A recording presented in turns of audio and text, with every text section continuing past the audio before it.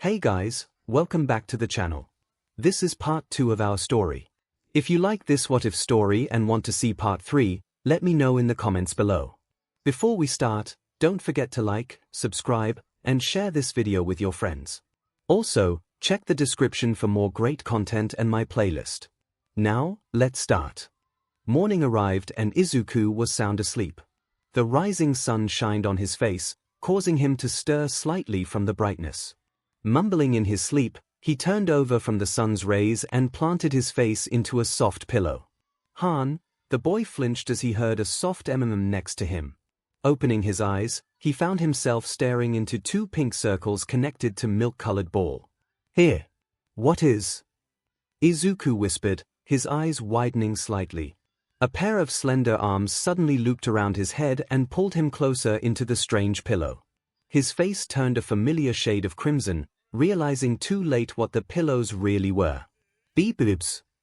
His eyes widened and bulged out, realizing that the melons his face was pressed against were Ria's.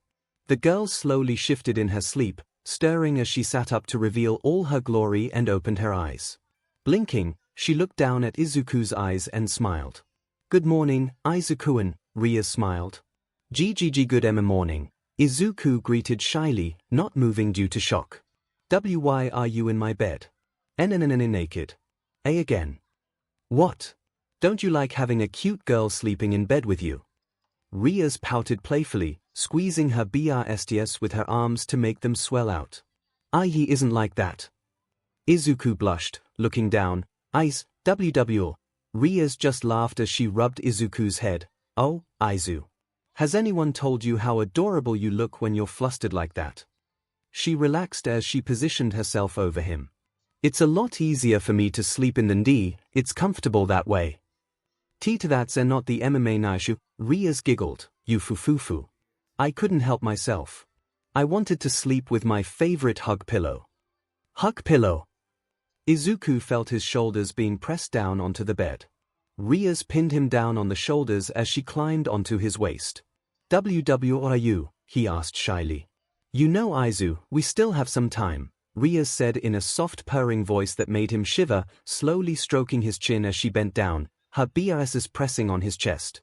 Do you think if something sexy were to happen right now it'll help communications with my beloved servant? To seal the deal she planted a small kiss on his neck.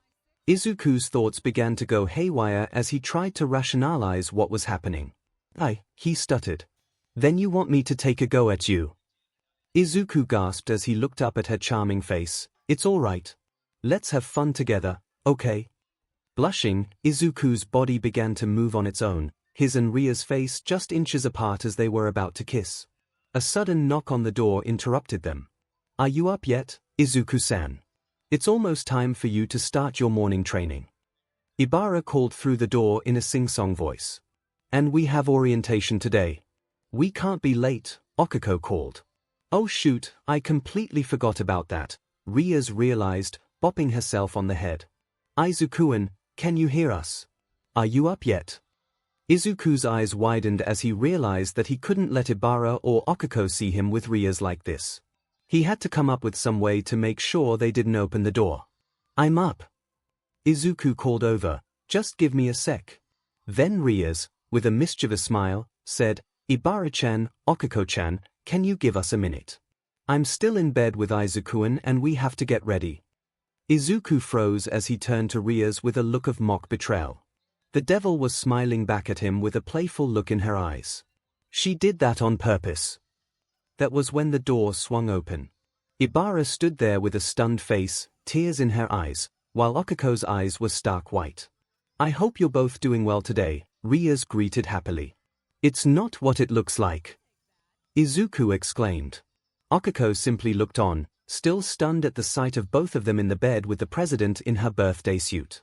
Ibara, however, began to pull her shirt over her head. Whatever it is, I'm taking off my clothes too, she declared as she stripped herself of her shirt and removed her bra, leaving her breasts left to bare. Hey! Okiko exclaimed. If you're doing it, then so am I. I'm not gonna be left out either. She declared as she began to strp as well. Why is this happening? Izuku mentally screamed.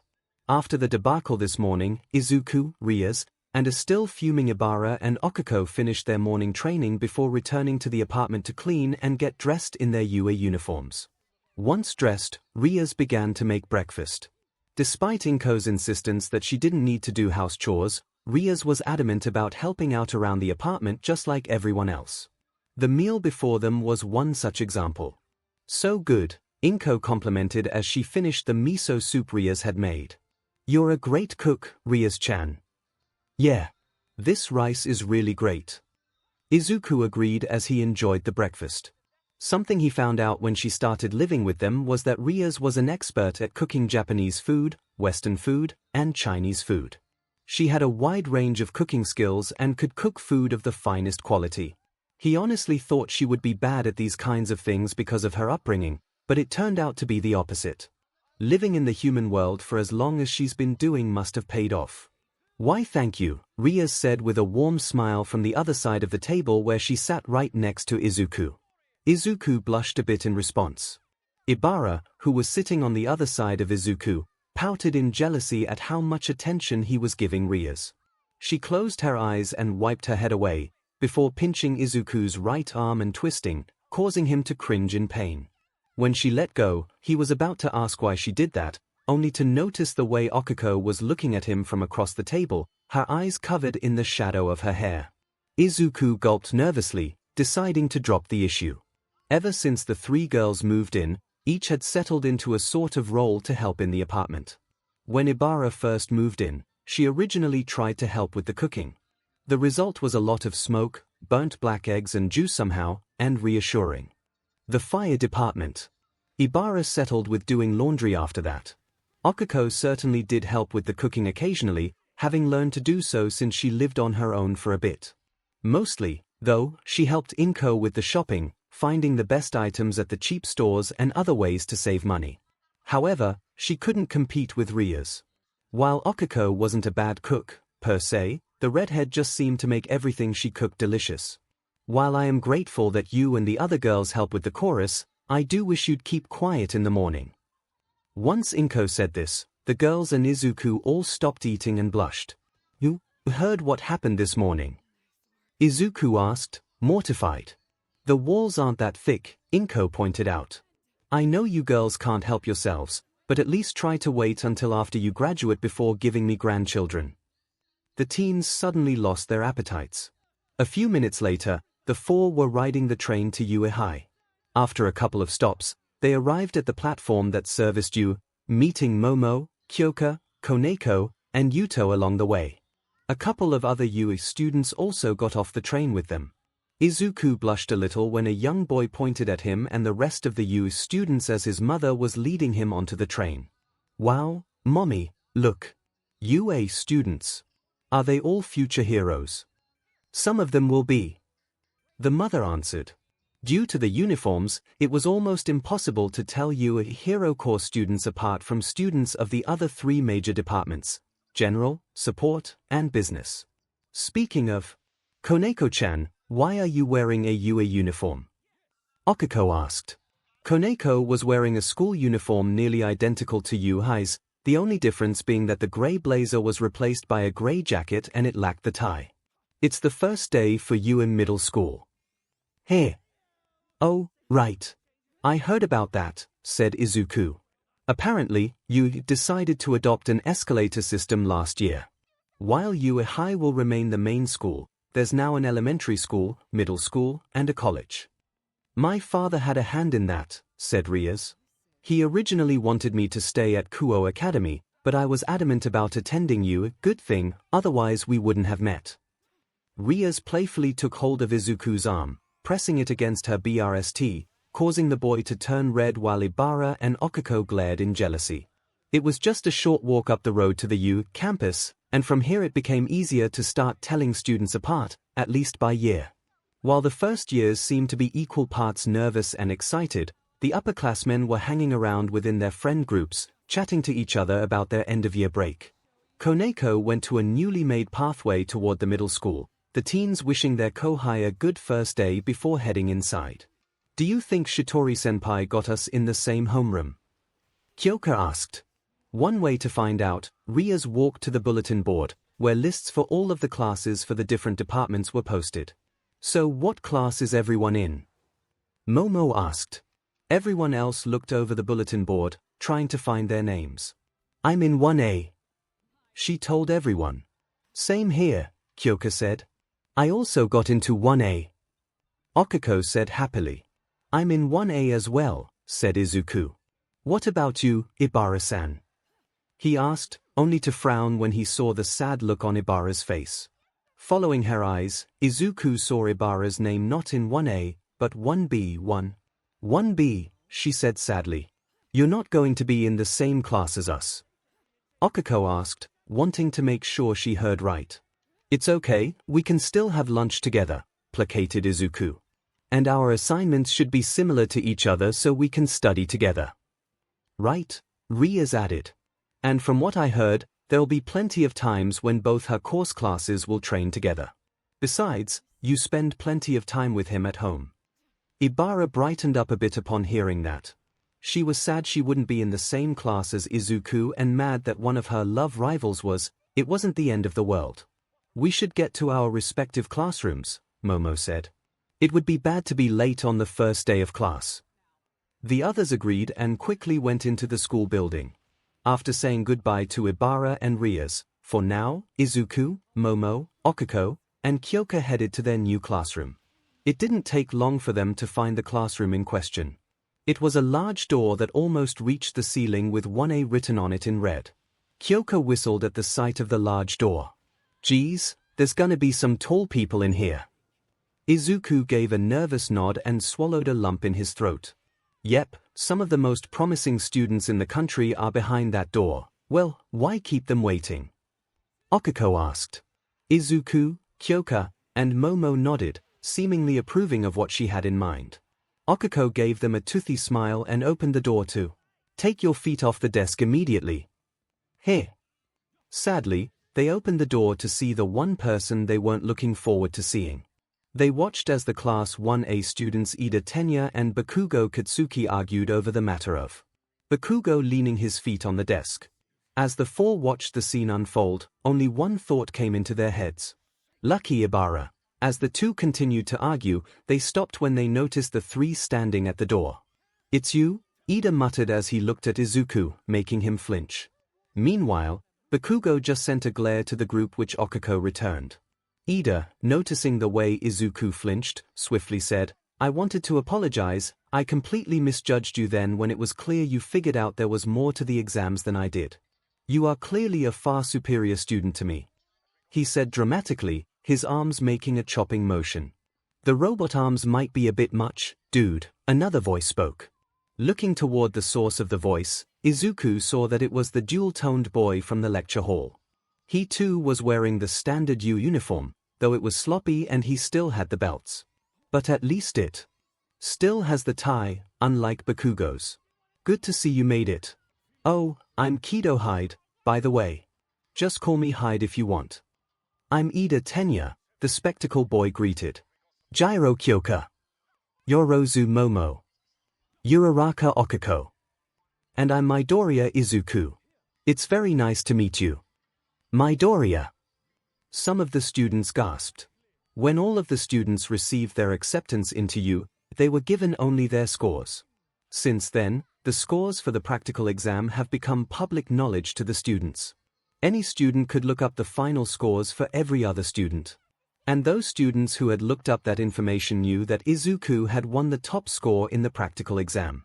Mostly from his crazy amount of rescue points rocketing up to the top on their own. The dual-toned boy stared at him for a moment. He had probably seen the scores. But then he smiled and clapped Izuku on the shoulder. So you're the top scorer, here. Good job. I have no idea what you did to get so many rescue points, but it obviously worked out for you. Izuku blushed a bit and rubbed the back of his head sheepishly. There's no reason to make it such a big deal. After everything that happened with Riza, Izuku had honestly forgotten that he scored first place. However, one of the students in the room narrowed his eyes at Izuku upon hearing his name.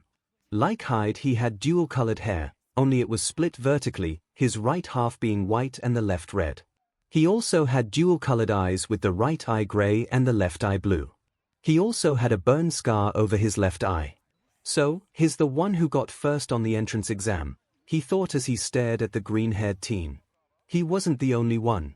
Another student's attention was drawn from her book to Izuku upon hearing this. She has long, dark red hair that reaches down to her waist, pale skin, deep violet eyes, and a bust that could rival Momo's. Izuku didn't look that impressive, but based on some of the stories her father told her, looks can be deceiving. As some of the students were getting to know each other, they failed to notice that something had made its way to the classroom door. If you just came here to make friends, you can pack your things now. Izuku, Ida, Okiko, Momo, Kyoka, and Hyde all froze. Izuku leaned around Okiko and saw a human-sized lava with a human face lying on the floor of the hallway. Or, rather, it was an adult male in a bright yellow sleeping bag. Possibly their teacher, or at least some authority figure. All of the students rushed to their seats. It was assigned seating, which had been given to each student with their classroom assignment. As quickly as possible, Izuku counted rows until he spotted his seat. 4 rows over and 3rd seat back. Izuku barely noticed that Bakugo happened to be in the seat right in front of his, while Momo was at the back of his row. Okiko was across the room in the last seat of the first row, Ida sitting in front of her. Kyoka was in the row next to Izuku's, having the unfortunate pleasure of sitting next to Bakugo. A few seconds later, all of the students were seated quietly. The lava man stood up while still inside his sleeping bag. It took 8 seconds for you to get to your seats and be quiet. That's not going to work at all. Rational students would know better. He stepped outside of his sleeping bag. I'm Aizawa Shota, your homeroom teacher. While most of the people blinked in shock, Izuku narrowed his eyes. He had a rather vast knowledge of most pro heroes, being able to recognize most of them by a glance, but this pro wasn't someone he was familiar with.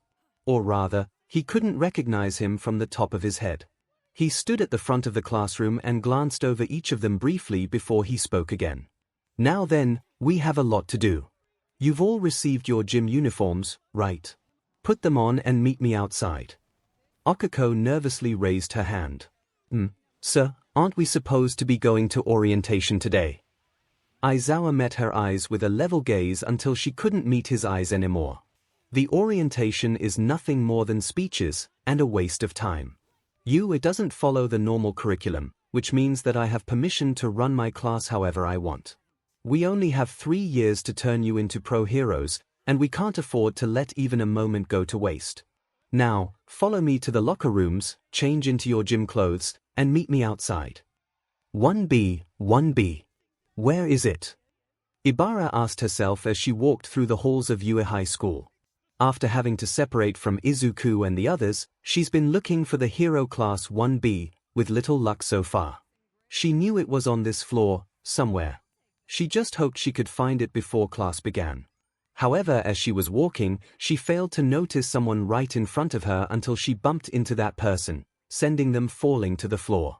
Ooh, Ibara groaned. Oh my goodness, I'm sorry. Are you okay? Shiozaki-san. A gentle female voice asked. Ibara looked ahead and saw a familiar face, the typical uniform for girls. Takamaki-san. Ibara asked. Milia, is something wrong? Ibara looked up and saw Celica walking up to them. Unlike Ibara or Milia, Celica wore the blazer for her uniform as a cape, using a red string and snaps to keep it in place. Here. Oh, you're Shiozaki, right? Yes, Ibara answered as she stood up along with Milia. You're Mercury-san, correct. Are you and Takamaki-san in the hero course as well? Yep. Celica confirmed. Milia here trained a lot so she can be with Mido-Celiac-san. Please stop. Milia whined, covering her friend's mouth. Ibara, however, quickly realized what Celica was about to say. Though she didn't show it outwardly, she was glaring at Milia. Another love rival. Anyway, let's get moving, said Celica. Just leave the pathfinding to me. Please, no. Milia cried. Just then they heard footsteps ahead of them and looked to see one of the teachers of UA. He had a cowboy look to him as seen from the cowboy hat with an S on it that he was wearing, as well as the red cape he had and the belt around him, which had a gun in one of its pouches as well as the boots which had spurs on them. He also seemed to have an old-school gas mask covering his face. Ибара wasted no time in walking up to the pro and getting his attention.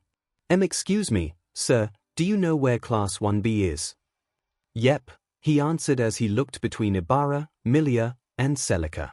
I'm guessing you three are here for the hero course. The three students nodded their heads in response. Well, just go down this hall then make a left. The door is the second on the right and has 1B written in red on it. Can't miss it. The three bowed to him and said, "Thank you, sir," before going off in the directions he'd instructed.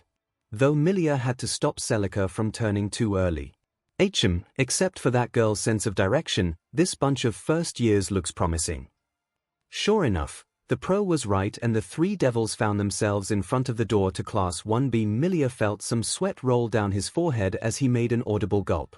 Ибара noticed and asked, "Are you all right?" Milia flinched a bit before laughing sheepishly, readjusting her glasses. "I'm just nervous. We're about to meet humans with amazing quirks who are trying to become heroes like us. And all of them have been training for longer and harder than me," she admitted. 𝐶ELICA then put a hand on Milia's shoulder. "It's okay to be nervous. If you want, we can walk in together." "Yes, please." Ибара gigged as 𝐶ELICA opened 1B's door. The classroom was basic-looking, having 20 desks in total, and was partly empty. The only other people in the room were sitting near the door. One Ибara recognized right away. "Kendo-san." She called. "Hey, Shiozaki," Itsuka greeted. "Glad to see you made it." Likewise, Ибara nodded. "Who's your friend?" 𝐶ELICA asked. Ибara explained to her and Milia how she and Itsuka met during the entrance exam and how they helped each other. After Ибara finished introducing Itsuka to Milia and 𝐶ELICA, the redhead did the same for the other girls in the room. "These are my friends, Kodai and Tokage Setsuna." Yui had shoulder-length, bob-shaped hair, sideswept to her right with some shorter strands hanging above her eyes. She has fair skin, an athletic build, and cerulean eyes, and she's usually seen wearing a neutral expression on her face. Setsuna, meanwhile, had wavy, dark moss-green hair that reached down to her shoulders and dark green eyes. "What's up?" Setsuna greeted with a big grin, showing off her long and pointed teeth. Yui nodded for her greeting. "It's very nice to meet both of you. I hope we can work well together in class." Ибara greeted them with a bow. She then took her seat, Milia sitting next to her while 𝐶ELICA took the seat behind Milia. It wasn't long before the next student showed up. This one was a boy who had a headband on his head that was white with blue patterns holding up long spiky hair. He also had grey eyes. "Hi, nice to meet you." Itsuka greeted them in the same manner she did for Ибara and the others. The boy didn't say anything but gave the girls a small smile and wave. "Mind telling us your name?" Setsuna said as she rested her head on her hand. "Awase Yosetsu," he answered before sitting at the last desk of the second row. "Hey, strong silent type, here." Setsuna whispered to Itsuka with a smirk, making the orange-haired girl roll her eyes and smile. Just then another boy came into the classroom. This boy had light brown hair and oval-shaped eyes that were colored black. After being greeted by Itsuka and Setsuna, he gave them a toothy smile and a wave. "Sup, the name's Tsuburaba Kosi. Great to meet YA." "Great to meet YA as well, dude," Setsuna said casually, making Tsuburaba look at her with a smirk. "Just know that I plan on coming out on top in this class," he said with a competitive smirk. "So you better give it all YA got because I plan on giving even more." Setsuna couldn't help but return the smirk as she looked him in the eyes. "Just try not to get left behind," she said with a wink. Tsuburaba couldn't help but chuckle in return as he went to sit down. "Oh ho ho ho, it's on now," he said playfully before sitting in a seat adjacent to Ibara's. It wasn't long before he noticed the vine-haired girl. "Holy Sion, she's cute." Swiping his hair back, he called out to her, "Hey, what's your name?" Ибara looked chiefly at him. "Shiozaki Ибara. Name's Tsuburaba Kosi." So, do you want to grab something to eat after class is over? Tsuburaba offered. That's very kind, but I'm afraid I have to decline, Ibara told him. For my heart belongs to someone else. Tsuburaba felt like his heart had been stabbed. Oh, okay, Setsuna immediately perked up, happening to overhear. Oh, do tell. Setsuna leaned near Ibara, who began to blush. Oh, she and Milia are crushing on Midoriya Izuku, 𝐂𝐿𝐼 said happily. Why? The two girls screamed internally. Tsuburaba began to blush when he heard that. As Setsuna began to grill both Ibara and Milia, the next student came into the room. It was a girl with grey hair with bangs covering her left eye, leaving her right eye showing that it was blue. She walked with an odd posture with her elbows to the side and her hands dangling. The girl's expression remained the same as Itsuka greeted her. Yanagi Leiko, she said in an emotionless tone before going to sit down in the seat in front of Awase. Just then the next person who came in was rather bizarre looking. It was a male that was tall and slender. His skin was a yellow-green color and he had bright green hair in a mohawk. He has bright green eyes that are pointed downward. He had no visible nose and also had two hook-like blades on each of his cheeks. Hi, my name is Dash. However, before Itsuka could finish her greeting, the boy walked past her while intentionally bumping against Itsuka's shoulder and pushing the girl back. Hey! The boy didn't respond and simply sat in the middle chair behind Tsuburaba and rested his feet on top of the desk. I don't give a DMN. He told them with a snarky grin. Tsuburaba turned around and looked at the boy. Geez, at least give us a name, dude. F off. Ibara and Milia took an immediate dislike to him. His attitude reminded them of Bakugo's. Geez, what's with the attitude? Setsuna muttered under her breath. Sorry about him, he's always been like this. Another male's voice suddenly came in. The voice made the green-haired boy growl as the girls turned around to see a boy with pale skin and ash-blonde hair that was a paler shade than Bakugo's. His face resembled a skill with his teeth showing and no visible lips and angular eyes. Honinuki Juzo, he greeted. Personality-san's name would be Kamakiri Togaru. F off, Skullface, Kamakiri growled. As time went on, the other students of 1B came in and introduced themselves. There were some rather strange-looking students like Fukudashi Manga and Koroiro Shihai. The rather shy ones like Komori Kinoko. The nice ones such as Rin Hiryu and Shishida Jirota. And the plain ones like Kaibara Senator. As the desks in the classroom started filling up, another student came running in, stopping to catch her breath. She was a girl with a round face and big blue eyes and was rather on the short side. She had thick wavy blonde hair with two big horns on top of her head. She also had a short horse-like tail and her calves also resembled that of a horse and brown hooves for feet. I'm so sorry if I'm late. My alarm clock busted and I had to hurry here and I may have also gotten a little lost. I just hope no one's angry with me. She said, in English. The entire class was silent as they stared at her. The only ones who weren't were Honinuki, Ibara, 𝐂𝐿𝐼, and Milia.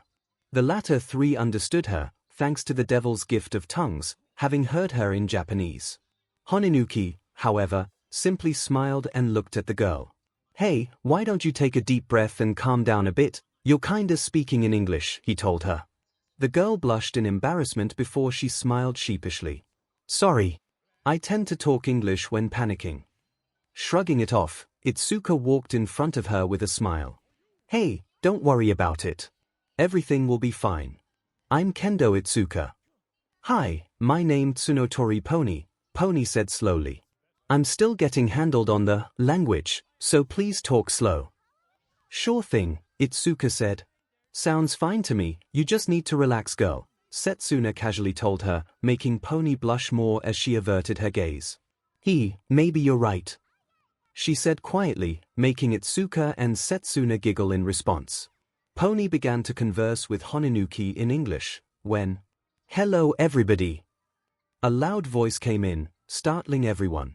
They all looked to the door to see another one of 1BS students. He was another male with messy grey hair and black eyes surrounded by a thick and jagged tan-colored substance. He appeared to be lacking eyebrows and he had a mouth full of shark teeth.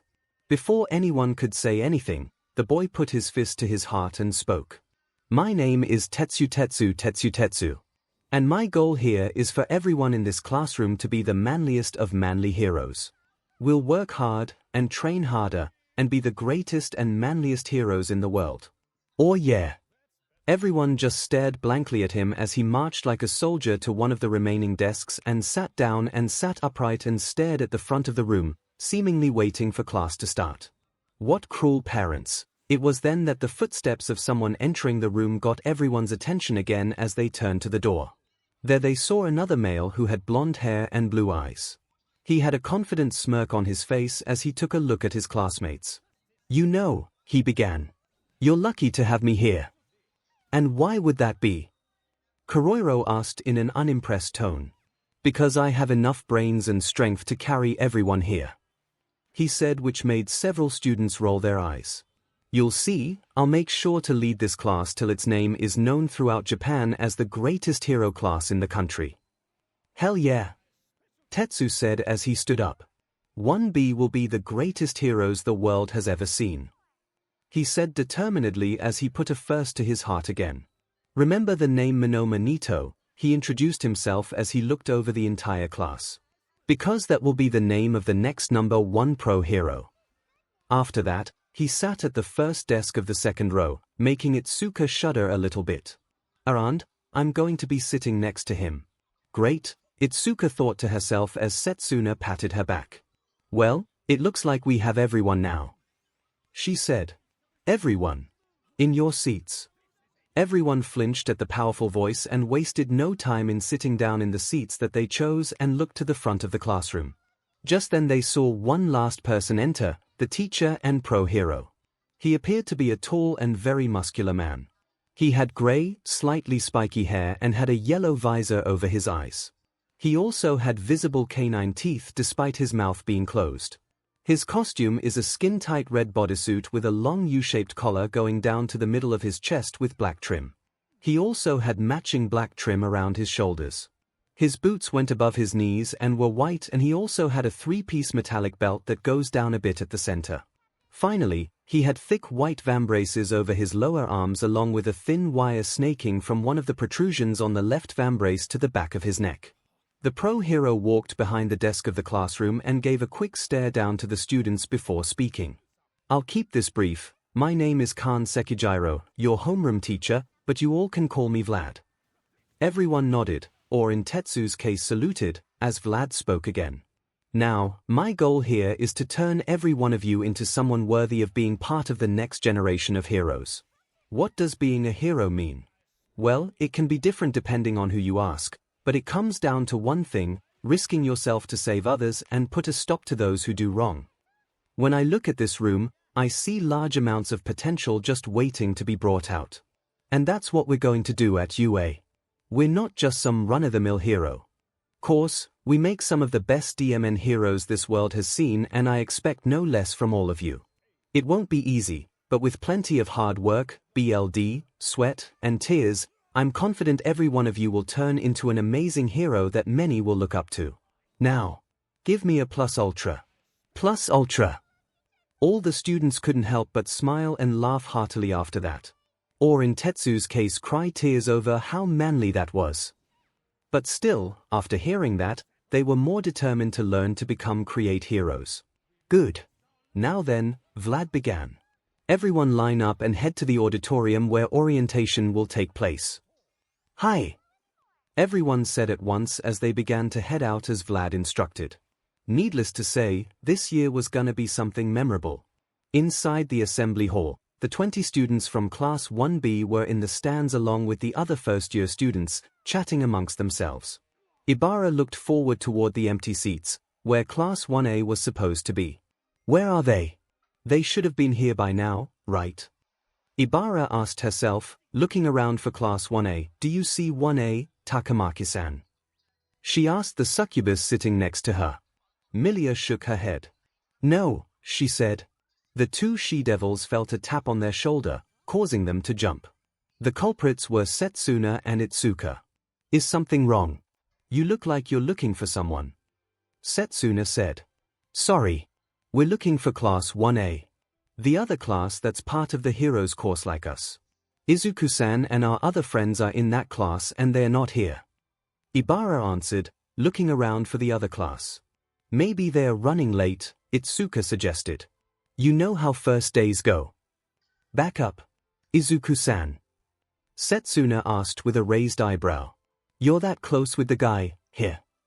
She said with a sly smile, causing Ibara to blush. While his students were talking, Vlad King noticed that Class 1A hasn't arrived yet. He was curious like Ibara on why they weren't here. The other heroics class isn't here. What's taking so long? He thought until he noticed that one of the teachers was missing. That's when everything clinked in his head. Oh no! If Class 1A is late, then that means their teacher is. It seemed that Aizawa was the only teacher who was thinking along his line because the 20 students of his homeroom class were the only ones outside. Every other class was inside attending orientation. 20 teenagers stood together in a loose group in their matching gym clothes. Aizawa had followed them onto the grass, looking down at his phone as he walked. He seemed to be scrolling down a page and then stopped. Once he was done with whatever he was doing on his phone, he glanced up at the class. Everyone here. Good. There's no reason to wait any longer. I have brought you out here for a quirk assessment test. Aizawa said, pulling a ball out of one of his pockets.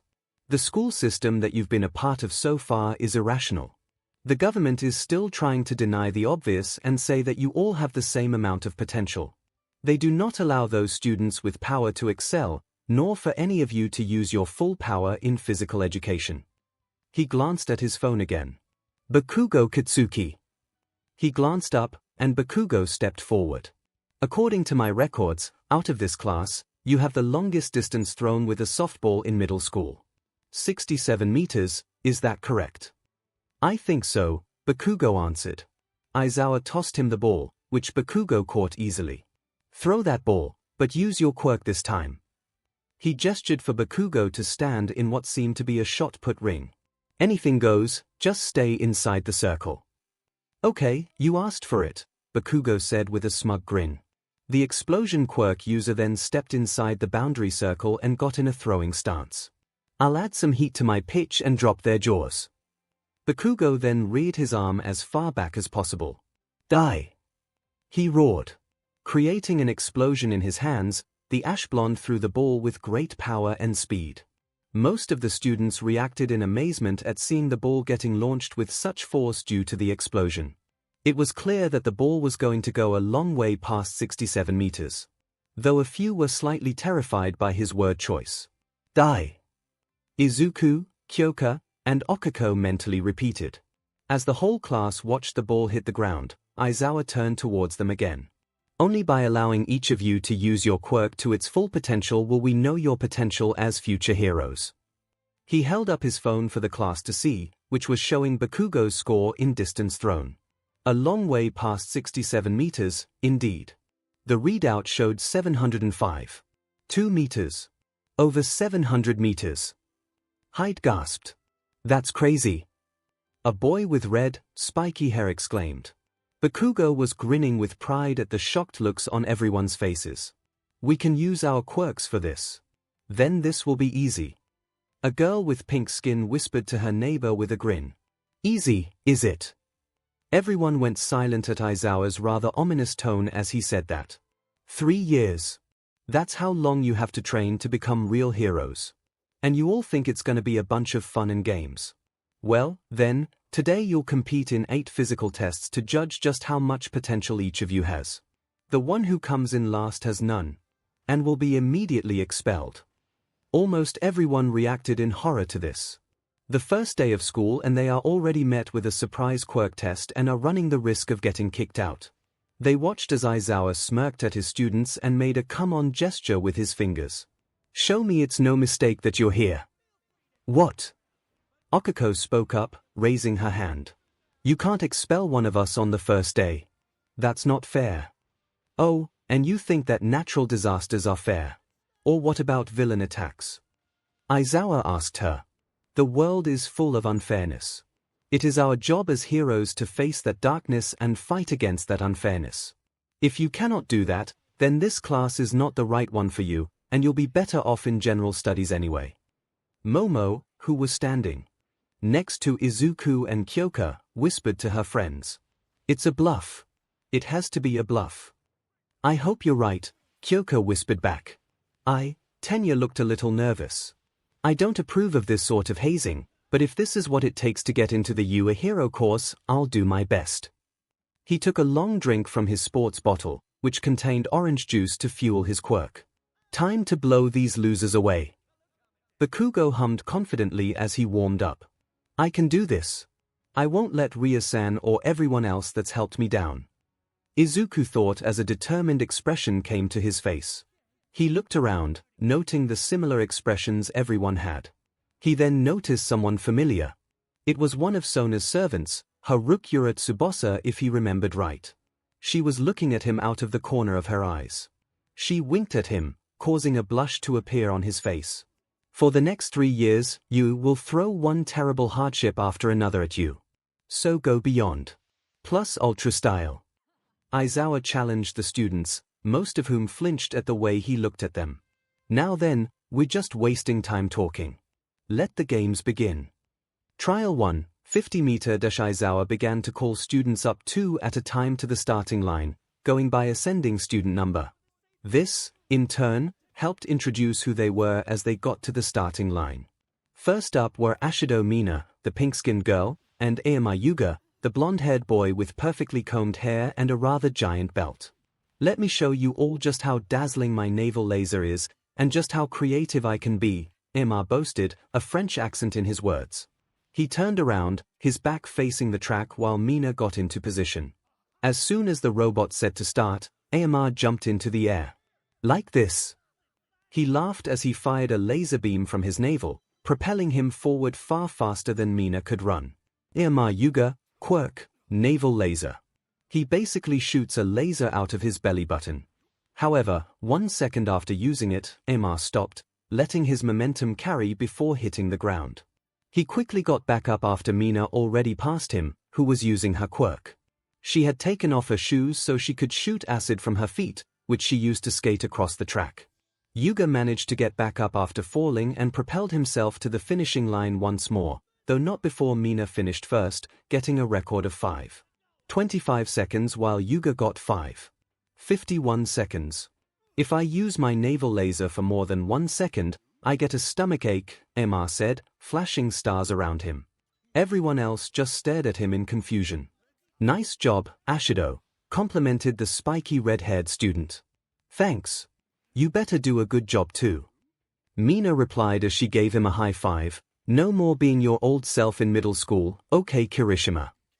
The second pair to go was Ida Tenya and Asui Tsuyu. Being a contest of speed, Ida sprinted across the finish line in 3.4 seconds while Tsuyu, despite speed not being her best, managed to get 5:58 seconds, hopping across the finish line. If only it was longer, Ida sighed, I could only change up to third gear with this much room. Kiro, I doubt anyone will be beating your time. Ida Tenya, quirk, engine.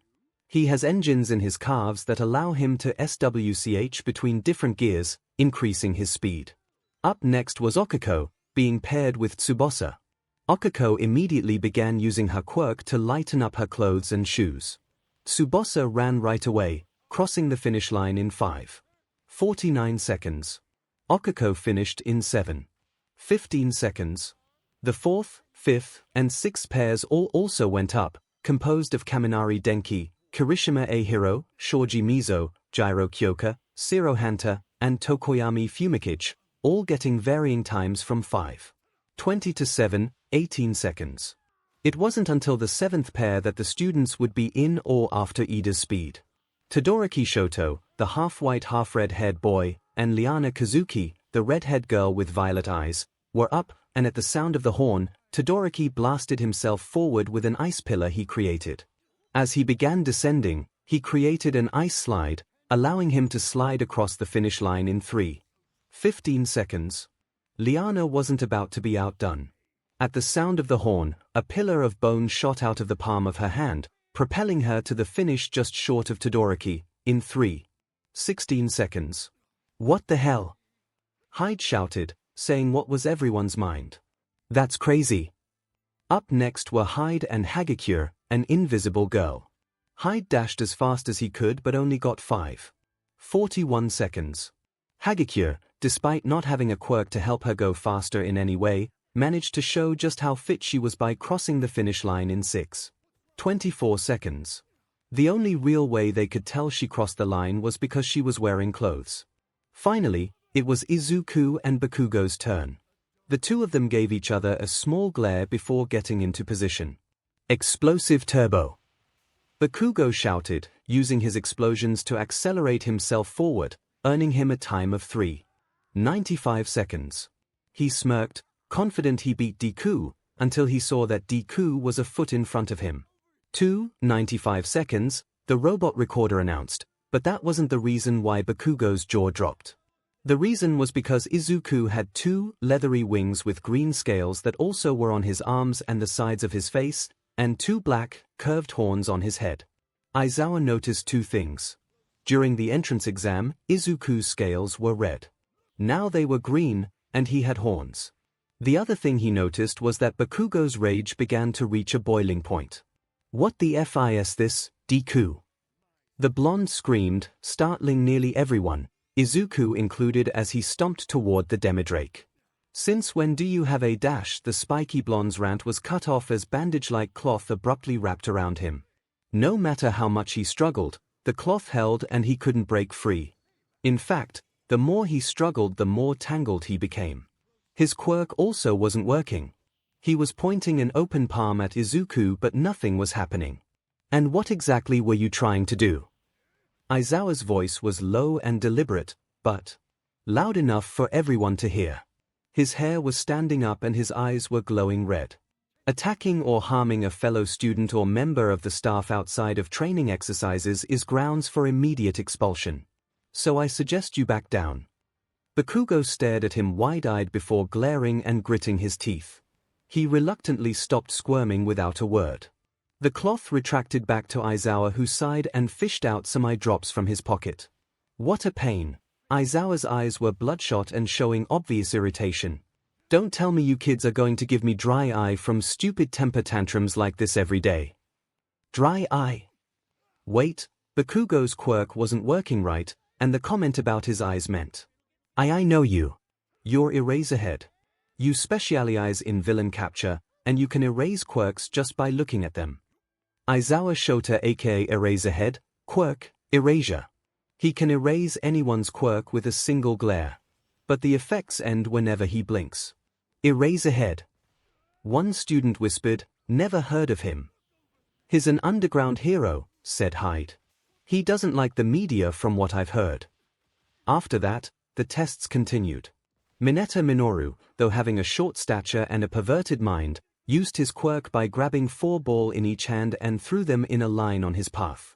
He quickly bounced on each one, jumping forward as fast as he could while also throwing even more down the lane, getting a time of 7.21 seconds, the worst out of all of them. It was rather unlucky just because of his stature. Trial 2, grip test. The class headed to the gym for the next test, a grip strength test where a student grasps a handheld device that reads the force their grip exhibits in kilograms. Tsubasa was one of the first to go. Holy CRP. Izuku saw both Zero and Mineta with Tsubasa, gripping the device as the tape quirk user spoke. You hit 1,000 kilograms. You're a beast. An Amazon. Mineta started to drool.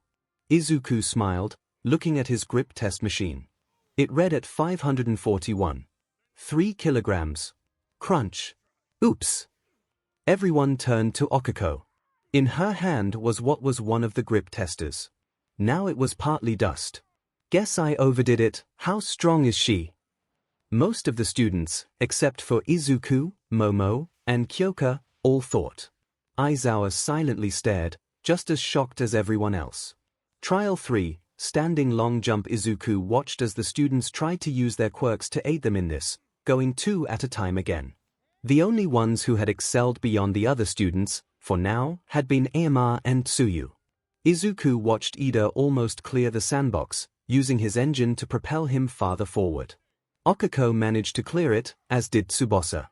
Liana used her quirk to make a long pillar of bone to propel herself, getting the same distance as Tsuyu. Todoroki easily cleared it by blasting himself off an ice pillar again. Aomar flew past the measuring robot, flying over the sandbox. Then Bakugo was up, and he used his explosive powers to get him over the sandbox. Izuku flew over the sandbox as well, landing a couple of feet ahead. And Momo also managed to clear the sandbox with relative ease. Sadly, the worst score was Mineta, who could only bounce on his ball in the initial platform, and having no forward momentum as well as a small body, did not get far. Trail 4, sustained side jumps. Mineta made up for some of his failures by creating clumps of ball next to him and kept bouncing off them with ease, thanks to his short stature.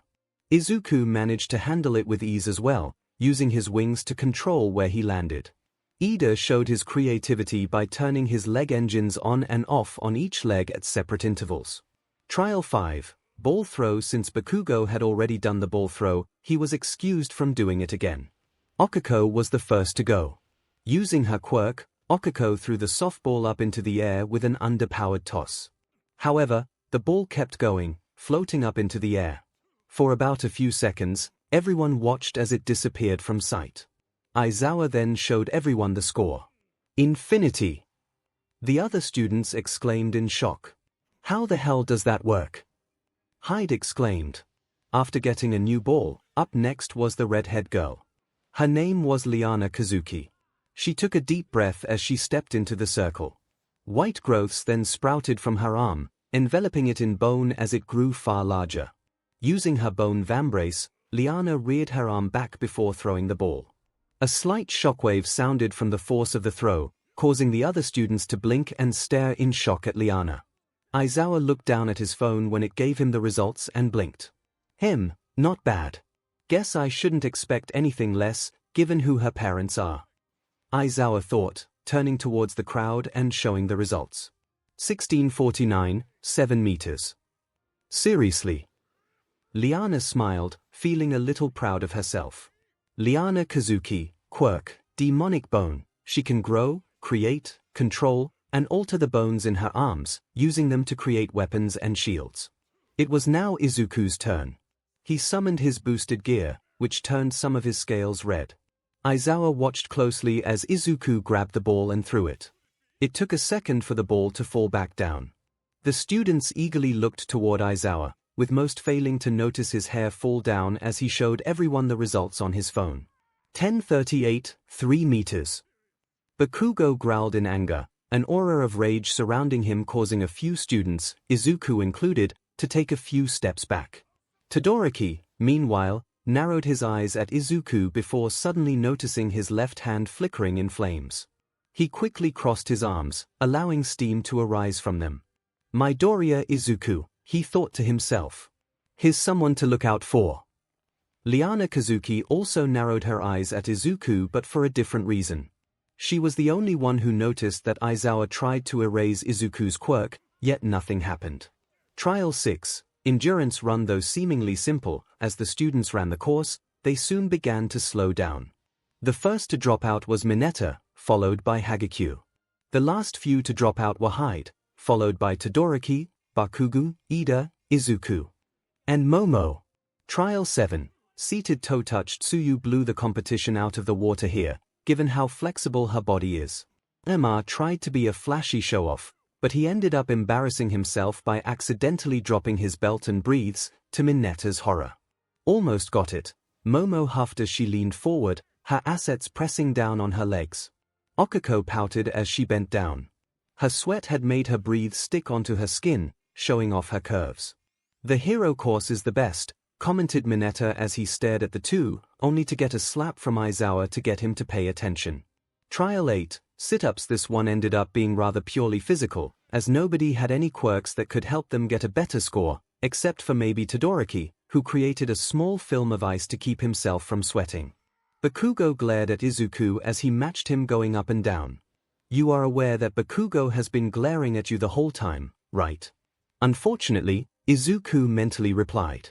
With the tests completed, everyone decided they had earned a good rest by sitting on the ground, as Aizawa looked at his tablet. Your rank will be based on comparing your results to pre-established benchmarks.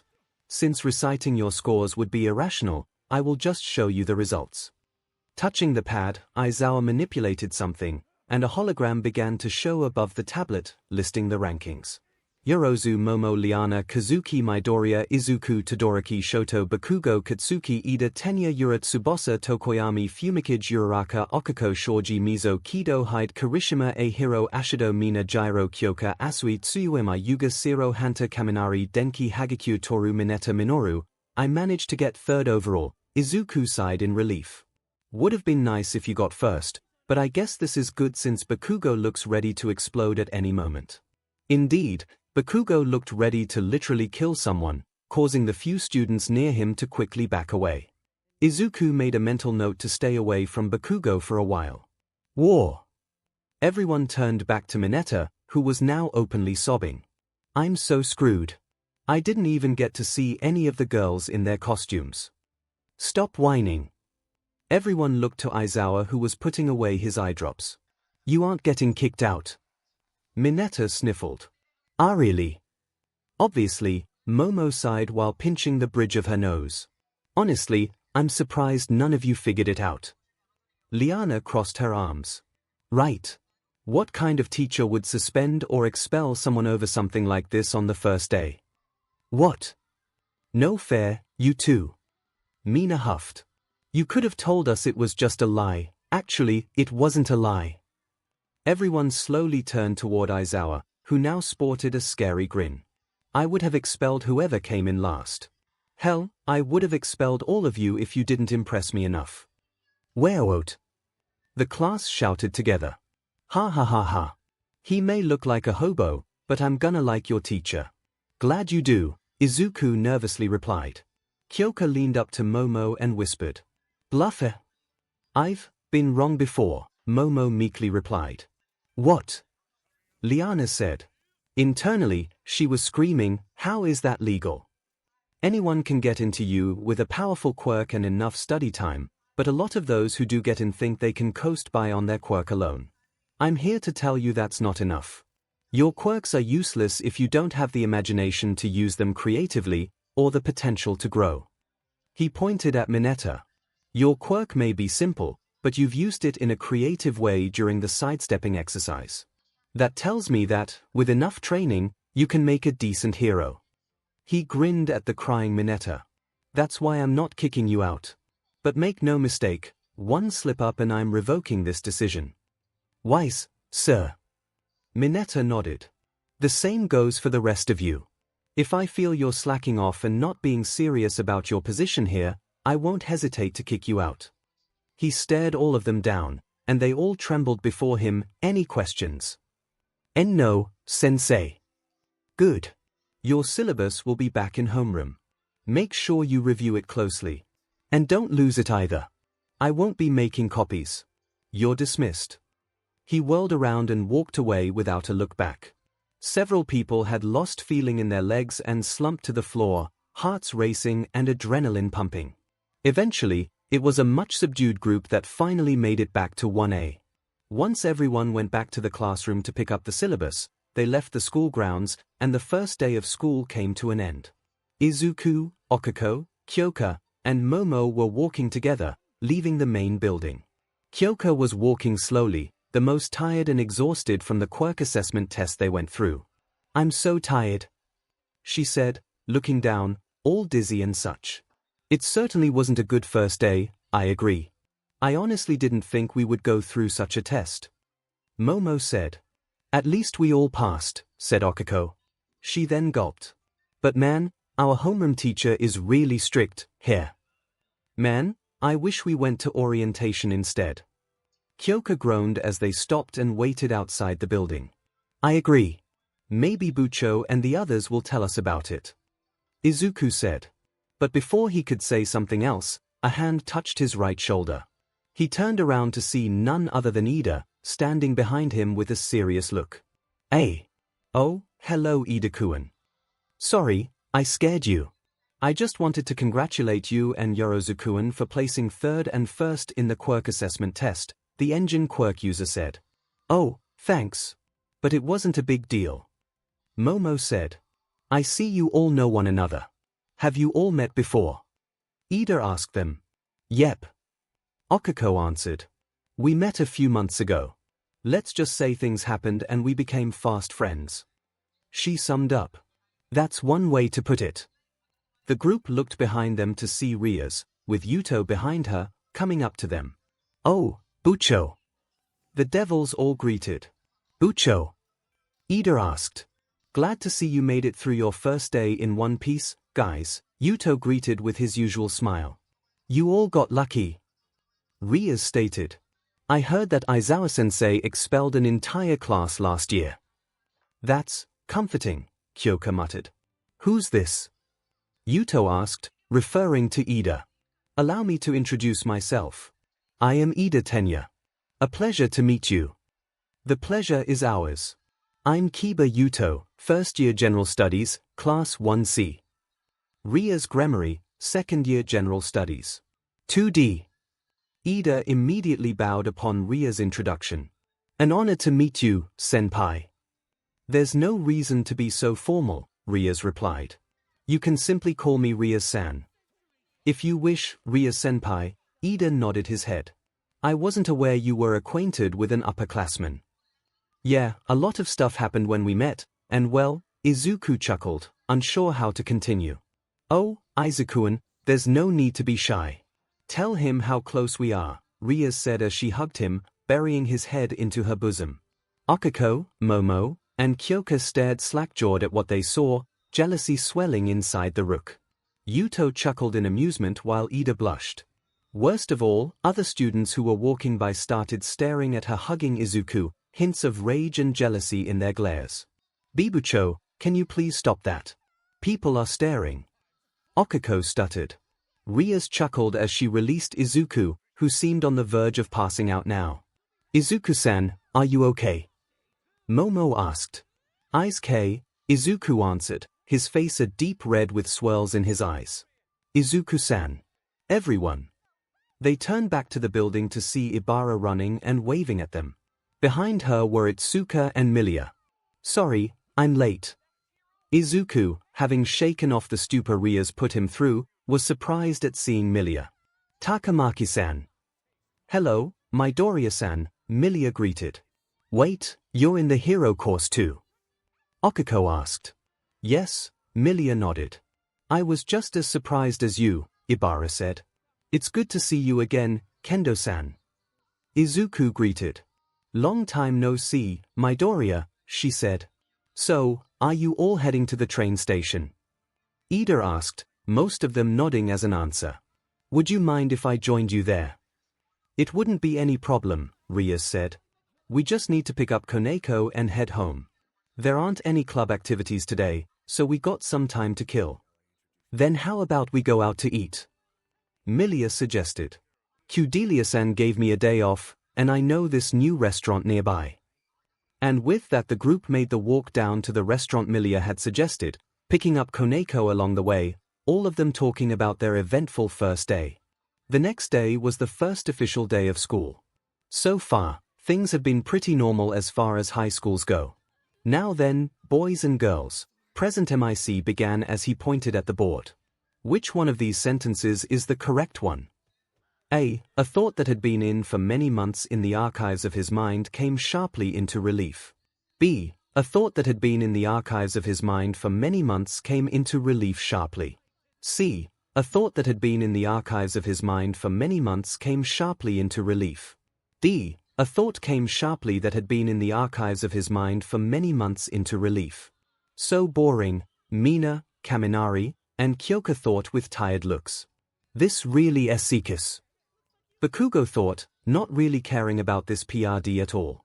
Several of the students raised their hands, with present MIC picking Momo. It is C. The reason why, of course, is that the adverb, sharply, is used to emphasize the suddenness of the speaker's realization. That is correct. Lunch itself looked surprisingly good even though it was dirt cheap, which Izuku attributed to it being made by the pro-hero lunch rush before he took a seat at a table with Momo, Kyoka, Akiko, and Ida, where Ibara, Itsuka, Milia were already sitting. Soon Yuto and Rias joined up with them. I take it your classes have gone smoothly so far? Rias asked, being sure to sit next to Izuku. "T've been great, so far," Izuku replied. "What about your classes?" he asked Ibara and Milia. "So far so good," Milia answered. "I honestly wasn't expecting our classes to be so normal." "Yeah. It makes me wish I paid more attention in English class," said Okiko. As the group talked about what their day was like so far and what their afternoon classes would be like, a mischievous glint appeared in Ria's eyes. "Izuku, you should really try the salmon." Rias held out a piece of salmon in chopsticks, holding it out for Izuku. Sure." Izuku nodded, blushing slightly as Rias fed him the salmon. Smiling, Rias continued with her meal, looking rather smug. A shocking revelation then came upon Izuku. Rias had both fed him, and had been using those chopsticks. She gave him an indirect kiss. Izuku's eyes wandered to Ibara and Okiko. The two had stopped eating and were glaring at him and Rias. Oddly, Milia was doing the same. Itsuka, for her part, was surprised by the sudden display of affection. But inside her, she felt her stomach curl, as if she was jealous of seeing Rias give Izuku an indirect kiss, something she didn't understand why. Afternoon arrived, and the students of 1A were all eager to have their very first heroics class. A burst of very familiar laughter reverberated throughout the halls, causing the students to pause, unable to believe their ears. "Ha ha ha. No way," Izuku gasped. "Is that? I am here," All Might announced. Izuku and the other students gasped in shock and excitement. Coming through the door like a normal person, All Might came into the room in a very not normal fashion, but none of the students seemed to care as they all stared with wide eyes at the number one hero as he marched into the room looking at everyone with his signature smile as everyone started to gush about him. "No freaking way. It's All Might. I can't believe it. All Might is actually gonna teach us. This is gonna be awesome. Kiro, is that his Silver Age costume?" As All Might marched heroically to the desk, everyone got a good look at his costume. It was primarily red at the torso with white stripes around the chest and sides, and blue breathes with white stripes. He also had golden yellow boots, a belt, and braces along with a flowing blue cape. Once All Might made it behind the desk, he put his hands on his hips and looked at the students.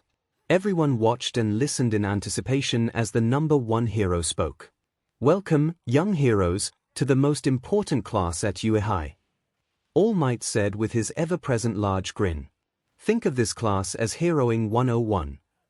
Everyone smiled, having waited all school day for this.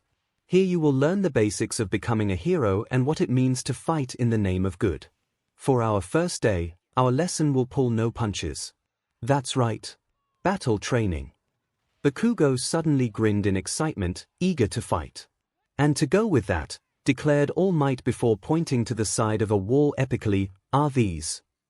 The walls suddenly began shifting before shelves came out with suitcases in them, each one labeled with a student number. Your costumes that have been created in accordance with the quirk registry and the special forms you all filled out before school started, along with any details you wanted.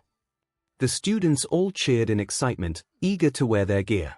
They didn't expect them to be finished so fast, but it was to be expected of you a heroics.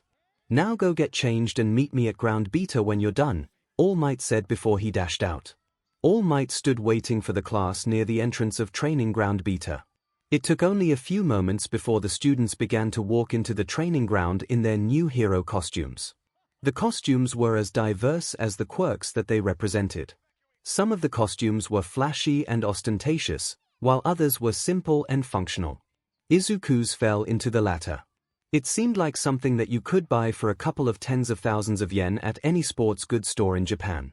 An emerald green sleeveless bodysuit with dark red accents, with padding over his thighs, shins, and torso along with his shoulders and forearms. The padding was given a dark red color to contrast with the emerald color. He also wore his own red shoes.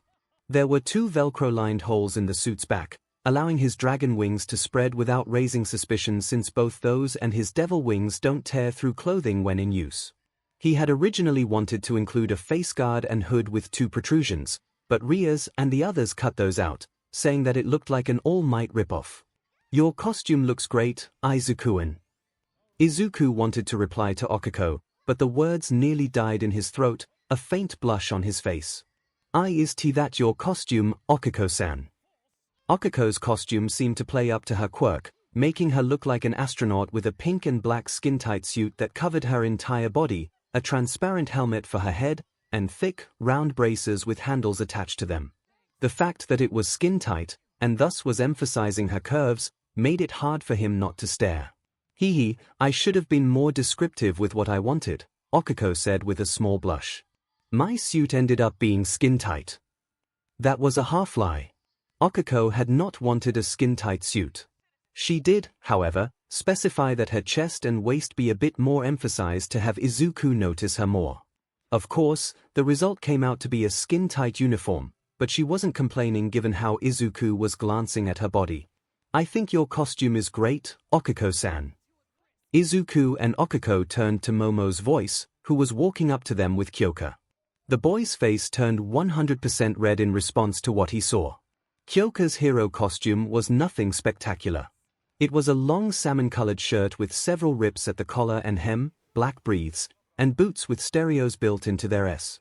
She also had two small, triangular red paint marks just below her eyes, a plain black choker, and white fingerless gloves, giving her a rocker look. Momo's costume, however, was a different story. She wore a high-collared, sleeveless crimson leotard with silver lines at her waist and around her arms, which were open to expose her skin from her neck to just below her navel. She sported calf-length crimson boots with heels, which dipped sharply down in the center, and two gold utility belts around her waist. Another, thinner one ran around the top portion of her chest and below her shoulders. Momo-san. That's your hero costume? He asked, trying to stop the nosebleed he was having. Yeah. Momo said, slightly embarrassed as she and Kyoka approached the two. There is a reason why. Due to my quirk, I need to have exposed skin to create an object out of my body. Yeah, I forgot. You both do look more cute in those costumes. Izuku said with a red face. Those words made Momo and Kyoka blush a little.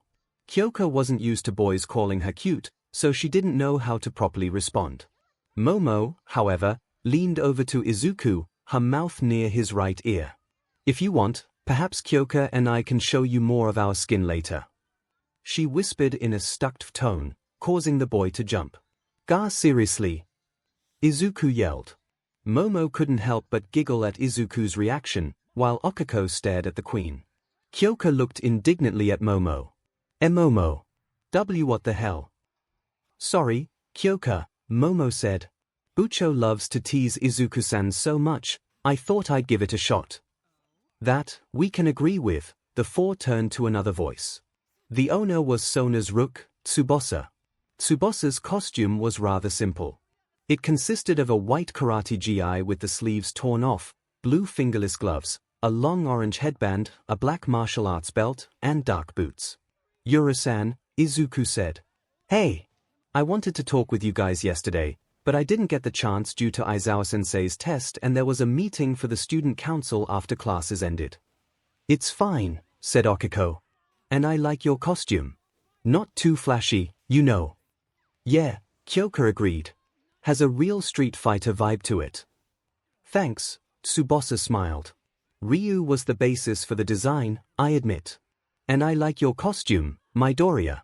I kinda want to see what it's like when dirty now. Dirty?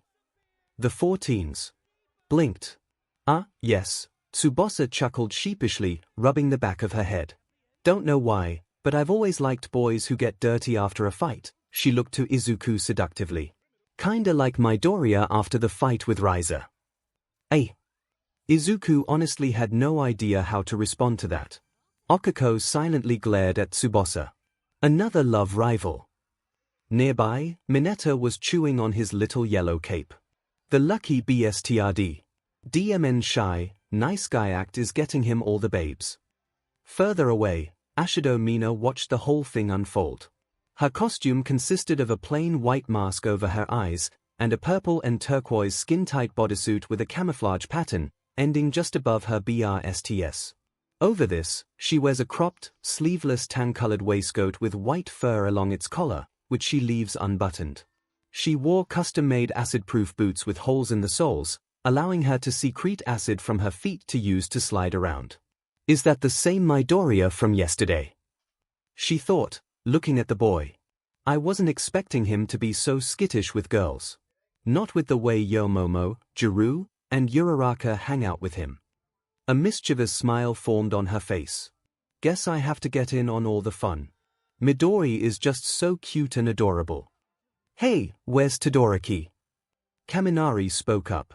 Looking around, Todoroki was the only one who wasn't present. He is still in the changing room, Ida answered. He wished to wait until the rest of us were finished before he put on his hero costume. Why would he do that? Zero asked. Maybe he's shy. Hyde guessed. Oh boy, All Might shook his head, having a good idea of the real reason why Todoroki was taking so long. Thankfully Todoroki arrived about a minute later, decked out in his hero costume which consisted of a white shirt, breaths, and boots, along with a gold-colored combat vest, while the left side of everything above his waist was covered in ice. Now that everyone has arrived, it is time to get started. Why newbies? All Might called out. Ida raised his hand. Sensei, this is the same site we used for our entrance exams. Will we be doing sit-escape maneuvers again? Not quite, All Might said. What you'll be doing is indoor, anti-personnel combat training. Most of the villain fights that you see on the news take place on the streets, but statistically speaking, a vast majority of villain fights happen indoors. Backroom deals, the black market, hostage situations, just to name a few, he continued. In this hero society of ours, the most dangerous villains are the ones who use their brains and try to outwit us. They almost always operate indoors, away from prying eyes like ours. He clenched his fist in front of his chest. With that in mind, you all will be split evenly into groups of 2. Each team will have either a hero or villain designation, and you will be fighting against another team. Isn't that a little advanced? Asui asked. The best training is the training that you get in the field. All Might answered. But, remember, you are not just punching robots this time, you are fighting against actual people. What determines victory? Asked Momo. Can I still blast them until they die? Bakugo growled. Will the punishment be expulsion, just like Aizawa-sensei? Okiko asked nervously. How will we be splitting up? Asked Ida, the only one to have raised his hand to ask. Isn't my cape fabulous? Aomar, not even bothering to ask about the trial, was flashing his cape. One question at a time, please. All Might yelled, a little overwhelmed. Seeing the students quickly settle down, he continued. Anyway, by order of the questions I heard, I'll explain. No, we'll get there in a minute, and yes, but be careful about that cape. If it gets caught on something, you'll be in trouble. Now then, allow me to explain today's task. With that, he took out a small booklet and began to read off of it. The situation is that the villains have hidden a nuclear weapon somewhere in their hideout. The heroes have to go in and dispose of it. The heroes will have a limited amount of time to either capture the villains or secure the weapon in order to win. As for securing, you merely need to be able to touch it for longer than 3 seconds. The villains, in order to win, must either secure the weapon until time runs out or capture the heroes. Is he seriously reading a script? A majority of the students all thought. All Might then took out a box with a hole on top, presenting it to the students. Your teammates will be decided through lots. Is that really the best way? Ida questioned. It was Izuku who answered though. Actually, it makes a lot of sense. In the field, we will sometimes have to pair up with other heroes who we potentially know nothing about. Anything can happen during emergencies, and pairing up with heroes from different agencies happens all the time. I see. Excellent analysis, Midoriya-kun. Forgive my impertinence. Ida bowed to All Might, who shrugged him off. No worries, young Ida. Let's get to it. He turned and pumped a fist into the air. One by one, the students walked up to the box and pulled a lot out. In a matter of moments, the teams had formed. Team A, Ashido Mina and Zero Hunter Team B, Yorozu Momo and Hagekyu Toru Team C, 𝐤𝐸𝐲 and Midoriya Izuku Team D, Tokoyami Fumikage and Ema Yuga Team E, Asui Tsuyu and Shoji Mizo Team F, Liana Kazuki and Uraraka Okiko Team G, Jiro Kyoka and Todoroki Shoto Team H, Kirishima A Hiro and Kaminari Denki Team I, Yura Tsubasa and Bakugo Katsuki Team J, Mineta Minoru and Ida Tenya 8 babes in this class, and I didn't get paired with any of them. Mineta hissed. Hyde, wearing a dark grey leather jacket with belts, black baggy briefs, and a plain silver shirt, approached his partner, extending his right hand to him. Looks like we're a team. Let's both do our best together, all right Midoriya? Yeah. Izuku replied, shaking Hyde's hand with a determined expression. Okiko, while disappointed that she wouldn't be on the same team as Izuku, walked over to Liana. Her costume consisted of a red vest over a black shirt and black shorts, and a mask decorated with crimson lotus petals, revealing only her mouth, nose, and eyes. She also had a dark red cloak with black highlights. Hey, she greeted. Guess we're teammates. Liana smiled and nodded. Your quirk lets you alter gravity, right? Well, kinda, Okiko admitted. Why? You have something in mind. All right, now that we have the team set up, let's see who's going against whom first. All Might took out 2 more lottery boxes, the right one labeled villain while the left one was labeled hero. First up, we have Team C as villains against Team I as the heroes. Izuku felt something drop in his stomach as he turned to the members of Team I. Tsubasa was trying to say something to Bakugo, but the explosive teen wasn't listening. Instead, he was flashing a huge grin at Izuku. Bakugo silently placed his right fist into his left hand and a small explosion erupted between them, startling his teammate. He then held out his smoking palm to Izuku before clenching it as though he were crushing an insect. Well, this is going to be fun, Hyde muttered before turning to Izuku. You going to be okay? Wire, now, while both teams remain here, I want everyone else to head for the control room. That way you will be able to observe everything and comment on it. Hi, the students replied, leaving for the control room, while All Might called both teams to follow him to the building where the exercise would take place. Young Midoriya and young Kido, you will enter first to prepare the bomb. You will have aid from the 𝐒𝐴 robots to move and place it quickly if you need it. There will be a 10-minute grace period for both teams to plan and prepare as needed. The 15-minute timer will begin to count down immediately once the heroes are allowed to enter, so take care not to procrastinate. All Might grinned, fists on his hips, and most importantly, remember this is to give you all practical experience, so you must not hold back. The villains should try to embrace a villainous mindset and pretend to be the real deal. You can't have any doubts and must give it your all. That said, remember that this is just training, so take care not to go too far. I will only step in if I feel I need to. If I declare the exercise over at any point for any reason, it is over. Is that clear? And be mindful that the provided capture tape can only be used once. Use it wisely, because you only get one per team. The 4 students nodded, and All Might pulled 4 pieces of paper and 4 small earplugs from a small pocket that didn't even seem to exist, handing one of each to them. Here is the layout of the building. Be sure to memorize it. And these communicators can be used to keep in touch with each other. Team C, you may go into the building now. I will inform both teams when the test begins. Now, go. All Might finished, waiting until Izuku and Hyde went into the building before leaving. So this is it, here. Hyde tapped his hand against the nuclear weapon.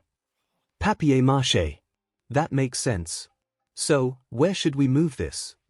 Izuku looked over the paper All Might had given them. It looks like either the top or middle floors are our best options. There are plenty of places to hide the weapon there. Then let's move this thing. Hyde watched as the 𝐒𝐴 robots picked up the bomb. Outside, Tsubasa and Bakugo were waiting for the test to begin. Tsubasa looked worryingly at Bakugo, who seemed ready to demolish the building at any second. Rage had completely taken over him, to the point his body started to shake. Was he seriously just f***ing with me all these years? Bakugo thought. In all the years he'd known Deku, the nerd never had quirk. Now he can turn into some lizard freak. So, what's the plan? Tsubasa asked. I'm gonna go after Deku. Bakugo hissed. You can take clownfish. But aren't we supposed to dash? I don't care. He snarled. I'm going to show that DMN nerd that he ain't better than me. There. Everything's set. Hyde wiped away the little sweat he built up. After the robots moved the weapon, Izuku and Hyde decided to set up some dummies on both the middle and second floors, using the empty crates and tarps to do so. Kido-kun, what's your quirk? Izuku asked. It's called Void Red. Hyde's left hand was encased in a dark red energy. I can basically control and manipulate dark energy. Also, come forth, insulator. Hyde made a grasping motion in front of his left palm. Dark energy swirled from his palm as he did so. The fingers of his right hand closed as the hilt of a blade emerged from his palm. He withdrew the sword from his palm in a spray of red and black sparks. It was a katana with a red blade patterned with bright red lines of energy that flowed through it. It also had no handguard while also having a fairly long pale yellow hilt with black wrappings. Whoa, that's awesome. Izuku pulled out a notebook and pen from somewhere and began to write. How did you do that? Did you concentrate the energy on that blade? No, wait. It looked more like you drew the sword directly from your body. Is it stored in a pocket dimension in him until he needs it? Then what is it made of?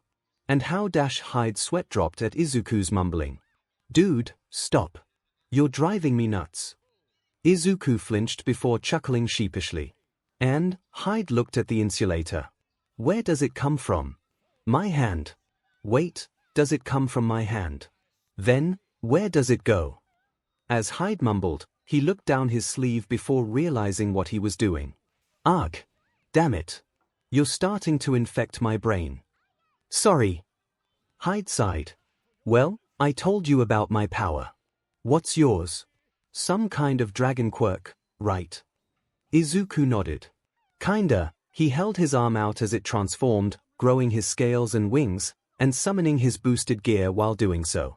I can grow green or red scales and wings, which gives me better defense, strength, and of course flight. I can also double my power every few seconds, but only for a short time. Dude, that's awesome. Hyde giddily said. And, if I'm being honest, kind of fitting for this situation. A dragon guarding its treasure. Izuku blinked before chuckling, realizing that Hyde was right. Dragons are known to guard their hoards fiercely. Anyway, what's the plan? Hyde asked. Izuku looked outside in thought. I've known Bakugo for all my life. He will try to come after me while Uri-san goes after the bomb, he said. I buy that. The guy seems to have it out for you. Think we can use that to our advantage? Izuku nodded. I can keep him busy. That just leaves Uri-san. I can deal with her, said Hyde. You need to focus on settling things with Bakugo. Okay teams, time's up. Both Izuku and Hyde heard All Might's voice via the communicators. Let the indoor combat training begin. In Class 1B, the students were waiting eagerly for their heroics class to begin. When's the next class start? Pony enthusiastically asked. Should be any minute now, Itsuka calmly said. I wonder what we're gonna do. Hopefully we'll get to learn some manly hero skills, Tetsu said in anticipation. He was obviously getting pumped. Just then the door opened. The eyes of Ibara and Milia widened when they saw Mizu walk in. Hello everyone, the sorceress called. I'm Mizushima Akari, but you can either call me Mizu or Ryuto. Oh hey. I know you. Itsuka said. Kaika hero, Ryuto. I saw you on the top 10 most appealing heroines list once. Ah, yes. It was an honor to be chosen, Mizu smiled. But enough about that. It's time to get class started. You won't be needing your hero costumes for this, but don't worry, you'll get the chance to wear them tomorrow. Groans of disappointment were heard throughout the classroom.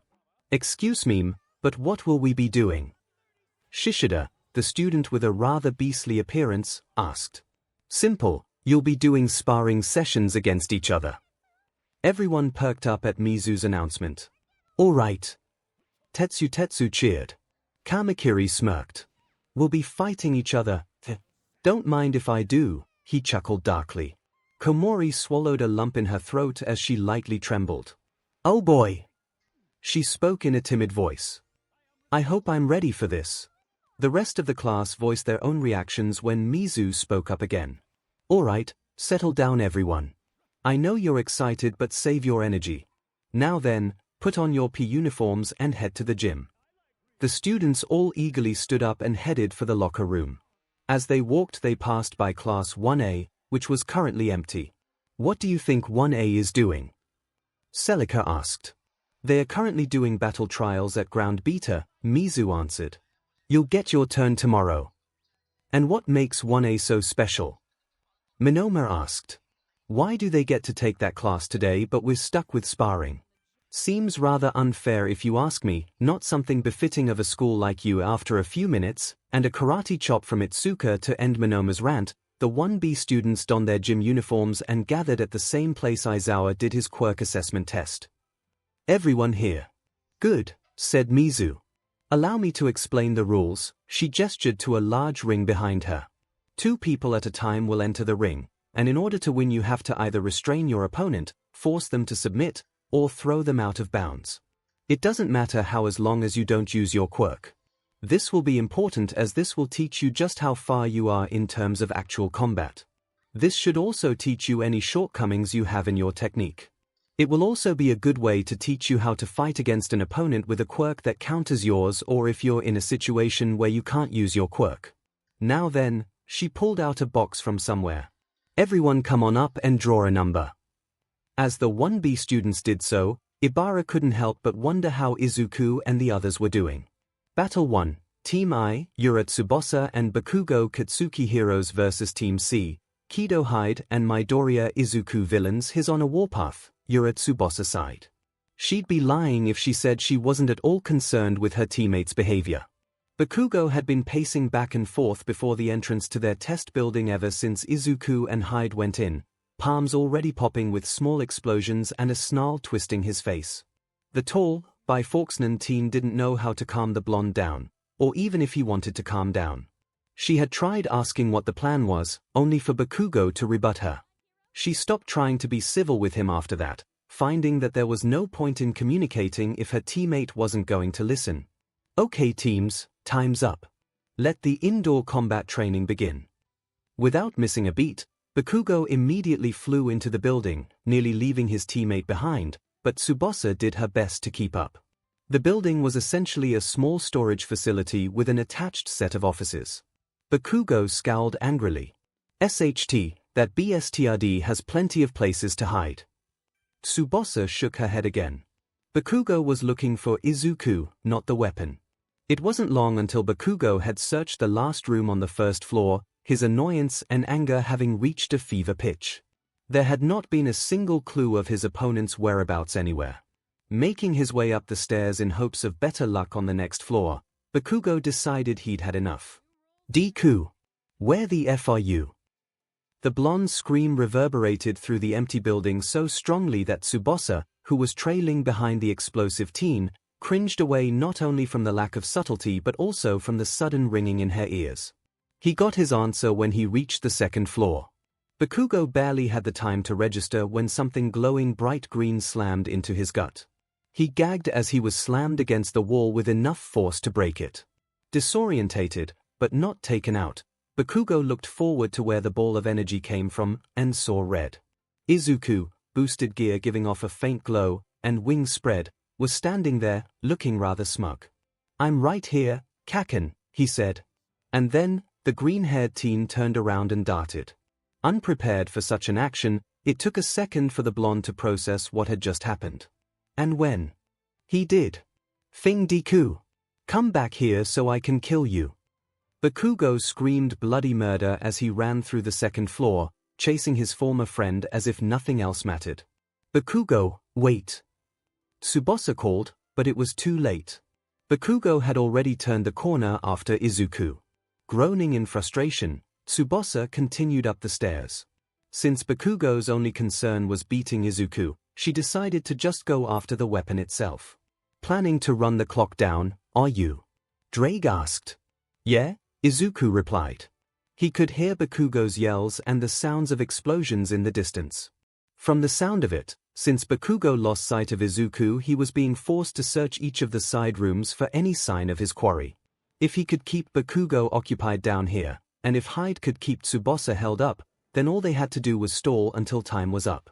Bakugo was too far away and was making far too much noise for him to hear his quarry, so Izuku pressed his finger to his earpiece to get in contact with Hyde. "Kido-kun, are you there? Can you hear me?" he whispered. A second later, Hyde gave his reply. "Yeah, I can hear you. What's going on?" "Kak, Bakugo is way too focused on me.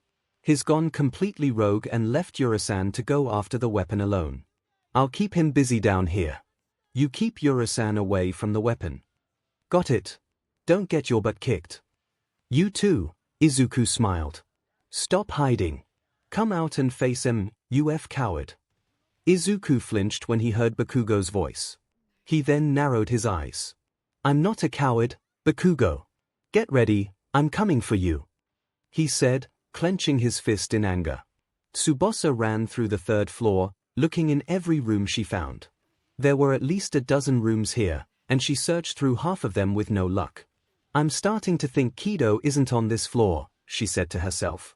Then, right when she was about to enter another room, Black Orbiter. Tsubasa barely had time to dodge when a black spinning orb blew past her.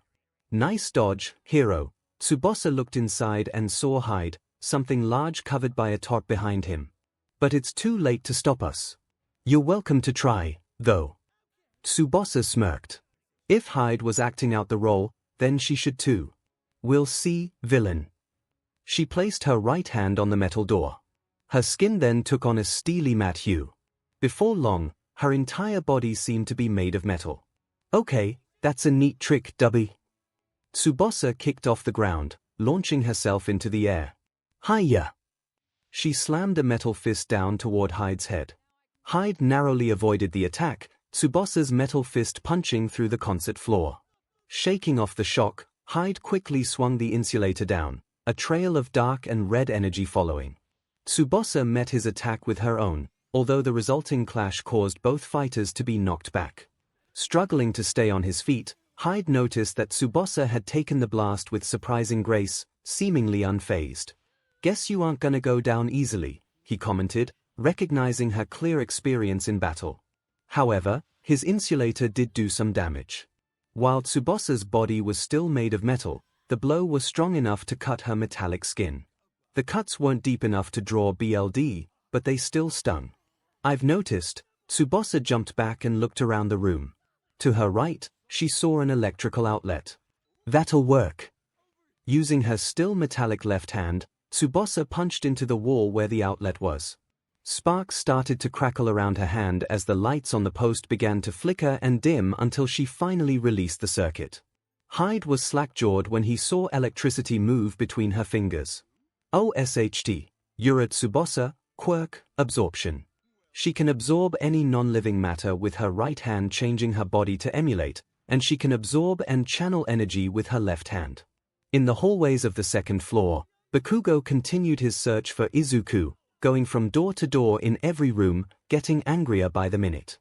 His mind flashed back to the day after they got their acceptance letters. How Izuku's red-haired girlfriend slapped him, as well as how those other extras defended the nerd. It just made him even angrier. He was always just a little bug. He thought angrily. There's no way he has a quirk. It must be some kind of trick. That's the only explanation. The sound of footsteps caught his attention. Izuku had exited from the room he was resting in, a look of determination on his face. A look that just sessed Bakugo off. "Fing Deku! Don't Fing look down on me!" he screamed, charging forward to attack Izuku with his right hand. However, before Bakugo could react, Izuku changed the direction of his footwork without pause and stepped into Bakugo's space. In the same motion, he turned around following the same direction of Bakugo's spin, used his right hand to grab Bakugo's extended right arm by the forearm, and continued with the motion to slam Bakugo's back solidly and with authority against the wall. Did he Fing read me? That was the only thing that went through Bakugo's mind at that moment. The impact against the ground had enough force to blur his vision, make him spit saliva, and leave him breathless for a moment. Gritting his teeth, the explosion quirk user rapidly stood up, glaring at 𝐒𝐿. Bakugo, 𝐒𝐿 began. You usually start with an explosive charge while preparing a big right swing. How much do you think I have been watching you? Remember the notebook you once attempted to burn? That's my hero journal. I have a full analysis of pretty much everyone with quirks I've met. Including you. What? Bakugo shouted in bewilderment, as he remembered the last time he had tried to destroy that notebook 𝐒𝐿 always carried around. I don't know what happened between us, but I'm no longer the Deku you like to pick on for the last decade. So, bring it on, Bakugo, 𝐒𝐿 calmly declared. Boost.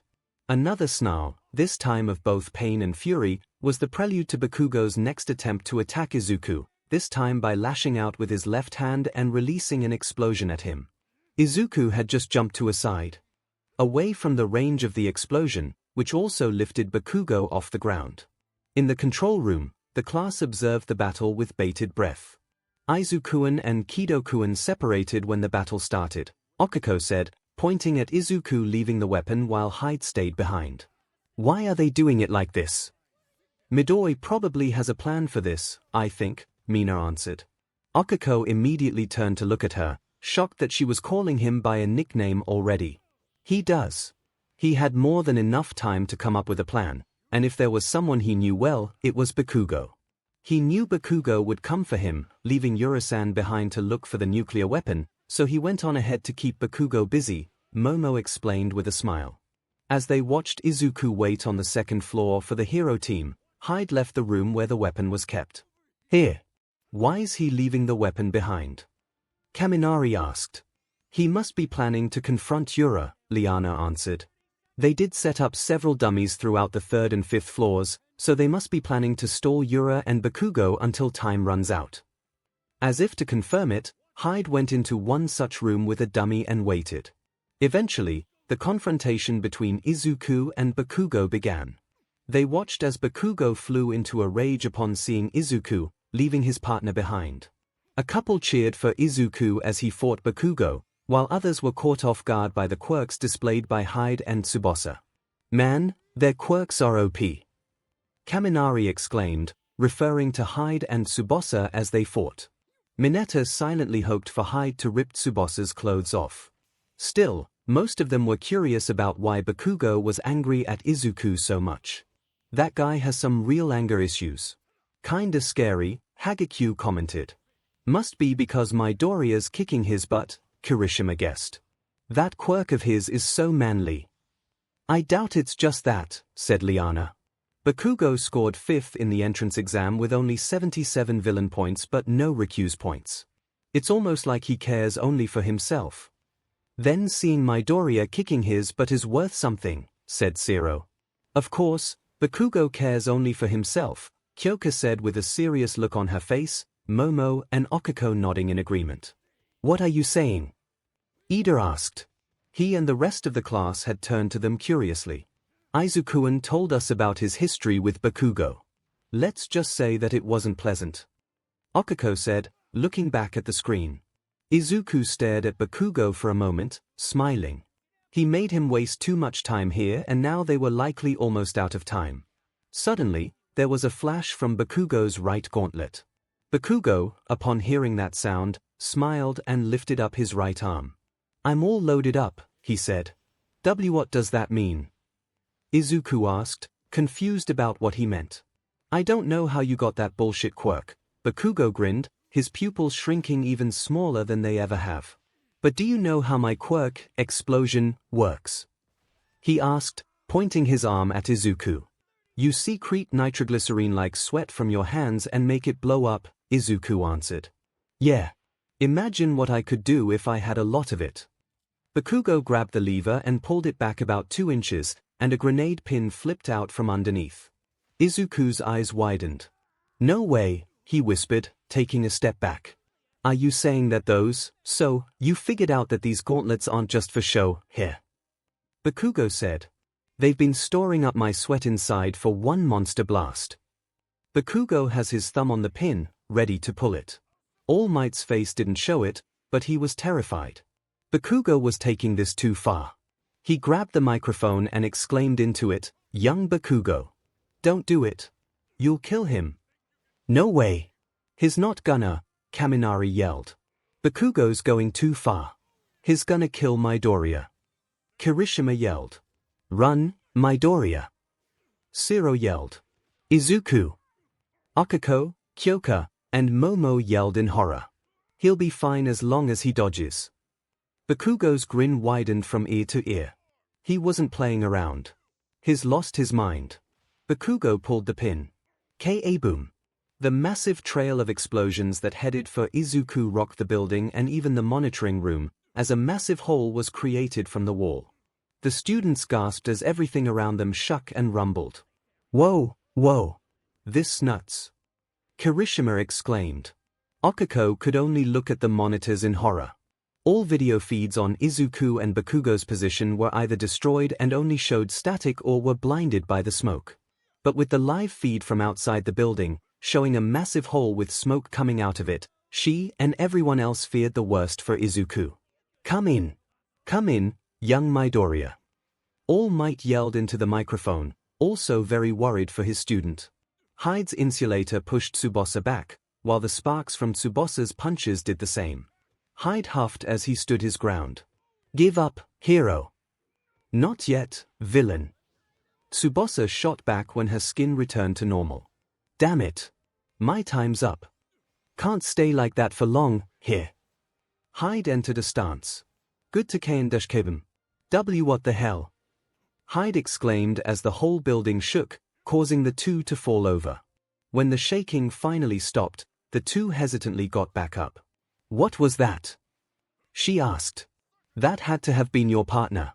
Is he trying to bring the building down on top of us?" Hyde exclaimed. Tsubasa looked over to Hyde as he got up. "I wish it wasn't, but it must have been him. He has serious issues." Tsubasa trailed off when she noticed that something was off. What? Hyde looked behind them, and then his eyes widened. "Oh, SHD. The weapon had toppled over due to the blast. But instead of a fake missile like Tsubasa was expecting, what she saw were several crates underneath the tarp. A decoy. Tsubasa realized. "You've just been stalling me, haven't you?" "Jig is up," Hyde admitted. "The weapon isn't on this floor at all. You can try to find it if you want, but you won't get to it in time." Hyde readied the insulator. "Doesn't mean I'm going to let you go, though." Tsubasa proceeded to bolt. Right out of the room. "Hey! Get the hell back here." "These things are awesome," Bakugo grinned, before walking towards the cloud of smoke. "The more nitro sweat that's stored in these gauntlets, the stronger the explosion is." He entered into the smoke, going through it. His left gauntlet flashed red, meaning it was ready to go for another attack. "Where are you, Deku? Don't tell me you've given up," he asked, looking around for any signs of the boy. But there wasn't any sign of Izuku anywhere in the room. "What? He's gone." He looked around, trying to see where he went. "Where are you, Deku? Show yourself." Suddenly, he looked up and saw Izuku delivering a punch to him with enough force to clear the smoke instantly. Bakugo was sent flying back into a wall, slamming into it with enough force to knock the air out of him. Bakugo got to his feet and glared hatefully at Izuku. Izuku survived the blast, but he still took damage. There were burns around the areas of his body that weren't protected by the scales, while his costume was torn and burned. His wings had small tears and burn holes in them as well. "You're lucky that your wings took the brunt of the blast, brat. His explosions are far different from Rise's fire." "Yeah, they are, young Bakugo. If you use that kind of an attack again, I will forcibly end this match and disqualify your team." All Might ordered over the intercom. "If you damage the support structure, it will cause the entire building to collapse, gravely injuring all of you." Bakugo didn't respond. Instead, he just continued to glare hatefully at Izuku. Back in the monitor room, Class 1A were all shocked to see Izuku not too injured despite tanking the blast. "No freaking way. He survived that. He must have protected himself with his wings, Kero," Tsuyu said, pointing her finger at the screen. "Look at Midoriya's face. He's really angry now." Kaminari commented. Come on, Midoriya. You can do it. Kirishima yelled. Okiko, Momo, and Kyoka collectively breathed a sigh of relief that he was okay. Beat him down, Midori. Mina yelled on the screen. Back on the second floor, Izuku glared at Bakugo, who glared back. I already said that I'm no longer the Deku you used to beat me up. Like it or not, but I'm not letting you win. He said, getting in his defensive stance. Bakugo was angrier than he ever was, his BLD boiling that he could have a heart attack at any moment. That's it. I had enough of this. It's time to end this once and for all. I'm gonna kill you. He yelled in rage. Then bring it on. Izuku yelled back. Tsubasa ran to the top floor, knocking down the door with ease. Slow down, damn it. She heard Hyde call from behind down the stairs. He definitely doesn't want me on this floor. The weapon's got to be here. Until she could absorb the right material again, she couldn't risk fighting Hyde. She soon spotted a door that had several crates in front of it. That must be it. Palebringer. Turning around, Tsubasa didn't have time to register Hyde rushing towards her. Before Hyde could reach Tsubasa, Tsubasa used her quirk to absorb the concrete before jumping to the side, distancing herself away from Hyde. Hyde swept Tsubasa off her feet with a roundhouse kick. As Tsubasa tried to get up, Hyde swiftly jumped towards her and kneed her in the face, following up with several upward slashes with his sword, sending both into the air. Hyde knocked Tsubasa back to the ground with one final swing. Before Tsubasa could get up, Hyde quickly wrapped her wrists with the capture tape. Young Yura has been captured. All Might declared. At the announcement, Hyde collapsed to the ground. Finally. Tsubasa, though disappointed that she was out of the match, smiled a little. It was fun while it lasted. I'm not looking forward to Sona lecturing me later. She looked up to her opponent, who was breathing heavily. Apparently, he wasn't used to this sort of activity yet. That was pretty impressive. How did you do it? Would you believe me if I said this thing's got a mind of its own, replied Hyde.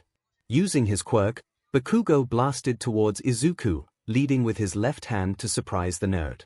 But Izuku was prepared for just such a strategy from his aggressor and leaped to the right the moment before the explosion had started.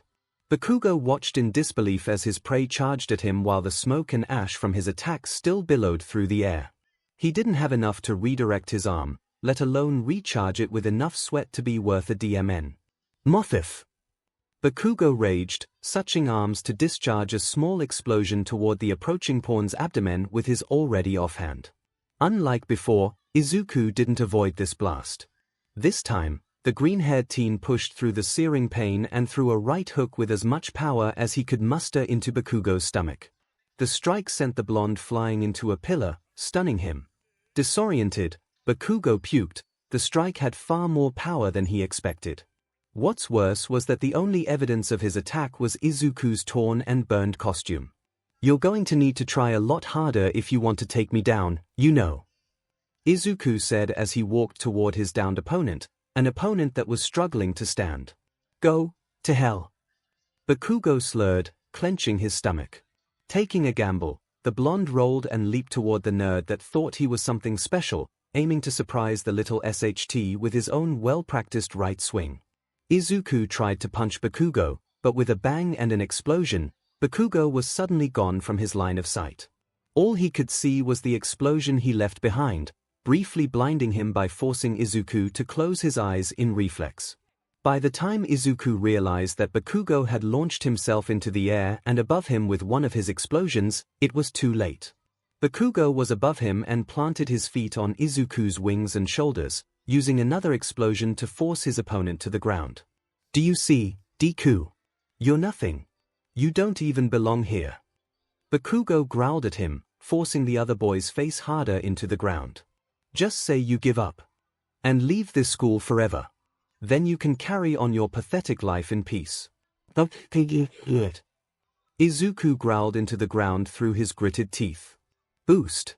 Izuku shifted slightly to his left side as much as Bakugo would allow, freeing his right wing, before driving it into Bakugo's face. Bakugo suddenly began to see double, the beach slap knocking him down to the ground. Izuku pushed himself up off the ground as quickly as possible and Bakugo did the same. Bakugo cradled the side of the face where Izuku's wing slapped him before spitting something into his hand. It was a tooth. Growling, he looked at Izuku, who quietly glared back. Damn it. Don't think for a second this is over, Deku. Bakugo hissed. I'm not do-be-ua. Time is up. I repeat, time is up. The villain team wins. All Might's booming voice filling the test building was the last thing Bakugo wanted to hear. His eyes went wide as he slumped to the floor. He'd lost. What the hell? Bakugo gritted his teeth as he walked beside Amazon to the monitoring rooms. She was occasionally rubbing her arms but otherwise looked as good as new. Bakugo didn't know why nor cared, he was still replaying everything that happened in his head. What the hell? In front of them was Deku, chatting with Clownfish. Bakugo didn't really give a SHT about what they were saying. They were probably just giving themselves pats on the back for winning. Winning. Despite all the effort he put into this, and all the bruises he took, it was still not enough. Somehow, Deku still won. What the hell? The nerd had only given him the occasional glance but otherwise ignored Bakugo as they made their trip to meet their teacher and classmates. Bakugo had many things he wanted to say. How this didn't mean anything. How Deku had just gotten lucky, and next time he would show the clear difference between them. But what if? Once the four returned to the monitoring room, All Might quickly had them line up out front for the evaluation. Alright, that was a bit rough for the first match. I nearly had to put a stop to it but thankfully nothing too serious occurred. Though in hindsight the minute young Bakugo was willing to use such an attack inside I should have stopped the match. Keep that in mind for the future. All Might warned. Bakugo didn't respond. Young Bakugo, All Might pressed. Yes sir, Bakugo whispered. Good, now we can move on. All Might continued. Now then. I believe it's safe to say that the MVP for this match is, with a flourish of his cape, All Might dramatically pointed to Hyde. Young Kido. Heh. The dual-toned teen exclaimed. Not Yura-chan or Midoriya-chan. Kiro, I thought they did pretty well. Tsuyu pointed out. True, as it was a rather difficult decision as all three did extraordinarily well, but can anyone explain why I declared young Kido MVP? I can, sir. Liana raised her hand. While all three did very well in this exercise, Kido, even though he abandoned the weapon, he did so in a rather clever ruse to distract the heroes. While in a real-life situation, more heroes, as well as police, would have been present, the fact that there were dummy weapons scattered throughout the building made abandoning the weapon work.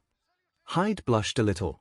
Yura, while she was the only one who stayed focused on the objective at hand, still abandoned her partner to go after the weapon. As for Bakugo, he clearly let his personal feelings get involved, leading him to focus solely on Midoriya to the exclusion of all else. As for Midoriya, while he was able to adapt to the situation when needed and use his history with Bakugo to his advantage, he could have avoided his fight with Bakugo had he exited the building without Bakugo noticing and gone to either the weapon or to Kido. Had he done that, Bakugo would have wasted time searching for him on the second floor and damage to the hideout would have been drastically reduced. Izuku and Tsubasa flinched a little, conceding to her point. Holy, thought All Might as the rest of the class was silent, she said a lot more than I expected her to. Guess I shouldn't be surprised, given her father. Well said, All Might stuttered for a bit. Everyone seemed to be in awe of Liana's assessment. They let every word soak in so they wouldn't make the same mistakes. All right, let's move on. Can't have you newbies use the same building twice after all, and not just because of the obvious. The teams for the next match will be. All Might then turned around and dipped his hands into the hero and villain boxes. He turned around, showing them to the entire class. Team G as the heroes and Team H as the villains. Guess I'm up next, Kyoka muttered. She looked over to her partner, who had ice covering half of his body for some reason. Suddenly, Kyoka felt a pair of soft lips peck her cheek. Good luck. Kyoka smiled at Momo and nodded. She turned and walked over to the bicolored teen. As the two teams left, Hyde took the moment to ask his partner, are you sure you don't need to see Recovery Girl? Bakugo gave you quite the beating. Izuku was currently applying the anti-burn cream that Momo had made. I'll be fine. I can always visit her when class is over. Dude, what you did there was awesome. Mina grinned as she walked up to him. The way you handled Bakugo was nuts. Way to go, Horn Buddy. Horn Buddy. Izuku blinked. Mina smiled. Yep. You grow horns when using your quirk. So now we're horn buddies with me and Kirishima. Mina stated, pointing at her own horns with one hand. I hope we get along. Mina bounded up to him and slung an arm around his shoulder, making him flush and tremble at how close she was. Ah! Izuku managed to squeak out, Ashido-san. His face was on fire, so close. And she smells so nice. He was trying very hard not to completely freak out, especially since he could feel her chest squished into his arm and the back of his shoulder. So soft. Wait, why am I thinking like that? Everyone's reactions were quite amusing, as well. He could hear Drake laugh through their link. Okako developed a tick mark. Ida's jaw hit the floor, hide. Took a step back, and Momo blinked in surprise. Mina was lost in her own thoughts. Wow, his shoulders are firm, her eyes drifted downwards, and he has a cute butt. She felt her cheeks warm up a little, tinting with the faintest dusting of lilac. Rias suddenly flinched. Why am I suddenly so mad? Ibara stopped her sparring match with Komori. An uncomfortable chill had run up her spine. That feeling again. Battle 2, Team G, Gyro Kyoka and Todoroki Shoto heroes vs Team H, Kirishima A hero and Kaminari Denki villains. Kyoka listened intently, determining where the vibrations were coming from. From what I can tell, it sounds like they are both on the 4th floor. One's near the stairs. He's probably planning to ambush us. She said to her teammate. I see, Todoroki said. Can you tell what they are doing? Kyoka sighed. No. I can get a general idea of what's happening. The number of people in the room and where they are, but that's about it. I wouldn't know what they are carrying on them or the general layout of a room. Todoroki nodded before he began to walk ahead. For your own safety, please step outside. Here. Why? She asked, retracting her earphone jack. She did as she was told, though. So I won't freeze you by accident. Todoroki touched the wall. I'm sure they intend on fighting defensively, but that's useless against me. A sparkle of frost flowed from his fingers, and then the entire building started getting encased in a thick layer of ice. What the hell? Kyoka exclaimed as the entire building was soon covered in ice. Todoroki's expression didn't change. This match is already over. Just stay here. He deadpanned as he started walking up to where they had determined the bomb was. After walking up the stairs, Todoroki pushed the door to the 4th floor open, smiling lightly when he saw one of his opponents, Kaminari, if he recalled correctly, frozen up to the knees in a defensive position. You can try to fight, I suppose, but you won't get very far with your feet frozen to the floor. Be grateful you're not barefoot. Why you be and not you underestimate me? A shivering Kaminari started to give off sparks. Indiscriminate discharge 3 million volts. In response, Todoroki created a wall of ice to block the attack. Once the electricity died down, Todoroki used his left side to melt the wall. He blinked in confusion upon seeing Kaminari giving a thumbs up. Yere. Not sure he wanted to know why, Todoroki continued down the hall. He soon found his remaining opponent, the chattering of his teething giving him away. Kirishima was standing in front of the bomb, ice coating his shoes keeping him in place, hands tucked under his armpits. It certainly didn't help that he was shirtless. And not a manly AAP approach, Todoroki. Kirishima shivered. Sorry, but I don't have time to mess around with you, Todoroki informed him as he walked toward the weapon. Kirishima smiled. Oh really? Todoroki's eyes bulged when he saw Kirishima, hardening his body, easily breaking out of the ice. Todoroki tried to move out of the way, but Kirishima managed to land a punch to the gut. Gah! He groaned as he felt the contents of his stomach escape to his mouth. Sorry hero, but it's lights out for you. Something jammed into Kirishima's ear, stunning him for a bit before he passed out.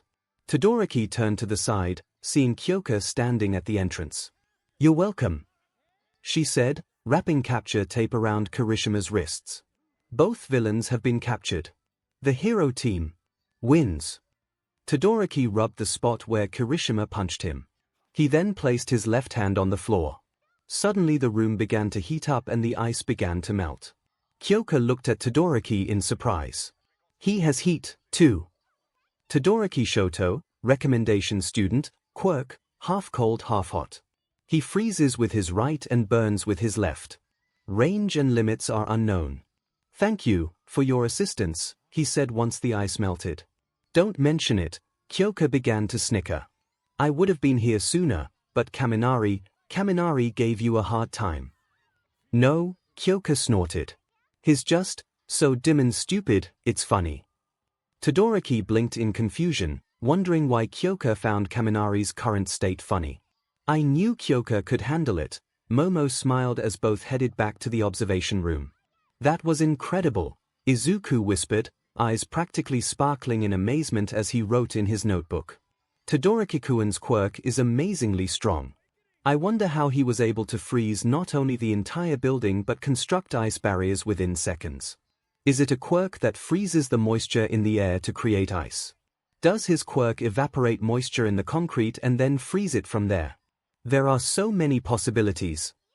Should have seen this coming, Okiko chuckled. Everyone seemed to be in awe of Todoroki's display.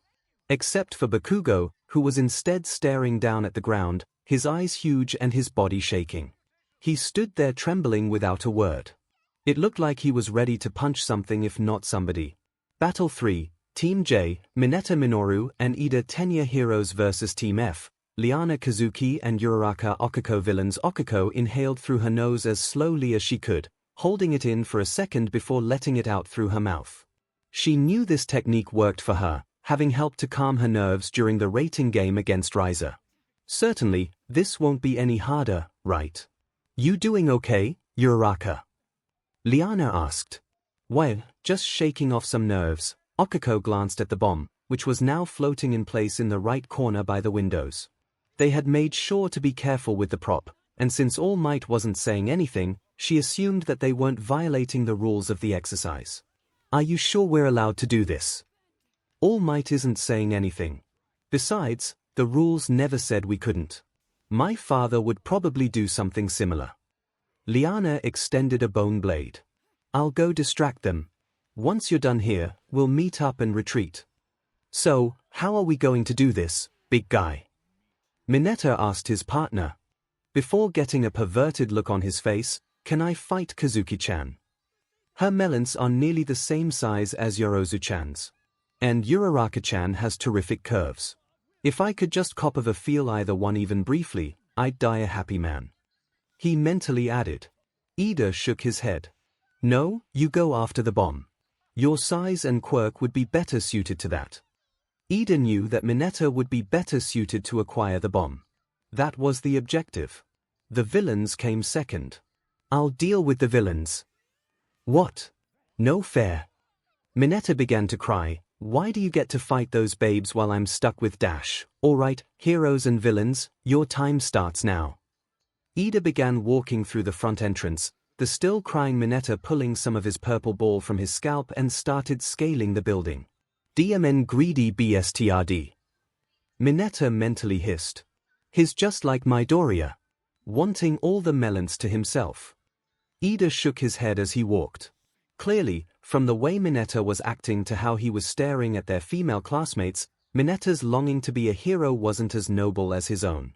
I hope Mineta-kun has more interest in being a hero than he's showing. It's almost like he's just here for the girls. Is he not concerned that'll bring dishonor to both you and our class? Upon entering a large room, he stopped. There, standing near the center, was Liana. Took you long enough, hero. The stage has been set and the act has already started. This is the end. The way Liana stood there, along with the tone of her voice, sent chills down Ida's spine. She certainly seems to be doing a good job playing the villain, Ida thought. That doesn't matter, villain.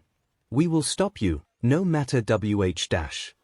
Bone spikes suddenly burst from the ground around him, each pointed directly at him. Ida didn't have time to gasp as he charged forward, the bone spikes just barely missing his body. His costume, though, had been pierced by the spikes, leaving deep gashes that exposed his skin. Ida looked at Liana, eyes wide in shock at how she was able to attack him like that. Fluttering open her cloak to raise her right arm, Ida noticed that bone was protruding into the ground from her left. So that's how she dash. Breaking away from the bone in the ground, Liana sped toward Ida, delivering a roundhouse kick right to the face. Gak!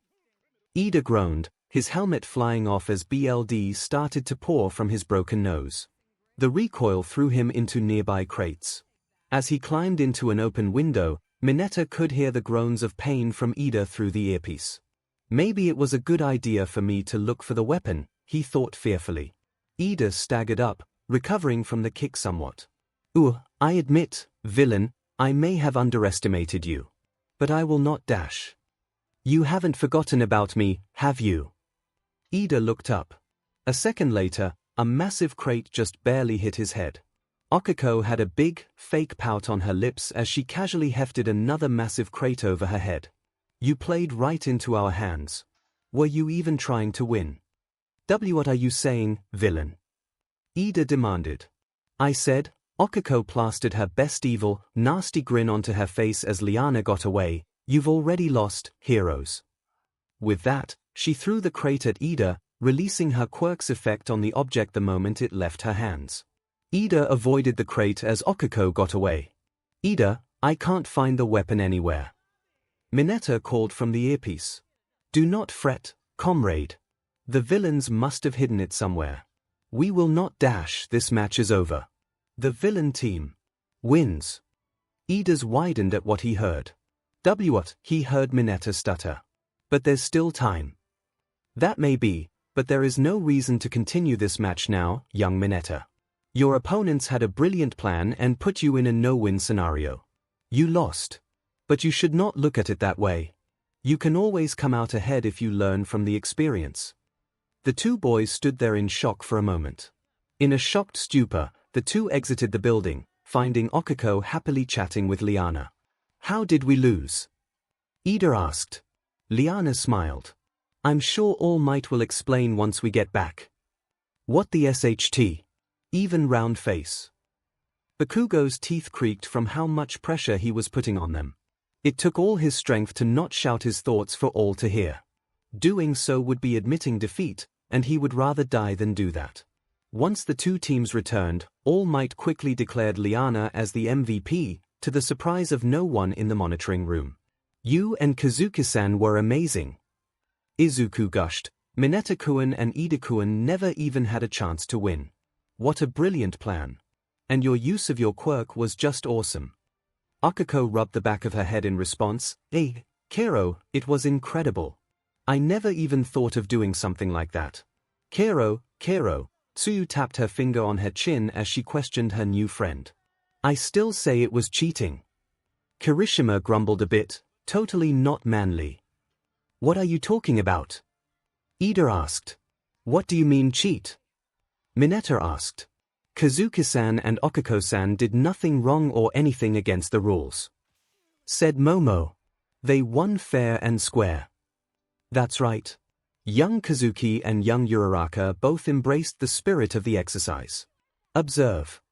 All Might declared and drew their attention by pointing to the screens. A video showed Ida moving through the corridor of the base. Once he entered the room Liana was in, however, 𝐒𝐿𝐽 exited from a nearby room, hidden by a tarp and a few boxes. Over her head was the bomb.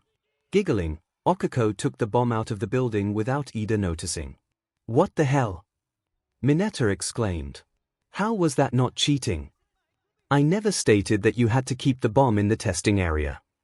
All Might grinned widely. In fact, I am ecstatic that at least one of you has thought of it. It is an important lesson for you to learn.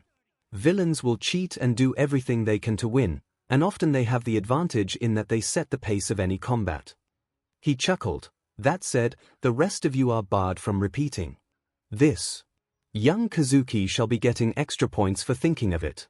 To have been so easily tricked, Ida was shaking. Battle 4, Team B, Yorozu Momo and Hagakure Toru Heroes vs Team D, Tokoyami Fumikage and Emi Yuga Villains. I'm going to get serious. 𝐔𝐬𝐽 piped eagerly, "The gloves are coming off." Considering her costume was composed of only gloves and sneakers, all she did was take those off. Momo looked over and noticed one of the micro-transceivers they had been given was floating where 𝐔𝐬𝐽's ear would be. 𝐔𝐬𝐽-san, the transceiver will give away your position, Momo noted. I think for this, we should stick together. You could use your hand to cover your ears, but you would be a hand down. Nodding in agreement maybe, 𝐔𝐬𝐽 took it off and handed it to Momo before asking, "So how do you want to do this?" "First, let's find out where they are." Momo produced a pair of infrared heat vision goggles. She scanned the building before finding them. It looked like Tokoyami and AMR had decided to keep their weapon on the first floor in a corner room. "Looks like they want to play a defensive game," Momo murmured. "They must be afraid that you can sneak past them if they are not careful." The game started, with both girls quickly running to their destination, Momo producing various items on the way that would help. They stopped at the door leading into the room and began to prepare for their assault. Momo placed a finger on her lips in the direction she was sure 𝐔𝐬𝐽 was in. Gently, she placed plastic strips on the door, 2 on the hinges and 1 at the handle. "Get back," she whispered. When she heard 𝐔𝐬𝐽 take a few steps back, Momo connected a wire to each STRP before producing a detonator.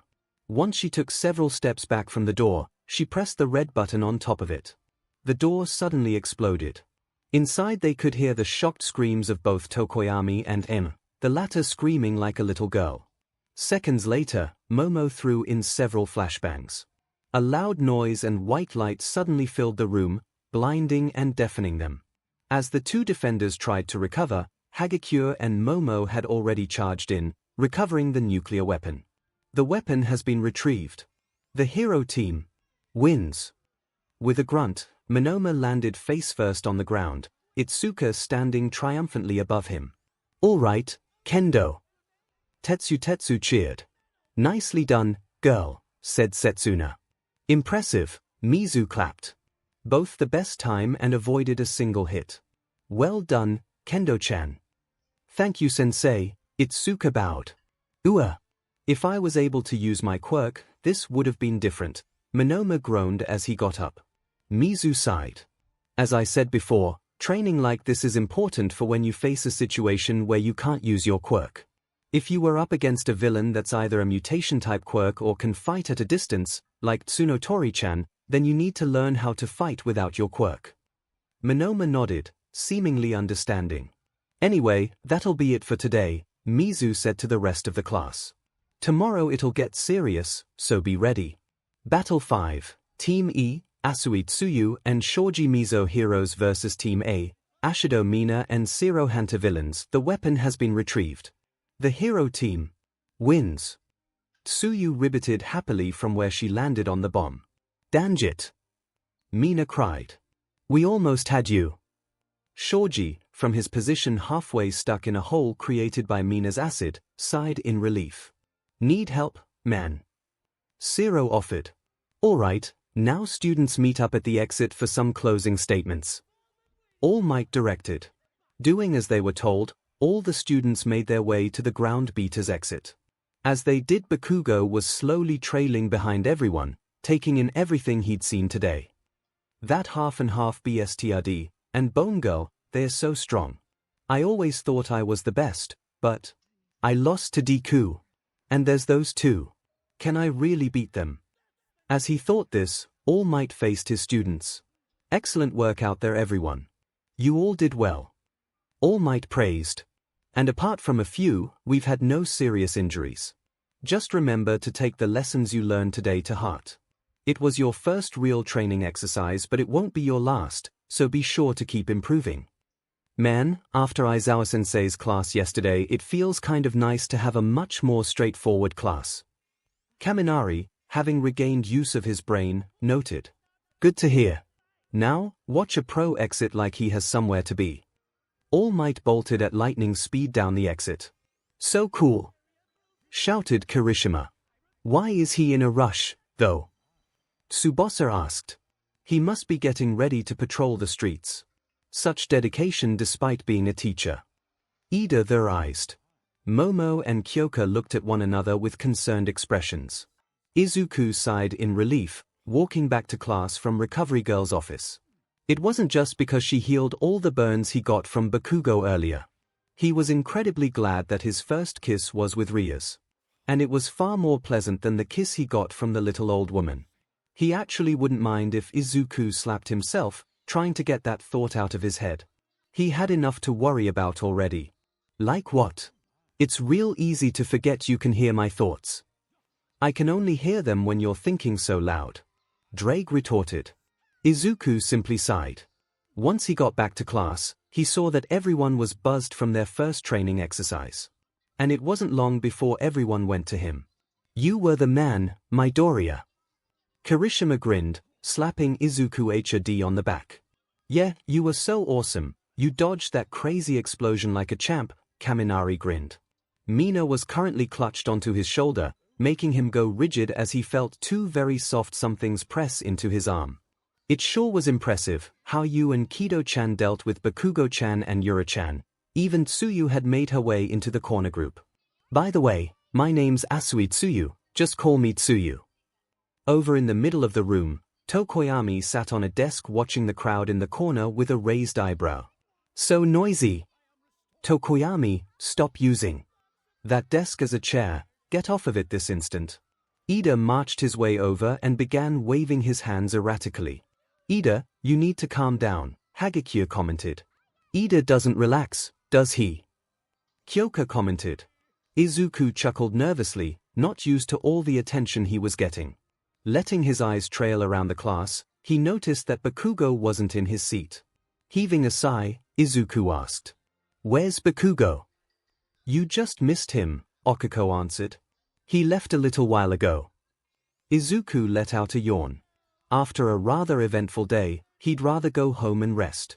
But he received a text from Ria saying that they had club activities today and that he and the others still needed to actually join the occult research club now that they were UE students. She had already asked the staff for them to join, but since they were Hero Corps students they needed confirmation from them. It mostly involved writing out a small form and agreement that their training came before their club activities. Izuku was the first to finish and had decided to go on ahead. As he walked outside, Izuku thought back to Bakugo. A small part of him actually wanted to talk to him, but he wasn't sure if he could get the chance. Deku, he stopped, flinching nervously. There, waiting at the gate, was Bakugo, his usual angry scowl on full display. Uh-oh. Bakugo walked up to him, stopping just a few feet short. Look, I don't know how you got that bullshit quirk, but if you think you can get away with tricking me for so long, then you're dead. What? No. I told you, I didn't trick you. I'm a late bloomer. I didn't discover my power until a few months ago. Bullshit. Bakugo hissed. If you always had that, then we would have found out when we were kids. That red-haired beach had something to do with it, didn't she? Izuku narrowed his eyes dangerously. Don't call her that. I can call her whatever the hell I want. Bakugo screeched. Now tell me what the F she did. She didn't do anything. Izuku stuttered. You're SHT at lying, remember? Bakugo growled. What did she do? I told you, nothing. Izuku retorted. I get that you're angry, but I'm here now, whether you like it or not. My friends, people who actually believe in me, helped me get this far. I mean, sure it's not a quirk, but I was able to make it into you like you. I earned my place here and Izuku trailed off, noticing the blank look on Bakugo's face. The F do you mean? Bakugo was actually confused now. Izuku blinked, replaying what he said in his head. His eyes then widened when he realized what he let slip. Well, it's a little complicated, but what I actually meant was, Izuku stopped talking, now noticing the way Bakugo was grating his teeth. He looked about ready to explode. Oh F me. I don't know what the F you're blabbering about, and frankly I don't care, Bakugo hissed. But that doesn't matter. What matters is, I keep losing. Hey. I lost to you during the entrance exam. Bakugo yelled. And I lost to you again today. And it's not just you. Bakugo looked Izuku in the eye. Tears had begun to form in the corners of the explosive teen's eyes. When I saw the matches with Icy Hot and Bone Girl. I realized I couldn't beat either of them one-on-one. I saw each one of those extras do something that I could have lost to if I wasn't careful. If I don't get better. He pointed to Izuku, his teeth grinding against each other as he growled. But I'm not just going to stay the way I am, the person who lost to a DMN nerd like you. He thumbed at his chest and shouted, I'm going to get stronger, Deku. I'm going to train so goddamn hard that the next time we fight, it's going to be me who's on top. You hear that? Do you understand me, Deku? Bakugo turned around and walked away. Izuku watched as Bakugo left. Are you okay, partner? Izuku sighed, looking down at his left hand. Yeah, I'll be fine. But now Bakugo knows that, yeah. That could be a problem down the road. Think you should tell Rias. Izuku looked down, unsure. I don't know, he suddenly felt a hand placed on his shoulder. Izuku turned around to see Rias smiling at him. Behind her were Yuto, Momo, Kyoka, Ibara, and Okiko. Bibucho. Guys. How long have? Just before Bakugo started throwing a hissy fit, Kyoka answered. Ibara and Okiko ran up to him. Are you okay? Okiko asked. He didn't do anything to you. Ibara asked. I'm fine, Izuku reassured. But it kinda slipped out that my power isn't a quirk. Rias frowned in disappointment. We heard, Izuku flinched. But since you didn't mention anything about the supernatural, it should be okay. So long as Bakugo doesn't tell anyone. He won't, Izuku said. He's not the type to do something like that. Rias nodded before smiling, I'm just glad you're okay. Momo and the others told me what happened today. I'm proud that you stood up to Bakugo like that, but when they told me he used such an attack on you, she put her arms around him, hugging him tightly. Ibara and Okiko, while they were jealous for a second, quickly joined in on the hug.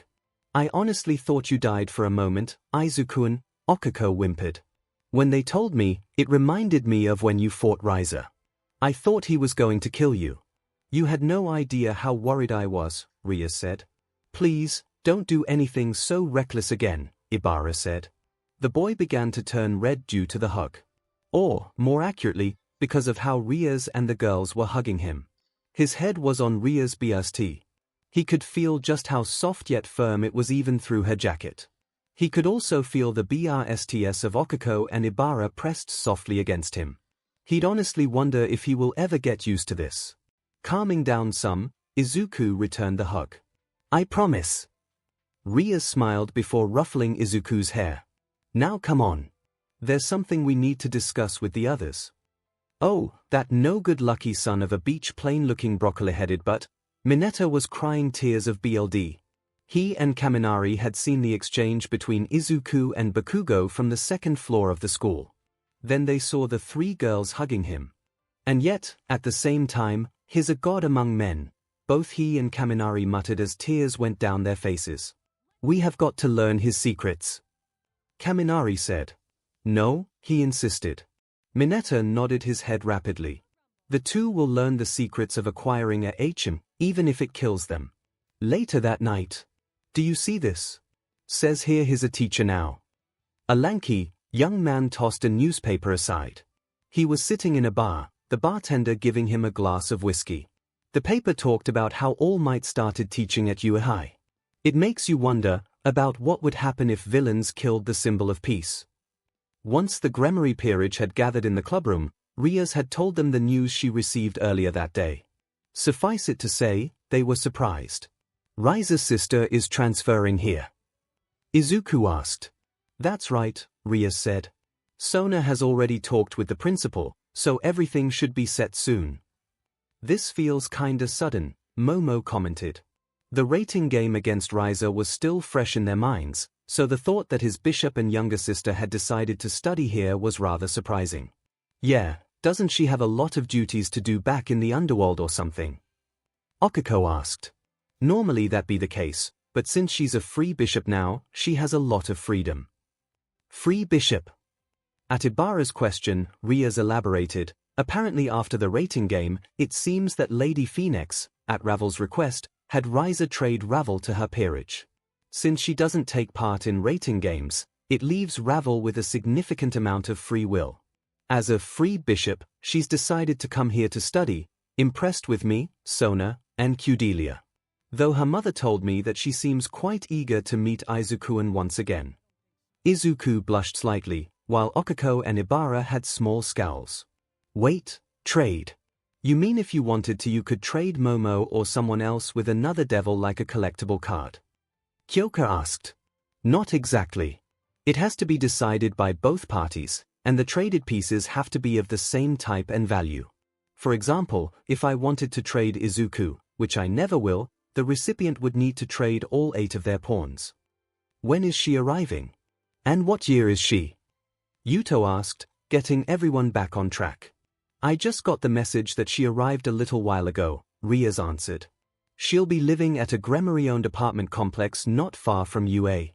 Once she's done settling in, she'll be joining you middle school tomorrow as a 3rd year, same class as Koneko. It was now Koneko's turn to scowl. Should we go visit her? Izuku asked. Tomorrow before school, Rias answered. We need to let her settle in first, then we can visit. The next day came, and Izuku, Rias, Okiko, and Ibara left the apartment earlier than normal, wanting to pick up Ravel for her first day. Wow, these are fancy apartments, Okiko commented. These are supported by the Gremory family, Rias said. Before I moved into your apartment, 𝐼𝐭𝐼𝐧, I used to stay here. No surprise there, the other 3 sweat dropped. The 4 eventually spotted Ravel, standing by the door of an apartment, wearing the same uniform as Koneko and carrying a dark green bag. Beside her stood a familiar face. Isabella. Ravel and the Rook soon took note of their approach. Ravel smiled in delight. Hello Lady Rias, she greeted before she shyly looked at Izuku. Hello, Red Dragon Emperor. Izuku stared for a moment, thinking that the UA uniform made her look cute for a second, before greeting the young phoenix. Yeah, hello Ravel-chan. Ravel fumed and stomped her foot. That's Ravel Phoenix to you, mister, she pouted cutely, before looking away with a blush. This is why I hate speaking with low-class devils. Ibara and Okiko chuckled nervously while Izuku sweat dropped. It seemed she still had some attitude. I take it you've already settled in? Rias asked. Bags unpacked and everything squared away, Isabella answered. If you don't mind me asking, how's your brother doing? Izuku nearly choked. He's done nothing but brood in his bedroom ever since the rating game, Ravel answered. Losing to you and having Rias stolen away really hit him hard. Though I guess he deserved it, relying too much on natural ability. It was bound to happen eventually. We heard that you're part of your mother's peerage now, Okiko said. Any reason why you decided to leave your brother's peerage? And nothing in particular, Ravel began twiddling her thumbs as she blushed. Just that, maybe one day when he's a high-class devil, the Red Dragon Emperor could. Izuku blinked in confusion, wondering what Ravel was talking about. Rias, Okiko, and Ibara had a smidge of jealousy swell within. There's no reason for you to call me that. I much rather prefer you call me by my name, Izuku said. I can call you by your name. Ravel's eyes widened in a mix of shock and wonder, her face practically gleaming. Somehow, Izuku found her even cuter than before. Quickly, Ravel recomposed herself. Very well, then I will give you the honor of being called Lord Izuku from now on. Sound good? Not even close. Now that's out of the way, is it all right if I give you a mouthful of my tea? She offered. Izuku blinked with a confused expression on his face. What I meant was, Ravel turned away from him again, looking even more embarrassed, pushing her index fingers together. Lately I've been making my own cakes and they go great with tea. Maybe you can try them sometime. I mean not now. I have to get to school. Bye. She finished quickly and rushed away from him. Ravel-chan, the school is the other way. Izuku called out. Ravel stopped. She slowly turned back around, her face red due to embarrassment. I knew that. Isabella smiled in amusement. She's right, we need to leave soon, Rias said. Very well. Isabella nodded. With your leave, I'll head back now. Thank you, Isabella. Ravel nodded to her brother's Rook, signaling her dismissal. Isabella bowed slightly, her right hand laid across her chest and over her heart. My lady, she looked around briefly, ensuring no one would be watching before she repeated the gesture to Izuku. I'll be waiting for a rematch, Lord Izuku. With that, a circle of orange sigils blazed beneath her and she departed. Izuku's sweat dropped. That was going to become a thing, wasn't it? Just keep calm, be polite, and above all, remember that the humans around you are classmates on equal footing, not inferior. I know that, Ravel huffed in annoyance. This is the third time now. Rias raised an eyebrow as they walked together. The third. Once from mother and father, once from Isabella this morning, and now you. I don't see why it's such a big deal. Ravel, in human culture, private tutors are pricey and not always affordable or even available. As such, this school system is the only one they know and we all need to respect that. That means pretending to be ordinary human students. Ravel fumed for a minute before nodding in understanding. As the small group continued to walk, they were soon joined by Koneko, who lived nearby. Good morning, Koneko-chan, Ibara greeted. Morning. Koneko returned the greeting. Koneko, I have a favor to ask, Rias said. I'm sure you remember Ravel Phoenix. She'll be in your class starting today, so can you be her guide for the time being? Okay, Koneko turned toward Ravel. I'll keep an eye on the pathetic fried chicken girl. Ravel flinched. What did you just call me? Pathetic, Koneko bluntly answered. Ravel gasped. How dare you? I can't believe you have the audacity to insult a member of the Phoenix family. You just came to the human world and already you're causing trouble for Bucho, Koneko retorted. That's why I called you pathetic. At least it's better than being a little PP like you. Ravel shot back. Fried chicken. As Ravel and Koneko glared at each other, the older devils nervously looked on. I think this might be a mistake, Izuku muttered. I believe you're right, said Rias. As the group approached UA's front entrance, they soon noticed what looked like a small mob had gathered there. Is this normal? Ravel asked. Suddenly, they were all surrounded by cameras and microphones. What's it like having the symbol of peace himself as a teacher? What class does he teach? How does All Might take his coffee? Izuku, along with the others, all began to grow nervous. Fortunately, Rias came to the rescue. Well, we haven't seen him much in general studies, so, the reporters immediately left them alone. Izuku and the others breathed a sigh of relief as they got through. Thanks, Bucho, Okiko said. No problem, Rias replied. She then looked back at the reporters, who now seemed to be interring Ida, and, judging from the expressions, it wasn't what they were hoping for. Still, it's only been 2 days since school started, and already the media is close to flooding the school. I guess that's what happens when the number one hero suddenly starts teaching. Is All Might really here? Ravel asked. Yep. Okiko replied. And he's a lot like he is on TV. Ravel's eyes grew wide. Is it possible for you to get me his autograph? That's right. I forgot to ask him for one yesterday. Izuku exclaimed. Wait, you're a fan of All Might? Of course I am. Ravel exclaimed. Nearly everyone in the underworld knows about him. She's right, Rias said. A lot of heroes from around the globe are famous in the underworld. Many devils have tried to recruit them over the years, with mixed results. And All Might is at the top of that list, but since no one knows his real name and his quirk is unknown, all attempts to recruit him have failed. Does that mean he knows about the devils? Izuku asked. I'm sure he's at least aware of us, Rias answered.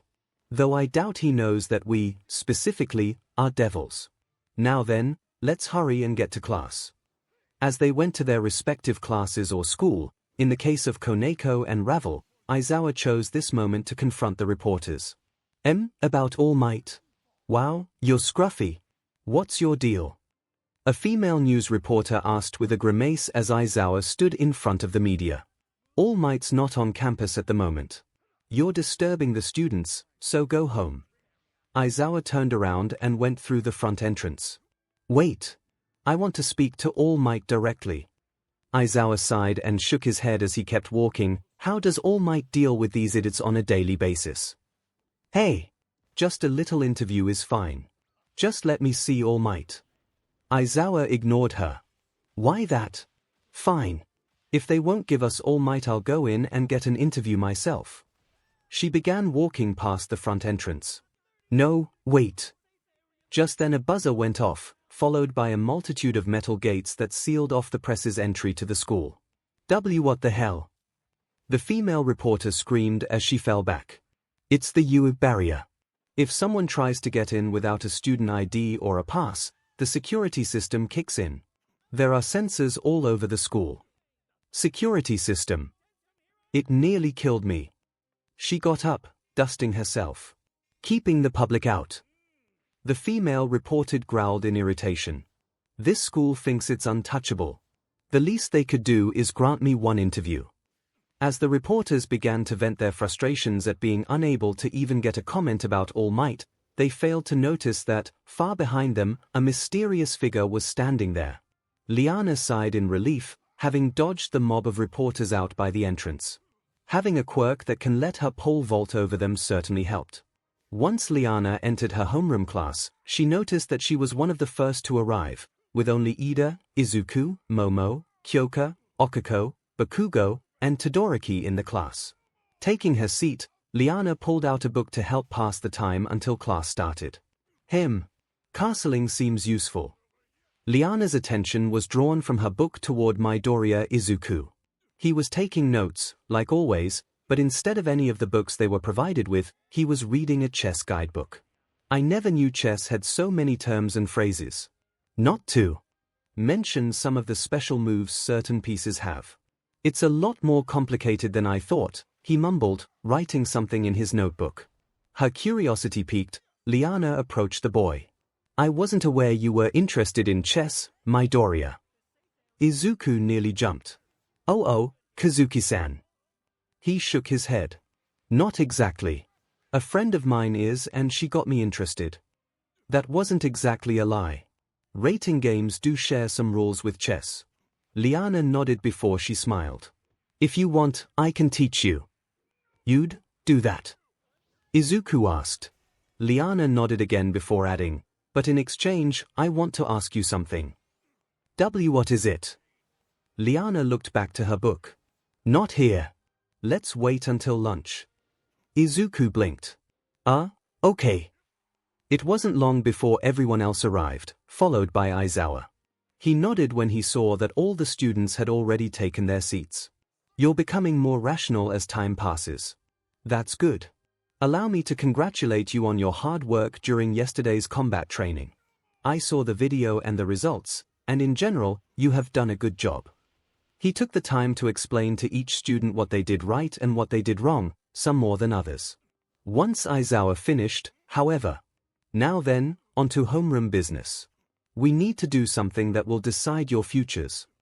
Dread filled all the students. Is it another quirk test?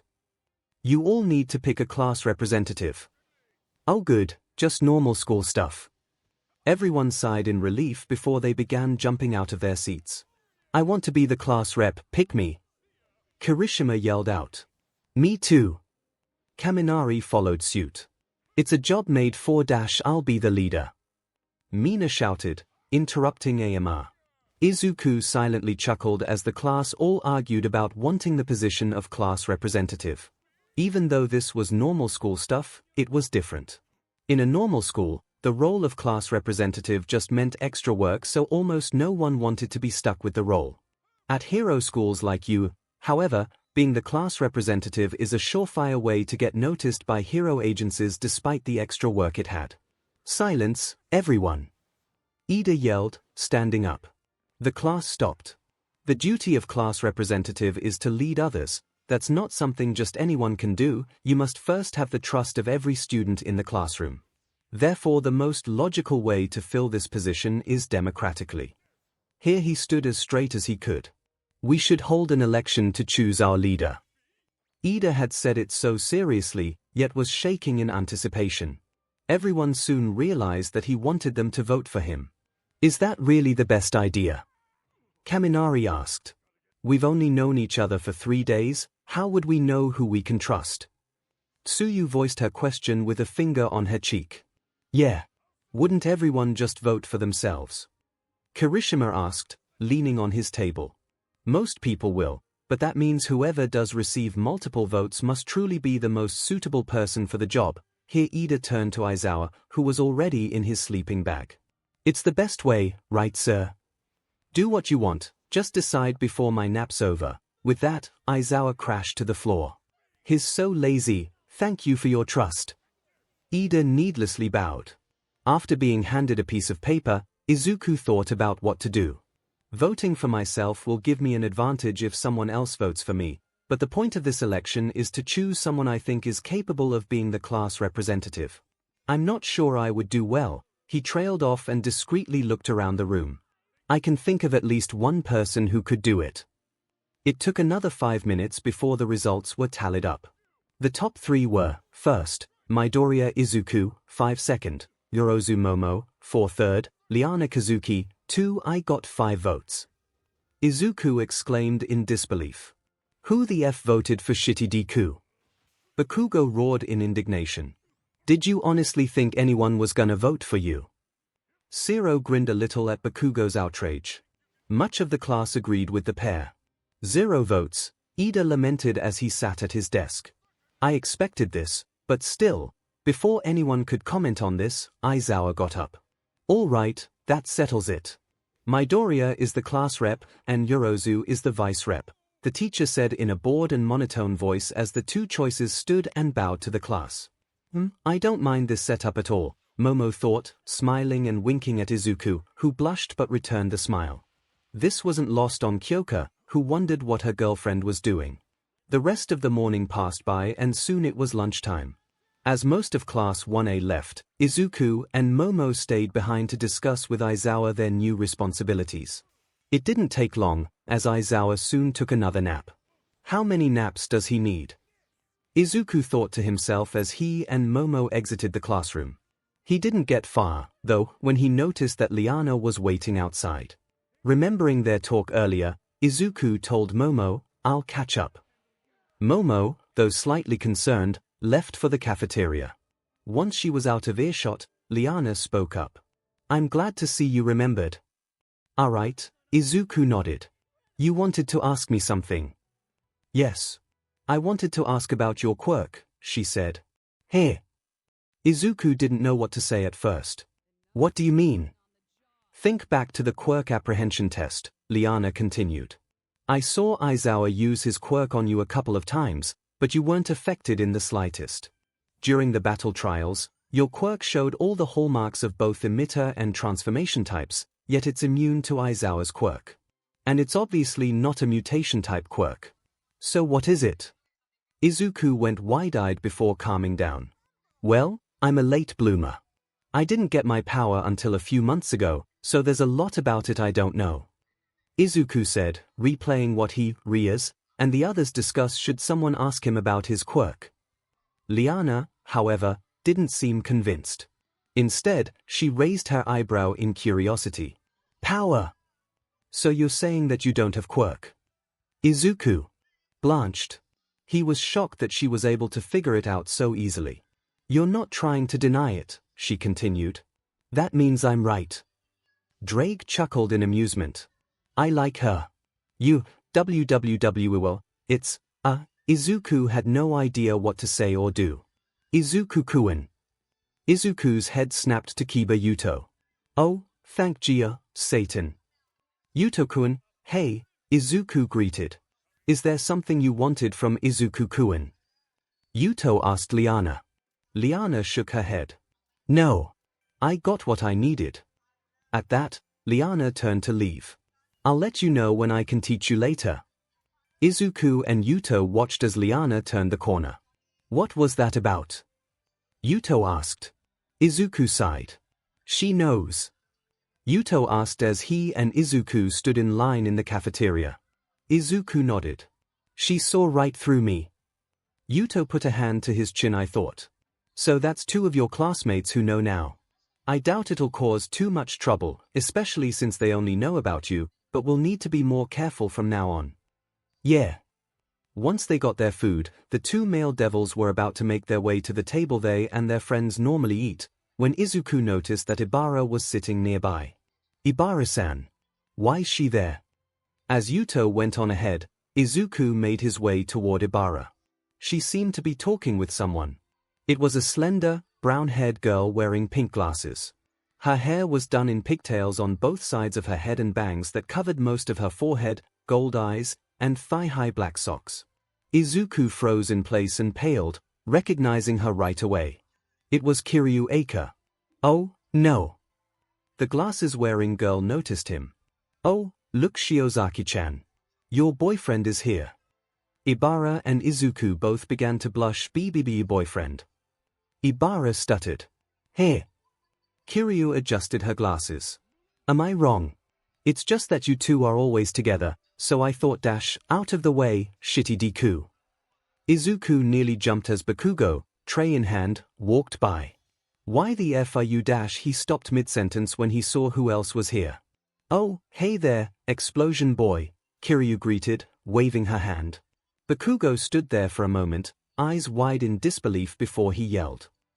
Why the F are you here, 𝐻 glasses?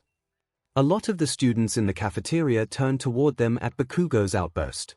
If you must know, Kiryu cleaned her ear with a bored expression. I'm in the business course. Not everyone here at UA wants to be a hero, explosion bohe. Where'd he go? Bakugo had disappeared. Maybe I should follow Bakugo's example. Izuku thought to himself. By the way, what did you think of the book I gave you, Ibara-chan? Book? It was informative. Ibara was blushing, having hesitated to answer. Come on. The 101 saucy ways to get the boy you want had to have helped in some way. The what? Suddenly, Izuku remembered the ND encounter he had with Ibara before the rating game with Riser. I've read that ND encounters like this can help people get closer. So, do you want to have a ND encounter with me? It was Kiryu's fault. He realized. I should have known. Clearing his throat and his thoughts, Izuku said, See Simon, Ibara-san. The others are waiting. Alright. It was good talking to you, Aka-san. Ibara politely bowed as she took her tray. Likewise, Kiryu replied. Have fun, lovebirds. Izuku and Ibara, both red and their heads steaming, left to join their friends. Kiryu chuckled at their embarrassment when she noticed two students nearby. They were happily writing in notebooks, looks of perversion on their faces. What are you doing? Taking notes, they both answered. We're trying to figure out how to get a HM by recording everything Midoriya does, the shorter one said, a bit of drool dripping from his mouth. Wait, Mineta. All you did was write the girl's 3 sizes.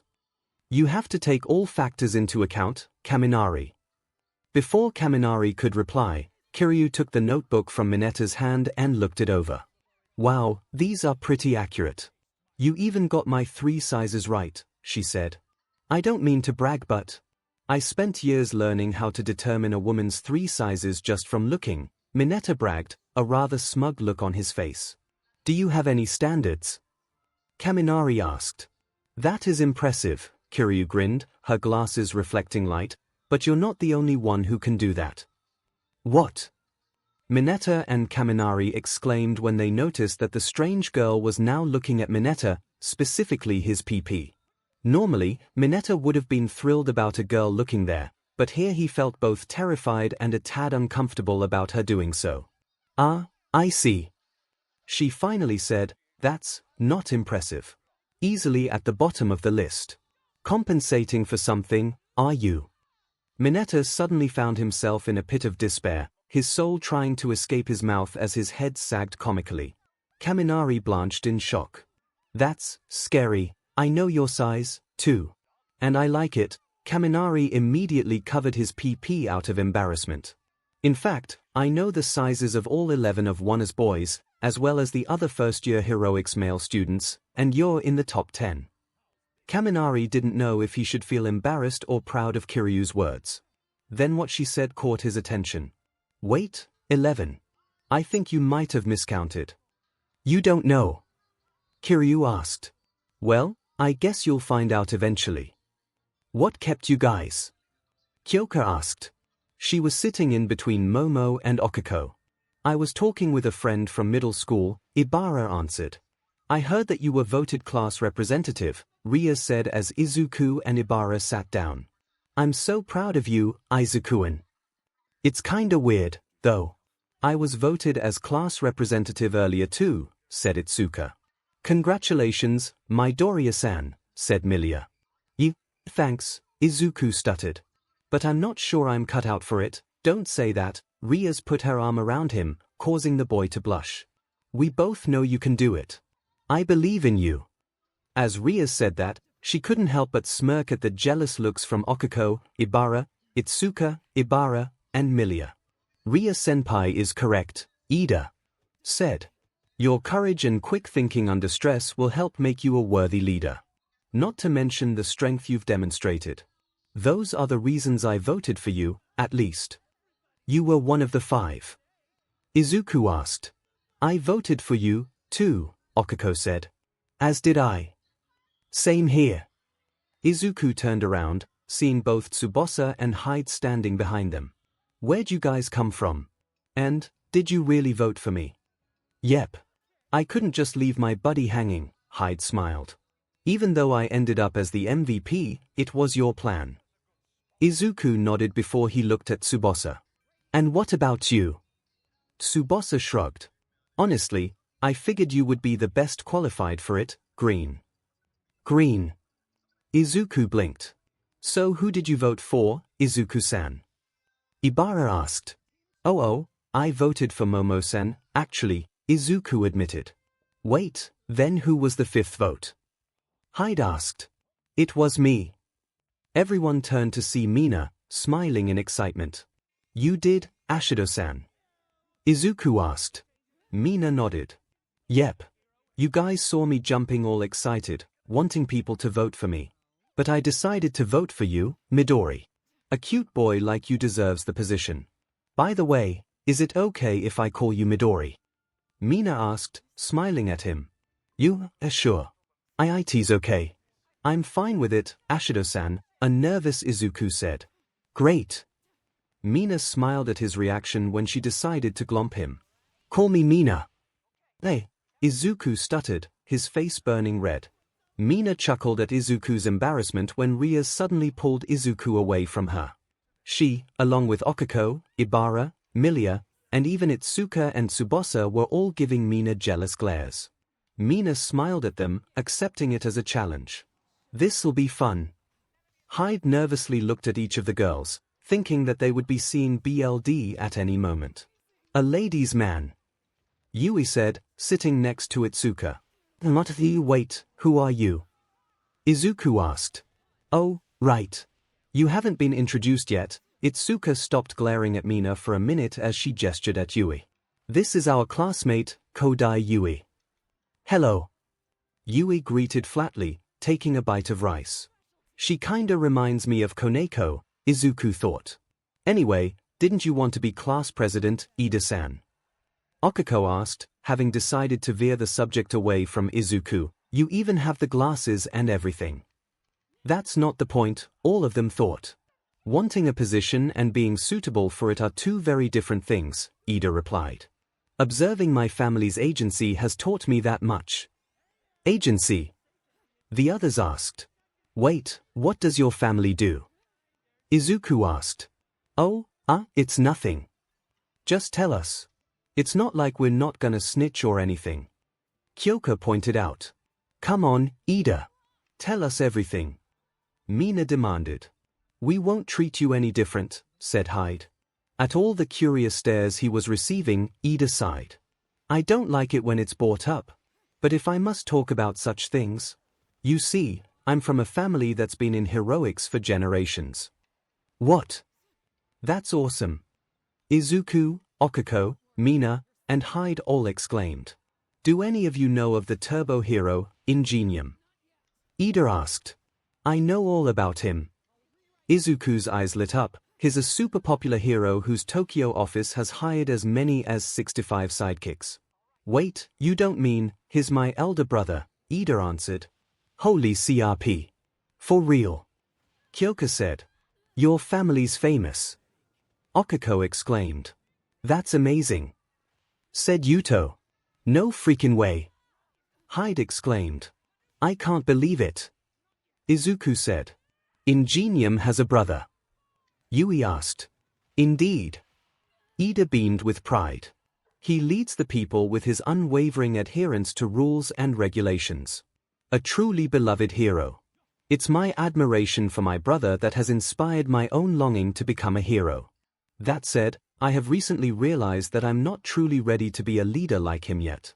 My Doria-kun, for example, realized the point of the practical portion of the entrance exam, unlike me. So he's more suitable for the job than I am. As such, I aspire to follow his example as a hero. Ida finished with a confident smile. Izuku smiled in admiration at Ida. The way Ida respects his older brother, Ingenium, reminded Izuku of how Rias respects her brother 𝐤𝐸𝐵. Sure, he only met 𝐤𝐸𝐵 once briefly, and Rias was clearly annoyed by his antics, but the respect was there. That's crazy. I'm mad at myself for not realizing sooner, said Hyde. Was it that obvious? Ida asked. I kinda had a feeling, Izuku admitted.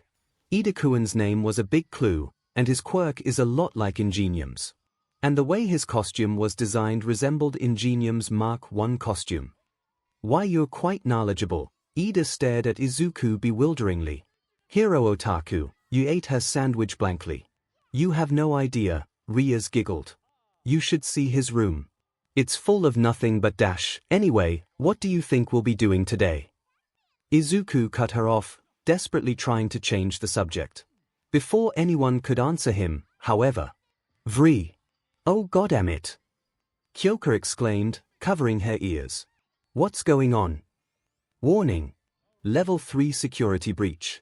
All students, please evacuate the building in an orderly fashion. What's a level 3 security breach? Momo asked. It means someone infiltrated onto school grounds, yelled an upperclassman. In my 3 years here, this has never happened before. We have to get out of here. All of the students began to head for the exit. But soon everything quickly becomes chaotic. A sea of students had formed due to everyone panicking, with Izuku and the others being sandwiched in. Hey, quit shoving. Hyde barked. I can't breathe. Milia wheezed. What is this all of a sudden? Okiko cried out as her side got hit by an elbow. As expected of you as students, they are quick to react in a crisis, Ida grunted. I don't think it's that, it's more like they are panicking, stated Itsuka as she enlarged her hands slightly to protect herself. Aizu-kun, where are you? Rias called out worryingly. I'm over dash. Izuku tried to call out, but some students pushed him further away. He somehow found himself in between Yui and Tsubasa, his hands and face pressed against the window. Kodai-san. Why Yura-san? He cried out when the two were shoved into him. He could feel Yui's soft chest pressed into his while Tsubasa's chest pressed against his back. Izuku's face burned red. Sorry. He cried out, trying his best to not lose his head over the close contact with them. It's okay, Yui replied, it's not your fault. If Izuku was not freaking out, he would notice that the quiet girl still had the same blank expression the whole time and wonder how the hell can she be calm in the middle of a crisis. Tsubasa, meanwhile, actually liked how close she was with Izuku. It reminded her of a hug pillow, in a way. An elbow shoving into her back quickly reminded her that she didn't have time to dream about him, though. As she was being pressed against the window, Tsubasa caught sight of what probably caused the alarm. It was the press. The same group from this morning had somehow made their way onto U grounds, being blocked by Aizawa and present MIC, the press. That's what this is about. Tsubasa exclaimed. Izuku, upon hearing her, peeked outside. Then there's no reason for everyone to be panicking. He muttered. Everyone was still pushing harder and harder. If they didn't stop soon, someone was going to get hurt. I have to do something. I have to let everyone know that everything is okay. Izuku thought to himself. His eyes darted around the hallway, trying to find someplace where everyone could see him. His eyes soon landed above the exit sign. I just need to get up there, With a grunt, 𝐒𝐿 unfurled his wings. Unfortunately, they happened to smack into Yui and Tsubasa. Sorry. It's okay, Yui replied, the same blank expression on her face. Warn us next time, though, said Tsubasa. What are you up to? 𝐒𝐿 pointed toward the exit sign. I need to get up there. Tsubasa looked to where he was pointing and nodded. Let me. Hey, what are dash? 𝐒𝐿 wasn't given time to ask as, using her rook strength, Tsubasa lifted 𝐒𝐿 up and tossed him into the air. 𝐒𝐿 wailed a bit before he slammed into the wall above the exit sign, leaving an indent in the wall. That looked painful. 𝐒𝐿 ignored Drake's comment. He turned around and looked at the still panicking students. Okay, here goes nothing, 𝐒𝐿 thought nervously. He took a deep breath and, everyone, calm down. It's just the media and press. There is nothing to worry about. The teachers got the situation under control. There is nothing to fear. This is you if for crying out loud. Act with some sense and calm down. Every student quieted down and sighed in relief. Some of the students were now looking out the window to see what he and Tsubasa saw. As police sirens approached, 𝐒𝐿 knew that soon the journalists would be forced to leave, and as he looked at his friends, he noticed all of them were smiling at him, happy about how he stepped up and did what he needed to do to get the situation under control. A few moments later, the student council, led by 𝐒𝐿, was in the hallway, calling for all the students to return to their classrooms. This was a false alarm. Several reporters got past the barrier. Please return to your classrooms now. A few minutes later, Mizu, Midnight, and Principal Nezu were standing by the front gate. Not only had the barrier been destroyed, but it also looked like it had been completely disintegrated. This was no news reporter, said Midnight. Who or what could have done this? Did any of the media capture this on film? Mizu asked. Detective Tsukochi is already interviewing those involved, Nezu answered. He hasn't found anything yet. What I'm more concerned with is why someone would do this. No students were hurt. And as far as we can tell, nothing in the school was taken. Should we cancel the first year's USJ trips, then? Midnight asked. Why not combine them, sir? Mizu suggested. Should something happen, putting two of our most versatile fighters together, along with 13 and All Might, may be more than enough to defend the students. Yes, I like that idea, Nezu nodded. It would also be a good opportunity for the students to network past their own classes before they develop cliques. All Might did wish to host large-scale battle trials between both classes, so this can act as a predecessor. After what happened during lunch, despite the anxiety among the students, classes resumed as normal. In 1A, everyone waited to see if their heroics classes were cancelled. As this was one as free period, they would have to wait until either Aizawa or whoever was their heroics teacher today to show up. As such, 𝐒𝐿 took this moment to head over to the middle school to check up on Koneko and Ravel. They and the other middle schoolers had heard of the commotion at the high school, but as far as they could tell, nothing odd happened at their middle school. Well, except for maybe the argument Ravel and Koneko were having. 𝐒𝐿 wisely decided to leave before they could drag him into it. By the time he made it back to the high school, a few minutes were left before their free PRD was over. Not wanting to get choked by Aizawa's scarf, 𝐒𝐿 hurried along the halls.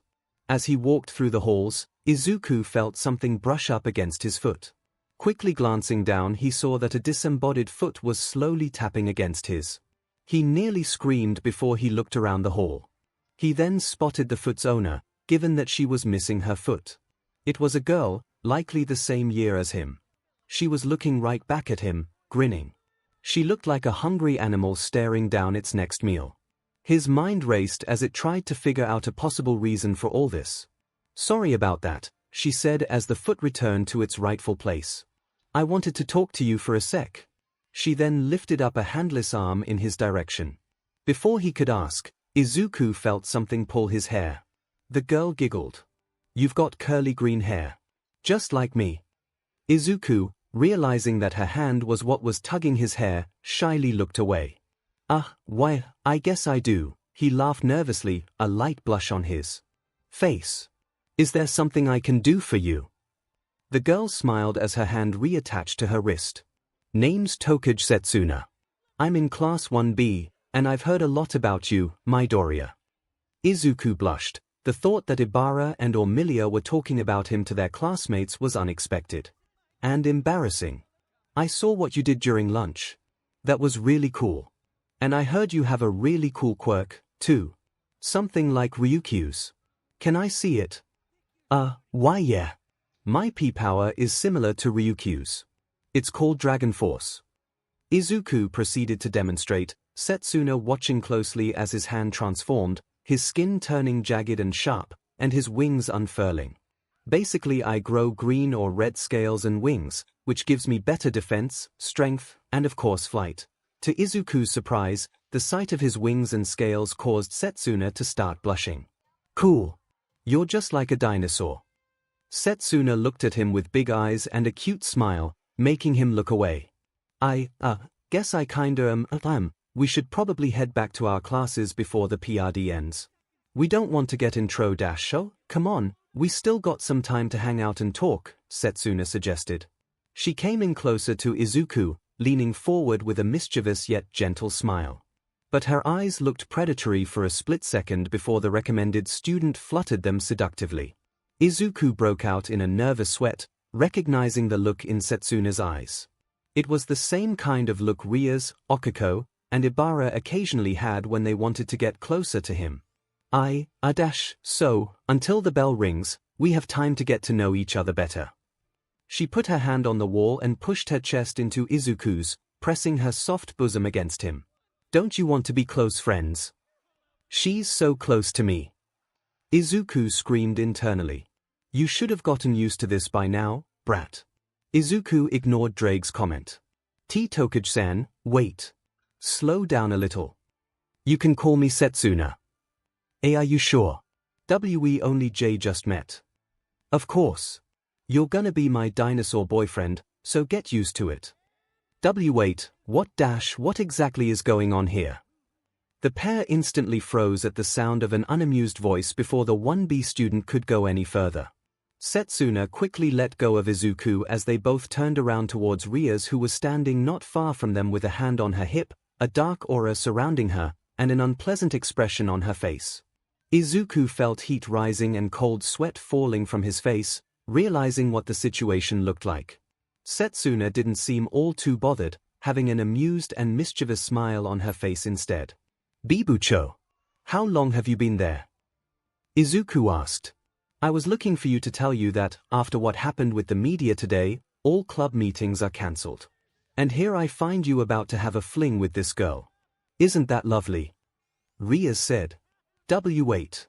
We weren't gonna have a FFFF fling or anything like that. Honest. Izuku shouted, breaking away from Setsuna. He's right, Setsuna stated, still smiling. I just wanted to see why Ibara, Itsuka, and Milia like him, is all. Forget it. Do as you please. Rias huffed, turning tail and walking away. Bucho. Wait. Izuku quickly ran after her in a desperate attempt to explain. Setsuna simply continued to watch with an amused smile. They're both really cute, Gremory-senpai, especially when she's jealous, she noted. I wouldn't mind sharing him with them. After a futile attempt to explain to Rias, Izuku made his way back to 1A dinosaur boyfriend, and Rias' unamused expression was still fresh in his mind as he took his seat. He honestly didn't know how to process it all. Suddenly he remembered what else Setsuna said. I just wanted to see why Ibara, Itsuka, and Milia like him, is all. He already had a feeling that Ibara liked him, but Milia and Itsuka too. But now that he thought back, there were times when Milia seemed upset whenever he hung out with another girl, especially Rias and Ibara. As for Itsuka, he had no clue why. Oh, fate, why do you hate me so? He internally wailed. Rias, Okiko, Ibara, Milia, Itsuka, and now Setsuna. Who's next? Hey, Midoriya-kun. Izuku was snapped out of his thoughts by a pair of floating clothes in front of him. 𝐻𝐻𝐻𝐻, what is it? He stuttered. I wanted to thank you, she told him. When everyone started panicking, I nearly got trampled over by them. Izuku's eyes widened in shock, realizing how easy it would have been for someone to not see her trip during all that. Are you okay? Toru probably nodded. Yep. After you calmed everyone down, I went straight to Recovery Girl and she fixed me right up. If you hadn't stopped everyone when you did, I would have been in big trouble. Izuku flushed a bit, sporting a nervous smile. It wasn't that big of a deal. I mean, I'm sure anyone would have dashed you. Izuku stopped when he felt a soft pair of lips on his cheek. It lasted only for a second, but already his brain was going haywire, his face turning as red as Ria's hair. Toru giggled as she began to skip away. Thanks for being my hero. What? Was all Izuku could mutter. Around him, his classmates had various reactions. Some, like Ida and Kirishima, were stunned by the sudden kiss. Others, like Okiko and Tsubasa, silently glared at the invisible girl. A couple, like Tsuyu, didn't seem to give it much thought. Two of them, Kaminari and Mineta, were briefly envious of Izuku before they furiously wrote something in their notebooks. And one, Bakugo, could only stare in disbelief. What the F? Since when did Deku become a chick magnet? Izuku silently stared off into space, rubbing the spot where Toru kissed him just a moment ago. Rias and the other girls were not going to like this, he could already tell. Maybe he should ask Drake for advice. No way. I'm staying far away from that beehive. There goes that idea. As Izuku tried to think of a solution to his ever-growing girl problems, a teacher walked into the classroom, though it wasn't Aizawa like some expected. Okiko smiled as Mizu walked into the room. Good afternoon, everyone. I'm Mizushima Akari, but call me either Mizu or Ryuto. Now, before any of you ask, not all afternoon classes were cancelled after the stunt the media did earlier. So, everyone get your gym uniforms and meet me outside. Excuse me, Ryuto-sensei. Ida shot up, raising his hand high. But what shall we be doing? Mizu gave him a coy smile. You'll see, Class 1A had gathered outside, in the same field where they had to do Aizawa's assessment test. Mizu stood in front. Looks like everyone's here. Good, then let's get started, people, she said. Today's class will cover a simple and basic but very important part of your training, sparring. Class 1A collectively sweat dropped. That was anticlimactic. Excuse me, sensei. Ida raised his hand. But how is this any different from the combat training we received from All Might? Because, unlike with All Might, you won't be using your quirks, she explained. Having a flashy quirk is great and all, but there will be times you can't use it effectively if you could use it at all. Let's use Ashido-chan as an example. Who? Me. Mizu nodded. Say you were facing a hostage situation. A villain has them either on their person or in the same room. Your quirk can be extremely dangerous, so you won't be able to use it very well or you'll risk injuring the hostage. And that's assuming the villain doesn't have a quirk that can counter yours, like say being made of plastic or glass, or even able to produce strong bases. Mina nodded, seeing Mizu's point. That's why this kind of training is important, the sorcerer continued. This is especially important for those of you who have non-combat quirks, like Hagekyu-chan or Shoji. Now then, she pulled out a box from somewhere.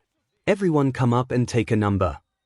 Once everyone drew a number, the results were placed on a holographic board.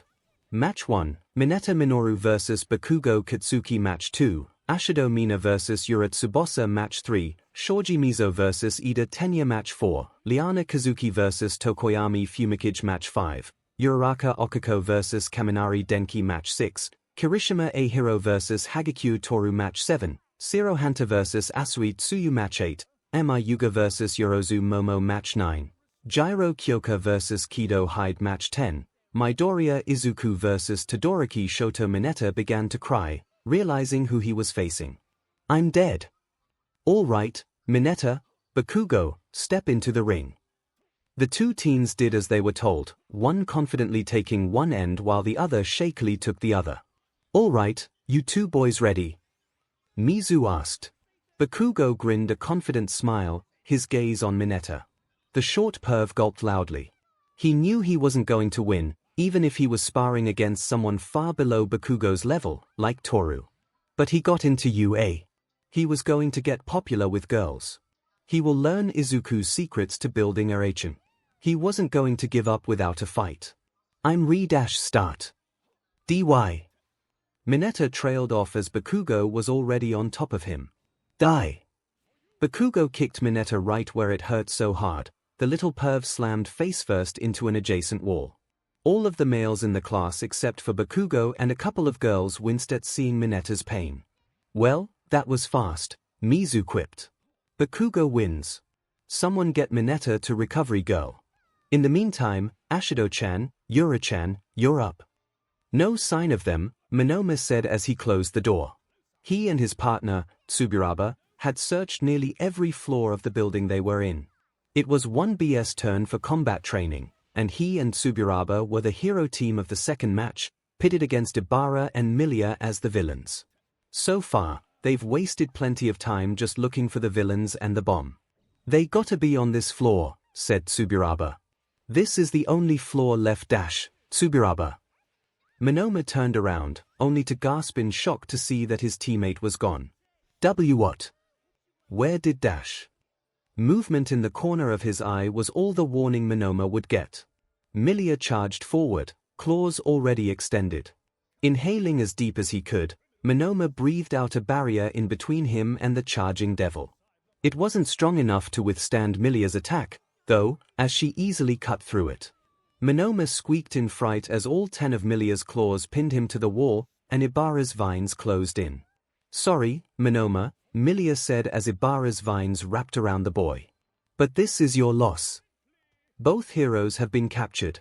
The villain team wins. All right, almost done. Mizu clapped her hands together as Hyde and Kyoka stepped into the ring. As Kyoka stretched a bit, Hyde said, Sorry, I normally don't like the idea of fighting a girl, but I won't go easy.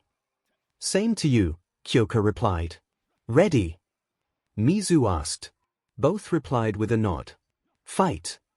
Hyde immediately charged toward her, intent on just pushing her out of the ring.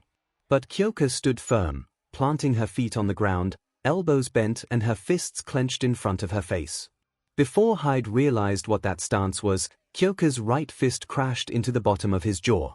Hyde nearly fell to the ground, but he managed to keep to his feet and staggered back. Ugh! Damn it! Boxing! Tsubasa said in pleasant surprise. Oh man, that had to hurt, Sero winced. She took a couple of lessons, Momo smiled. Oh, that's smart. Izuku said. Since her support items are on her legs, if an opponent were to get close she would need to defend herself without relying on them. That way, mumble, mumble, mumble. And he's gone, Okiko chuckled. Oh, Hyde groaned as he rubbed his jaw. I should know better by now to not underestimate little girls. I better make sure she won't hear that, Kyoka smiled confidently at him. Okay, let's try that again. Hyde charged again, making sure not to be blindsided by a punch this time. Only for Kyoka to trip him. Mizu sweat dropped as she watched Hyde fall face first. Great at swordplay, not so much with hand-to-hand. Kido's going to need a lot of work. Okay, that's enough. I got what I needed. Kyoka and Hyde exited the ring, the latter trying to stop a bloody nose. Midoriya, Todoroki-chan, you're up. Hey. Izuku blinked, having snapped out of his mumble spire when Mizu called for him. Seeing that Todoroki was already heading for one end of the ring, Izuku hurried along to the other. Once Izuku and Todoroki stood across from each other in the ring, Mizu called out. Ready. Fight. Izuku quickly closed the distance between them. Todoroki raised his arms in an attempt to block whatever attack Izuku would do. Izuku, however, dropped down to the ground and, in a breakdance-like move, spun and kicked Todoroki's feet out from underneath him. Before the dual-tone teen could fall to the ground, Izuku got back up, grabbed Todoroki's hand, and then threw him out of the ring. Whoa! Nice moves, Midori. Mina cheered along with everyone else. One of the best performances yet, said Mizu as she clapped. That's it for today. Take what you saw here today and use that to improve. Whether you won or not doesn't matter, What does is what you learned from them. At that, the class began to head back to their homeroom. Izuku was about to join them when he noticed that Todoroki hadn't gotten up yet. "You okay, Todoroki-kun?" he asked. "I'm fine," he replied. "I'll catch up." Izuku nodded before leaving. As the green-haired devil left, Todoroki looked at his left hand. For a brief moment, when Izuku knocked him down, he felt heat coming from it. "I nearly broke my vow, again. I was right. He is someone to look out for." He clenched his hand, determined not to lose to him again. So then, why did his chest feel so warm? The walk back to the Midoriya apartment was quiet. Rias hadn't spoken at all during the entire train ride there. Izuku was worried that she was still mad at him about Setsuna, even though he couldn't understand how that was his fault. They had just left the station a few minutes ago when Rias suddenly stopped. "Hey, Izuku-kun." Yeah." Rias turned toward him, an apologetic look on her face. "I'm sorry about earlier. Thinking back now, you're not the type to do something like that." Izuku smiled as he nodded. "It's okay." Okiko and Ibara looked between the two quizzically. "What's this about?" Ibara asked. Oh, it was nothing."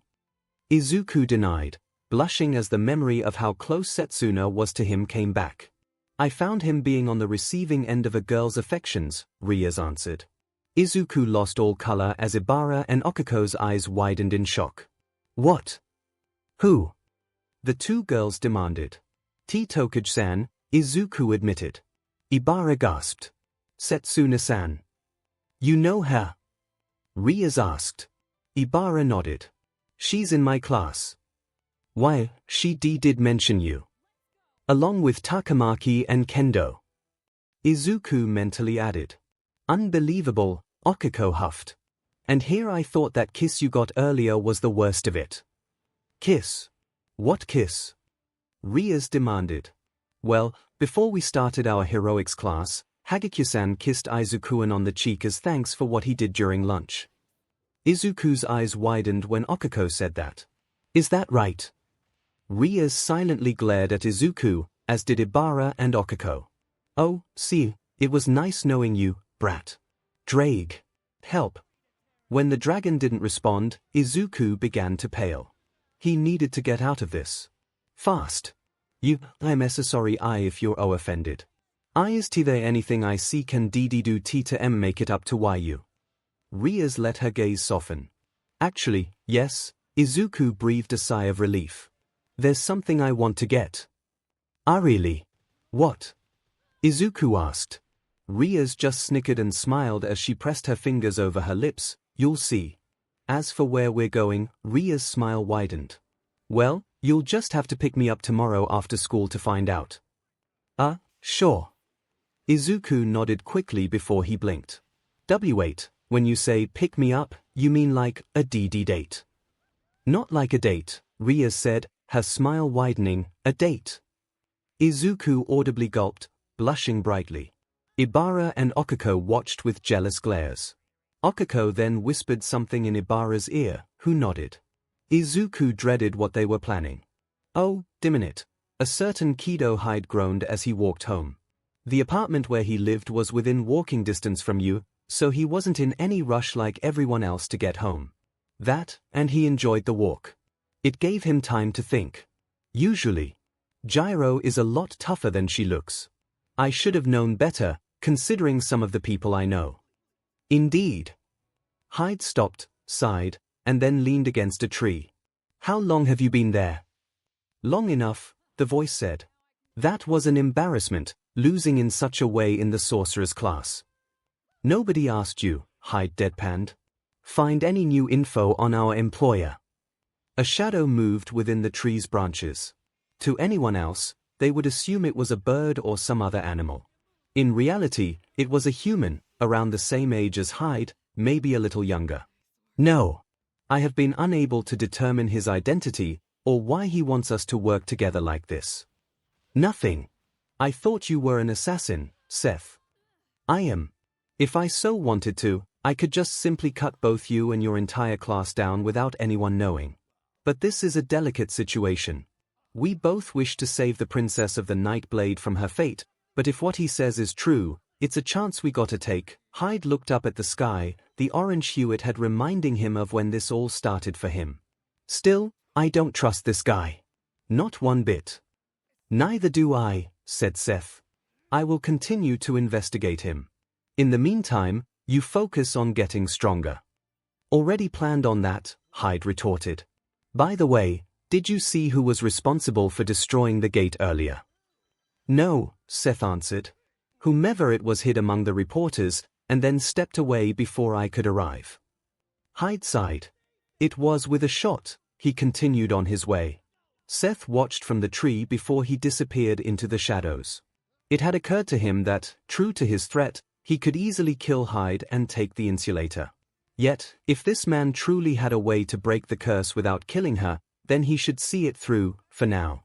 Izuku paced around in his room, his anxiety about his date with Ria's tomorrow starting to overwhelm him. It had been the only thing on his mind since they got home. It was like with Reina all over again, only this time he knew he wasn't going to die, at least not at Ria's hand. Calm down. Drake demanded. If you keep this up, you'll have a heart attack. Drake, what do I do? Izuku demanded. I mean, this will be the second official date I've ever been on. Wait, does that date with Reina even count? She did kill me. Oh, God. What if she itch? Izuku hunched over as pain hit his head. Drake let out a deep sigh. Calm down. Just be you. Anyway, get some sleep. You'll need it. Izuku still wanted to ask him more questions, but complied and went to bed. Thoughts of what Rias had planned flooded his mind, from the innocent to the not-so-subtle. Blushing bright red at his own thoughts, Izuku slipped into unconsciousness. Had he stayed awake a moment more, he would have heard the sound of his door opening, and 3 figures, cloaked in shadow, approaching his bed. Unnoticed, the intruders slipped into his bed, wrapping their arms around the sleeping teen. A tiger has been spotted in the residential districts of Yokohama. Eyewitnesses claim it gave off an ethereal blue glow and moved as fast as lightning. Authorities have already dispatched both police and heroes to search for the tiger, but currently, there are no leads on where the tiger is or where it came from. Inko hummed softly to herself, listening to the news as she prepared breakfast. She had gotten up earlier than normal and, noticing that Izuku and the girls were still asleep, decided to get started on breakfast before they head out for the day. And now for today's top story, yet another disappearance has been reported in Kanzakai. 7 people have now vanished within the quiet town without a trace. Local police and heroes are under pressure to determine who or what is responsible. How scary! Kanzakai is only a few hours away. Inko turned the television off as she placed the 5 plates on the table before going down to Izuku's door. She already checked on the girls, only to find their beds empty. They were likely already doing their morning training. Izuku's door, however, was still closed. A sign he was still in bed. He must have forgotten to set his alarm, she thought as she knocked on the door. Izuku, are you up yet? Breakfast is ready. She didn't bother to wait for an answer, twisting the knob and opening the door. And what she found in his room was something she wasn't prepared for. Izuku groaned as the sun's rays woke him. So heavy, he grumbled quietly and turned over to his side, his arm reaching out to nothing under the covers. Squeeze, he flinched, feeling the sensation of something warm, soft, and round in the palm of his hand. Izuku's eyes snapped open, finding the sleeping face of Rias in front of him. He nearly screamed in shock, realizing that his right hand was currently GRPNG, her left BRST. He quietly tried to get up, only to find a sleeping Ibara on his other side. And on top of him, he found Okiko, sleeping soundly with a blissful smile. They too were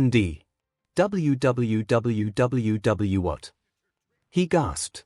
He was trapped, surrounded on all sides by the sleeping girls, his brain going into overdrive to rationalize why they were in his bed and how they got in without him noticing. Yet he quietly admitted to himself that Ria's BST was just so soft yet firm. He began to wonder if Okiko's or Ibara's BRSTS were just as... Stop, brain. Stop. Drake was oddly silent during this. As Izuku's mind began to melt down, The girls all groaned quietly, slowly waking up. Good morning, Izuku-san, Ibara greeted, stretching out her arms. Good morning, Rias yawned tiredly. Morning, Okiko tiredly rubbed her eye. Good morning, a stuttering Izuku nodded. Rias he already knew slept but Ibara and Okiko. Since when do they do that? WWYARYYU all I in my bed. Okiko and Ibara, realizing why he was stuttering, blushed and covered themselves. Rias, however, smiled. You like what you see, Aizu? Hey. Izuku hadn't noticed that his eyes were wandering slightly, gazing at their exposed racks and thighs. Rias did, though, and she liked it. To answer your question, I caught Okiko and Ibara sneaking into your room last night. She quietly looked at the two girls in question. Apparently they wanted to sleep with you as a way to pay me back for our date later. Izuku's eyes widened. He had completely forgotten about that. So I decided to join them. When they saw that I slept they decided to do so as well. By the way, what time is it? Okiko glanced over at Izuku's all-night alarm clock. 6:53. We slept in. Ibara asked. Izuku, did you forget to set your alarm? Rias asked him. I had a lot on my mind last night. He wanted to retort, but a sudden knock on the door made him stop, followed by a voice from the other side. Izuku, are you up yet? Breakfast is ready.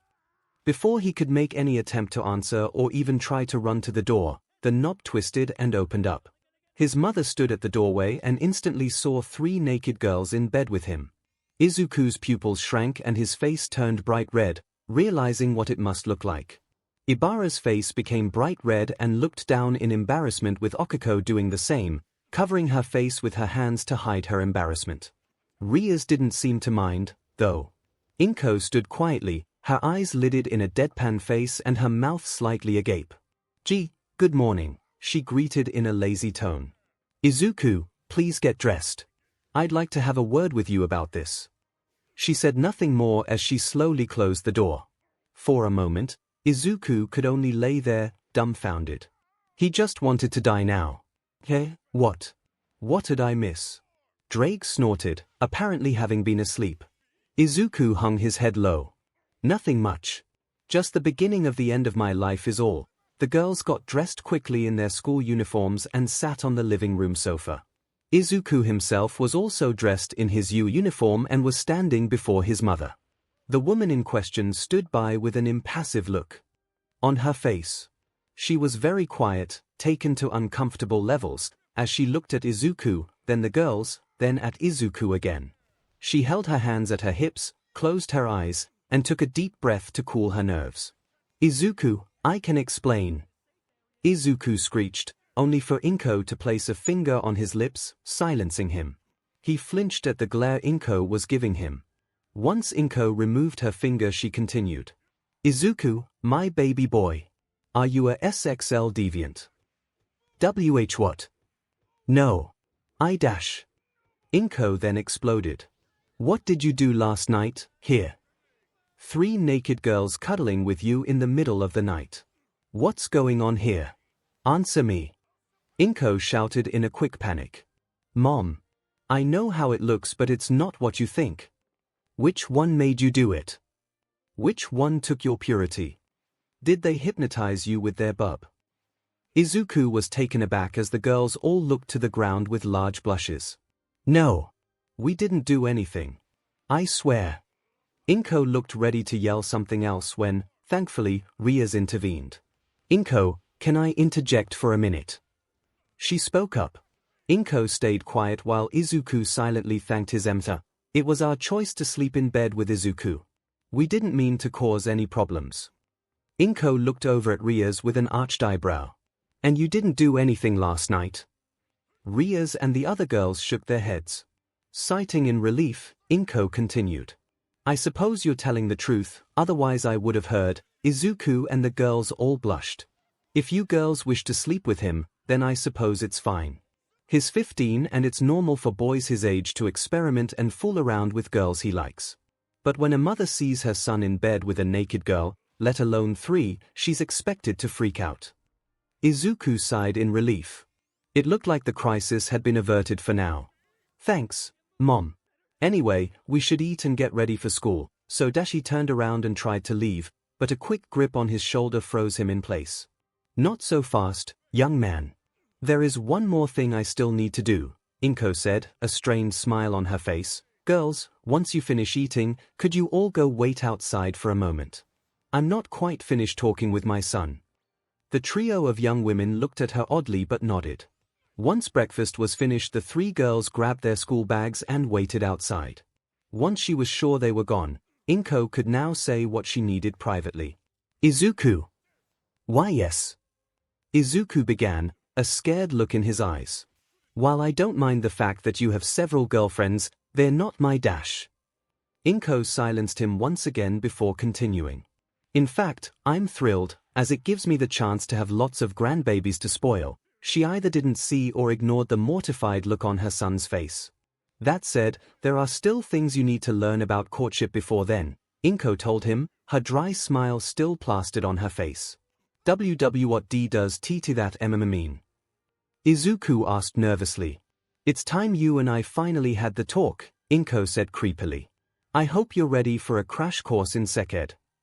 It was about a 30-minute wait as the girls stood on the walkway in front of the apartment, wondering what 𝐒𝐿 and his mother were doing. Their thoughts were interrupted by the sound of the door opening, and they all looked to see 𝐒𝐿 stepping out of the house, looking haggard. Sorry for making you wait, 𝐒𝐿 groaned, leaning against the railing. Your mother must have tired you out, here. Riaz asked, looking worried. 𝐒𝐿-san, what happened? Ibarra questioned. 𝐒𝐿 looked up at them. His face was very pale and his eyes were wide, almost as if he saw something he wasn't meant to know. My mom crammed all the sex ed info she could into my head. She wasn't going to let me go until she was sure I had everything, he answered. That doesn't sound too bad, 𝐒𝐿 said. She was very graphic and descriptive about it. Very graphic and descriptive. And she said that she wasn't finished yet, 𝐒𝐿 sighed. The only reason she let me go was because we have school. Riaz gently placed a hand on his shoulder. I'm sorry, she said. I would have altered her memories, but she didn't give me a chance. If you want I can change her memory so that we're at least dressed. 𝐒𝐿 shook his head. No, it's too late, he said. Let's just get to school. Listen, heroes, you'd better not come after me, because if you do, I'm killing this little family here, a giant pink villain stated, holding 3 civilians as hostages. The heroes he was talking to, Mount Lady, Kamu Woods, and Death Arms, were a few meters away from him, breathing out of breath from fighting the villain. It's fine now, family. Misery smash. All Might dashed right past the villain from behind and karate chopped him in the head, instantly knocking him out while securing the family to safety. Why? Because I am here, on my way to work. Yi. The crowd cheered their favorite hero enthusiastically. We appreciate it, but Mount Lady spoke with a depressed tone. He'll put us out of business, Kamu bemoaned in a lamenting fashion. Thank you, sir. A police officer on the scene saluted as his 5 colleagues slowly dragged the unconscious villain to a secure van. Even the heroes were having trouble with that one. Happy to help, good sir. All Might saluted back. Now, I mustn't be late for school. Before anything else was said, All Might heard a scream in the distance. 𝐒𝐲 hit and run. Nezu will have my hide for being late, but All Might launched himself into the air. As he flew through the air, he noticed something. Am I getting slower? He glanced at his hand mid-flight. Ever since I forced myself last year, the time I can spend in this form has gradually become shorter. Still, I have to last. I need to find a successor soon. His thoughts drifted to Night Eye's pupil. I am proud that young Tagata turned down the offer, despite Night Eye's insistence. Still, if that tip Tsukochi received is true, if he is still out there, I must be ready to face him if he comes back before I can find a successor. All Might thought in the time it took him to reach the fleeing vehicle and smash the engine so it would be unable to go any further. I heard there was a hostage crisis the next town over, a person on the footpath spoke, looking at their phone. All Might wanted to sigh, but a hero's duty to the civilians must come first. Aizawa's gonna chew my ear off for this. With that last unappealing thought, All Might headed in the direction of the next town over. It was just after a relatively short lunch that the class was seated before Aizawa's board form. Now for today's basic hero training. It'll be different from usual, Aizawa began. Due to the incident with the media yesterday, it was decided that classes 1A and 1B will be working together, under the supervision of 4 instructors, All Might, Vlad King, me, and a 4th you will meet at the training grounds. What are we gonna be doing exactly? Zero asked, raising an arm. Preparing your disaster relief skills, you'll be dealing with natural disasters. Aizawa pulled out a white card with the word rescue written on it. It's time to move on to more in-depth rescue training. Rescue? Looks like it'll be a lot of work this time, too. Kaminari said. Right. Mina agreed with him. Now this is the duty of a hero. My arms are ready to rumble. Kirishima was fired up. No one can beat me in water, Kero, Tsuyu said as she, too, anticipated the rescue training. Hey, I'm not done. Aizawa glared lightly at the chatting students. It's up to each of you whether or not you wear your costumes, as some of them may be ill-suited to this activity. He pressed a button and the students' briefcases slid out from the wall panels. The training site is a bit of a ways from here, so we'll be traveling by bus. He looked back to the class who were still seated. That's all, get ready. With that, he turned and walked out the door. The students got up from their chairs and began to prepare to head to rescue training. Class 1A walked out after changing into their costumes. As they did so, Okako noticed something. Aizu-kun, where's your costume? She asked. He was wearing a gym uniform. It's still being repaired by the support department, Izuku answered. Someone named Hatsum is in charge of it, but I haven't heard anything from them yet. Oh, I wanted to see it. The unmistakable voice of Setsuna caused Izuku to flinch. She, along with Ibara, Itsuka, and Milia, were walking up to them. Itsuka wore a blue knee-length chipao, with a black double-breasted corset that ended just below her bust, with short black spats underneath, a brown utility belt, a satchel attached to her back, a thin black domino mask around her eyes, and white-heeled navy blue boots. As for Setsuna, she wore a blue scaly mask over her eyes, a bodysuit with a matching design, and black knee-high boots, while her hands were covered in fingerless gloves with wrist guards and a belt around her waist decorated with a jewel in its center. Milia's costume was surprisingly modest, for a succubus. It consisted of a dark leotard mixed with a purple dress, and a dark purple cloak over it. She also had black boots, 2 brown fanny packs, and her glasses were replaced by a mask that resembled bat wings.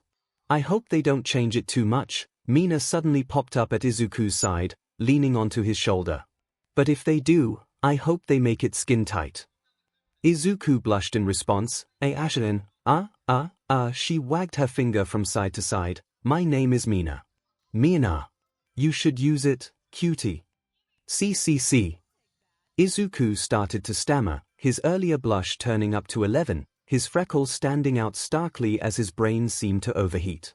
By the way, how's my costume? Pretty hot, here? She asked. The pink-skinned teen made extra sure to push her chest forward, showing off her cleavage. Izuku looked away, hiding his burning red face as he stuttered. I can't answer that. Oh, why not? Mina faked whined. Because reasons. He yelled, getting the attention of some of the other students. Izuku had a good reason to not answer. In the halls a few floors above the ground, Ria's gremmery silently glared at the gathered students. Specifically, the pink-skinned girl who was far too close to Izuku for her liking. Ria's. You okay? Cudelia hesitantly approached the red-haired devil. It's rare to see her so worked up, Sona commented. She must really like Midoriya. Ria's ignored the presence of her friends, her gaze focused solely on the pink-skinned girl flirting with her servant. Sona sighed before looking at the boy of Ria's affections. She had to admit, he had a certain appeal. Ibara, Okako, Milia, Itsuka, and Setsuna all silently glared at Mina. But before they could say or do anything, Kendo, stop being friendly with Class 1A. Monoma strode up to them, wearing a tuxedo with several clocks around his waist. They're our enemies because they think they are better than us since they're in Class A, but we know that they are nothing but a bunch of dash chop. Whatever mocking words he was going to say were cut short by Itsuka's karate chop. This is the second time this week, Monoma. You better not make it a habit. As Itsuka dragged Monoma to 1BS bus, Milia could only watch in envy at Okako and Ibara talking with Izuku. She was just so far behind them that a hand was suddenly on her shoulder. "Oh, relax, Milia," Celica cheerfully said. Her hero costume consisted of a plain, long-sleeved, white shirt with golden rimming across the collar and sides, with black and gold cuffs. The costume also consisted of a frilled black miniskirt with a golden line crossing it horizontally. The skirt itself barely reached her thighs and was held in place by a small gold buckle. Finishing the costume's look, Celica also had a black cape with a golden lining that reached her back, a pink witch's hat, and brown running shoes. "You'll get your chance, soon." Milia looked at the pawn, nodding and smiling. She was right. Her chance with Izuku will come soon. She just had to be patient. Todoroki then walked outside, being the last Hero Corps student to arrive. "There you are, Todoroki-kun," Ida yelled, running up to him. "As UA students, we must always arrive on time for any assignment the teachers give us." "It's okay as long as Aizawa doesn't say anything against it," Todoroki replied. "That is not the point. Why do you always insist on entering the changing room after everyone else leaves?" Nearby, Aizawa watched as Ida continued to berate Todoroki to no avail. "The kid won't be able to hide forever. They'll figure it out eventually." Aizawa then looked over at the rest of his students. Many were already starting to introduce themselves to their sister classmates. Several friendships rapidly formed between them, due to sharing personal interests or having similar quirks. "All right, everyone get to your assigned buses now," Aizawa ordered. The students did as ordered, and soon they were heading to their location, eager to learn more about being heroes. Izuku gave a quick mention of the bus's open layout as his fellow classmates arrived, allowing them to take any seats they pleased. Aizawa had sat up at the back while the rest of the class sat towards the front, Izuku ending up between Tsuyu and Hyde. "So it was this type of bus here." Mina smirked across from Izuku. "It does explain why you said for us to sit anywhere." Ida nodded, sitting next to Mina. "Still, we're kinda sitting randomly," Tsubasa, sitting in the back with Liana, said. "Does it matter? I mean, we're all classmates," Hyde pointed out. "True that," Kirishima nodded in agreement. "You know I generally speak my mind, right, Midoriya-chan?" Tsuyu started, tilting her head to look at her green-haired seatmate. Yes, Asui-san. Call me Tsuyu-chan." "Alright, my bad," Izuku apologized. "Your quirk is a little odd. You can increase your own power, but also turn into a dragon, like Ryukyu's." Tsuyu bluntly said. Well, yeah, I guess it kinda is like hers," Izuku muttered. "I can double my power, but only once every 10 seconds. So there are limits." "Wait, double power every 10 seconds. That's crazy," said Kirishima. "That's nothing like my hardening. Sure, I'm good in a fight, but otherwise, it's really boring." With the sound of splitting concrete, Kirishima's arm took on its customary sharp, rocky form as he activated his quirk. "Not at all, I think that it's a great quirk," Izuku grinned. "More than enough to go pro."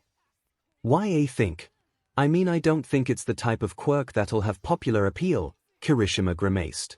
"It is something that I needn't worry about." Ayama took this moment to speak. "My naval laser is both strong and cool. Perfect for a pro." "Yeah, that's if YA can avoid blowing up your stomach." Mina grinned, placing her hand on the glittering hero-in-training's shoulder. The group held in a snicker at the pasty look that overcame Ayama's face. "Still though, if any of us have pro quirks, besides Midoriya, it'd be Todoroki and Bakugo." Kirishima cast a glance to the back of the bus at where the mentioned two were sitting. The explosive blonde gave the group in front of him a mild glare and a tease each before resuming to ignore them until, "Quirk aside, Bakugo's so unhinged that he'll never be popular," Tsuyu bluntly stated. What the F did you say, frog face? I'll kill your butt. Bakugo slammed his hands down on the guard in front of him as he stood up and glared at Tsuyu. See? Tsuyu bluntly stated as she pointed back to the caustic teen, her point proven. It's sad that one of the things that have become obvious over the first week with you is that you've made it abundantly clear that your personality is of a turd getting steamed in a saw, Kaminari smirked. What the hell kind of vocabulary is that? Bakugo snarled at the blonde. Surprised that Bakugo is the one getting teased in school, now. Yeah? Izuku nodded. It's certainly a new sight. Izuku laughed to himself as the bus began to slow down. Look sharp, we're here. Aizawa was already at the front of the bus, stepping out while ordering the students out. They all got off the bus to see a large dome building before seeing someone in a large spacesuit waiting for them. Hello everyone, I've been waiting for you, declared the person in the spacesuit. Oh my gosh, it's the space hero, 13. Akiko gushed, she's my favorite hero. The gentlewoman hero who does her best work in rescue scenarios. Izuku added. A true gentlewoman indeed, Jirota nodded. They were swiftly led into the domed building to see so many variations of rescue training areas, all built to simulate real-time disasters. It looks like Universal Studio Japan. Kirishima and Tetsu both yelled. A flood zone, a landslide zone, a conflagration zone, a flood zone, and more. Every disaster and accident you can imagine, said 13. I built this facility myself. I call it the Unforeseen Simulation Joint. So it really is USJ, was the prevailing thought amongst the students. 13, where's All Might? He's supposed to be here, Class 1 as homeroom teacher asked. About that. 13 held up 3 fingers before continuing in a lower voice. It seems that he overdid it on hero work on the way here and he already reached his limit. He's currently resting at the lounge back at UA. Aizawa sighed. That fool. He should know better than that. Vlad King said in a whisper tone. Well, there's nothing we can do now. We just got to start the training without him. Aizawa whispered as the two heroes agreed. Before we do, I have 1 or 2 points to make. 13 held up 2 fingers, before raising 2 others. Or 3, maybe 4, 5, 6, 7. The student's sweat dropped. So a lot of points. Everyone, I am sure you are aware of my quirk, Black Hole. I can SCK up anything and turn it to dust. 13 said as she explained her quirk. You've been able to use that quirk to save people from all kinds of disasters, right? Izuku asked. Yes, but it is a power that can easily kill. Some of you also have quirks like that, right? 13 asked back. None of the students answered, but many silently said yes. In a superhuman society, personal quirks have been certified and stringently regulated, so that doesn't seem to be a problem at first glance. However, please do not forget that there are many quirks that can easily kill with one wrong step. With All Might's combat training, I think you have experienced the danger of using those powers against others. This class is a fresh start. You shall learn how to use your quirks to save people's lives. You do not have powers so you can harm others.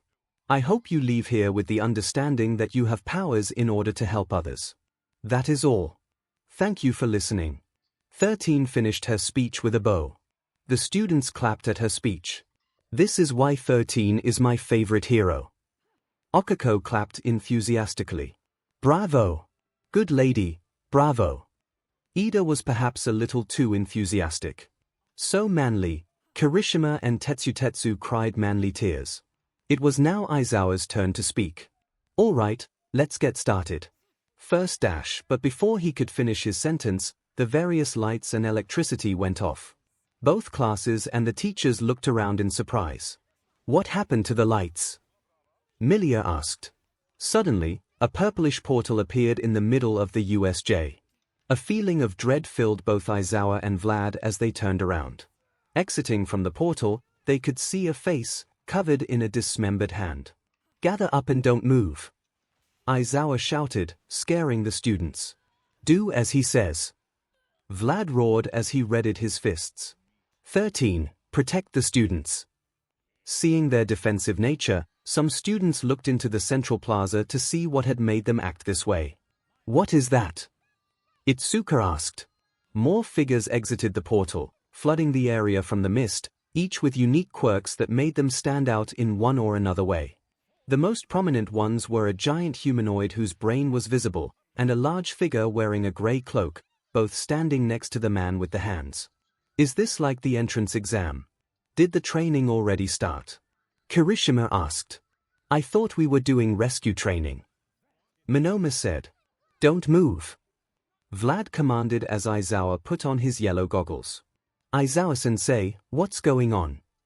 Izuku asked. "Those are villains," Aizawa replied. This student's eyes widened in shock. "I don't see him, bossman," the large man in the cloak said. "Neither do I." The dark mist turned into a vaguely humanoid shape. "The only heroes I see are Eraserhead, 13, and Vlad King. There are also more students than expected. Perplexing. According to the schedule we retrieved, All Might should be here, and Class 1B should still be at the main building. We did give them a pretty good scare earlier," the man with the hand said. "Guess it makes sense that they changed the schedule a little in response. As for All Might, he might just be late. Killing a few kids might summon him faster." Aizawa's binding cloth furiously unraveled as the last of the villains stumbled through the black fog.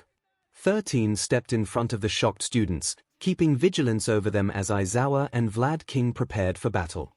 "Villains attacking you not even a day after the media forced their way in," Vlad muttered. "Then yesterday's breach must have been their doing," Aizawa muttered. "But why would villains break in here?" Kirishima shouted. "Yeah, who'd be stupid enough to sneak into a school for heroes?" Added Tetsu. "Sensei." Itsuka addressed 13, wiggling her way to the front of the two classes. "Doesn't the USJ have trespasser sensors?" "We do, but if the sensors are not responding, then one of their quirks must be responsible for it," Liana said. "An isolated part of the campus during a scheduled class, they planned this meticulously." "That means they have some sort of goal in mind," said Todoroki, his tone not even remotely affected by the sudden appearance of villains. "And since we're isolated away from the main campus," continued Monoma, his usual sarcastic and flamboyant speech absent for once, "that means nobody knows what's happening here. Quite smart for a bunch of fools." 13. "Begin evacuation," barked Aizawa. "If they are jamming the sensors, then most likely they are jamming communications. The quirk is either an electrical-based one or radio wave-based. Kaminari, try to contact the school with your quirk." "Yes, sir." Kaminari obeyed. "Class representatives, organize your classes. Make sure you keep a head count on everyone," warned Vlad King. "You can't fight all of them by yourselves." Izuku exclaimed. "Yeah, we can help out." Hyde added. "𝐻MH, don't underestimate us pros," Aizawa smirked. "No good hero is just a one-trick pony." "Reminds me of our student days," Vlad smirked. "Now that I think back, we're still even in our spars. Wanna use this as a tiebreaker?" "This isn't the time, Khan," Aizawa reprimanded. "And as a reminder, I'm leading at 51. Aizawa jumped down the stairs. "Why that dash?" Vlad quickly followed after his colleague. "Shooting squad, let's go." Grinned a villain with gun barrels for fingers. "Didn't our intel say it was just gonna be All Might and 13? Why's Vlad King here? And who's that hobo?" A female villain with long gray hair floating upward stated as she and the rest of the observed Aizawa charging ahead of Vlad. "Don't recognize him. But if they think they can take us down, then they are dead." Another villain stated as they got ready to kill the two pros. Aizawa responded by activating his quirk as his eyes turned BLD red and stared at all the villains in his line of sight. One of the villains tried to shoot from his fingertips, but found his quirk not working. "Heh. My quirk." The other two villains were having similar issues, Aizawa having erased their quirks. They didn't have time to understand what was happening when Aizawa wrapped them in capture cloth. With a swift tug, all three of them flew right into each other above Aizawa's head, knocking each other out. "Idiots. That's Eraserhead." A random villain shouted. "He can erase quirks just by looking at you." "Erase. Bet you can't erase mutation-type quirks like mine, 𝐭𝐚𝐲. A large villain with multiple arms around his body said as he charged at Aizawa. Yeah, I can't, Aizawa replied, easily dodging the attacker's first strike and punching him square in the face. But the skill of guys like you. Suddenly, the capture cloth shot out and wrapped itself around the villain's leg as Eraserhead dodged a second punch and he countered with a kick. Are statistically better suited for close combat. Pulling from the cloth, the multi-armed villain was sent flying against a crowd of goons, throwing the group to the ground and taking them out of combat. So I've taken measures against that, Aizawa said confidently as he easily manhandled what were clearly the cannon fodder minions. A group of 4 villains tried to attack him from the back, but Vlad intercepted them and in 2 swings managed to knock them out, his punches so hard and fast that one's face was not enough to stop them. Got you! A burly-looking villain shouted as he tried to punch Vlad, only for him to easily catch the fist with one hand. Suddenly, BLD came gushing out of his gauntlet, ensnaring the villain's hand. 𝐭𝐚𝐲 𝐔𝐸𝐽 aka Vlad King, quirk, BLD control. He can control his own BLD once it leaves his body. Ew, let me go, struggled the villain. Vlad's response was to roar and use the villain as a bat, knocking several others before spinning and tossing him away. The poor villain landed at the feet of the apparent leader of the invading villains. 𝐼𝐼, get rid of him, stated the leader. 𝐼𝐼 squawked and kicked the villain away. Shigaraki Tomura, please do not throw whomever we gather like that, sighed the mist villain. Not like it matters, 𝐭𝐚𝐲, the villain in the cloak grunted. There are plenty more where he came from. Now hurry up and cut me loose. I'm starving.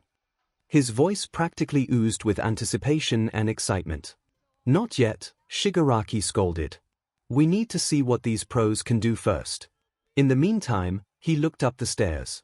The students were already running back toward the exit. 𝐭𝐚𝐲, take care of the children. Back with the students, they were awed by the fact Aizawa and Vlad could hold their own against all those villains.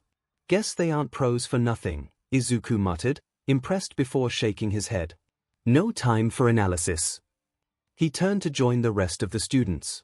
The group of 40 students, led by 13, were now reaching the exit, but as they did, a purple mist appeared in front of them, allowing the villain to appear.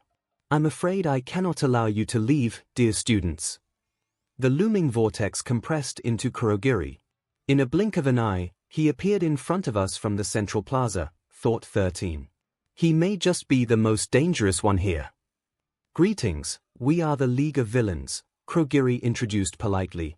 Forgive our audacity and impertinence, but we have come to 𝐒𝐽𝐽, the most hallowed bastion of heroism in Japan for a simple task. Here, he locked eyes with a few of the students and 13. To end the life of All Might, the symbol of peace. Though it appears he's not in class at the moment. Still, my role remains unchanged. As 𝐭𝐚𝐲 monologued, 13 flipped out one of her finger caps, preparing to use her quirk. However, Bakugo, Kirishima, and Tetsutetsu all rushed 𝐭𝐚𝐲. Kirishima hardened his fist, Tetsutetsu steeled his, and together, the boys aimed for 𝐭𝐚𝐲's head while Bakugo had both hands out and blasted the bottom. Huh, didn't expect us to take you out first, did YA? Kirishima taunted. Yeah, take that. Tetsutetsu said, high-fiving Kirishima. Oh dear, that was dangerous, everyone gasped as the smoke cleared, revealing an unharmed 𝐭𝐚𝐲. You certainly live up to your school's reputation. Students, move out of the way now. 13 yelled, her finger pointed towards 𝐭𝐚𝐲, but it was too late. But now it's time for me to scatter you to meet my comrades, and your deaths. 𝐭𝐚𝐲 yelled, enveloping both classes with his dark mist. Ida grabbed whoever was nearest to him and ran out of the mist, which were Okako and Komori. Shoji grabbed Yuga, Mina, and Tsuburaba, as they were closest to him, and managed to anchor himself into the ground to avoid being sked in. Awase fused his feet into the ground while grabbing Zero and Kamakiri, fusing his hands into their skin to avoid being pulled away. Jirota transformed, grabbing Celica and Monoma and anchoring himself down similar to Shoji. But the fog soon had everyone else surrounded, swallowing them whole. Izuku flinched as a pair of frightened, trembling hands slapped down on his shoulders before the mist sked him in entirely. 𝐒𝐬𝐽 yelled out in a panic as his feet and the ground was no longer connected. His bearings were lost, and the only sensation he felt besides the hands on his shoulders was that of falling. The mist pulled him down, down, until, at last, a glimmer of light could be seen through the end of the shadowy aperture. Whoa! 𝐒𝐬𝐽's vision spun as the shadows spat him out, dumping him onto a hard, rocky surface. He stayed on the ground for a few seconds, shaking his head to regain his senses. For some reason, something incredibly soft was pressing against his head, and everything was wet. It took him a second to realize that he was underwater. Water! That mist guy must have a warping quirk. A pair of slender arms wrapped around him and began dragging him to the surface. 𝐒𝐬𝐽 turned his head, seeing the face of Milia. We must have been warped here together. Suddenly, Milia's eyes widened in horror and shock. 𝐒𝐬𝐽's eyes wandered to where Milia was looking, and they widened in shock. A villain with shark-like features was heading straight for them at high speeds, first catch of the day. Nothing personal, but you kids gotta die. Then, out of nowhere, Tsuyu appeared and rammed into the villain on his right cheek. Midoriya-chan, Takamaki-chan. The frog girl used her tongue to wrap it around the two devils before dragging them out of the water. As the two devils gasped for breath when they reached the surface, a ship waited for them. Are you guys okay? 𝐒𝐬𝐽 and Milia looked up, seeing Hyde, Pony, and Rin on the ship already. Hang on, we'll get a rope. Hyde said. No need. Tsuyu, using her long tongue, gently placed 𝐒𝐽 and Milia on the boat carefully. As 𝐒𝐽 rubbed his head, he finally realized what the soft things against his head were: Milia's melons. His face turned red as he scurried away, Milia's face just as red. Even though she silently admitted she had fantasized about doing that with 𝐒𝐽. I got two more coming on board. Tsuyu had both Yui and Mineta wrapped in her arms. As she wrapped Yui in her tongue and placed her on the boat, Mineta said, For a frog, you got pretty big melons, the perverted boy said, using how tired he was to lean his head on her bosom. It made her blush and embarrassed by his action. In response, the frog girl wrapped her tongue around Mineta's body and slammed him on the boat as hard as she could instead of placing him on the boat. Once that was done, Tsuyu climbed onto the boat. You saved mine and Takamaki-san's lives, 𝐒𝐽 said. Thanks, Asui-san. I told you to call me Tsuyu-chan or Zu-chan. She said. Asui Tsuyu, quirk, frog. She can basically do anything a frog can. Oh, sorry, I didn't mean it, 𝐒𝐽 muttered, waving his hands around nervously. You okay, Yui? Milia asked her classmate, who nodded. Did you see anyone else? Rin asked. Not anyone I recognized, Tsuyu replied. We might be the only ones here. Boy, are we in a pickle, said Pony. Yeah, Hyde nodded. What that mist guy said, do you really think they can kill All Might? I'm not sure. But he was supposed to be here with our teachers including 13 for this PRD. 𝐒𝐽 said. I heard 13 say he's doing some hero stuff in the city. But you're right, he should have shown up. Probably would have taken down these guys right away. Hiryu said yeah. Said Mineta. And once he does show up, All Might will flatten these villains like nothing. I'm not so sure, said Tsuyu. If they even bothered to come here, then they probably have a way to kill him. Everyone else looked at Tsuyu with varying looks of horror. Yeah, 𝐒𝐽 nodded. You may be right. They obviously planned this for a while. They split us up, separating us from the teachers so it would be easier to get rid of us. The media break-in yesterday was the prelude, just like what Aizawa-sensei said. Will we really be able to hold out until All Might arrives? Milia hesitantly asked. If he does come, will he be all right? As the teens pondered Milia's question, Hyde noticed something in the water. We have other things to worry about. You bestiaris. The shark villain yelled as he and a dozen more at least surrounded the boat. I'll enjoy eating you. Mineta proceeded to scream like a little girl. 𝐒𝐽 looked at the villains swimming toward the boat before he looked at the others. Each of them was growing nervous, some more than others. 𝐒𝐽 tried to think. If they are here for All Might, then they may have a way to kill him. They wouldn't have planned this attack otherwise. But why him of all the heroes? Because his existence discourages villains and evil. Because he's the one and only symbol of peace and justice. His demeanor turned to determination, clenching both his fist and teeth. If these villains have a way to kill All Might, then right now we must put a stop to whatever they are planning. He said, gaining the others' attention. We have to fight and win. At UA, Rias had grown anxious. Normally she would either study or go over plans for club activities, but for some reason, she couldn't bring herself to do so now. Maybe it was just nerves. She is going on a date with Izuku later. No, that can't be right, she thought. She had taken out her phone to ask how Izuku's class was going, but Izuku's phone was out of service for some reason. The same was true for Momo, Ibara, and Okiko. She'll have to contact them in a different way later without anyone watching. Not being able to contact any of them didn't help with her anxiety, though. Maybe it's just jealousy. Izuku was attracting a lot of girls lately. If Setsuna, that pink-skinned girl, and the Hagakure girl Okiko had mentioned were any indication. Counting herself, that meant 8 girls were at least attracted to him, possibly more. If she wanted to keep up, Rias would have to step up her game. I should ask Inko for advice later. Rias smiled, wondering just what Inko would suggest. Still, that did little to ease her. USJ, Flood Zone, what do you mean fight? Are you crazy? These guys might be able to kill All Might, and you think we can take them? Did you hit your head when we got warped here? Mineta yelled at Izuku, tears coming out of his eyes like a fountain. The best plan is for us to just wait for a real pro from you to come and save us. These guys have the advantage, said Rin. We can't get in the water or else we're dead. Hey, are you even listening to me? Mineta demanded. Does that mean they knew what was in the USJ before they warped in? Milia asked.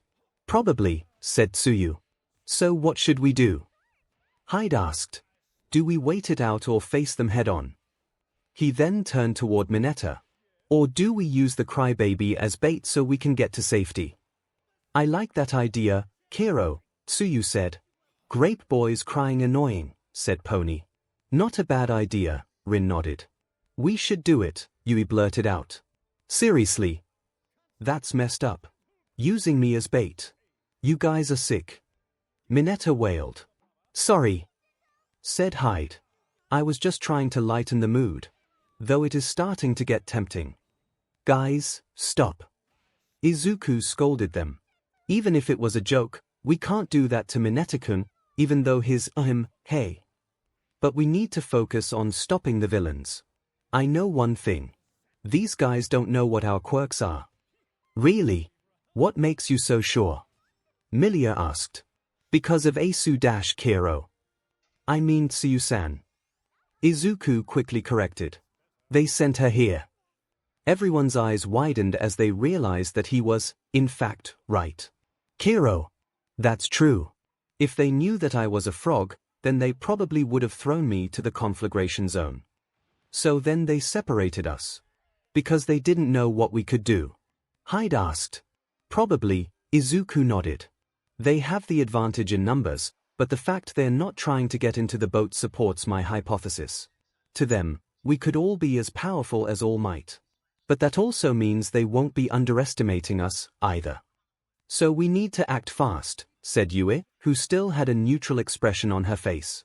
In that case, we should talk about our quirks and come up with a plan, said Rin. I'll go first. My quirk is scales. I can form them throughout my entire body. They can act like armor for both defense and combat. I can also fire the scales like a gun. Mine's frog, Tsuyu said. I can leap fairly high and climb up walls. My tongue can lash out up to a length of 20 meters. And I can inflate my stomach outwards. It's lined with poisonous mucus, well, not really poisonous so much as somewhat stinging, and I can secrete it. The latter two are probably near useless, so you can forget those. My quirk is Spearfinger. Milia began. I can turn the tips of my fingers into razor-sharp claws. They can extend up to 10 meters and can cut through anything. My quirk horn cannon, said Pony. To demonstrate, the horns on her head plopped off, 2 new ones instantly growing in place as the 2 horns floated around her. My horns can fire like cannon. Can control 4. Izuku nodded. My power is dragon force. Like Rinkuin, I can grow scales, but also wings and horns like a dragon, increasing my strength and speed. I can also double my power every 10 seconds, but I can only do so until I hit my limit. Size, said Yui. I can grow or shrink any non-living thing I've interacted with. Mine is Void Red, Hyde summoned the insulator. I can basically control and manipulate dark energy, and can use it to create this. Cool, Pony gushed in English. Everyone then turned to Mineta. My quirk creates ball on my head that grow as fast as I can pull them. They stick super tight. Depending on how I'm feeling, they can even stick for a whole day. But if I pull off too many ball, I'll start bleeding. They don't stick to me, just bounce off. The others stared at Mineta for a moment, which was more than enough to cause the perverted boy to cry comically. Don't look at me like that. That's why I say we wait for the pro heroes to come. My quirk is useless here. We're all gonna die. Dude, calm down. Hyde said. How did this guy get into the hero course? Rin's sweat dropped. Can we use his quirk to incapacitate the villains? Yui asked.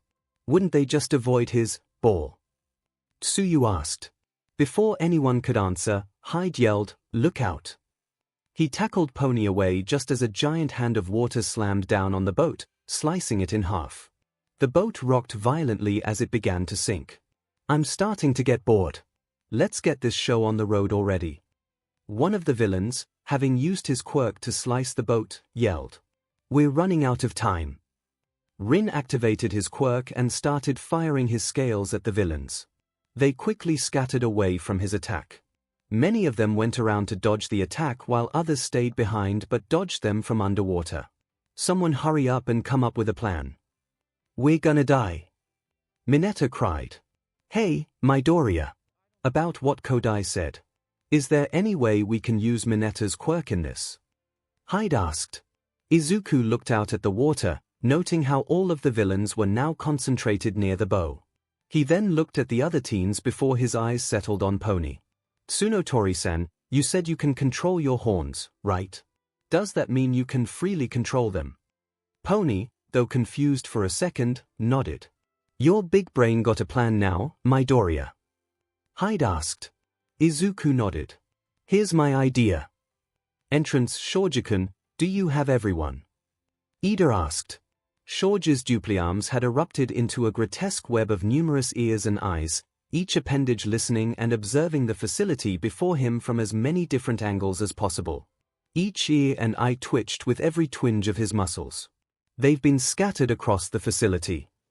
He answered. But both Class 1A and Class 1B are still here. The students grew a collective sigh of relief, happy that their classmates were safe. For now. They looked in front to see the exit where Kurogiri was blocking their way. What do we do? Zero asked. Physical attacks do not seem to work against him, growled Jirota. And he can also warp anything he wants, Minoma added. This won't be easy. 13 pondered for a second before coming to a snap decision. Students, which of you is the fastest? She asked in a serious tone. Me, sensei. Ida raised this hand hesitantly. 13 nodded. Good. First chance you get, run past this villain and get outside to warn the school. It's our only hope. Desperation was creeping into 13's voice. And abandon you all? Ida asked, eyes widened. Come on, Ida. Zero shouted back over his shoulder. You're the only one who can. Ida looked over his classmates and those from Class 1B and back to the rest of the massive facility. Discounting the teachers, 27 other lives were riding on him, including his own. He turned back to 13 and nodded as he revved his engines again and planted his feet, ready to kick off towards the door. Discussing your plans in front of the enemy. Kurogiri asked, a bit foolish, isn't it? It isn't foolish when you can't do anything to prevent it. 13 flipped open a finger cap and activated her quirk. Black hole. Almost made it back to shore, Hyde said. Everyone sent to the flood zone were now in waist-deep water as they neared the central plaza. Mineta-san, Are you sure the villains won't be able to escape? 𝐼𝐼𝐫 asked, looking back at the aquatic villains, who were either unconscious or struggling to break away from the sticky ball. Izuku's plan had both Pony and Rin use their quirks to corral the villains while Mineta threw as many sticky ball into the water as possible. They're not going anywhere, Mineta proudly said, ignoring the BLD dripping from his scalp. 𝐼𝐼𝐫 sighed in relief. That was one problem taken care of. Ah, 𝐼𝐼𝐫, said girl looked to her side to see Pony. Can we talk? Sure. What is it? 𝐼𝐼𝐫 asked. Pony didn't say anything right away, but her big eyes showed that she seemed confused about something. Why are you and Midoriya talking in English? 𝐼𝐼𝐫 suddenly realized that Pony was talking to her in English. Of course, she didn't realize. Because of the devil's gift of tongues, she could talk to anyone in any language without any issue. But since Japanese wasn't Pony's first language, it makes sense for her to hear 𝐼𝐼𝐫 and Izuku in English. Looking at the others to make sure none were listening in, 𝐼𝐼𝐫 replied. It's a little difficult to explain. I promise to give you answers when this is over, okay? Pony smiled and nodded. Okay. Hey, I can see the exit. Rin pointed to his left, the stairs and doorway within sight. We should be able to make a break for it now. So, what next, Midoriya? Hyde asked. Izuku looked back at the villains in the water before looking over at the other zones. Our next priority should be to help our classmates. If those villains outnumbered us, then they'll definitely be surrounding our classmates. Yeah, Kiro, Tsuyu said with a nod. What about our teachers? Yui asked. They should be fine, Rin reassured. Vlad-sensei has an amazing quirk, plus he has one as teacher for backup. And if the guys we fought were any indication, our classmates will be okay. Izuku knew that Rin was right, but that didn't ease him at all. Based on how many villains he remembered seeing at the Central Plaza, then it's likely that their teachers were starting to feel fatigued by now. If they don't get backup, Aizawa-sensei and Vlad King are gonna be overrun. He said with a serious look. What are you saying? Mineta fearfully asked. You're not seriously planning on helping them, are you? Rin asked. I'm not saying we should interfere. I'm just saying we should at least help them out and take on a couple of villains to at least make it easier for them, Izuku clarified. Then let's split up, Hyde suggested. Some of us go help our classmates, while the rest go help our teachers. Everyone, even Mineta, nodded. Okay, me, Asu-. He paused when he saw Tsuyu look at him. I mean Tsuyu-chan, Takamaki-san, and Kido-kun will head to the Central Plaza. Everyone else will head to the other zones to help our classmates. If anyone's injured, take them back to the entrance. Landside Zone OSHT run. I can't move. I'm sinking. For God's sake, you're adults, aren't you? At least try to put up a fight. Todoroki said as he froze every villain who got too close. Behind him, Liana ensnared several villains in a bone cage. To her right, Honinuki used his quirk to soften the ground under a number of villains before hardening it, trapping them in place. Your opponents are just school children, and yet you're going down so easily, Liana sighed. TD's kids, they're monsters, a half-frozen villain shivered. I think that's most of them, said Honinuki. But this doesn't feel right, Todoroki nodded. Yeah. Their objective is to kill All Might, so I had thought they gathered elite villains who could overpower him. I thought so as well. Liana didn't even bat an eye as she incapacitated a villain who had snuck up from behind. Another villain tried to move in on them, but Honinuki effortlessly softened the ground beneath him. But these guys are just pawns. A ragtag bunch of thugs that even teenagers could beat. From what I can tell, there were only 4 or 5 truly dangerous villains here. That mist villain who warped us here, that hands villain, the one in the cloak, that brain monster, and whoever is jamming communications. So what do we do? Honinuki asked. Liana turned to one of the villains Todoroki had frozen. Get information. Calmly, she walked up to the villain. Schlicked. Before she created a long bone blade, the edge just grazing the villain's face. Listen, from what I can tell, you and your friends have only 2 options. A. Stay here and wait for yourselves to die from frostbite and hypothermia, or B. Tell us how you plan to kill All Might and get arrested.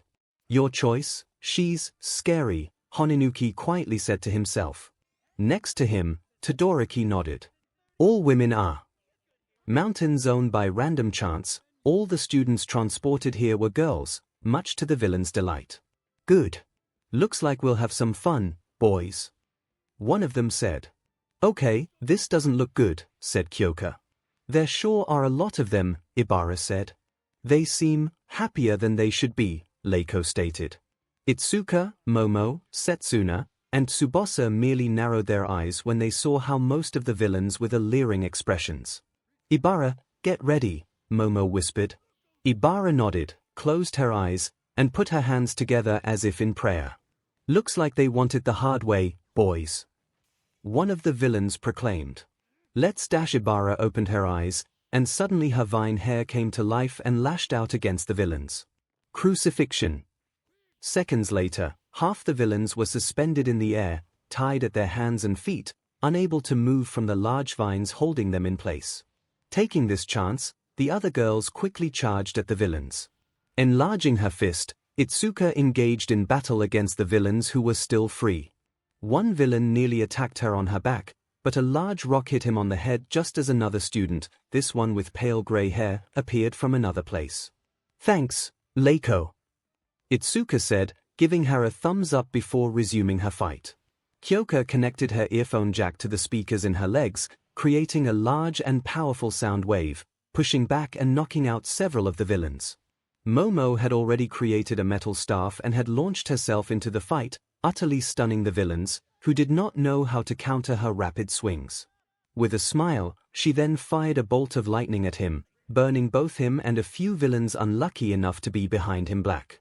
Tsubasa quickly absorbed the surrounding rock before delivering a series of punches and kicks to any villains near her. A villain carrying two swords jumped down from above, swinging his blades at the closest student, Setsuna. The green-haired teen didn't have time to react as her body was neatly sliced into 3 parts. Her head rolled to the ground, the top half followed, and later, the same happened with the rest. Ha! That's one down. The villain gloated. Now for the 𝐔𝐬𝐽. He dropped his swords, his voice taking on an unnaturally high pitch as a leg kneed him in the groin. Surprise! Setsuna shouted, her smirking head suddenly floating, to the villain's horror. It wasn't long until all of the villains had been dealt with. That's all of them, Tsubasa said, tossing an unconscious villain into a small pile of such she made. That was of minimal difficulty, said 𝐿𝐿𝐭. Some of the other girls turned to look at 𝐿𝐿𝐭 in horror. Did you just say this was easy? Kyoka asked. You never say it was easy, ever. 𝐿𝐿𝐭 raised an eyebrow. Why? Suddenly, out of the ground emerged a villain. Before anyone could properly react, he grabbed hold of the nearest student, Tsubasa, lifting her by her neck. No one move. Hands in the air and no quirks. The villain shouted. Try anything and she dies. Sparks of electricity crackled from the villain's free hand. The girls immediately complied, putting their hands in the air. That's why, Kyoka grumbled. An electric type, Setsuna hissed. He must be the one jamming communications.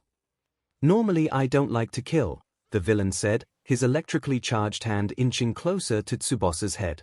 As the villain talked, Momo glanced at Tsubasa as she dangled from the villain's grip. What is Tsubasa doing? She's a rook, so she could easily overpower him. So, what's it gonna be? The villain asked. Here's my vote, Tsubasa groaned. None of the above. Quickly, Tsubasa grabbed hold of the villain's hand with her left hand. Electricity soon transferred from the villain to Tsubasa. What are you? The villain wasn't able to finish, as Tsubasa broke free from his grip, her body now giving off electrical sparks. The villain's face contorted to one of shock and pain as Tsubasa punched him in the gut, the push having more force due to the energy Tsubasa absorbed. The villain fell to the ground, unconscious. Huffing, Tsubasa dropped to the ground not long after. You okay? Kyoka asked as she and the other girls ran to Tsubasa's side. Tsubasa breathed out a response. That was a rush. Remind me to never do that again. The alarms aren't going off, Setsuna noted. She was right. Despite the villain being down, the alarms didn't trigger. What gives? I thought that guy was the one jamming everything. Kyoka noted. They must have completely fired the system. Momo guessed. Though with him down, we should be able to call the school now. Anyone happen to have brought their phone? Tsubasa asked as she got up. I forgot mine at home. Left mine charging at school, Kyoka answered. I brought mine, Itsuka said. But it's not getting a good signal. Should we head back to the entrance then? Leiko asked. What about Izuku-san and the others? Ibara asked. They could still be fighting. Yeah, Setsuna nodded. Not to mention there are a lot more villains left to deal with.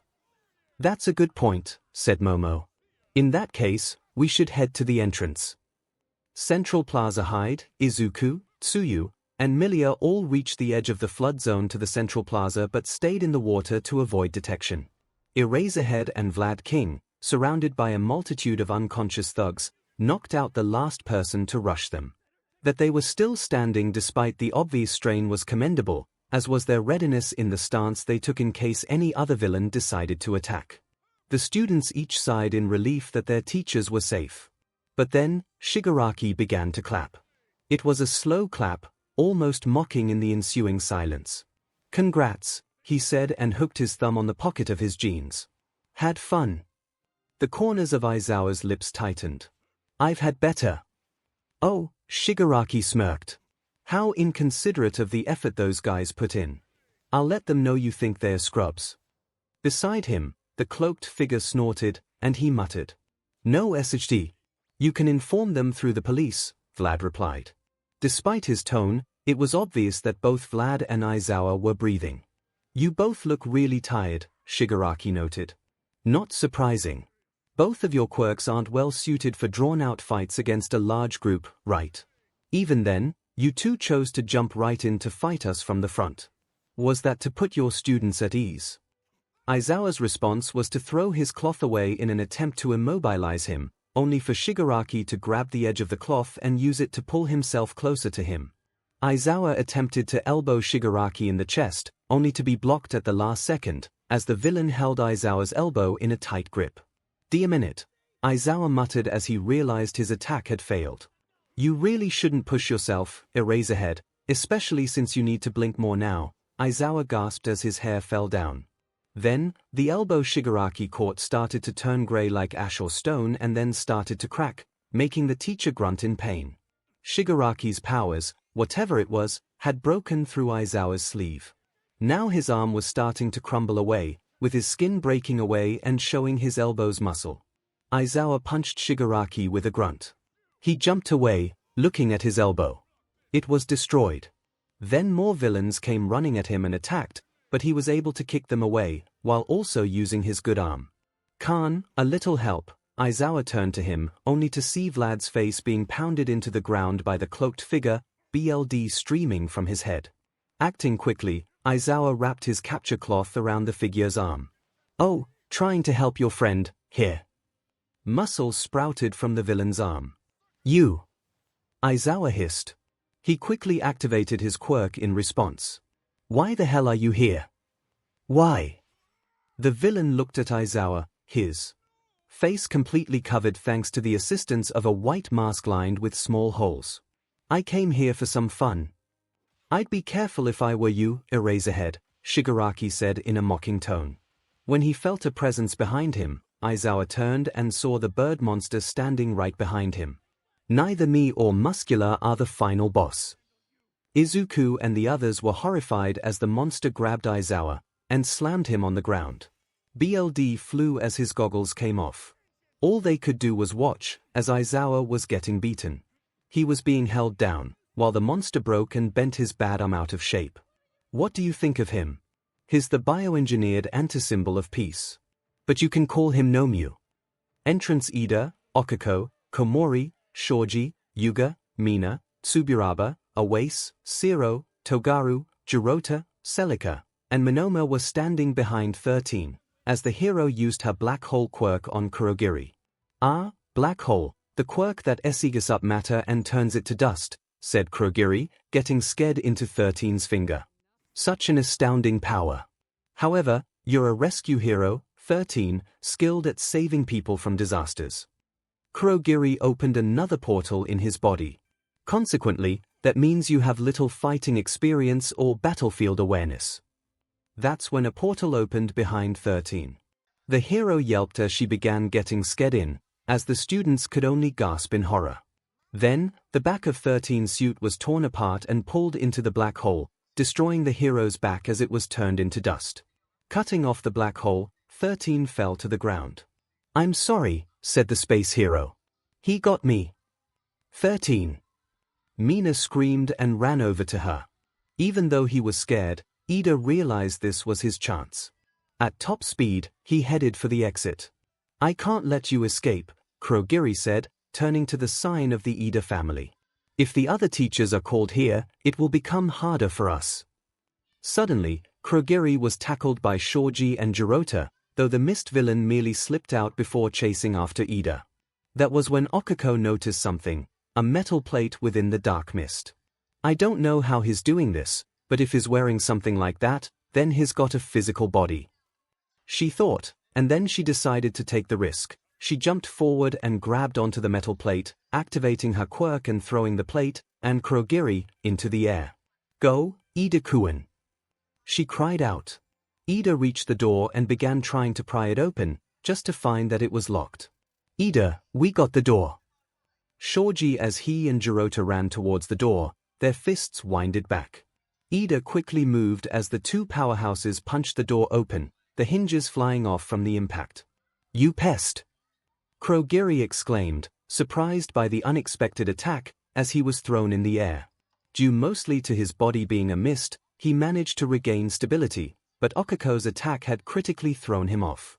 𝐭𝐲𝐽 and 𝐤𝐸𝐻 then used all of their strength to pry open the doors. As they cracked them, 𝐭𝐲𝐽 speeded towards them to attack again, only for 𝐤𝐸𝐻 to use his tape quirk to get the villain's plate. He, along with Monoma and Togaru, grabbed the tape and yanked 𝐭𝐲𝐽 away from 𝐸𝐸𝐻, swinging him around before letting him fly into the air. This gave 𝐭𝐲𝐽 and 𝐤𝐸𝐻 time to open the door enough for 𝐸𝐸𝐻 to squeeze through. "Go!" they all shouted as 𝐸𝐸𝐻 ran out the door, using his highest gear to speed off back to you. "He's going to call for backup," 𝐭𝐲𝐽 sighed. Narrowing his eyes, he warped himself away to warn his leader.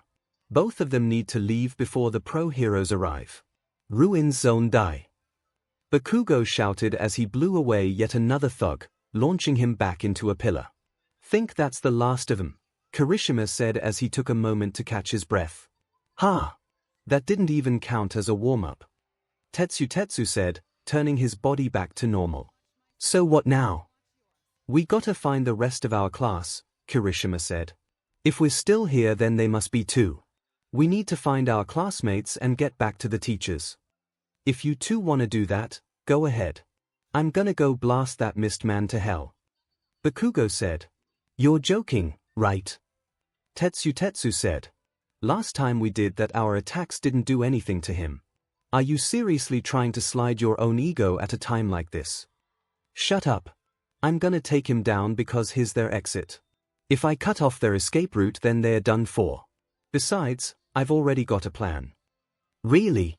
What's the shboom?" Kirishima was cut short by another one of the grenadier's explosions as he knocked out a thug who tried to sneak up from behind. "Besides, if all these villains are small fries like these guys, then our classmates can handle them." "I'm shocked that he knew about that villain even though he was invisible," Tetsu said. "Yeah. It's so weird seeing him so calm and rational," Kirishima noted. "Really?" Tetsu blinked. "What's he normally like?" "Well, he's always yelling die at the top of his lungs and has a scary scowl on his face." "Shut up. I'm always calm and rational, you idiots. Die!" Bakugo yelled, having a scary scowl on his face. "See?" Kirishima grinned. "Wow, you're right," Tetsu said. "Anyway, if you want to go hunt down everyone else, then fine." Bakugo turned around and headed for the exit. "I'm going to take out that mist yesterday." "Wait, hold up. I think what you're really saying is you believe in our classmates," Tetsu said, pounding his arms together as he activated his quirk. If you do believe in them, then that means you believe in Midoriya, too, Kirishima said, activating his quirk with his arms and pounding them together. We'll tag along then. Bakugo gritted his teeth at hearing Izuku's name but decided not to say anything. Now, what's this plan of yours? Downpour Zone Ka Thunk. Giant words suddenly flattened 4 villains at once. Where the hell did that come from? One yelled in shock. Haha, take that. Manga taunted. Get him. Several of the surviving villains ran toward the word bubble-headed teen, only for a shadowy hand to appear from the left of them, slamming 2 of them into the wall. Before the remaining villains could react, the door to the right of them popped open, 2 hands pulling them into the darkness. The sound of screaming and multiple punches were heard before the villains were thrown back out. 𝐒𝐿roy stepped out of the darkness while Tokoyami exited from an alley. Good job. That makes 8.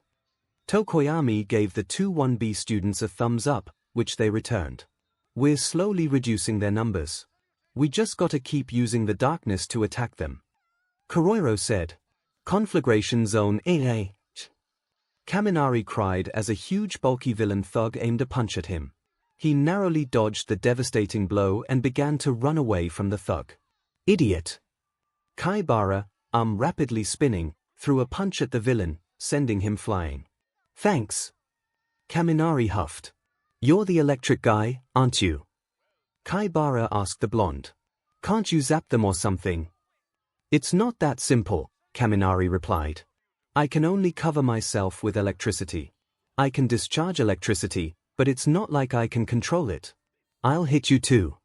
Well, then we should just keep moving, Kaibara hissed. There they are.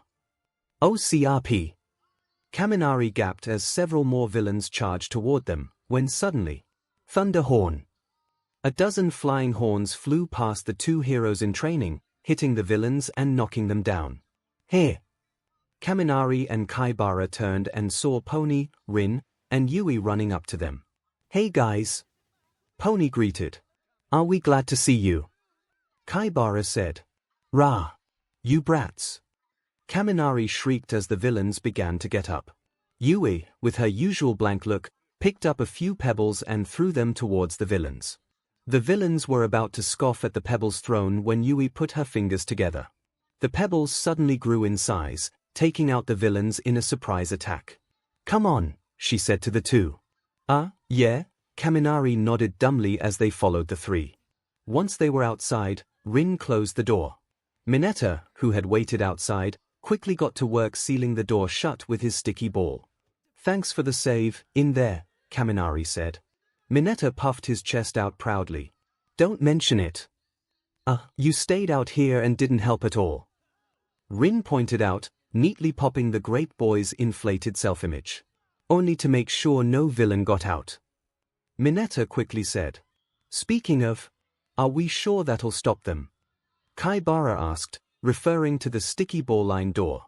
Don't worry, Mineta reassured, placing a few more sticky ball on the door for good measure. They're not going anywhere. Mineta, your head's bleeding, Kaminari pointed out. I know. Mineta groaned, pulling out a paper towel from his diaper bowl. Izuku could only watch in horror as the 2 villains slowly broke Aizawa and Vlad. Muscular easily had Vlad restrained, enjoying breaking the hero's arms and legs slowly. Aizawa lay broken on the ground, Nomu manhandling him like a doll. I saw Aizawa-sensei use his quirk on that Nomu thing, but his power wasn't affected in the least. Does that mean it's as strong as All Might? He thought in horror. Hyde desperately held onto his right hand, doing his best to not charge in right then and there. Kero, Tsuyu lowered herself into the water. Midoriya-kun, Milia's voice was low, filled with dread. What do we do? Oi! Don't mess him up too much, Shigaraki told Muscular, who had punched Vlad's face. You already know why. Muscular shot him a withering look, displeased at his enjoyment being interrupted. Beneath him, Vlad visibly struggled to push him off the psychotic villain. If this is about leaving shut it, Shigaraki cut in, a sneer replacing his smug expression. Don't forget why I brought you along, Muscular.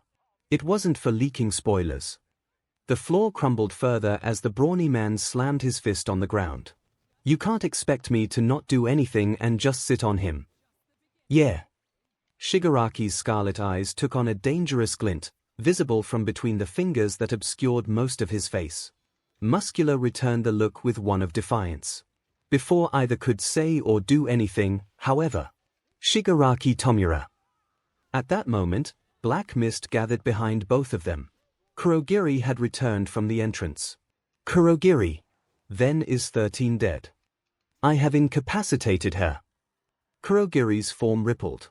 However, I'm afraid the students whom I could not scatter impeded me. One was able to escape with his life. 𝐔𝐬𝐽. Shigaraki scraped his neck in irritation, drawing long, red lines down pale skin. If that brat gets past the villains we stationed outside, and if the heroes get here, then it's all but guaranteed game over. The difficulty has jumped from hard to merciless, assuming All Might doesn't show up before them. A thought came to him, and he stilled. Say, Kurogiri. No one seen All Might go all out, yeah. Muscular gave a surprised bark of laughter as he caught on. You little 𝐒𝐻𝐻. I don't believe so, Kurogiri said, narrowing his golden eyes at Muscular in disapproval before sliding his gaze back to Shigaraki. But do consider that you risk capture if some of the heroes ignore 𝐿𝐵 and Muscular and head straight for you, Shigaraki. I'm aware. Slowly, Shigaraki turned to where the students were hiding. But at the very least, we'll get to see both those heroes, All Might, lose their cool if we bring them some dead students. In the blink of an eye, Shigaraki had appeared in front of the hiding students at transonic speeds, with his hand aimed straight for Tsuyu's face. Time seemed to slow down for Izuku. He stood there, frozen, seeing Shigaraki's hand about to touch Tsuyu's face. Izuku's mind flashed to when Shigaraki grabbed Aizawa's arm. The way he destroyed his elbow. The way it crumbled away. It was going to happen to Tsuyu. She was going to die. Before anyone could even react, Shigaraki had already placed his hand on Tsuyu's head, placing all 5 fingers on her head. But nothing happened. Teach, Shigaraki clicked his tongue. You really are a cool guy, aren't you? Eraserhead. Aizawa had his head raised up, using his quirk and staring at Shigaraki with a death glare. Shigaraki merely tilted his head for 𝐿𝐵 to obey and slam Aizawa's head into the floor once more. Without thinking, Izuku jumped out of the water, a look of rage on his face. Shigaraki was clearly different from the villains they'd fought, and so was 𝐿𝐵. He had to save Tsuyu and get them out of there. Get away from her. Izuku screamed. Dragon Dash 𝐿𝐵. Smash. Explosion. Izuku didn't wait for the dust to clear as he hurriedly grabbed Tsuyu and Milia, pulling them away from Shigaraki. Hyde quickly followed. Are you okay? Izuku asked Tsuyu once he was sure they were away from Shigaraki. Okay, the frog girl was still in shock. Her heart was racing. Slowly, Tsuyu's eyes looked up to Izuku, the faintest sign of a blush forming on her cheeks.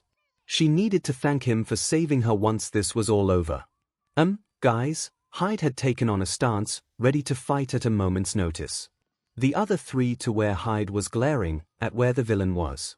But instead of Shigaraki, they saw 𝐿𝐵. When did he get there? Izuku asked in shock. Wait, Milia's eyes widened in horror. Midoriya-kun's attack didn't hurt him. Izuku's eyes widened, realizing that Milia was right. The same attack that both took down a 0-pointer and Riser didn't seem to do anything to 𝐿𝐵. That was a nice punch, an unharmed Shigaraki said. You a fan of All Might? Too bad that 𝐿𝐵 was created to fight and kill All Might. Still, a dragon. And a red gauntlet. Are you? Shigaraki turned to look at Izuku for a second. It's far too dangerous to let you leave here alive. 𝐿𝐵, kill him. 𝐿𝐵, moving at impossible speed, suddenly grabbed Izuku's right arm and squeezed it as tightly as possible, causing him to yell in pain. 𝐿𝐵 then slammed Izuku into the ground before squeezing its hold on his arm. Izuku screamed in pain as the 𝐿𝐵 broke his arm. Izuku! Milia cried, extending her claws she stabbed the 𝐿𝐵's arm. The beast barely even flinched at the action, but it was enough to lose its grip on Izuku's arm, who struggled to pull his arm away. Tsuyu quickly wrapped her tongue around Izuku and pulled him away as Milia stabbed Nomu again. Midoriya-chan. You okay? Tsuyu asked, visibly worried. Why Izuku grunted out. He couldn't feel anything in his arm anymore. Izuku, what that hand guy said? Izuku mentally nodded. Yeah, Izuku looked toward Shigaraki, a cruel grin on his cracked lips. Midoriya, hang on. Hyde called out, but before he could move in to help, out of the corner of his eye, he saw the villain who had beaten Vlad charge him, giving him just enough time to barely step to the side before a giant fist was plowed into the ground. As he skidded to a halt, 𝐒𝐴𝐼𝐺 readied at his side, he saw that the villain's arm was covered in a writhing mass of sinew and muscle. You dodged. Good, Muscular said. It wouldn't be any fun if you just stood there and gave it to me. Ida began to feel his engine beginning to stall. No, not now. Ida gritted his teeth, begging and willing his engines to keep working. He was only about halfway to you, and the more time he wasted getting there, the more likely something terrible would befall one of his classmates. A giant steel ball flying toward him suddenly stopped him in his tracks. The ball just barely hit him as he ducked, skidding to a halt. Look, Rekka. A kid managed to make it out. Emerging from the bushes and trees on either side of the road, 4 villains stepped out. One had the steel ball connected to a chain wrapped around his right arm and another was carrying a large crowbar. Ain't that 𝐒𝐴𝐼𝐺's kid brother? Yeah, the one with the crowbar, the apparent leader, nodded. We've got a bone to pick with him, don't we boys? Ida scowled. I don't know what bone you have with him, but that doesn't matter now. I need to get through. Not happening, 𝐒𝐴𝐼𝐺, the crowbar-wielding villain said. Shigaraki hired us to make sure none of you brats make it back to you in one piece. Wrecking crew, let's wreck. Milia cried out in pain as the Nomu, despite the 10 claws piercing its arms, easily moved before breaking the claws. Takamaki! Izuku cried out as he ran to her along with Tsuyu. I'm fine, Milia muttered, blood dripping from her fingers. I'm sorry. I wasn't able to hold it off. Izuku glared at the beast. It wasn't attacking yet for some reason. Midoriya-chan, what do we do? Tsuyu asked fearfully. Whatever you're planning to do it fast. Hyde called out as Muscular attacked. Hyde stabbed the insulator into the ground. Giant vortex. A massive burst of dark energy caught Muscular off guard, launching him, as luck would have it, into Nomu, sending them into an adjacent wall. Whoa! Hyde exclaimed. Talk about luck. Izuku nodded before he turned to Aizawa and Vlad King. The two weren't moving. We gotta bet Aizawa and Vlad out of here fast. Right. Kiro. Hyde and Tsuyu rushed over to the teachers while Milia stayed with Izuku. Izuku winced as he held his limp arm. You going to be okay, brat? Drake asked. Izuku looked between where Nomu and Muscular landed before looking toward Kurogiri and Shigaraki, the latter seemingly not wanting to participate yet. I survived against Rainier, the Port Mafia, Riser, and Momo and Ibarra's cooking. I can survive this. Izuku's eyes widened when he saw that Kurogiri disappeared the second he looked away. Where did he dash? I'm afraid I cannot allow that, said Kurogiri. He had appeared in between the teachers and Tsuyu and Hyde. OCRP. Hyde hissed. Nomu squawked as it emerged from the rubble, Muscular following. Muscular's cloak had been torn and shredded, while his mask was now missing, revealing the scar over his missing left eye and his sadistic smile. He chuckled darkly. Good, good. Muscular grinned. You kids got some fight in YA. Now, show me your BLD. Muscular screeched, lunging toward Izuku. But then, bursting out of the ground, dozens of bone spikes impaled Muscular's limbs, stopping the villain. Gah! Damn it! What the hell? He screeched as one bone pressed its point against his neck, ready to cut the jugular at a moment's notice. Then, out of nowhere, Bakugo came and let off an explosion in Kurogiri's side. Get the hell out of the way, clownfish! He yelled and pinned the mist villain to the ground by his plates. Izuku was surprised by Bakugo's entrance, but then he saw ice forming and heading for Nomu. It reached the monster's leg and built up his body to his arm, leaving him frozen. Looking toward where the ice came from, Izuku saw Todoroki, Liana, and Honinuki standing a few feet away. "Guys!" Izuku exclaimed, happy to see some of their classmates. "Sorry we took so long," Kirishima said as he appeared, with Tetsu jumping into the air and yelling out a battle cry as he went to attack Shigaraki. But before he could land a hit, he easily jumped away. Seeing that he didn't get him, Tetsu moved away. DMN. That would have been cool. Yeah, Tetsu nodded. "Guess I found your body that time, huh? Ya smoky BSE, Bakugo said with a cocky grin. "If you even think of moving, you'll die muscular," Liana hissed to the villain. "One of your poorly trained thugs told me you're here because you think you can kill All Might," Todoroki told the leader. "If you can't beat any of us, then you have no chance against the symbol of peace." Izuku glared at Shigaraki. "It's over. Give it up." Hero Academia D*Do Make. Valentine's disaster takes place between chapters 12 and 13. Izuku never really understood Valentine's Day. Well, that wasn't technically true. He knew it was a day girls give chocolate to the boys they like. But as the only chocolate he ever received was from his mom, he never truly gave the day any thought. Of course, that was before he became a devil. Now that he actually had several girls as friends, there was a chance he'd get at least some chocolate from one of them. The thought made him blush a little. As he sat at his desk as school ended, he could hear some of his classmates talk among themselves. "Well, what should I do now? I'm going to hang out here for a bit longer, but I don't know what to do. Not like there's anything for me to do at home. Anyway, I got it. I'll go up to the roof or something. I'm going to be behind the school building.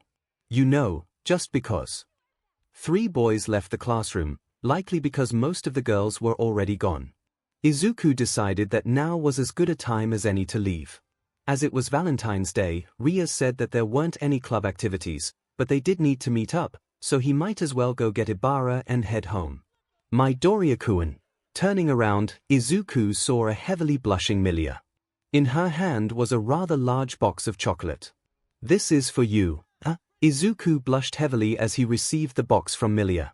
Thank you, Takamaki-san." "Why, you're welcome. I made them myself. Please enjoy." She hurriedly left the classroom. Izuku blinked in confusion at that. He then opened the box of chocolate she had given him. The chocolates inside had a mint smell and were a mix of regular chocolates with green-colored white chocolate. "You got this from Takamaki?" Okiko asked once she, Izuku, and Ibara arrived at the ORC room. "Why, I was kinda surprised," Izuku said. He had brought the chocolate with him, thinking he could share some of it with the others. "The mint makes it really good," he added. Okiko began to blush, then, "Here." Reaching into her bag, Okiko pulled out a small bag of chocolate mochi. Happy Valentine's Day, Izuku-an." Thank you." Izuku accepted the bag. Here's mine." Ibara quickly handed Izuku a light green box. "Oh, thanks," he stuttered. Opening the box, Izuku found a dozen misshapen chocolates in the shape of animals, but he couldn't figure out what the animals were. Shrugging off the appearance, he took one piece before eating it. The second Izuku took a bite of Ibara's chocolate, however, his eyes widened as his mouth puckered inward. "Ugh! Izuku-san?" Ibara worriedly asked. Izuku struggled to speak. "It's sour." Okiko took one of Ibara's chocolates and took a bite. Her mouth began to pucker as her eyes watered. "So sour." Ibara hung her head in shame. "I guess I added too much vinegar." "Vinegar? I'm pretty sure you're not supposed to add vinegar to chocolate," said Yuto as he entered the clubroom, carrying 2 huge bags full of boxed chocolates. "Sorry that I'm late. A lot more girls gave me chocolate than I had expected." "Wow, Yuto, that's quite a haul," said Izuku. "Yeah," Yuto chuckled as he placed the bags on the table. "You should have seen what it was like last year. I received so much chocolate that I could barely carry it around. Glad I was well prepared with the bags I brought." "That makes sense," Izuku sighed. It wasn't long after that Rias and Koneko arrived, each handing out chocolate to everyone present. Ria's chocolates were heart-shaped and delicious compared to other regular chocolates. 𝐂𝐚𝐲 chocolates were all cat-shaped and were milk chocolates with a small portion of dark and white. 𝐭𝐲𝐽 and Momo were the last to arrive, each carrying a bag. Sorry if we're late, Momo apologized. It took a while to get our chocolate ready. That's fine, 𝐼𝐴 said as 𝐭𝐲𝐽 handed everyone her chocolate. 𝐭𝐲𝐽's were shaped like musical notes and were a mix of milk, dark, and white chocolate. These are really good, 𝐭𝐲𝐽, 𝐒𝐭𝐵 complimented. Thanks, 𝐭𝐲𝐽 blushed. Your turn, Momo. You did buy your chocolate, right? 𝐭𝐲𝐽 asked. Momo fidgeted slightly. Actually, 𝐭𝐲𝐽's eyes suddenly widened in terror. No. Please, tell me you didn't. Nodding, Momo opened her bag and pulled out her chocolate, if it should even be called that, given how everyone present flinched in fear at what they saw. The chocolate was more purple and green than the usual chocolate brown and censored. It also seemed to give off a dark aura. By some strange miracle, it didn't have any smell at all. 𝐭𝐲𝐽's eye twitched. You did? Aha, is that even chocolate? 𝐒𝐿 hesitantly asked. I just wanted to make some chocolate for everyone, Momo said, though her tone suggested she didn't expect her concoction to be this. Momo, the last time you cooked, you nearly killed my dad. Everyone began to back away. That was an accident. I just got some of the ingredients wrong. Accidents don't result in something that is gritty yet slimy, crunchy yet soggy, burnt yet cold, and spicy yet sweet all in one. What? Izuku asked, eyes wide. That doesn't sound physically possible, 𝐒𝐿 muttered. Momo hung her head. Is it okay for someone to at least try it? She asked. Everyone present stared at Momo and her mystery dish. Guys, everyone but Momo looked at 𝐭𝐲𝐽. I'm telling this as your friend. Don't do it. Everyone turned back to Momo, who was giving them all a hopeful look. I would love to, Yuto said, but I had enough chocolate already. And no thanks. Ibara stuttered. It doesn't matter how much you're willing to pay me, I'm not eating something like that. 𝐒𝐿 said. I'm opting out, 𝐭𝐚𝐲 said. Sorry, 𝐼𝐴 said, but I am not going to partake in whatever that is. 𝐼𝐴's eyes suddenly widened in horror when she realized who was left. Momo looked at Izuku expectantly. Izuku was about to say no when he saw that Momo seemed on the verge of crying. Gulping, he decided to at least take the chance. Fine, but only a small bite. All color left 𝐭𝐲𝐽 as she stared at Izuku in shock. Slowly, Izuku took a fork and prepared a bite. But before he could even close his mouth around the utensil, thud! Izuku collapsed, the close contact with the entity being too much for him. All color left him as he twitched on the ground, his soul trying to escape his mouth. Izuku 𝐈𝐧𝐿. Most of the girls screamed while Yuto watched in horror. Saw that coming, 𝐭𝐽𝐽 deadpanned. It took an hour and a half of Ibara using Twilight Healing to revive Izuku. During that time, 𝐼𝐴 did everything she could to destroy the abomination referred to as chocolate. I'm sorry, Momo bowed, her face red due to embarrassment and guilt. 𝐼𝐴, while glad that Momo apologized, still was miffed that Izuku nearly died because of her cooking. I think it's safe to say that you're banned from cooking without supervision. Everyone said. How are you doing, Izuku-san? Ibara asked. He had been oddly quiet, having barely taken a bite of the other girl's chocolate. Are you okay after that? 𝐒𝐿 asked with concern. He began. I can't taste anything. I think whatever that thing was destroyed all my taste buds. I keep trying everyone's chocolate, but I can't taste anything. Oh no, 𝐼𝐴 said. Just what did you put in that thing, Momo? She demanded. Momo blushed as she answered. Iced coffee, bell peppers, vinegar, fish sausage, among other things. What? It took roughly a week for Izuku to regain any sense of taste. All Might frowned as he hung up his phone. His attempts to contact Aizawa, Vlad, and 13 had all gone straight to voicemail. I guess the class must be in full swing at this point. It's not surprising they aren't picking up at the moment.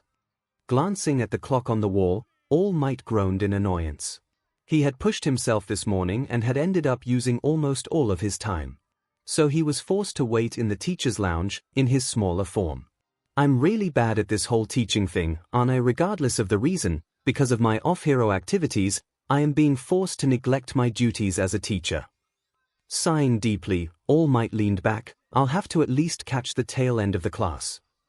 I'd say so, assuming you can make it. All Might jolted up. At the door, Principal 𝐒𝐻𝐿 smiled brightly as he walked in. A bit too brightly if All Might was to say honestly. Good afternoon, Principal, All Might greeted, trying to hide his nervousness.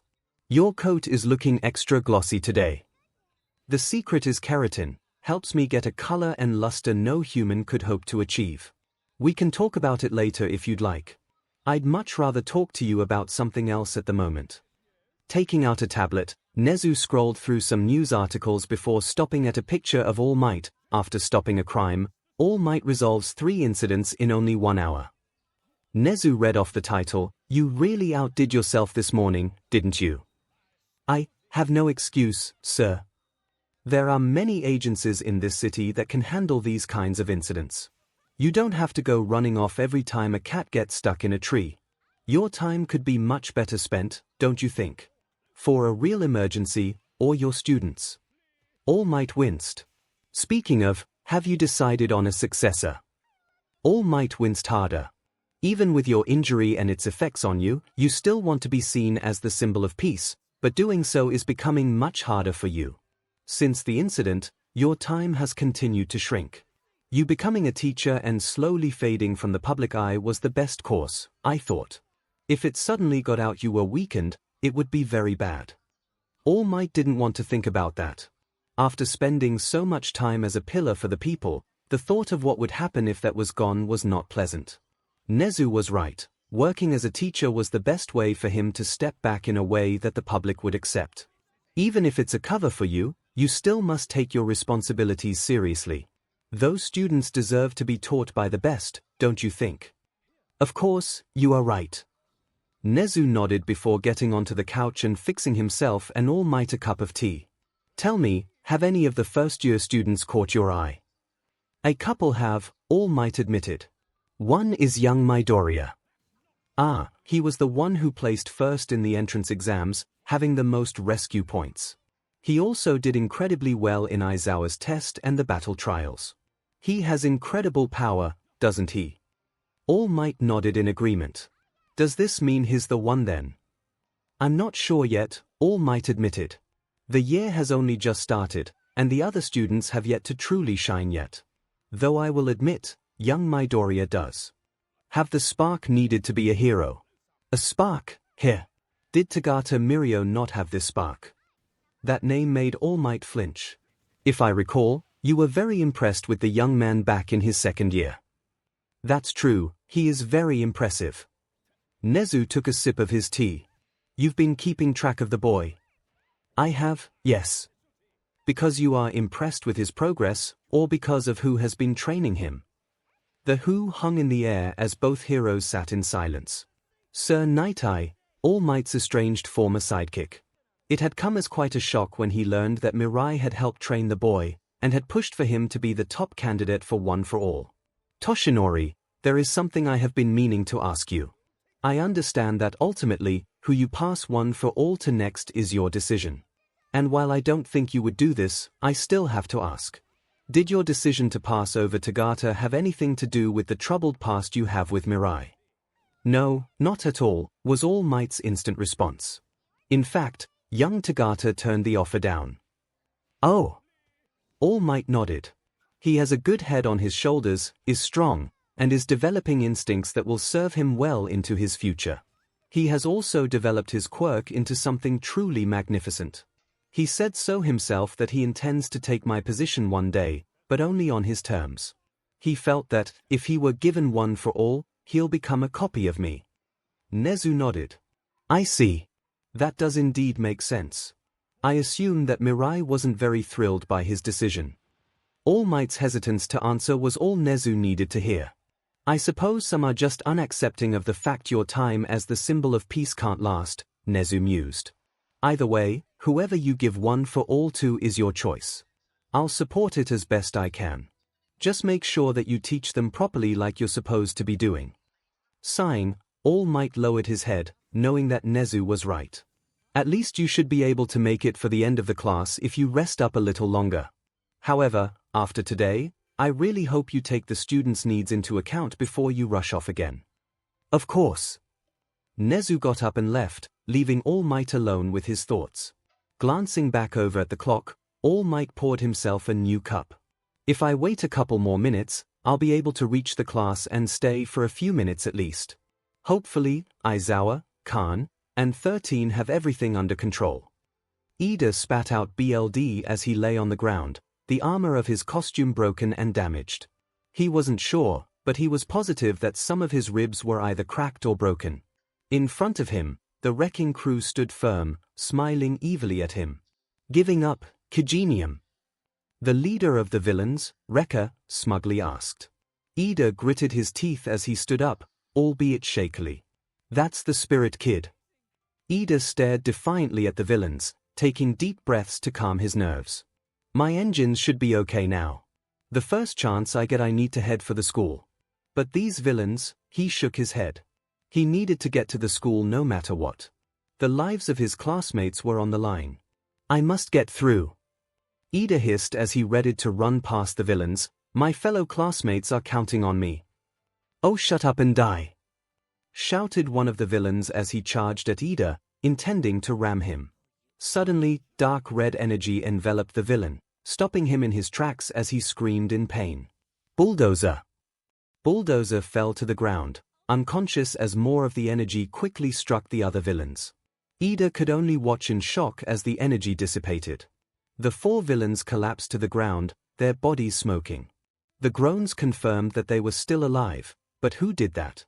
Looking at the source, Ida caught a glimpse of someone. Whoever it was, they were wearing a black hooded coat, hiding their face. They quickly disappeared from sight, though. Just who? Ida then remembered that he had more important things to worry about.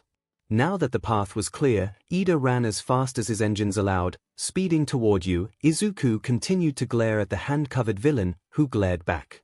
His mind was currently racing, trying to come up with some way to take the villain down quickly.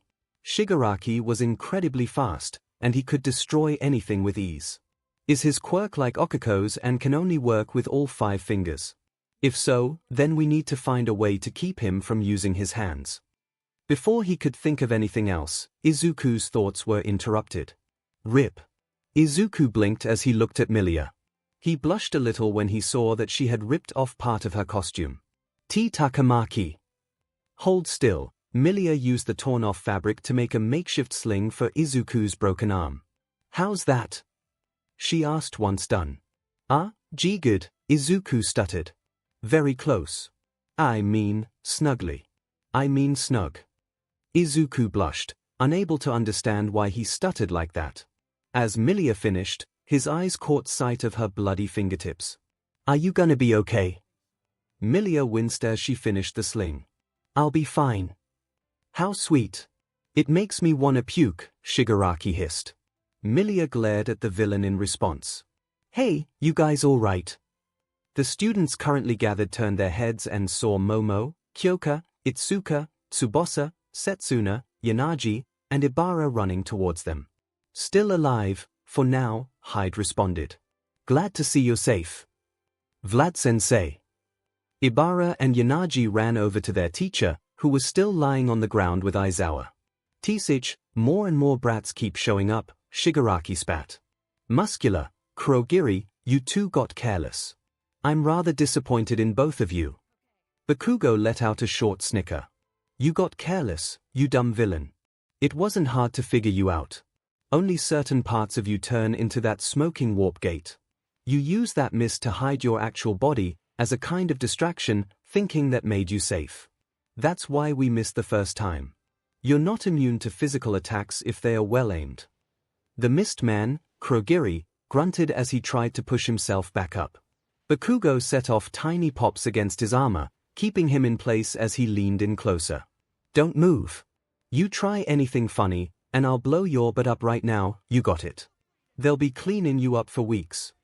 You're a true hero, Bakugo, Kyoka deadpanned. Muscular could only growl in frustration, the bones spiked dangerously close to piercing his jugular vein. "Can you hold him, Kazuki-san?" Momo asked, she and Itsuka standing by her. For a little while, Liana whispered to them so as to not let Muscular hear. "Right now we need to focus on getting Aizawa-sensei and Vlad-sensei out of here. They don't have much time." On it. Kyoka, along with Yanagi and Milia, ran over to the teachers.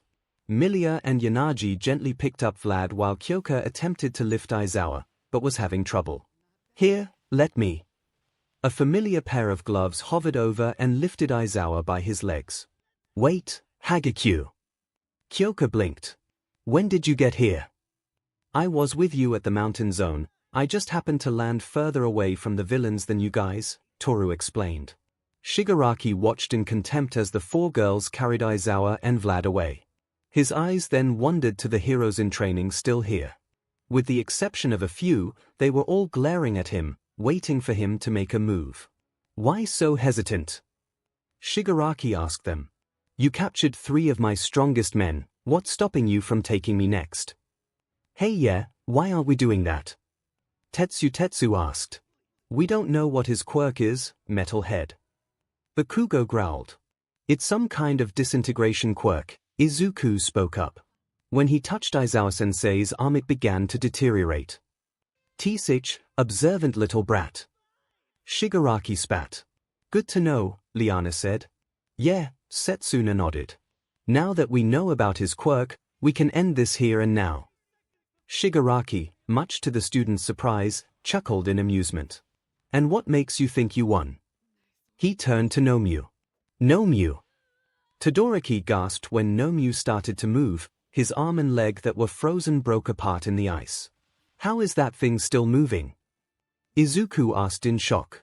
That's when the ice encasing Nomyu began to break. No, not break. Melt. As the ice quickly turned into steam, Nomyu's body burst into flames, but instead of burning the beast, it healed him.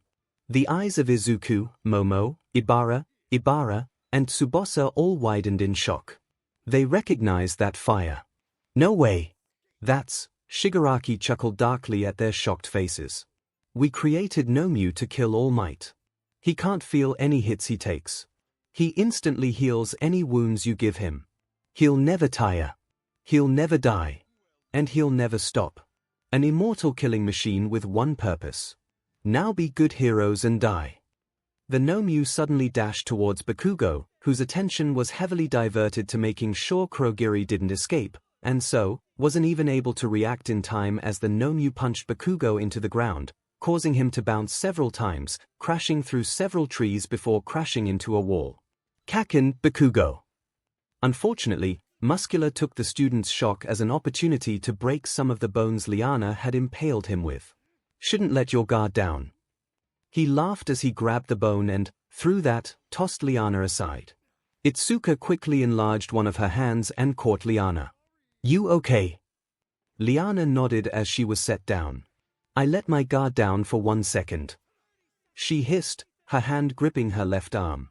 As the dust cleared, Ibara didn't hesitate to run toward where the blonde landed. The good news was that Bakugo was still alive somehow. The bad news was that the Nomyu's punch had been powerful enough to break a good number of his bones. Ibara didn't waste any time in using Twilight Healing. "He's alive." "Barely," Ibara confirmed.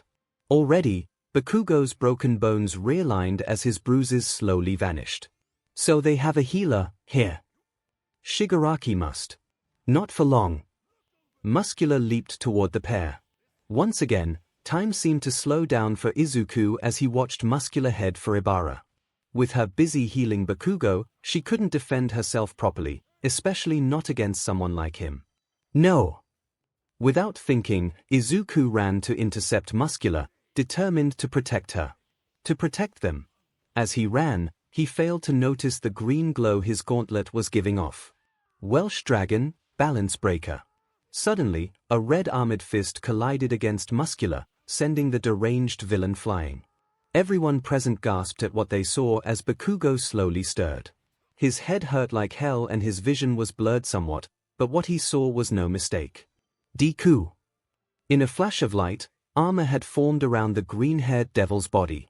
The armor matched his crimson bracer, green jewels, and dragon-like traits forming across his arms, chest, and legs. And finally, there was a long tail. What the hell? Hyde asked out loud in shock. He and the other students were surprised by the sudden transformation, none more so than Shigaraki, who could only stare wide-eyed at Izuku with a mix of fear and shock. "Nomiu! Kill him now!" Shigaraki ordered. Nomiu quickly attempted to grab Izuku, but he dodged it by sliding on the ground before delivering an uppercut on Nomiu's chin. The beast barely felt the punch as it tried to crush Izuku with his foot, but Izuku dodged it. As he stood back up, the Nomiu swung its arm, hitting Izuku with enough force to push him back several feet, the armor cracking in several areas around where the arm hit. With a grunt, Izuku ignored any pain as he charged at the Nomiu again. With a roar, the Nomiu ran toward Izuku, ready to deliver a punch, but the young Red Dragon Emperor did a quick sidestep, dodging the attack, before delivering a punch to the beast's stomach. All that did was seem to make the Nomiu angry, and the monster retaliated by swatting its giant hand into Izuku's right side. The devil yelled in pain as more of the armor cracked as he skidded to a halt. Back at the entrance, Kyoka, Toru, Yanagi, and Milia gently placed Vlad and Aizawa on the ground near 13, who Celica was taking care of. "You have an elegant quirk, mademoiselle," Emma complimented. Yeah. Thanks," Celica smiled. She soon stopped healing 13. "That should do. How do you feel?" "Better," 13 replied as she got up. "Much better. Thank you." "No problem," Celica sweetly replied. "Now I need to focus on Aizawa-sensei and Vlad-sensei." As Celica began healing Vlad, the others watched as Izuku fought against the Nomiu, all by himself. "Come on, Midoriya. You got this." "Hell yeah. Show that thing who's boss." Zero and Awace cheered, along with the other boys. Though the boys were cheering for him, Okako, Mina, Kyoka, and Milia watched on with concerned looks. "I can't believe Midoriya-kun is going against that thing by himself. Is he going to be okay?" Toru asked. "I hope so," Okako said. "I'm sure he'll be okay," said Mina. Then she yelled out, "Bash that thing into the ground, Midori." She cheered. Nearby, the students watched in amazement as Izuku fought against the Nomiu. "Awesome," was all Tetsu could utter. "Come on, Izuku. Beat that thing." Ibara cheered, Setsuna and Itsuka doing the same. However, Liana had only kept her focus on the Nomiu and noticed something off. "Something isn't right," she uttered. "Yeah," Momo nodded. "None of Izuku-san's attacks are hurting it." "That villain, Shigaraki, did say that the Nomiu was meant to kill All Might," Todoroki said. "It must have a quirk that's a counter to his." "You mean it has something else other than that fire regeneration?" Honinuki asked. "From the looks of things, yes," Liana answered. "We should let Midoriya handle that thing. Let's focus on." She trailed off as she glanced over to where Shigaraki and the other villain were. Her eyes widened in shock when she saw that Muscular was missing. "Where's Muscular?" She got her answer when a large, fast-moving mass suddenly hit Izuku in the side, cracking his armor further as he was sent flying into a nearby wall. "There's no way in hell I can keep still after seeing someone that strong," Muscular exclaimed, a deranged look on his face. Within his helmet, Izuku spat out BLD. Even with the armor, the attacks from Nomiu and Muscular were taking their toll. "Izuku, you can't take much more of this," Drake said. "You were already badly hurt when you achieved this. And you only have a couple of seconds left." "Not yet," Izuku fought back the pain as he shakily stood up, glaring at the villains before them. He began to take a few steps towards the villains. "I have to dash." In the blink of an eye, the armor was gone. Izuku gasped in shock, before stumbling forward.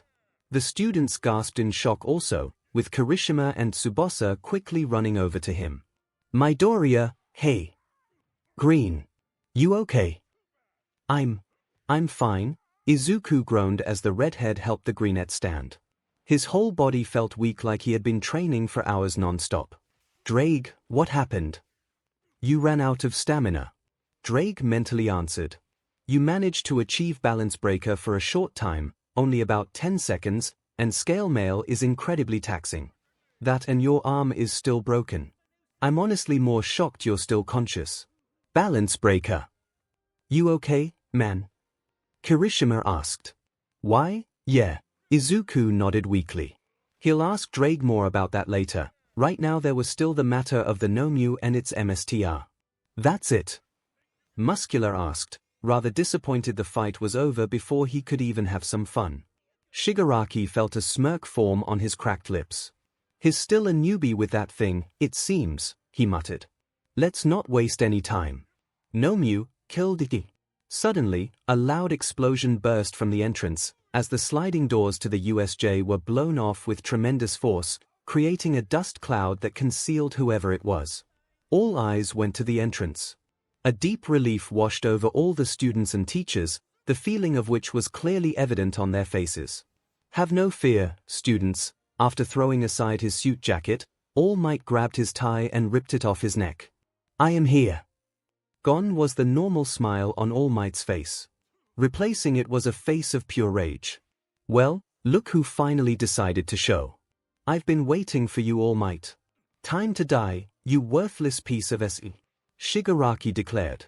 All Might, 13 muttered. Sorry I'm late, though it seems my instincts were right on this one, glad I cut my talk with the principal short. All Might stated.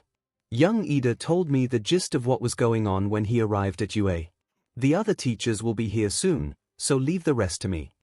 As the minions in the plaza who had regained consciousness stood in awe of All Might, they were suddenly floored. All Might had made it to the plaza in a flash, taking them all down in an instant. In that same instant, he had gathered each of the students in the plaza, pulling them from harm's way. It took roughly a second for them to realize what had happened. What the hell? Hyde voiced what they all thought. All Might looked over the students. Most of them were fine, but a couple were badly hurt. Tsubasa had begun carrying Izuku in her arms, which would have been somewhat funny if the situation wasn't so dire. Izuku's arm was a sickly dark color due to it being broken, the sling Milia had made having been torn off when he went balance breaker. It was easy to tell that he was exhausted and fighting through a lot of pain. Bakugo was somewhat worse. He couldn't even stand on his own right now, relying on Kirishima for aid. His right eye had swollen and his arm was limp, likely dislocated. His right leg was twisted somewhat as well. They've all suffered so much while I was resting. All Might gritted his teeth, glaring at the villains. You kids stand back. I'll deal with these villains. All Might. Izuku's voice was barely more than a whisper, but All Might was immediately kneeling down to better listen to him from where he was still being held in Tsubasa's arms. Big 1, impact resistance, flame regeneration, strong, be careful, his right. That thing was made to fight against you at full power, Liana stressed. That Han's villain even said the thing was immortal, Hyde pointed out. At least let us handle Muscular and the other two. Honinuki offered. I appreciate the concern, the symbol of peace nodded. But let me handle this. Take young Midoriya to safety. He and young Bakugo need rest. Screw that, Bakugo growled. I'm paying that bird 𝐵𝐵. The ashen blonde nearly collapsed at the sudden pain in his side. I rest my case. Nomu, Muscular, Kurogiri, kill him, Shigaraki ordered. I'll deal with the children. Let's finish this level and go home. Right. Muscular grinned. Heads up, they are coming, Hyde warned, readying the insulator. Some of the other students took on defensive stances also. A familiar massive black shape shot out towards them with a roar and headed straight for All Might. The symbol of peace was ready and met its massive fist with his own, creating a shockwave so intense that the students and the other villains were all pushed back by the air pressure. You can't win, hero. Shigaraki taunted as he tumbled through the air before landing. He's immortal. Yeah. What about it? All Might yelled back as his fist collided with Nomu's yet again. Before long, their series of slow punches escalated into a rapid exchange of fists, each one sending off massive gusts of air. As she steadied herself, careful not to let go of Izuku, Tsubasa absorbed the concrete from the ground to wiggle herself down so as to not be blown any further back. his fighting that thing on his own. She heard Izuku ask over the blowing wind. "Whoa, the," said Tetsu, letting out a gasp as he almost fell over. "So fast." Kirishima finished, hardening his skin to keep himself in place. "No. I can't get near them." Kurogiri cursed as the shockwaves likewise kept him and Muscular out of the fight. True to the kid's warning, All Might found that the Nomu resisted his attacks to an unnatural degree. What's more was that the Nomu was matching him blow for blow, even managing to get a few hits of its own. However, this was not the first opponent that All Might had ever faced whom he could not simply take down with a single blow. Amongst the hundreds, nay, thousands of opponents that he had faced over his career, there had only been a few who had been able to truly stand against him. One, in particular, stood out from all of the others, and All Might fears that he might be responsible for this monstrosity. Painful memories rose up as the Nomu landed a hit in the side, nearly causing All Might to topple over from pain, but he withstood it. For right now, his anger was greater than any pain he felt. Indeed, he was far angrier than he could remember ever being in recent memory. The reason was clear too: these villains had threatened his students, incapacitated 2 of his comrades, and dared to injure some of them. All the more reason to end this now. "You may be immortal, villain," All Might said to the Nomu, not caring if it could understand him or not. "But that only means your limits are slightly higher than everyone else's." All Might's punches slowly began to land on Nomu rather than colliding with the beast's own attacks. "You were made to fight me, right? Even if you can withstand me going at 100%, All Might slowly began to force Nomu back with his blows. "Then I'll simply go beyond that and force you to surrender." The speed of All Might's punches escalated, causing the Nomu to flinch as several solid hits landed on its face before he flew a left hook, sending the Nomu flying. The Nomu roared and charged him once more, but All Might brought Nomu's head crashing into his knee and hurled him through the air with a twisting wrench that would have torn the head off of any lesser being, sending the beast up into the air. All Might, having jumped into the air after Nomu, seized him by the wrist with both hands and began spinning as quickly as he was able, feeling the bones begin to crack under his iron grip before he hurled him toward the ground, causing the concrete around Nomu to break apart. Before Nomu could do anything, All Might himself made contact with the ground, now standing right in front of his opponent. "And now for a lesson. You may have heard these words before, but I'll teach you what they really mean." All Might brought his fist back. "Go beyond." Plus, All Might dug his fist deep into Nomu's body. Ultra A. Nomu was sent flying at such a fast speed and with the force of the attacks, that he smashed right through the roof, destroying the lights and electronics in a massive explosion that rocked the dome. Everyone in the USJ could feel it, while Nomu's body continued to soar into the sky and disappeared into the vast blue heavens. "Holy SHT, Setsuna exclaimed. "That power's insane," Itsuka said in wonder. "That was like a finishing move in a fighting game," Hyde mumbled in awe. "So manly," was all Tetsu could utter, manly tears streaming down his face. "He must have been moving and hitting that thing so fast it wasn't able to regenerate," Honinuki noted. "He truly is the best," Todoroki thought. "That's what it takes to be number 1, Bakugo thought. "He did it," Izuku said as he looked at the smokestack where All Might stood, his lips forming a weak smile. "Now I understand why you admire him so much." Drake sounded to be in awe somewhat. "I suppose I have gotten weaker," All Might admitted. "In my prime, 6 to 11 hits would have been enough to knock that guy out.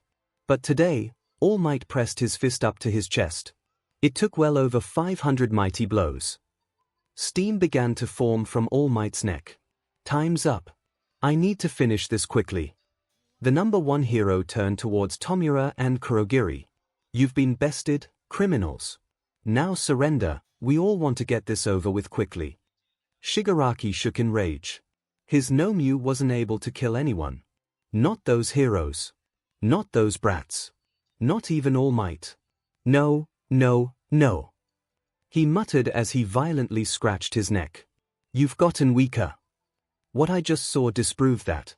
Was MSTR wrong?" "MSTR?" All Might thought before continuing his taunts. "Not gonna try and get me. You did say you wanted to clear the level. If you can take me, bring it on." Ibara, accompanied by Liana, Momo, Setsuna, and Itsuka, rushed over to Izuku and Tsubasa. "Are you okay, Izuku?" Ibara asked. "I'm fine, just tired," Izuku replied. "And my arm's still broken." That got a chuckle out of the girls. "Just hold still." The vine-haired devil began using twilight healing on his arm. "Looks like we don't have anything to worry about here," Setsuna said with a cheeky grin. "Getting involved would just put us in the way." Itsuka nodded. "Let's head back to the entrance." "Yes," Momo agreed. "Hold on," Liana looked over and All Might. "Is it me or does All Might look a little off?" "Off?" Tsubasa raised an eyebrow as she and the others looked at All Might. Izuku's eyes narrowed at what he saw. "She's right. All Might is shaking. And is that steam?" Momo's eyes widened in worry. "He's reached his limit. If we notice then," she glanced over toward the villains. "Steam." Shigaraki stopped scratching, having noticed the same thing. Though it was hard to see with the smoke, All Might was, indeed, steaming. Shigaraki's cracked lips formed into a grin once again. Maybe Sensei was right. If he's hit his limit, then he really has weakened. Enough for us to kill him. "Kurogiri, deal with the children," Shigaraki ordered. "Muscular, will finish off All Might." The smoke villain looked at Shigaraki in surprise. "Why are you gawking? This is our best chance." Muscular nodded and smiled as Shigaraki blitzed All Might. "Time to die." He dashed a bolt of green, fired from the right and hit Shigaraki in the gut. The villain gagged in pain as he tumbled along the ground before straightening himself. Snarling, he turned his furious gaze to the students, which was where the blast came from. Izuku had fired a dragon shot. Despite the pain he was feeling, Izuku grinned in victory at Shigaraki before he collapsed again. This only served to piss the League of Villains leader off. "You brat!" Shigaraki hissed. But before he could do anything, bang! A gunshot later and there was a bloody hole in Shigaraki's hand. What the he-more gunshot sounded, piercing Muscular's limbs, causing him to fall back from the pain and shock. Momo and the others gasped, before turning their heads toward the sound of the bang. Everyone looked at the entrance. All Might grinned with relief.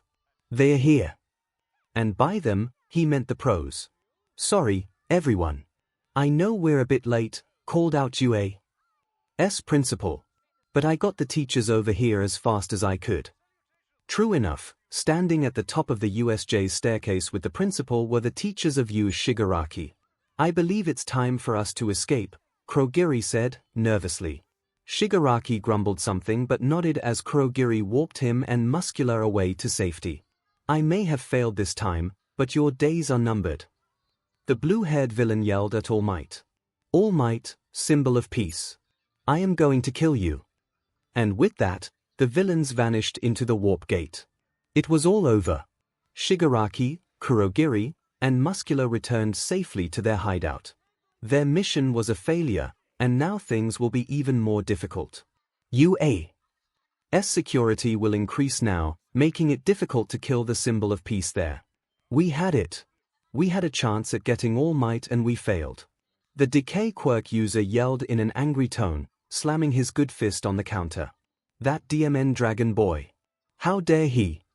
"Calm down, Shigaraki Tomura," Kurogiri reassured. "Yeah, we lost," Muscular said as he sat down. "Get over it." "Don't talk to me," Shigaraki yelled. "That's enough." Shigaraki instantly calmed down before turning to a television mounted on the wall. The words "sound only" were on display. "Shigaraki, Kurogiri, Muscular. I take it from your tone that you failed to kill All Might." The voice asked. "I'm afraid not, MSTR," Shigaraki admitted. "The symbol of peace didn't show until near the end. We managed to injure 13, Eraserhead, and Vlad King, but the students were stronger than we expected. They managed to take down all the minions we sent. But there was one pest that should have been squashed." Shigaraki began to starch his neck again. "That DMN dragon brat was able to fight against Nomu and stopped us from killing All Might." "Dragon?" the MSTR asked, intrigued. "The Welsh dragon," Shigaraki hissed. He's a student at UA. Even though he's still a newbie, he fought evenly with 𝐻𝐻𝐻𝐻. Speaking of the 𝐻𝐻𝐻𝐻, where is he? Another voice asked. He was blown away, 𝐼𝐻𝐻𝐻𝐻 answered. What? Without precise coordinates to where he landed, I couldn't bring him back with us. This is a travesty. The second voice exclaimed. And after all the trouble we went through to make him as strong as All Might. Yes, the MSTR agreed. Though I suppose it can't be helped, unfortunately. Still, this wasn't a futile effort. The MSTR hummed, the sound of a machine beep accompanying it. We learned much. Take all the time you need to gather more villains. I will remain hidden in the shadows, which is why I need you as my face. A symbol of your own. Shigaraki Tomura, next time you will show the world why it should be afraid of you. Somewhere in an unknown location, the 𝐔𝐬𝐚𝐬 ended his conversation with Shigaraki. The man was dressed in a business suit with his face covered in the darkness. He had various tubes sticking out of his neck and jaw, helping him breathe. Well, that could have ended better, the only other occupant of the room commented. It's disappointing we lost the 𝐻𝐻𝐻𝐻. Yes, Sensei agreed with the doctor. But we did learn that the Red Dragon Emperor is attending you along with the devils and that sorcerer. We play our cards right and they could prove useful.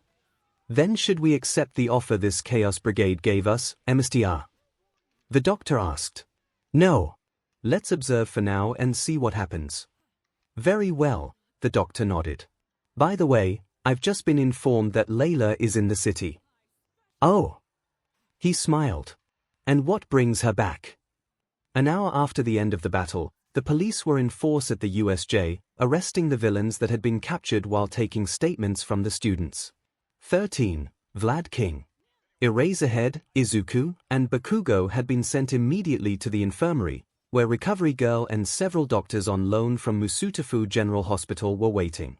All Might had accompanied them to make sure they arrived safely at their destination. Any other students who had received minor injuries were being tended to by the doctors present, Milia being one of them, a doctor applying rubbing alcohol to her fingertips. As this was going on, a tall detective with short black hair was regarding the scene, glaring at the villains as they were put into special transports. As much as I hate having to say it this way, these children were lucky. Apart from a couple of them, all of the students appear to be physically unharmed. Tsukochi-sama, we have an initial account from all the students still present here, one officer stated. Good. Let's have the students return to their classrooms for now, Tsukochi ordered. We won't be questioning them right away, then. Another officer asked. No, these children have been through enough. Let them rest for a little while. We'll ask them later. Several students approached Tsukochi, worry clear on their faces. Detective-sama, Tsuyu asked. How are Aizawa-sensei and Kan-sensei? Aizawa-sensei has suffered multiple fractures in both arms, as well as a facial fracture. Fortunately, there does not seem to be any serious damage, but his orbital floor broke in small pieces, and his eyes may suffer from after effects. Kan-sensei, fortunately, only suffered damage to his arms along with several bruises, although he will have to be given BLD to counter his BLD loss, one of the doctors still on site revealed. Kero, Tsuyu said in a sad tone. What about 13? Itsuka asked. She's already undergoing treatment. Whoever treated the lacerations from her back to her upper arm did an amazing job, Tsukochi answered. After getting Recovery Girl's treatment, 13 should be back on her feet by tomorrow. Almost everybody sighed in relief. What about our classmates? Ida asked. Your classmates will be fine, Tsukochi reassured. From what I have been told, Bakugo has it the worst, a broken back along with several other major injuries. He then turned to Ibara. What you did likely saved his life. Ibara sighed in relief, glad that Bakugo would live. As much as she hated him, she knew he didn't deserve to die. What about Izuku-san? She asked. Yeah, is Midori okay? Mina asked. Izuku-an, Okiko mumbled. The worst he has is a broken arm. That, and the extreme case of exhaustion, Tsukochi answered. I've been told that he will be fine with some rest and treatment. Thank you, Detective-sama, everyone said, smiling in relief, as the officers began to guide them to the buses that would take them to their classrooms. 𝐒𝐭𝐚𝐲 turned to his assistant, a young man with the head of a cat. 𝐒𝐭𝐚𝐲, I still have some business in the nurse's office. I'll leave this to you, Kay. Yes, sir. 𝐒𝐭𝐚𝐲 saluted. Some of the girls looked at 𝐒𝐭𝐚𝐲 in bewilderment. A cat. Cat cop. Or, look at his bell. How cute. Mina, Setsuna, Okiko, and Pony all thought. As he walked to his car, 𝐒𝐭𝐚𝐲 was stopped by another policeman. Someone thought to be involved in this attack was just apprehended in a wooded area nearby. 𝐒𝐭𝐚𝐲 gasped and turned to the officer. Report. He has no apparent injuries. He's currently cooperating, but he hasn't said a word yet. We're unsure if he can even speak. 𝐒𝐭𝐚𝐲 then noticed Nezu, Midnight, and Snipe walking out of the USJ. Principal. He approached them and took his hat off. I'd like to investigate every inch of the school, just to be safe. Of course, please do. The principal said with arms up. You'll have full access to the campus. We definitely need your assistance on this matter. I don't care who makes a fuss. You have my blessing. Sir. The four turned to the cop running up to them. There's something I think you should know. What is it? 𝐒𝐭𝐚𝐲 asked.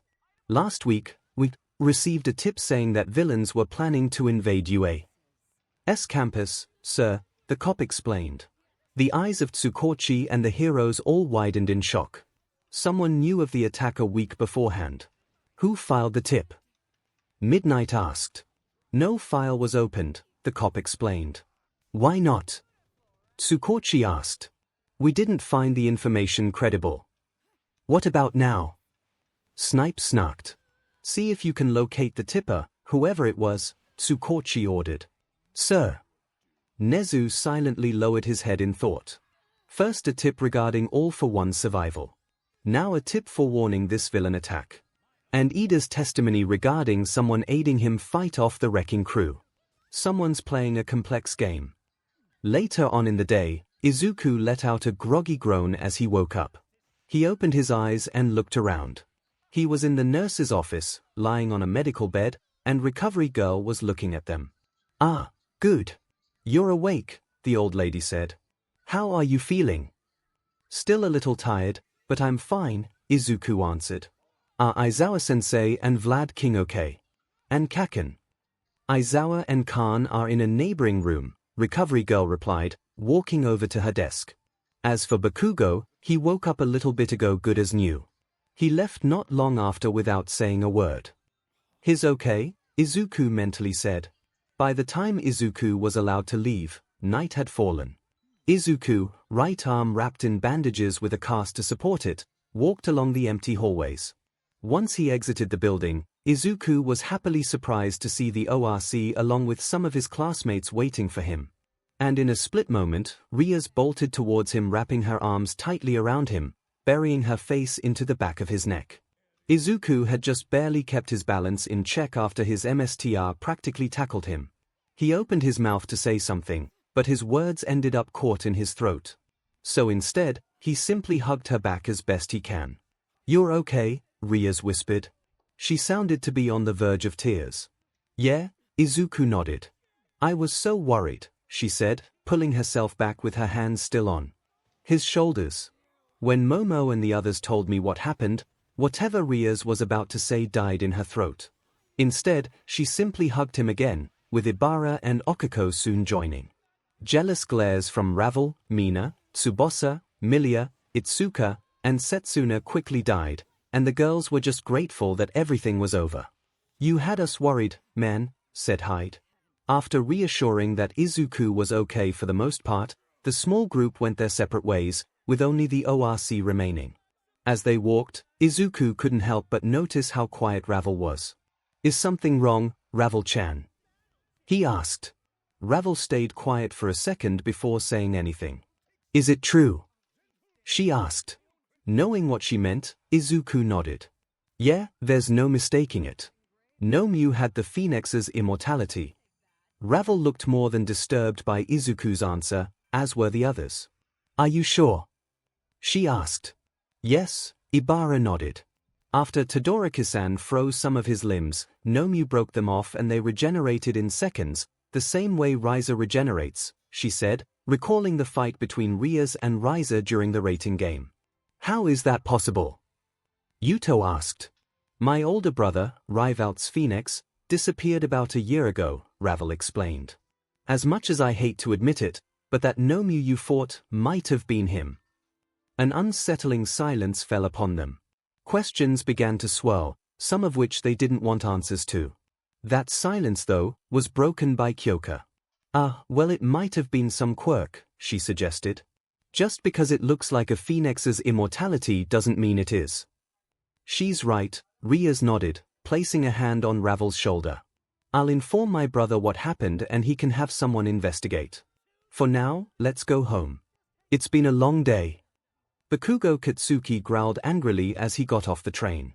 Other than Deku, he was the most injured student during the whole USJ incident, as the press began calling it.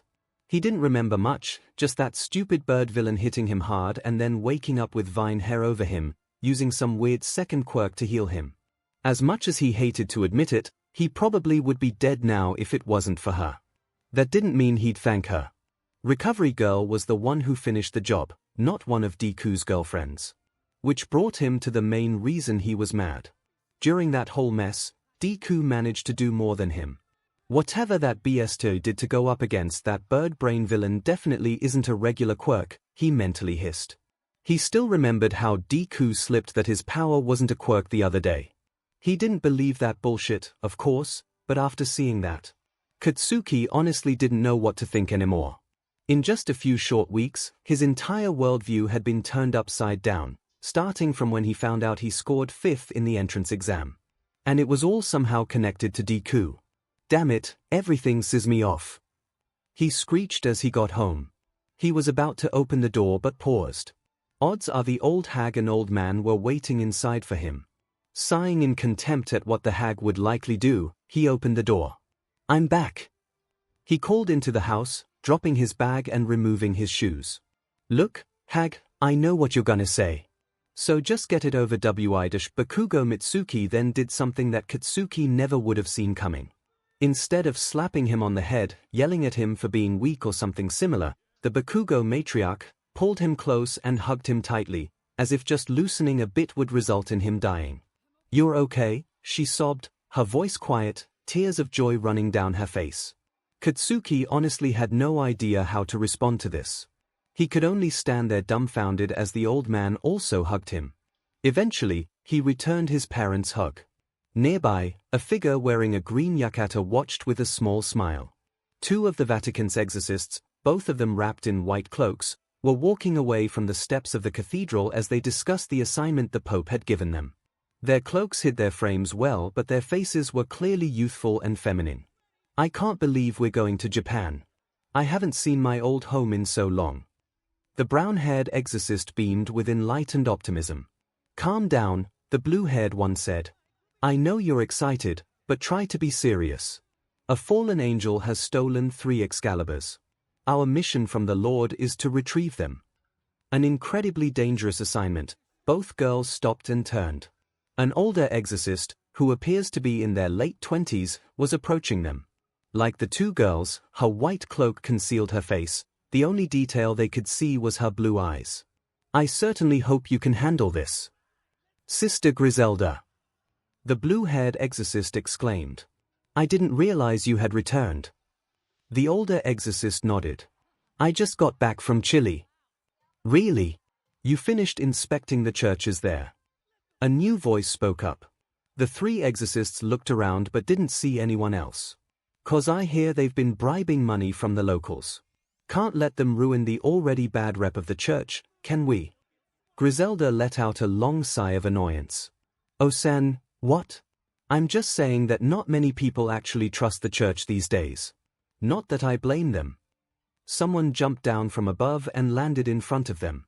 It was another exorcist, around the same age as Griselda. Unlike the others, she had the hood of her cloak down, revealing her face. She was fairly attractive, with deep red eyes and long, golden hair that reached down to her waist. Eavesdropping again, oh-san. Griselda asked her fellow exorcist. If you are, then you have the time to accompany them to Japan, correct? No, unfortunately, she sighed. Need to head to New Orleans today. Something about a vampire hypnotizing people to make dioramas. The two young exorcists felt sweat drops form on their heads.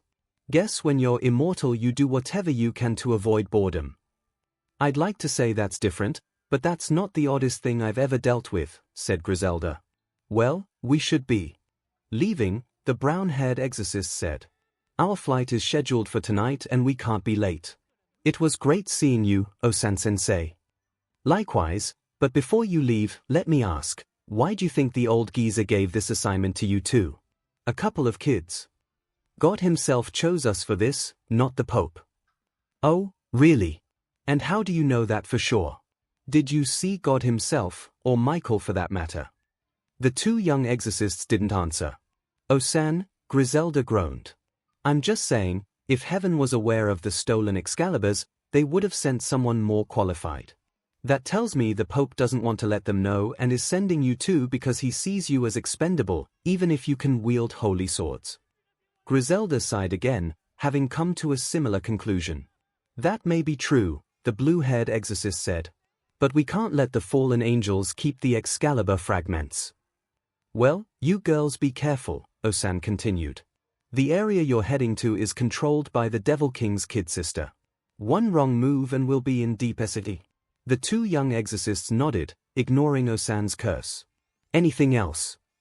Griselda asked. Yeah. I heard that the Red Dragon Emperor has resurfaced in Japan. And has joined the devils. The two young exorcists visibly paled at this. Do you think that as if? He's a servant of the Devil King's kid sister, Osan said. So I doubt they'd be looking for war. 𝐒𝐭𝐴⁴, on the other hand, definitely will be. So I suggest you seek their help. Work with devils.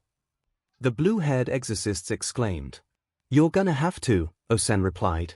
Word on the grapevine is that the monster who killed Christus is in Japan also. The three exorcists all gasped in shock, Griselda most of all. But her shock soon gave way to anger. Are you sure?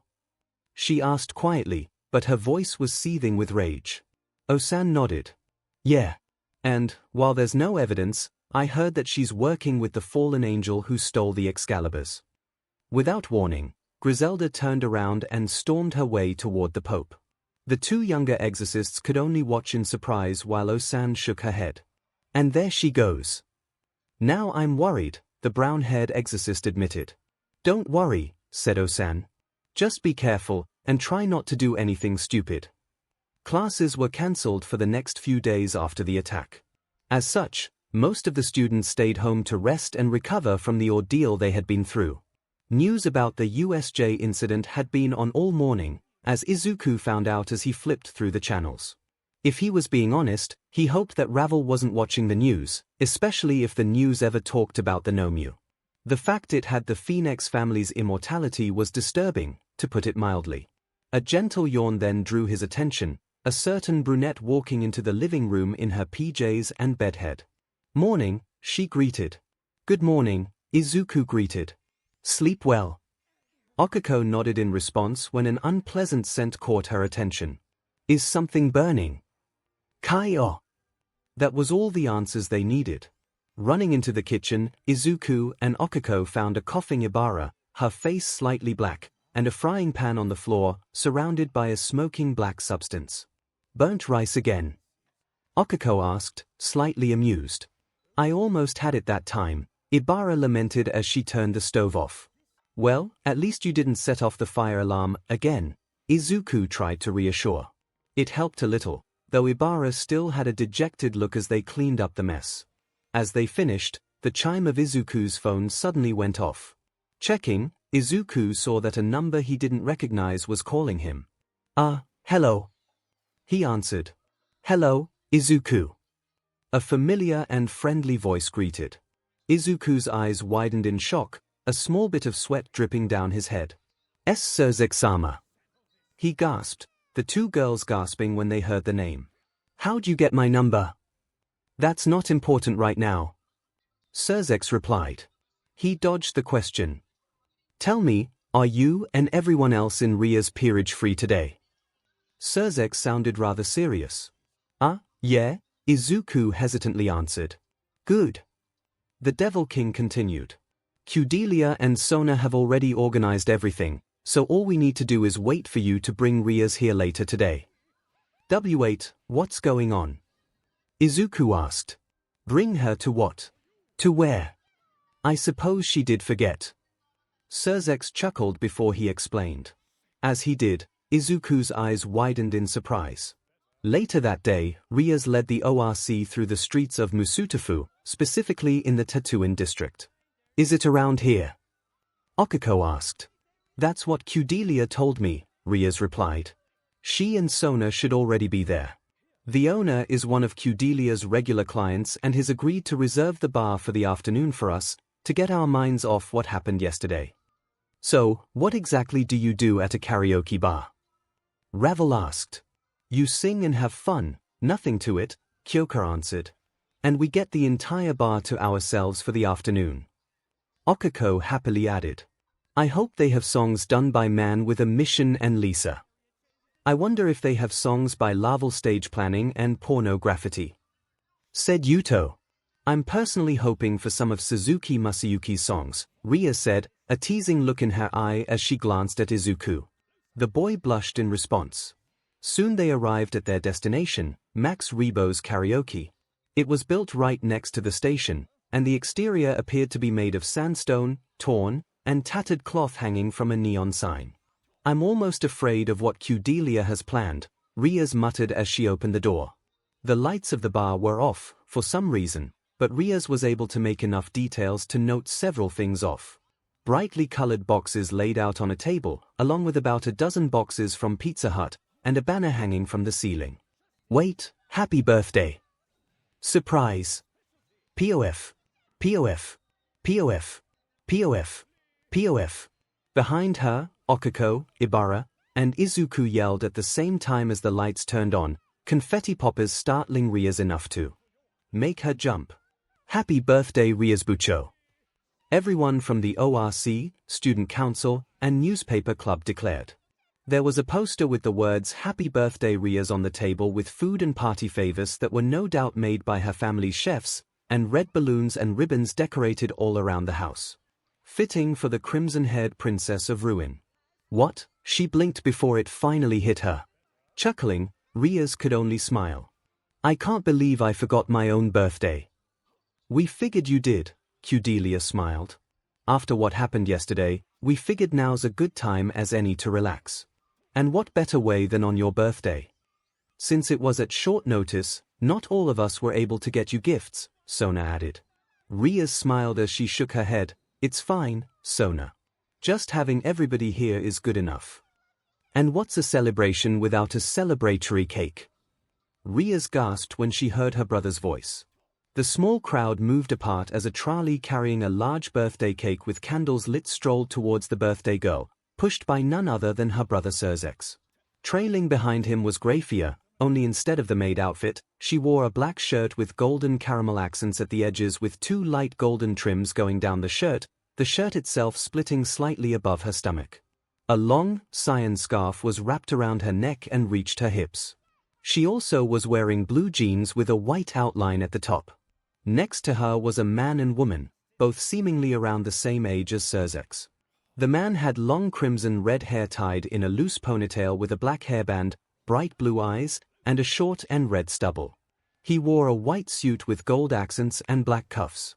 The woman was strikingly similar to 𝐼𝐴's, only with shorter flaxen hair and violet eyes.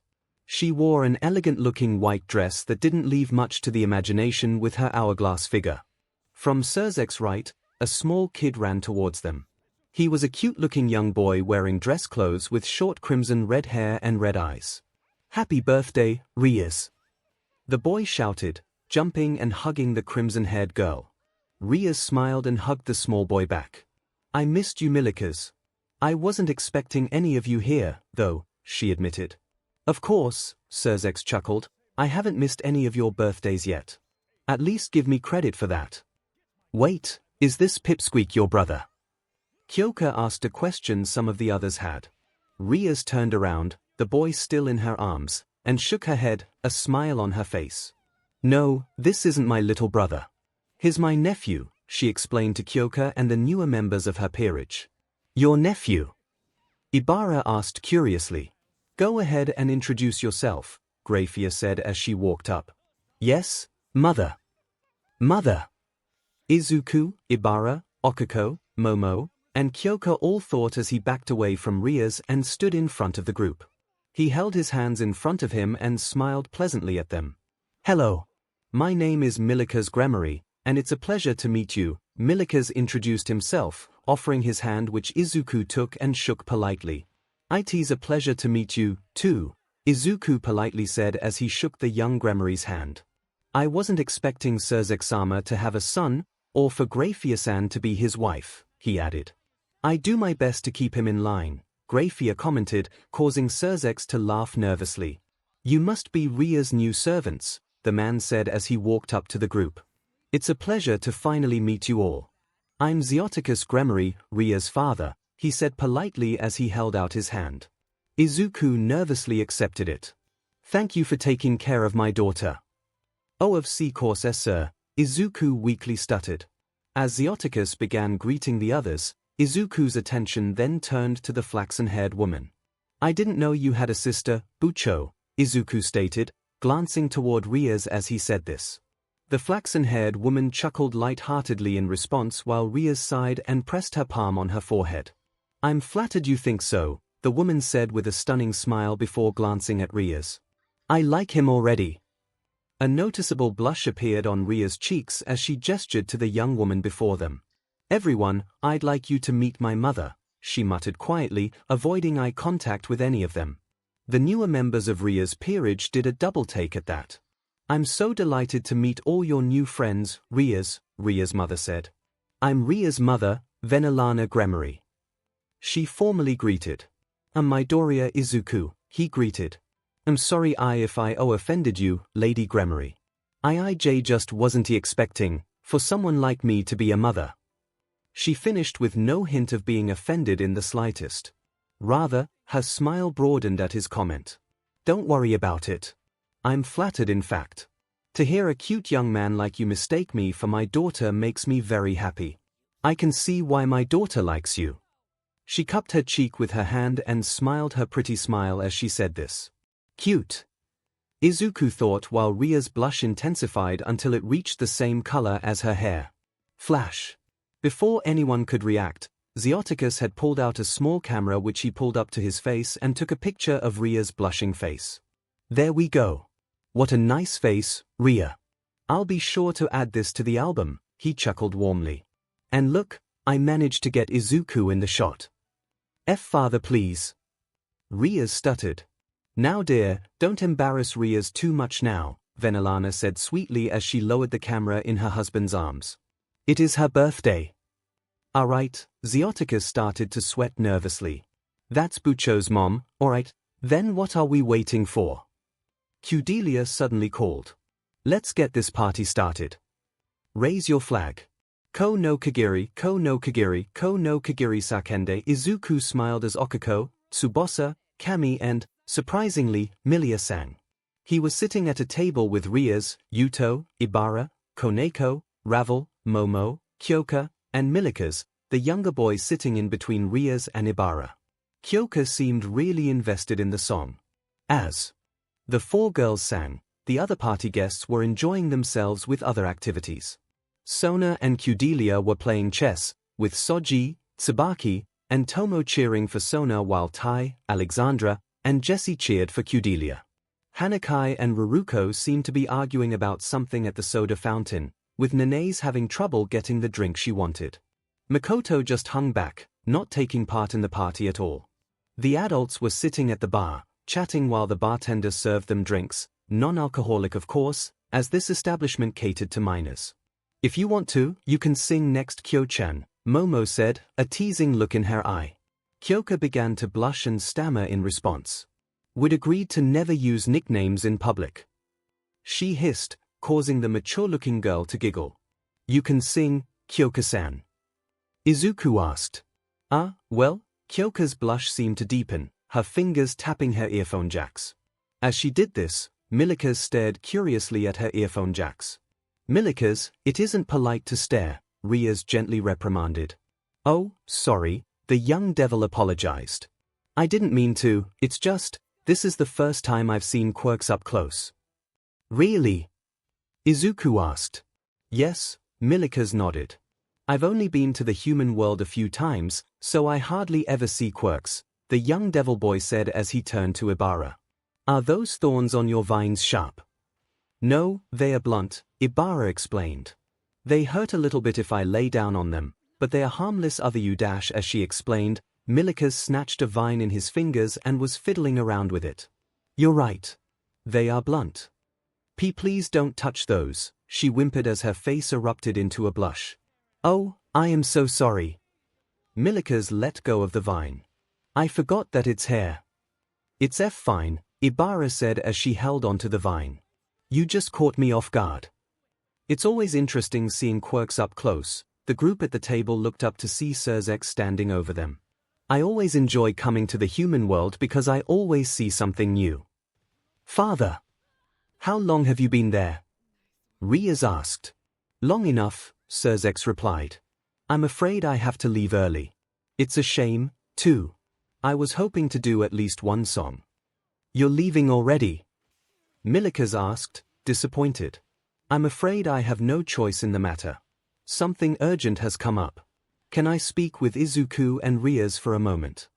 Izuku and Rias briefly glanced at each other before they got up and followed. Once the three were at the entrance, 𝐻𝑥 looked at them with a serious look in his eyes. I'll get to the point, he said, the tone of his voice unnaturally serious. This creature you fought, are you certain it had the phoenix's immortality? Izuku, though taken a little off guard from the change in 𝐻𝑥's tone, nodded. Yes, sir. 𝐻𝑥 shook his head. I see, he sighed. I need to get back to the underworld to help with reopening Rivalt's phoenix's disappearance, as well as tell the family about this development. Rias and Izuku both winced at that. Since it's still Graphia's day off, make sure she enjoys the rest of your birthday party, okay Ria? Of course, Rias nodded. Good, 𝐻𝑥 smiled. And Izuku, now seems to be a good time to give her your present, he added before leaving. Izuku quickly glanced at Rias, who was looking at him with sparkling eyes. 1 second. Izuku quickly ran to where the presents were being kept and came back with a red and green wrapped box. Happy birthday, Izuku handed the box to Rias. The box wasn't big, just the right size to fit in her arms, and it wasn't that heavy either. When she opened it, she gasped in shock at what was inside. These are, she gently pulled out one of the objects as if it were the most delicate thing in the world. The limited edition Phoenix Ranger Featherman Victory Complete Figurine Set. It's the set you've wanted to get when we were supposed to be on our DD date, Izuku explained. When 𝐻𝑥-sama called today I asked what you would want, and he said that you've been looking for these figurines. Ibara and Okiko helped buy them, so this is a gift from the three of us. Ria's smile honestly looked downright adorable, a dorky grin that could compete with Izuku's. Without warning, Rias leaned in and pressed her lips on his, kissing him. It lasted for about a second before she pulled away. Thank you, Izuku. Then, just as quickly as it happened, Rias pulled back, turned on her heel, and went to rejoin the party. Izuku stood in absolute shock as he raised a hand to his cheek, fingers just grazing where Rias had kissed him for a second time, memories of the first kiss flooding back, causing his head to turn a certain shade of red. And yet, he felt unnaturally warm and tingly. That warmth quickly spread throughout his body, a huge smile splitting his face. By the time the party was over, the sun began to set. After saying their goodbyes to the rest of the Gremory family, the three young devil peerages went home. As the ORC walked through the streets, they chatted happily about the party, from the gifts they got Rias to the songs they sang. That was so much fun. Ibara happily said. I always wanted to sing something other than Bible verses. Good thing you didn't do that, Kaneko said, eating a slice of cake she saved. I actually enjoyed myself, said Ravel. I didn't think karaoke would be so fun. Thank you, everyone, for today, Rias said, holding onto the Featherman figurines she got. Though I am surprised that 𝐒𝐭𝐚𝐲 and 𝐒𝐲 didn't show up. I figured that 𝐒𝐲 has meetings at U because of what happened, but 𝐒𝐭𝐚𝐲, she stopped when she noticed the looks Izuku, Ibara, and Okiko all had. The three were shaking uncontrollably, all color draining from their faces. "See, we forgot to tell her," Okiko said. "She won't be happy to have missed Bucho's birthday," Ibara stated. Izuku audibly gulped. "I'm sure she won't be too mad," Yuto tried to reassure. "If anything, I'll take the blame," Rias said. "It was my failure to tell you about my birthday. I'm sure she'll understand." "I hope you're right," Izuku replied. As it turned out, 𝐭𝐴 was not happy finding out she missed Ria's birthday. By Monday, school was back in session. Everyone in Class 1A talked about how they and 1B received a few minutes of screen time on the news, even if it was because of something scary. "Man, all the channels are making a big deal out of what?" Kaminari said as he turned his head behind him to talk to Kirishima. "Yeah, bro, I was surprised. It made the headlines everywhere. I bet the entire country knows about it by now." Kirishima said. "It's not that surprising," Liana commented as she read her book. U.S. Hero Course, which has produced some of Japan's most promising heroes, was attacked by villains out of nowhere. "It'd be more surprising if it didn't make the news. I'm just glad the pros showed up when they did," Zero said. "Who knows what could have happened to us and 1B if they didn't." "Why'd you say that?" Mineta suddenly shrieked. "I'm going to have nightmares for weeks. Shut up. Bakugo shouted, "If you can't handle it then leave, Great Beach." The class continued to chatter until the bell rang and the door opened to reveal Aizawa, completely covered in bandages from head to toe, his arms in casts. How he was walking was beyond them all. "Morning class," he greeted in his usual tone. "Aizawa-sensei, what are you doing here?" The entire class asked, shocked. What kind of crazy person teaches while like that? Hyde asked. "Aizawa-sensei, I'm glad you're okay." Ida said, shooting up his arm. "Can you really call that okay?" Okiko pointed out. "My well-being is not important right now," Aizawa stated, trying to go to his desk without falling to the floor. "And I'll pay back that crazy comment later," Hyde flinched. "Your fight is not over yet." "Fight?" Bakugo asked. "Don't tell me," Izuku wondered. "Not more villains." Mineta almost shrieked. The class waited with bated breath at what Aizawa meant. "The UA Sports Festival is drawing near," Aizawa simply stated. Immediately, all the students hit their desks with their foreheads. "Don't scare us like that!" They all yelled. "Hold on, is it really okay to hold the sports festival right after villains attacked?" Kyoka asked in slight worry. "Yeah. What if they attack again?" Tsubasa questioned. "By showing that you can proceed with this event without worry, it helps show that our crisis management system is solid," Aizawa explained. "Not to mention, security will be strengthened fivefold compared to last year. But that's nothing you all should be thinking about. What you should be focused on is that this event is a huge opportunity for you all. The UA Sports Festival is one of the biggest events in Japan. Hero agencies across the country will be watching to see what the top talent of UA has to bring to the table. This is one of only 3 opportunities you have to make a name for yourself. You can't miss it." "Yeah, if we do well, we can get noticed by top agencies," Kirishima expressed. "It'll make getting hired on as sidekick super easy," Kaminari added. "Yeah, but knowing you, you'll be stuck with that gig your whole life," Kyoka said.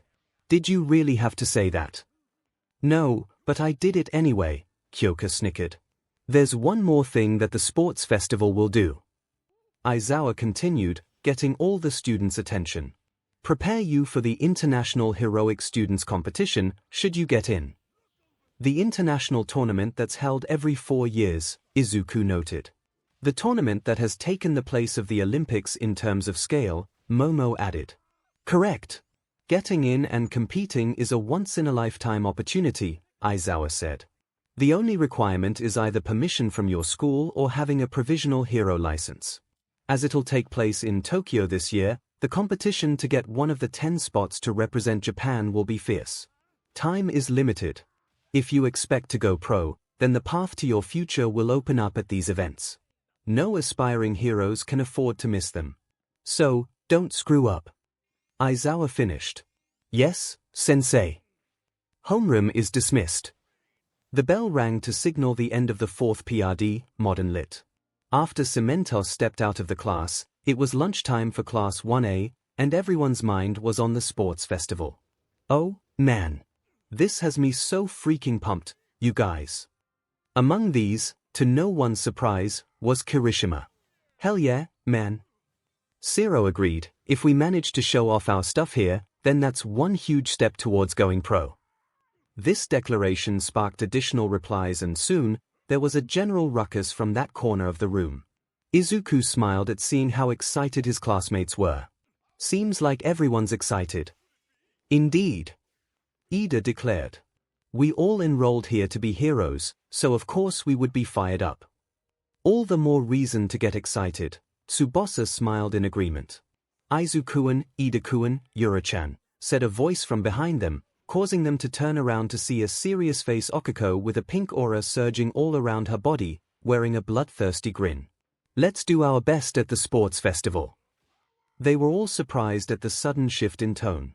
Yuraka, are you okay? Tsubasa asked. What the hell's with her? Hyde asked, a little intimidated by Okiko's sudden change. I'm going to do my best, roared Okiko as she raised her arms. Still, her attitude was rather infectious, causing Izuku and the others to raise their arms in agreement. They soon made their way to the cafeteria, walking with Rias, Yuto, Ibara, Milia, Itsuka, Yui, and Setsuna. Where's Momo and Kyoka? Rias asked. They said they needed to be somewhere and left early, Okiko answered. Suddenly, there you are, young Midoriya. All Might appeared suddenly from a corner, surprising them all. They were still not used to the fact that the #1 hero was actually here teaching. What All Might? Izuku exclaimed. Would you care to eat lunch with me? Asked All Might shyly. That's adorable, giggled Okiko. Izuku looked at his friends before Rias gestured to him to go with All Might. Izuku blinked in surprise but nodded, following the #1 pro to the teacher's lounge. Once he entered the room after All Might, Izuku looked around, more than a little confused.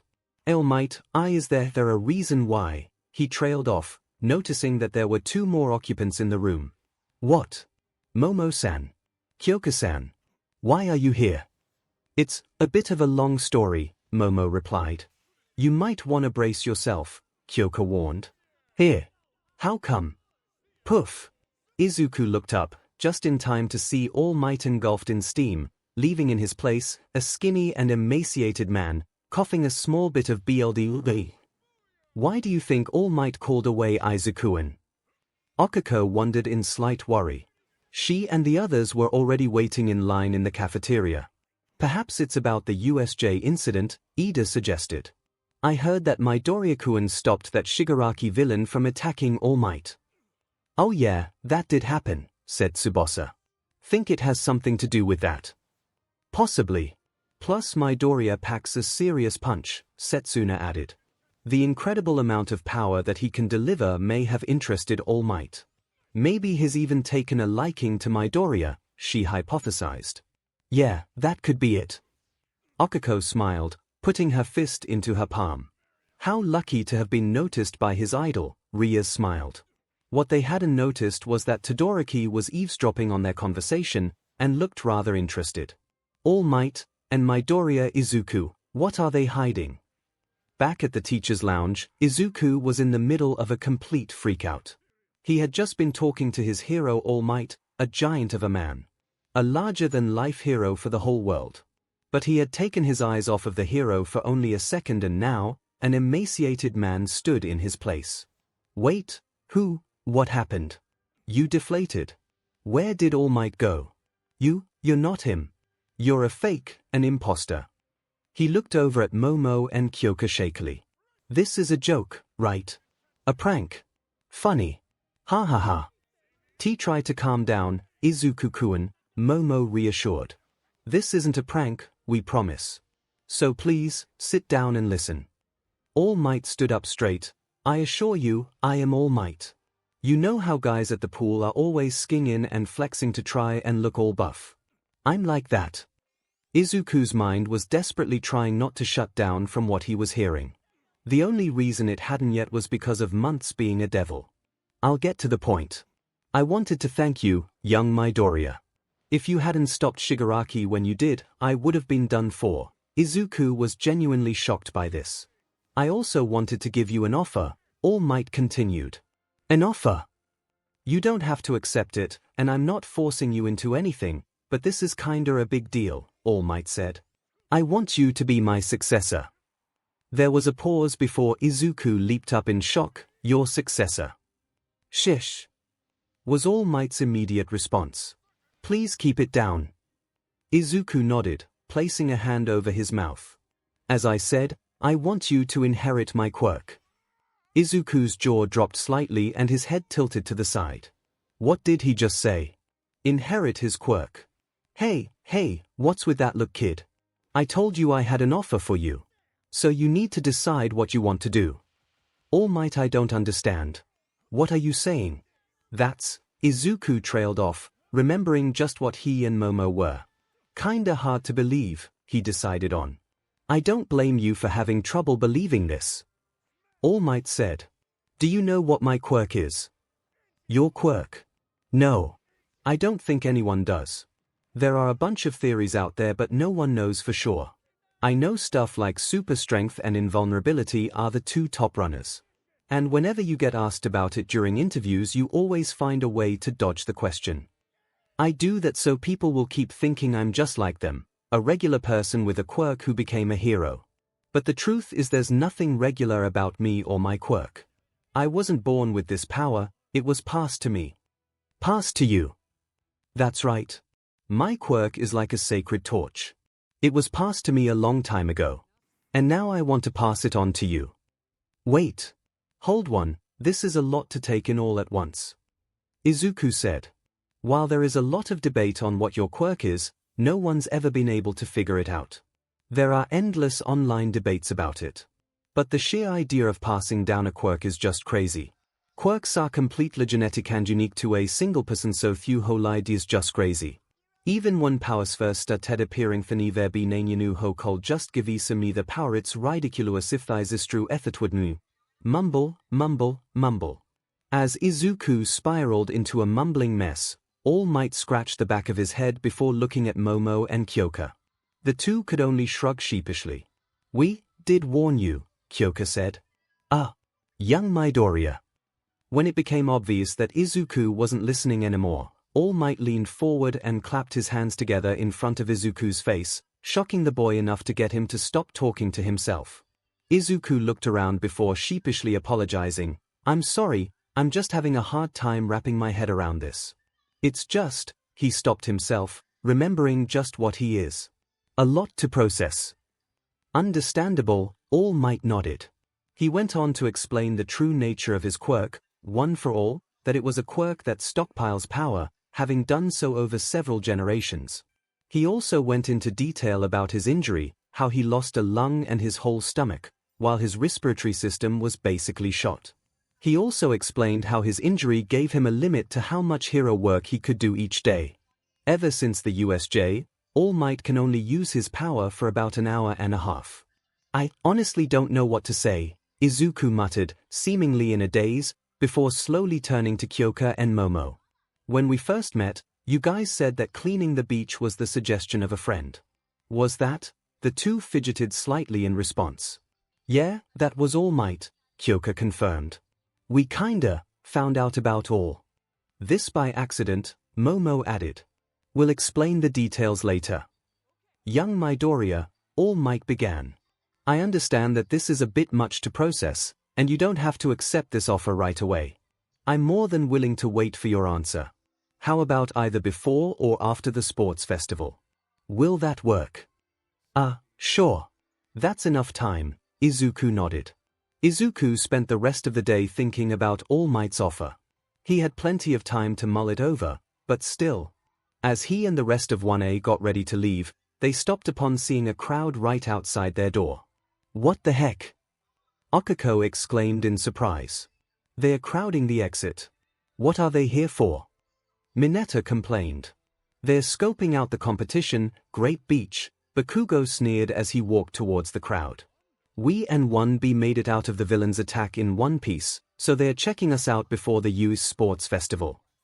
While Mineta cried at the abuse, Bakugo glared at the crowd, who seemed to take a step back at his glare. It's pointless to do something like that, scoffed Bakugo. Out of my thing way, extras. Don't call people you don't know extras right off the bat. Ida lectured, his arms chopping the air as he did so. I came to see what classes 1A and 1B were like, but you seem pretty arrogant. Are all of the students in the hero course like this? A student with gravity-defying purple hair, and a worn-out and tired face that could give Aizawa's a run for its money, said as he made his way to the front of the crowd. Did you know that a few people who enrolled in general studies or other courses did so because they didn't make it into the hero course? The student asked Bakugo, who only grunted in response. The school has left those of us a chance. Depending on the results of the sports festival, they'll consider our transfer into the hero course. And it seems they may also transfer people out. Bakugo merely continued his glare before walking through the crowd. Oi, Bakugo, you can't leave it like this, Kirishima said. They're going to hate us. It doesn't matter, Bakugo shot back. As long as you rise to the time, nothing else matters. Seeing such simple but powerful words, the other students of 1A nodded in agreement before walking out. The other students unconsciously stepped back to allow them room to walk out. Izuku turned to notice a similar-sized group crowding in front of 1B. His mind turned to the 2 weeks left before the festival. He needed to make his decision by then. Later at home, Izuku sat on the couch, reading over his notes on All Might. The pages dedicated to him had speculation on what his quirk was and its limits. Now that he knew the truth, it seemed all so trivial now. What's more unbelievable was that All Might actually offered to give him his quirk. Sighing, he closed the notebook and leaned back. Is something wrong, Izuku-in? He nearly jumped when he saw Rias standing over him. Oh, no. I just have a lot on my mind is all. Rias smiled before plopping down on the couch next to him. I understand. You've been through a lot recently. The sports festival is also coming up, but I get the feeling that's not it, is it? Izuku gulped. CRP. What do I tell her? Ding dong. Lucky for Izuku, the doorbell rang and caught his and Ria's attention. Company right now. Did you forget? Rias reminded him. After what happened at the USJ, all adjacent buildings are being inspected, including the club buildings, so we're having the club meeting here today. I told you that this morning before training. Oh, yeah. You did say that. Izuku blinked as he remembered. All right then. Let's go and meet the others, shall we? Rias smiled. The two got up and went to greet everyone at the door. The rest of the club members were at the door, all dressed in casual clothes. Hey, guys. Come on in. Izuku greeted. Pardon the intrusion. Yuto smiled as he and the others stepped into the apartment and removed their shoes. Oh, you have company over? Inko asked, peering through the living room. Just for a club meeting, Inko, Rias clarified. Sorry for barging in, Midoriya-san, Momo bowed. Inko smiled and nodded before she noticed Ravel. Oh, who's this? I've never seen you before. I'm Ravel Phoenix, Ravel greeted. My family and Rias are acquaintances, and I've recently moved to Japan to study. Inko nodded when a glint appeared in her eyes as a smile stretched on her face. Oh, Izuku, she said as she looked at him, can you prepare some drinks for our guests? Sure, Mom, he obeyed, not catching the look in her eyes. He pulled out a carton of juice and glass cups, put the cups on a tray, and poured the juice into the cups. The second he walked back into the living room, he saw his peers crowding around as his mother presented pictures to them. What's going on? He wondered. Hey, Izuku. Kyoka called over, turning to him as she used her hand to cover her mouth as she tried to control her laughter. I had no idea you were able to pass off as a girl. Instantly, Izuku's mind entered panic mode. Don't show everyone those pictures. Izuku cried out, running to get the pictures away from them. No, no, no. 𝐿𝐭 smirked as she put up her hand to stop him. This is your punishment for not telling me about Rias-chan's birthday and is my gift to her. This is also part of your youth. You need to learn to live with it. She took the tray from his jittering hands. I'll just hand these out to your friends. Seriously, Kyoka snorted. You once dressed up as a girl. I'd rather not talk about it. Izuku-senpai's embarrassing past. Kaneko smirked as she and Ravel looked at another embarrassing photo. Ravel chuckled. What's the story for this one? She asked 𝐭. 𝐭 only needed to glance at the photo to recall the event it depicted. That's from when he tried to save a spider from being crushed, but it started crawling all over him. Ravel laughed while Kaneko smiled in amusement. Izuku as a child. Izuku as a child. Izuku as a child. Izuku as a child, Ria's stars in her eyes, was gushing and muttering in a mantra. As she looked at the photo album, Ibara and Okako sat with her, having similar expressions. Oh, I understand Bucho. Izuku-san is so cute. Ibara cooed, stars in her eyes also. Kaio. Look at little Izuku-an playing hero in an All Might Odyssey. Okako squealed, her eyes having stars in them as well. He looks like a little bunny. It's so cute, I can't stand it. He is rather cute, Momo smiled as she looked at another photo album. Izuku could only sigh before he turned to Yuto, who too was laughing at a photo from another album. Not you too, Yuto-kun, he groaned. Oh come on, Izuku-kun. It helps us get to know you better, the Bishonen snickered as he flipped through the pages. As soon as he stopped at another page, his face turned to shock. Izuku, can you tell me about this photo? Izuku almost didn't hear Yuto's voice starting to crack. Izuku went over to look and had a sad look on his face. Oh, that. The photos showed Izuku and another child with chestnut hair doing action poses straight out of Featherman. That was the last photo we took before Rinchin moved away. Rinchin? Yuto asked with a raised eyebrow. She was a childhood friend. I tried to protect her from Kaken once, and we became friends. We both loved heroes and she encouraged me to follow my dreams even though I was quirkless, Izuku told him. I wonder what she'd say if she saw me at Uinao. I see. But can you tell me about that sword over the fireplace? Yuto asked as he pointed to the object in the photo.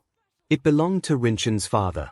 I tried to play with it once but he found out and scolded me, telling me that it isn't something kids should be playing around with.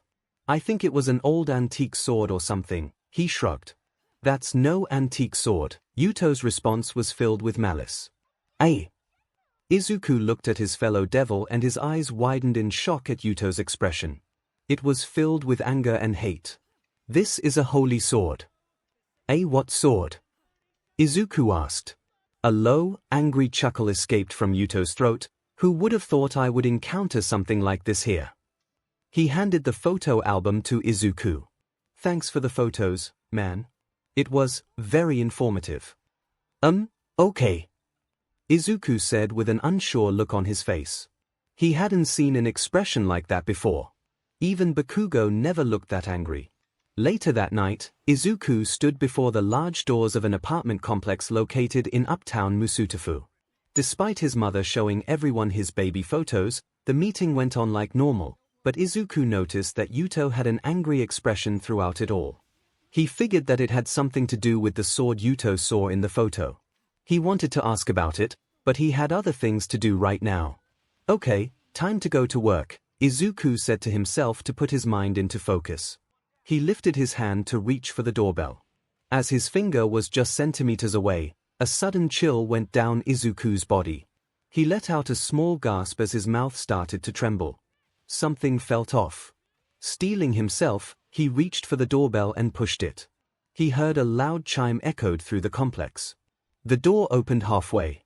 Standing there was a tall man appearing to be in his 20s with black hair, golden bangs, and a black goatee, wearing a dark green yukata. Hello, Izuku greeted. I'm the devil you called for.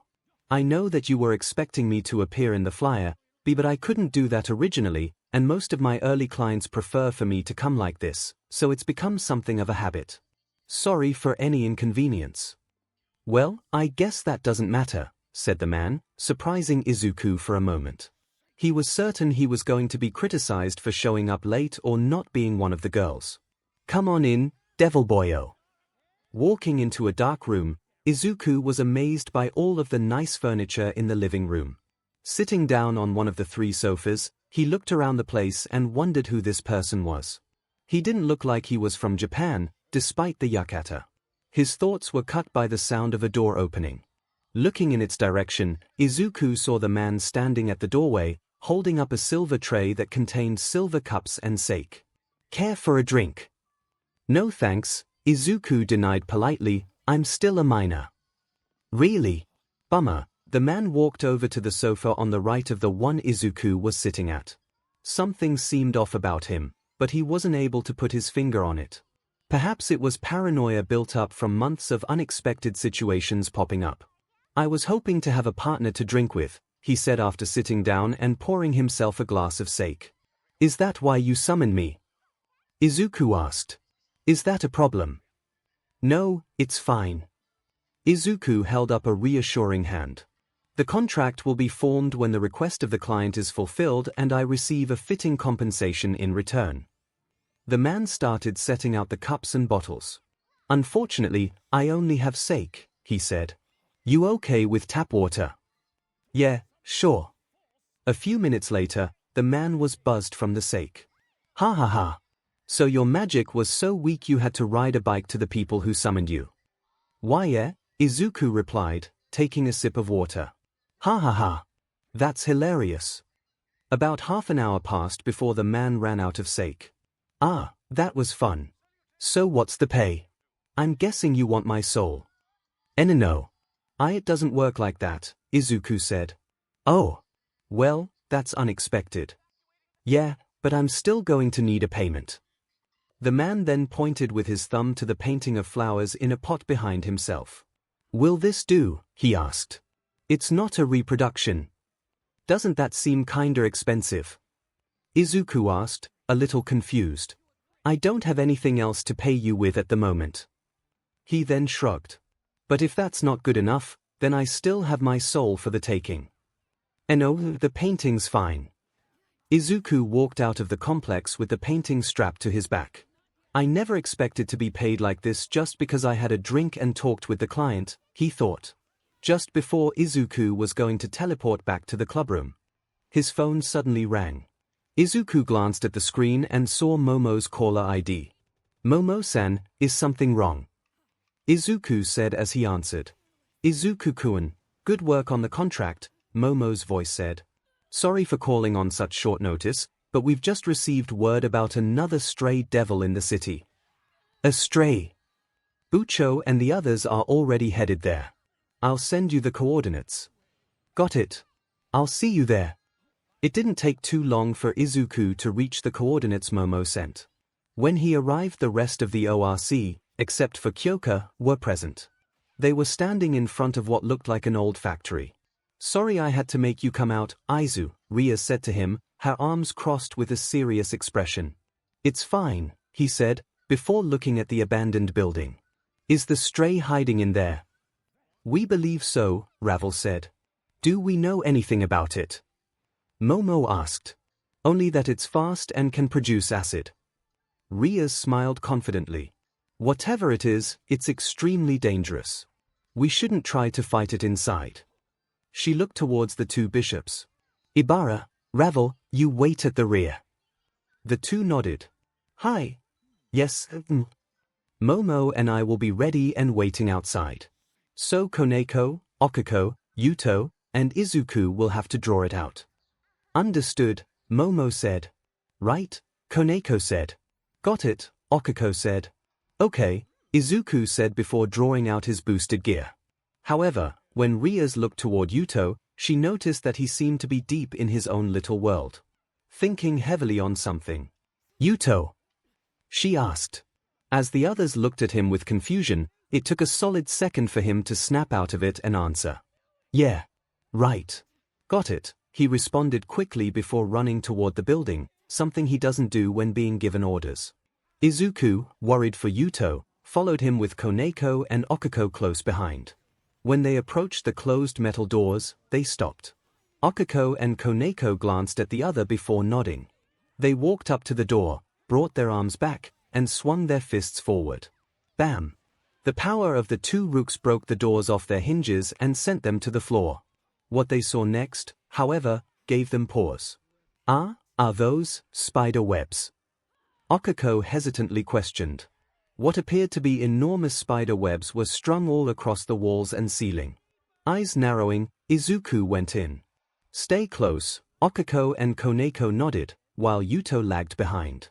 As the four explored the abandoned warehouse, they failed to notice that they weren't alone. Something was crawling on the ceiling above them quietly, keeping a close eye on them with ominous purple eyes. They came to a halt when they came across a wall of webbing, but they gave an audible gasp at what was in the webbing. People. More than a dozen of them, and they were all dead. No, dead was putting it mildly, they were butchered. Severed limbs lay on the ground as heads were stuck on the webbing, some bodies were cut in half with the upper half stuck on the web and hanging like trophies, while other limbs, the lower halves of the bodies, and even some organs laid on the ground, rotting with flies buzzing all around. 𝐭𝐴𝐲 nearly gagged at the sight, while 𝐒𝐭𝐽𝐲 did her best to not throw up. My God, Izuku muttered as he covered his mouth to swallow the bile that was building up in his throat, ignoring the pain he received from what he said.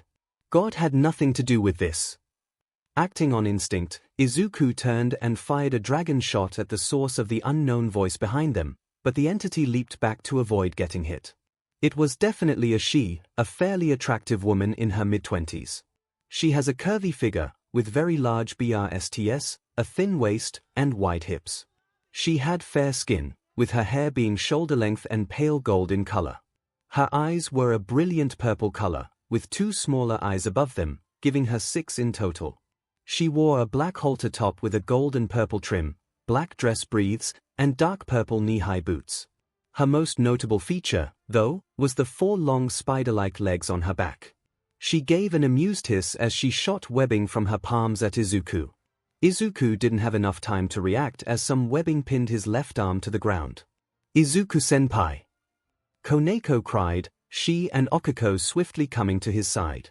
Izuku grunted as he tried to free his arm, but couldn't. I can't move. Yuto-kun, help us free Izuku, 𝐒𝐿𝐽𝐲 told the blonde knight, but to no response. All he was doing was standing there, looking at the ground. What are you doing? Hey, Yuto. Here. Yuto finally snapped out of it, seemed confused at first, but then looked up at where the stray devil was on the ceiling before looking at Izuku.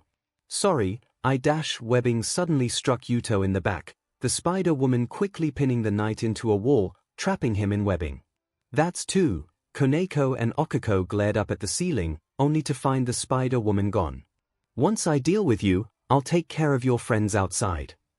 Her voice echoed throughout the building. The two rooks stood protectively near Izuku, keeping their eyes peeled, looking for any movement in the darkness.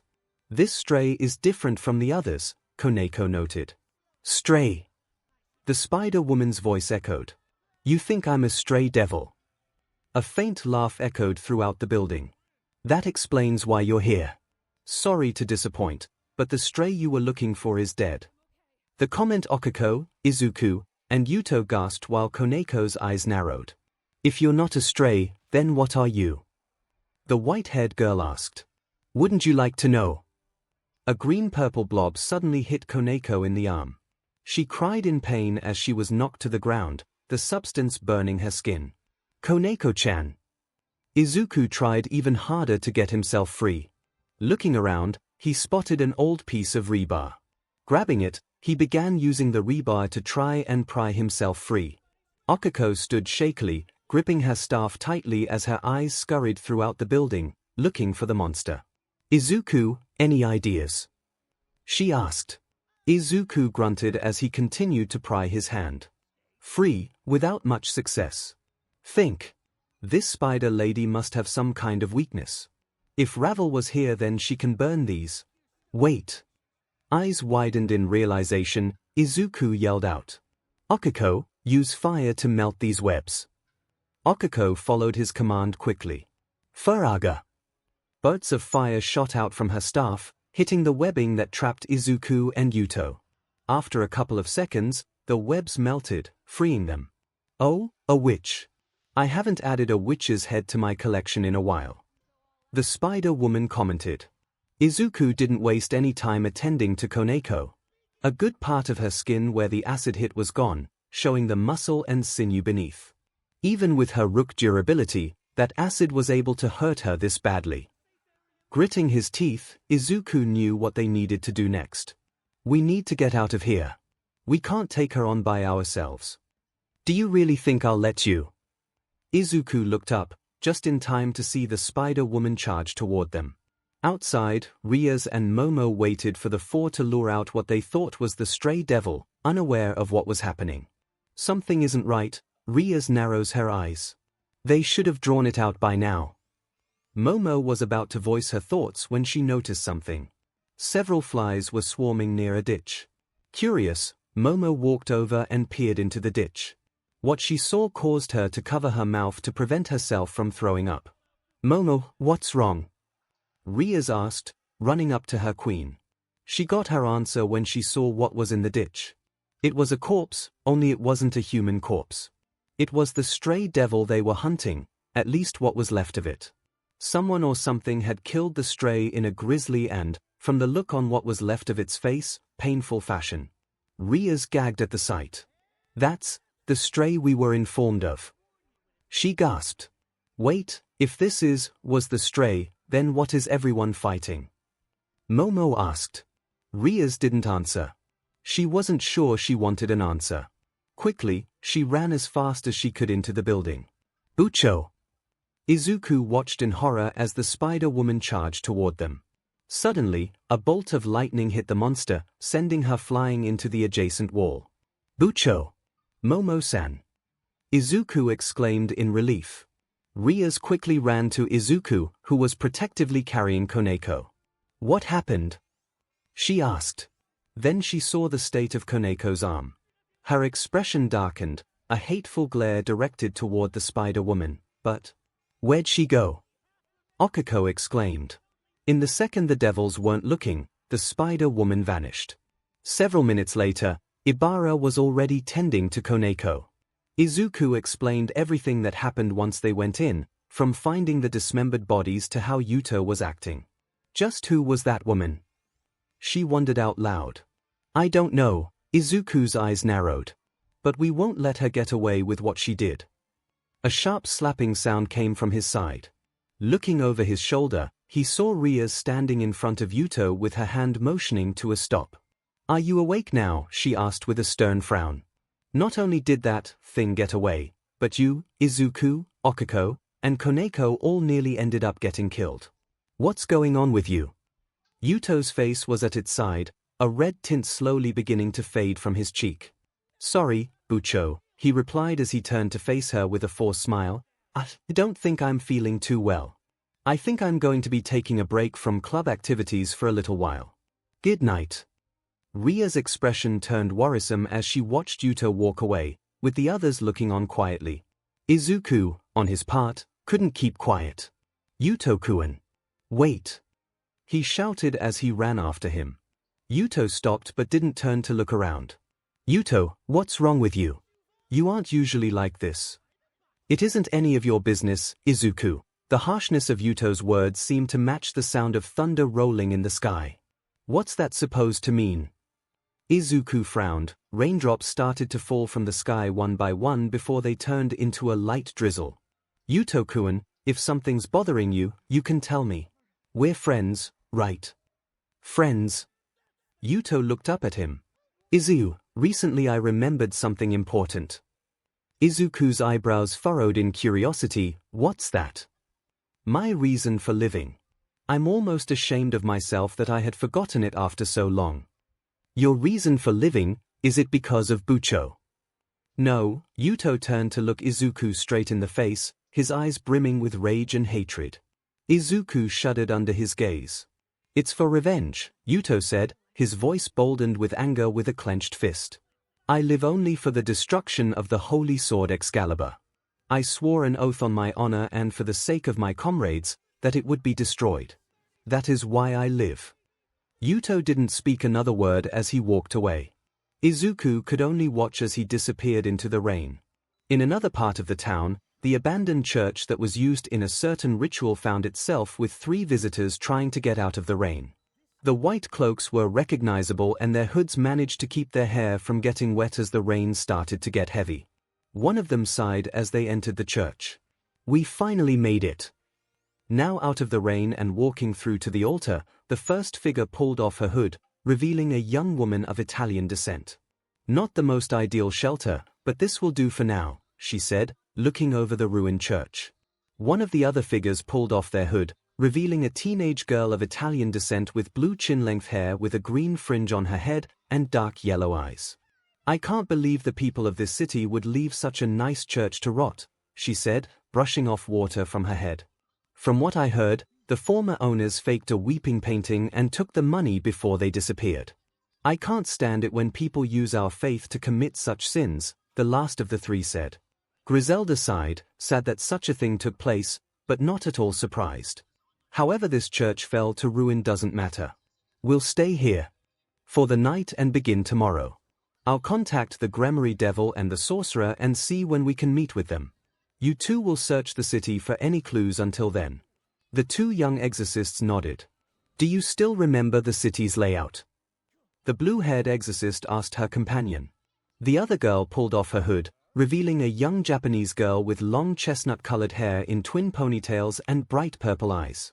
She whipped her hair back and forth to shake out the water before smiling. "Of course I do," she said as she flashed a photo of 2 children, a girl with hair and eyes like hers and a boy with messy green hair and eyes.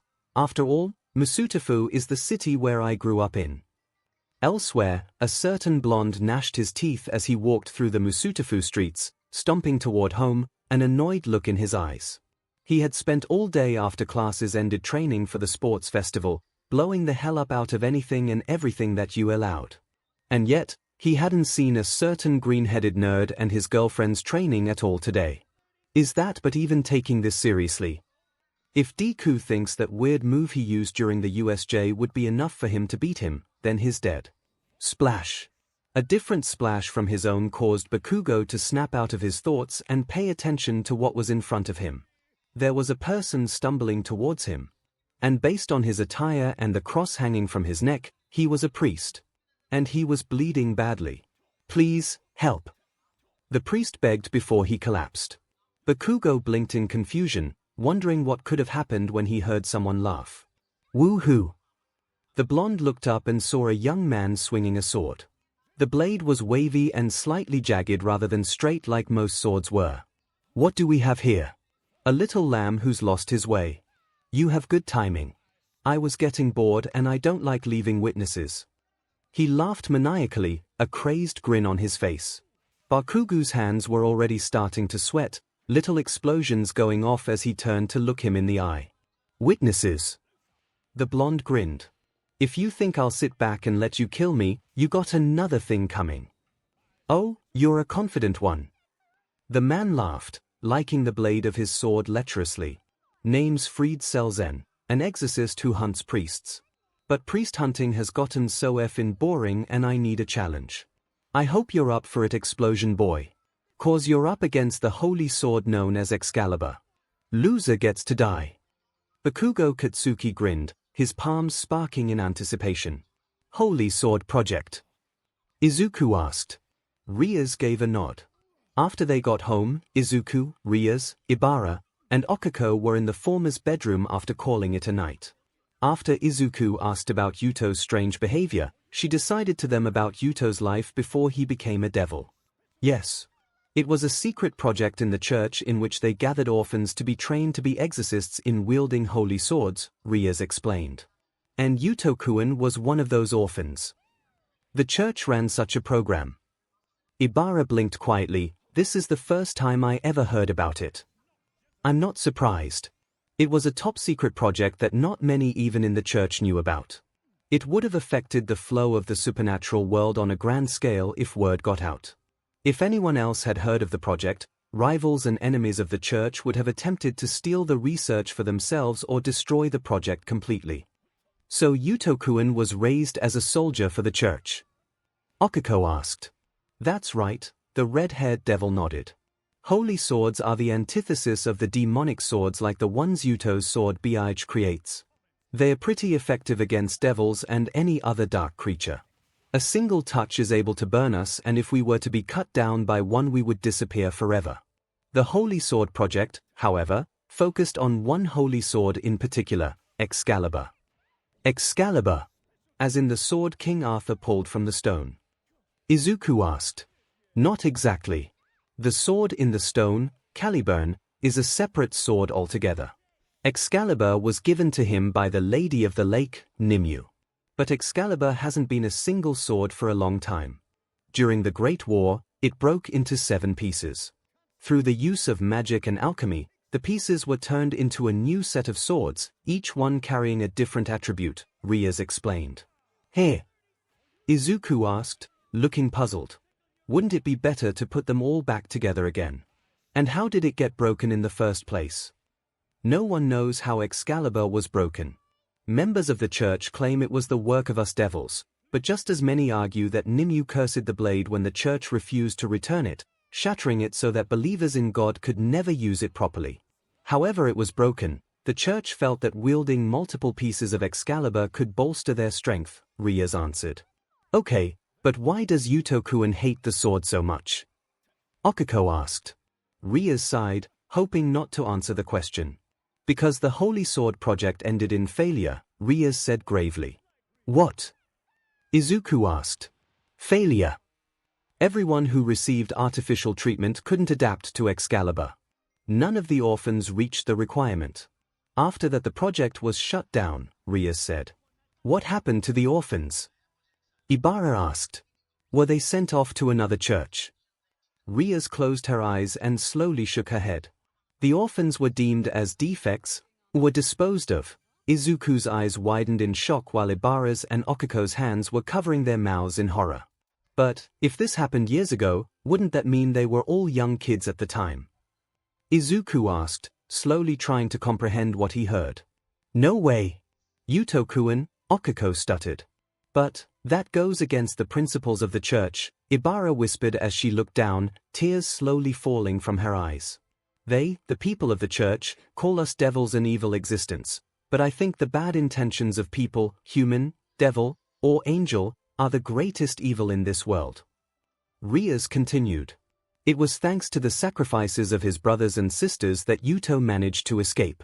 However, he ended up mortally wounded. I saw him dying in a snowfield during one of my strolls in Europe.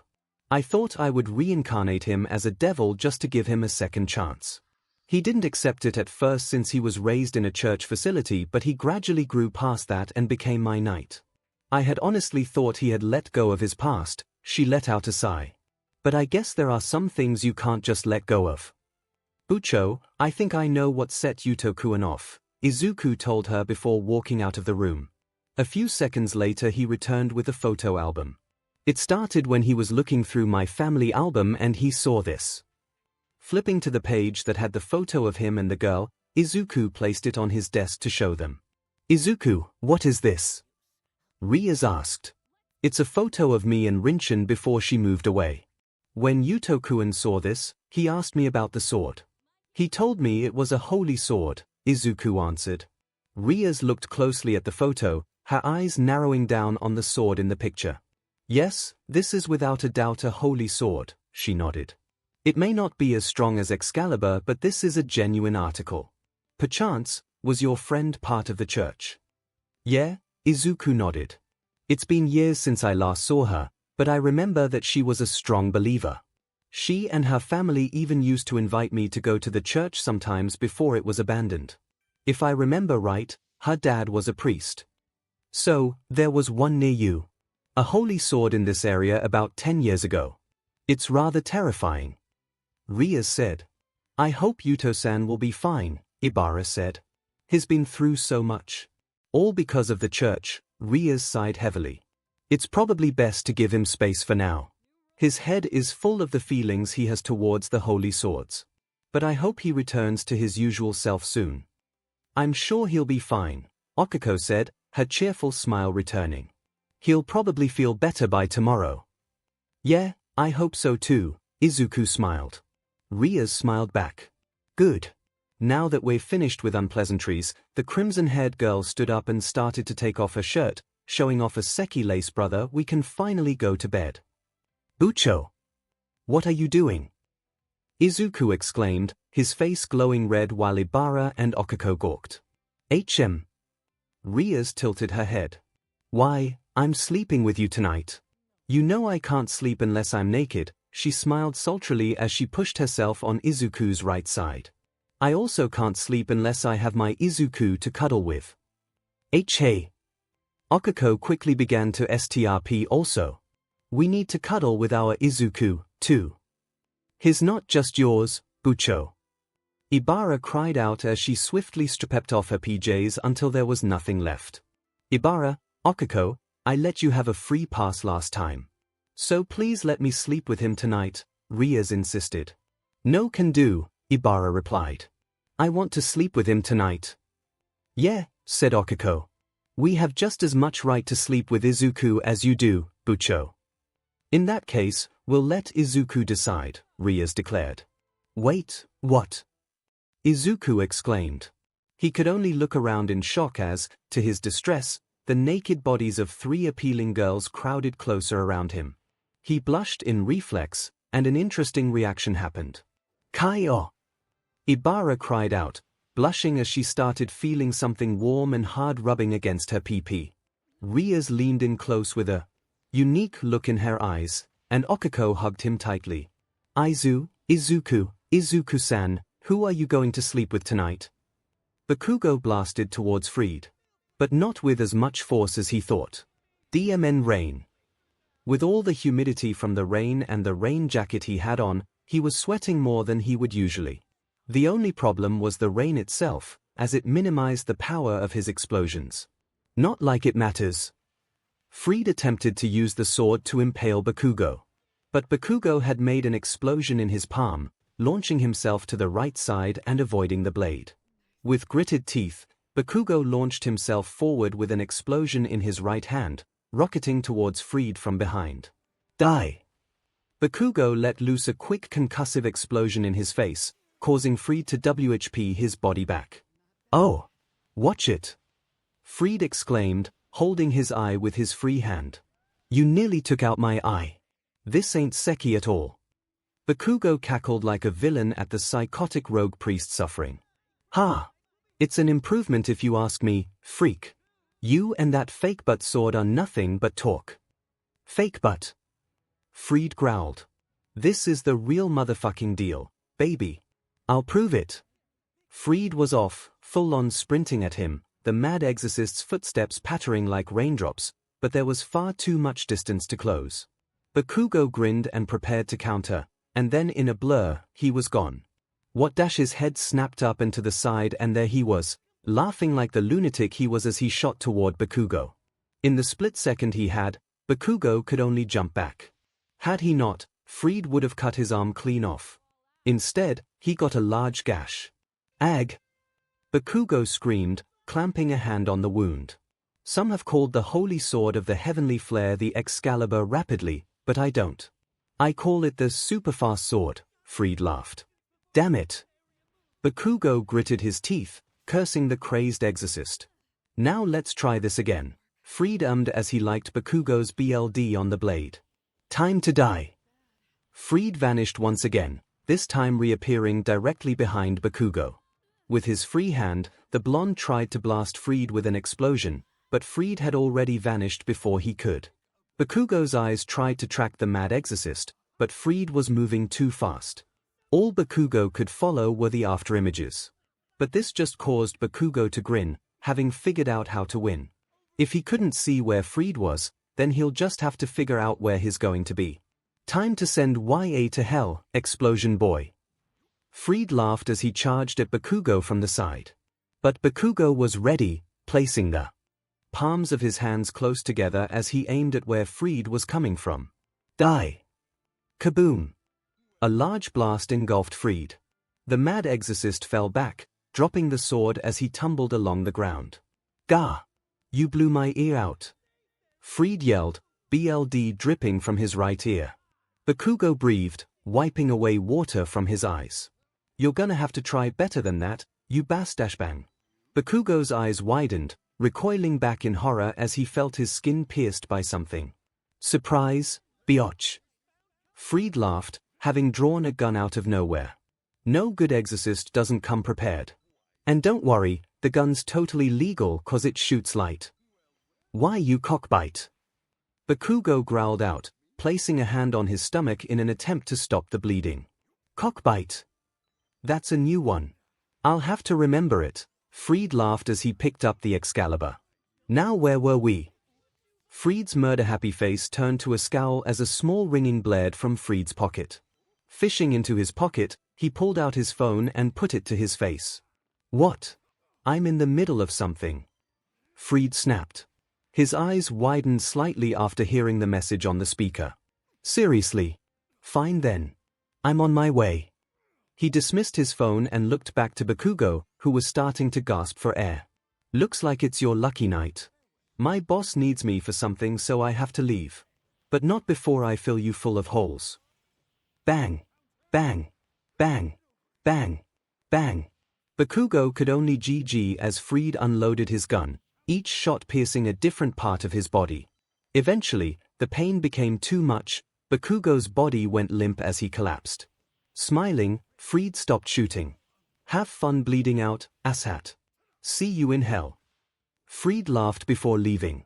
Bakugo could only stare off into the raining sky, his eyes dull as he bled to death. "Dammit," he coughed out, "but I can't believe I'm dying before shitty Deku." "Really? Those are your final words?" Bakugo weakly turned his head, finding a figure standing near him. He couldn't make out many details due to his blurring vision, but from what he could tell was that it was a man wearing a green yukata. "Sorry, I couldn't get here sooner. But it looks like it was a good thing I decided to keep an eye on you." Izuku drank a glass of water after that fiasco in his bedroom. In the end, all three girls agreed that they would sleep with him. All the girls were able to sleep, but he couldn't due to all the voluptuous and _D bodies pressing against him. So the only thing he could do was take a glass of water along with a sleeping pill. How he got out of bed without waking any of them up was beyond Izuku, but he wasn't going to complain. Trouble in paradise. Izuku groaned as he looked at the glowing green gem on his hand. "Not now, Drake. I have a lot on my mind. I can tell. That Nomu monster, the balance break you did, All Might's offer, and that's not counting the girls." Izuku blushed at the last bit. "But that can wait. There's something I need to tell you." Izuku was caught back by the urgent tone of Drake's voice. What is it?" "I've been sensing a strong spiritual pressure near you lately. It's making me anxious and I can't sleep."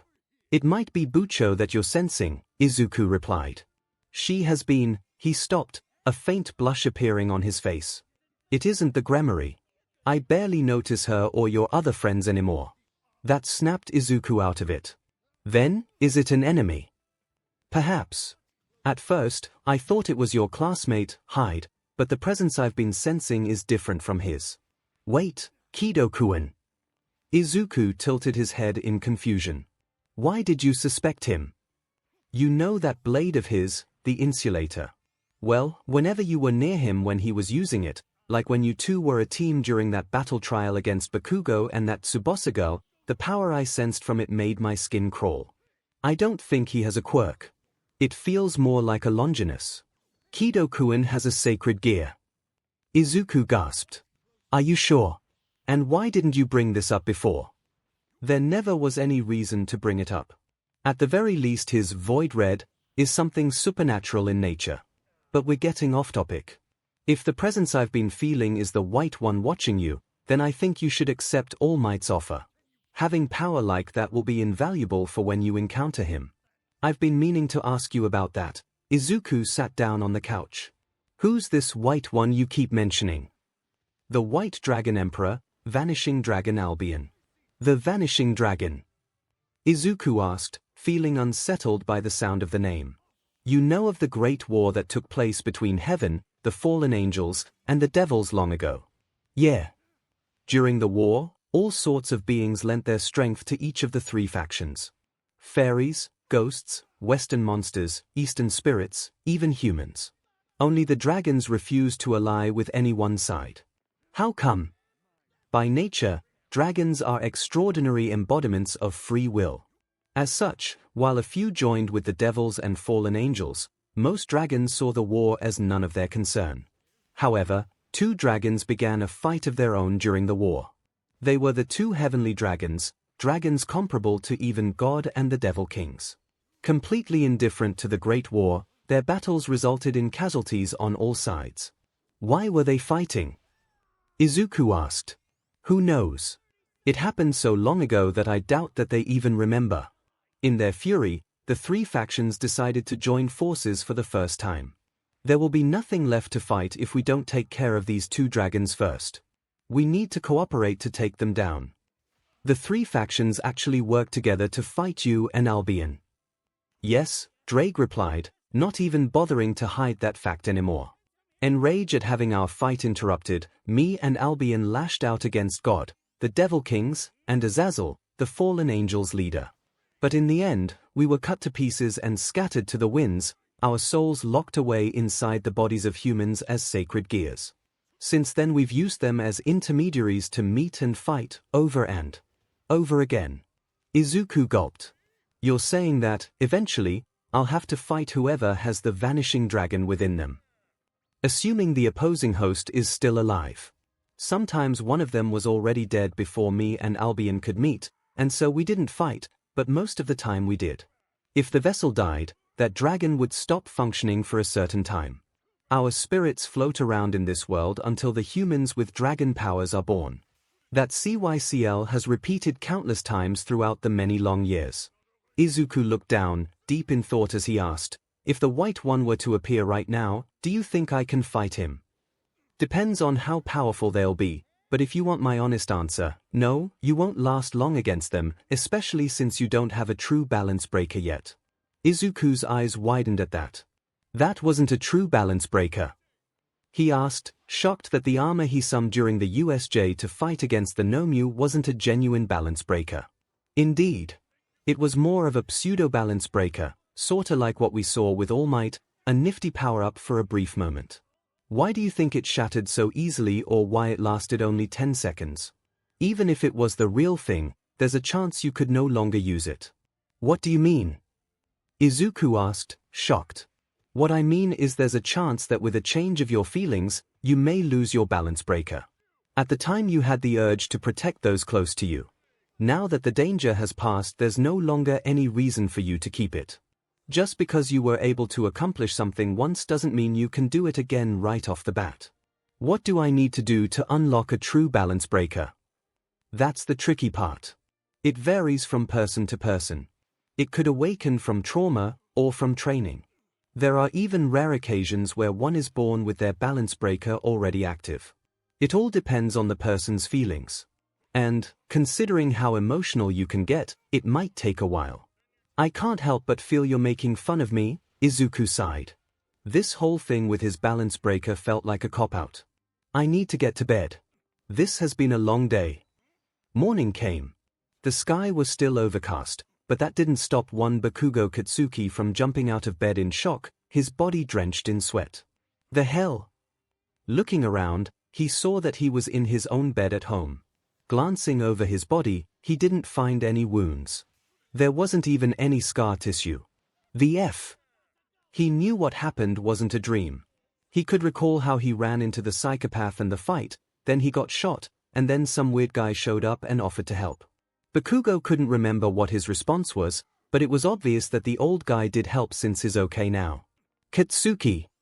He flinched when he heard his mother yell from downstairs. Get the FUP. Breakfast has been ready for 10 minutes now. Be quiet, hag. He yelled back. He then noticed what looked like a note on his desk. Curiously, he picked it up and began reading. Come to this address tomorrow after school. Below was, indeed, an address and a smiling face in the likeness of the guy from last night with a thumbs up. Who the hell Katsuki? Hurry up and get down here or you're going to school without breakfast. Shut up, hag. I'm coming down. The sky was soon clear from the previous night's rain. Yawning, 𝐒𝐿𝐵 lazily walked toward you bright and early. A few students were walking near her. They seemed to be the type who arrived at school a whole hour early. 𝐒𝐿𝐵 paid them no mind, she just wanted to get to work, have breakfast, and then get ready for the day. She had reached out to her contacts about the spider woman 𝐒𝐭𝐴 and the other Gremory devils encountered last night, but it'll take a while for any meaningful information to come up. 𝐒𝐿𝐵 nearly jumped out of her skin when she felt an arm suddenly wrapped around her shoulders. She relaxed somewhat when she saw Midnight's smiling face next to hers. "Ah, Kiyoma-senpai. I thought I told you to call me Nemurai." "Right, sorry," 𝐒𝐿𝐵 replied. "You handling being a teacher, Akari-chan?" 𝐒𝐿𝐵 smiled and nodded. Midnight was surprisingly supportive of 𝐒𝐿𝐵 becoming a teacher, happy to have another female pro on the staff. The R-rated heroine even offered her advice from time to time. "Good. Care to have a drink later to celebrate then?" "I'll have to pass," 𝐒𝐿𝐵 replied. "I don't feel like getting drowned in booze again." Midnight playfully pouted. "I said I was sorry. I promise not to do it again." Before 𝐒𝐿𝐵 could reply, she stopped.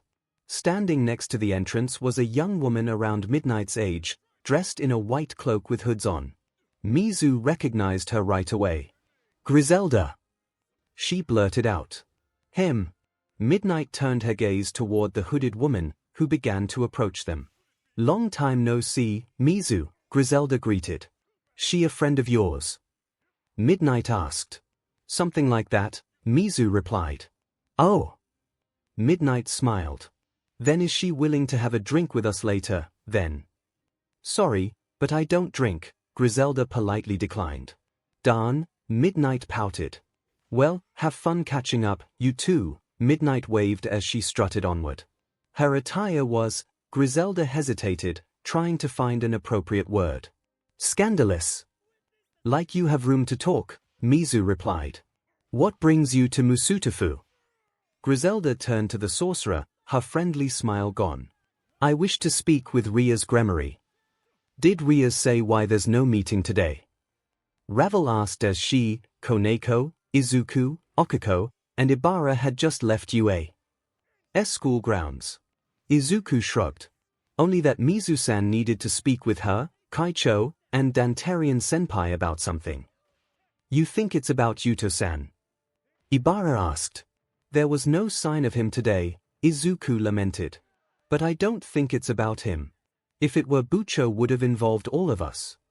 "It must be pretty serious then," Ravel commented as she and Koneko waited for the light to change. Izuku then looked to Koneko.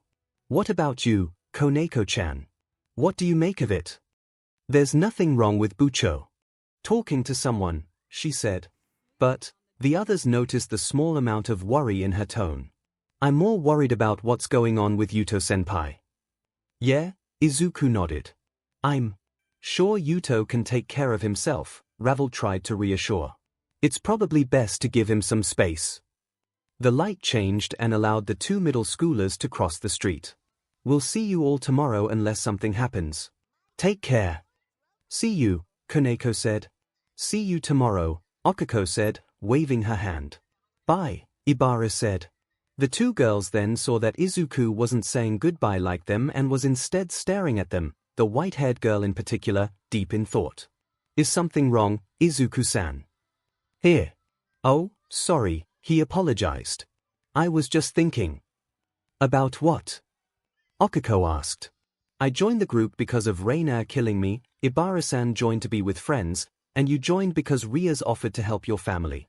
Yuto-kun joined with the intent to get vengeance on the Excalibur." He paused for a moment, continuing to watch the younger girl walk away. "So, why did Koneko-chan and Momo-san join?" "That's a good point," said 𝐒𝐿𝐵. "Now that I think about it, Momo-san never mentioned why she wanted to become a devil." As the three continued home, Izuku thought back to how Kyoka and Momo somehow knew All Might. He guessed they happened to meet him and find out his secret when they were saved from that sludge villain over a year ago. Could that somehow be part of Momo's reason? "So what are we here to discuss about?" "Something tells me this secret's a good one," Cordelia asked. She, along with her queen Tai, along with Rias and Momo, were in the student council room. Sona and her queen Tsubaki were present, as was Mizu, who stood in the center of the room. Mizu didn't respond for a moment, making sure no one would listen in. A second later, she opened her eyes and said, "This morning, an exorcist from the church contacted me." This aroused surprise and suspicion from Rias, Sona, Q-Delia, and their queens. "It's been a long time since they've been to this town," Sona commented. "Did they tell you what they wanted?" Rias asked. "They want to meet with you, Rias," Mizu answered. Said girl gasped. "Members of the church want to speak with a devil." She narrowed her eyes. "What do they want? There's no other reason for them to be here except to stir up trouble." "That's not how Griselda does things," Mizu calmly replied. "She doesn't like to antagonize devils, fallen angels, and the like." "Wait, back up," Q-Delia exclaimed. "Griselda!" As in Griselda Quarter. One of the best exorcists the church has to offer. "That Griselda?" Mizu nodded. A heavy tension filled the air as the devils all exchanged worried glances. All except for Momo. "I'm sorry, but who's Griselda Quarter?" she asked. "She's a top-ranking exorcist and one of the best," Tsubaki answered. "She actually fought in the Second European War, fighting on the front lines." "And she's here in Musutafu?" Tai asked. "Yep," Mizu nodded. "Along with two others. They weren't with her when we met this morning, though I have a good idea who one of them might be." "What do you want to do, Rias?" Sona asked. Rias closed her eyes in thought, going over her options. "If I ignore them, then there's a chance that it could cause an incident. But if I do accept their request, it could be part of some trap. Worst-case scenario would be another great war. If that were to happen," as she continued to mumble, Sona, Tsubaki, Q-Delia, and Tai all blinked in confusion at the sight, while Momo and Mizu could only smile in amusement. Rias?" Sona asked. Rias was snapped out of it and looked at her friend, blinking as she realized that they were staring at her. "What?"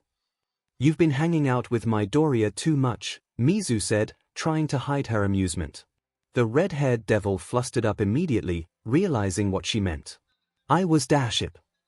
Momo and Mizu immediately answered. Ria's blush seemed to grow as the other devils giggled.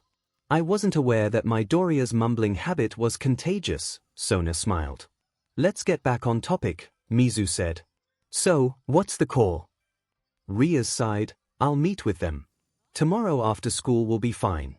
If they are willing to formally meet with a devil, then the circumstances might be serious." Mizu nodded. "I'll contact Griselda right away. By the way, you said there are two other exorcists in the city, correct?" Sona asked. "Do you know where they are?" Mizu shook her head. "No. All Griselda said was that one wanted to see an old friend." "An old friend?" Rias asked.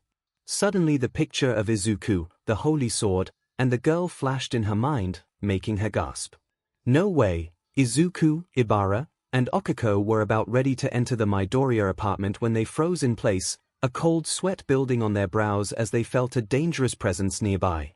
"This feeling, what is it?" Okiko asked, dread spreading across her face. "What is this?" Ibara muttered. Izuku looked in dread at the door. There was no doubt about it, the dangerous feeling was coming from his home. And he recognized it.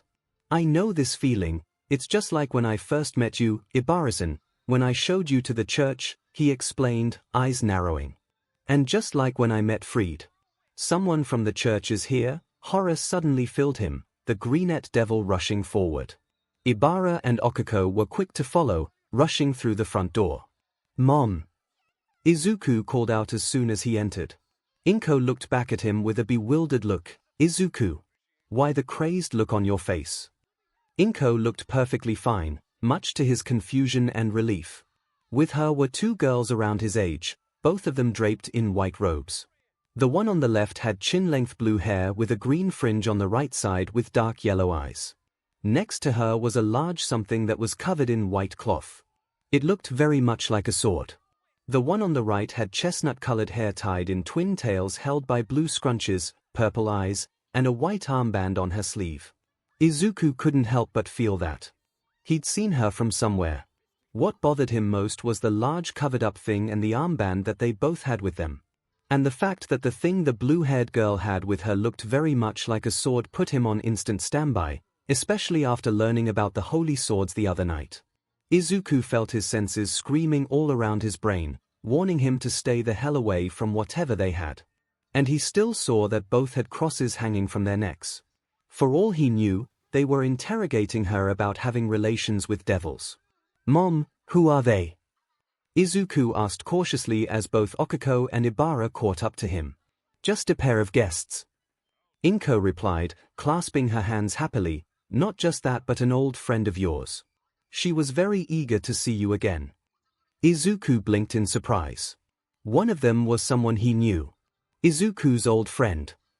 Okiko tilted her head. "Hey, Zuku." The chestnut-haired girl greeted. "It's great to see you again." "Zuku." Izuku blinked. Suddenly his eyes widened, the pieces falling in place. Only one person had ever called him Zuku. And she had purple eyes like that too. The green-haired teen's jaw dropped. The girl, Shido Irina, offered a kind smile. "Arinchin," he exclaimed, feeling a mixture of emotions well up inside of him. Irina had changed from when he last saw her. She's definitely more girly than he remembered. "Surprised to see me in something that isn't a t-shirt and shorts?"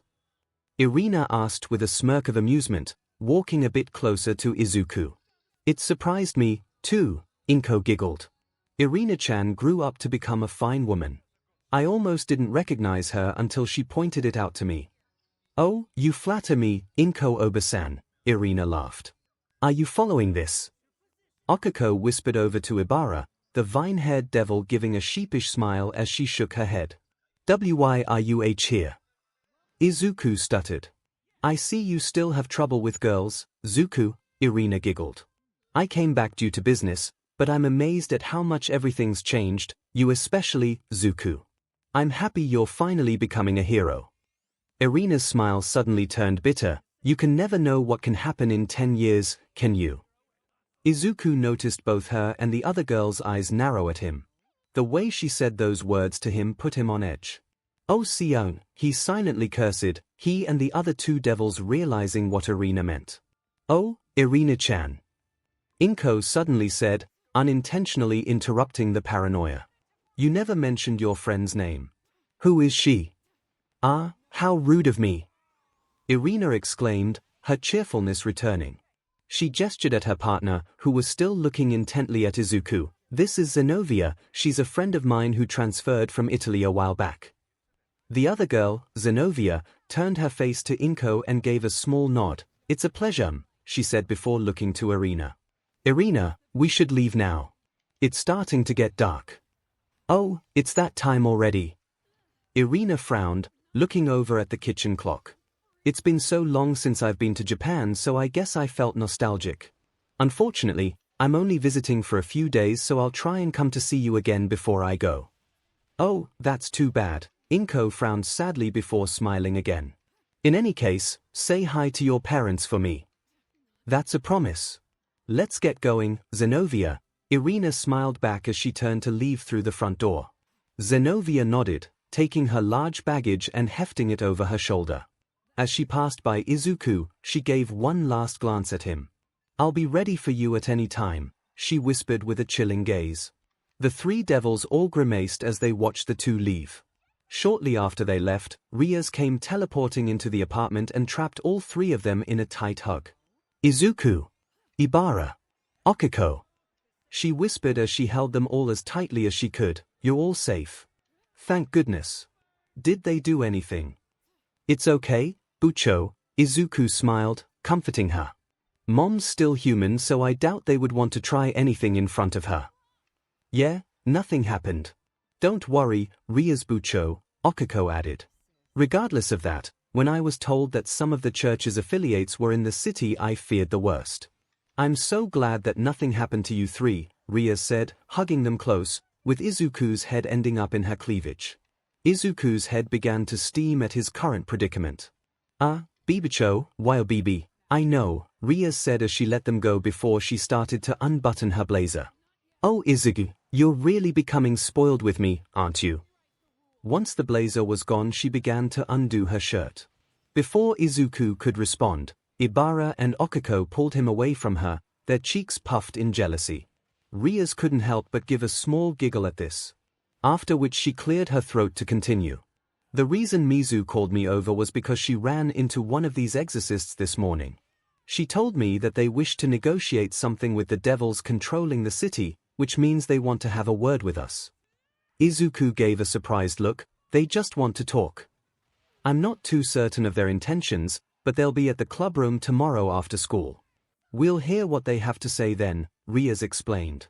I suspect it has to do with the disappearances and murders of the local priests of this city.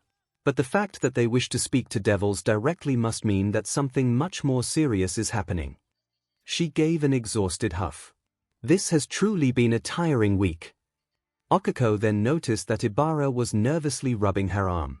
Ibara, what's wrong? These exorcists, what if they recognize me? Ibara whispered nervously. Izuku, Rias, and Okiko looked at her worriedly, remembering about Ibara's former life as a holy maiden. Rias took the vine-haired girl into a hug and rubbed her back soothingly. Don't worry, Ibara. I won't let anything bad happen to you. We all will, Izuku added, him and Okiko smiling. Promise. Izuku let out a heavy sigh as he leaned forward. This situation with the church continued to worry him. He was somewhat thankful that Rias decided to send him out for one of his contracts. Is something wrong, Devil Boyo?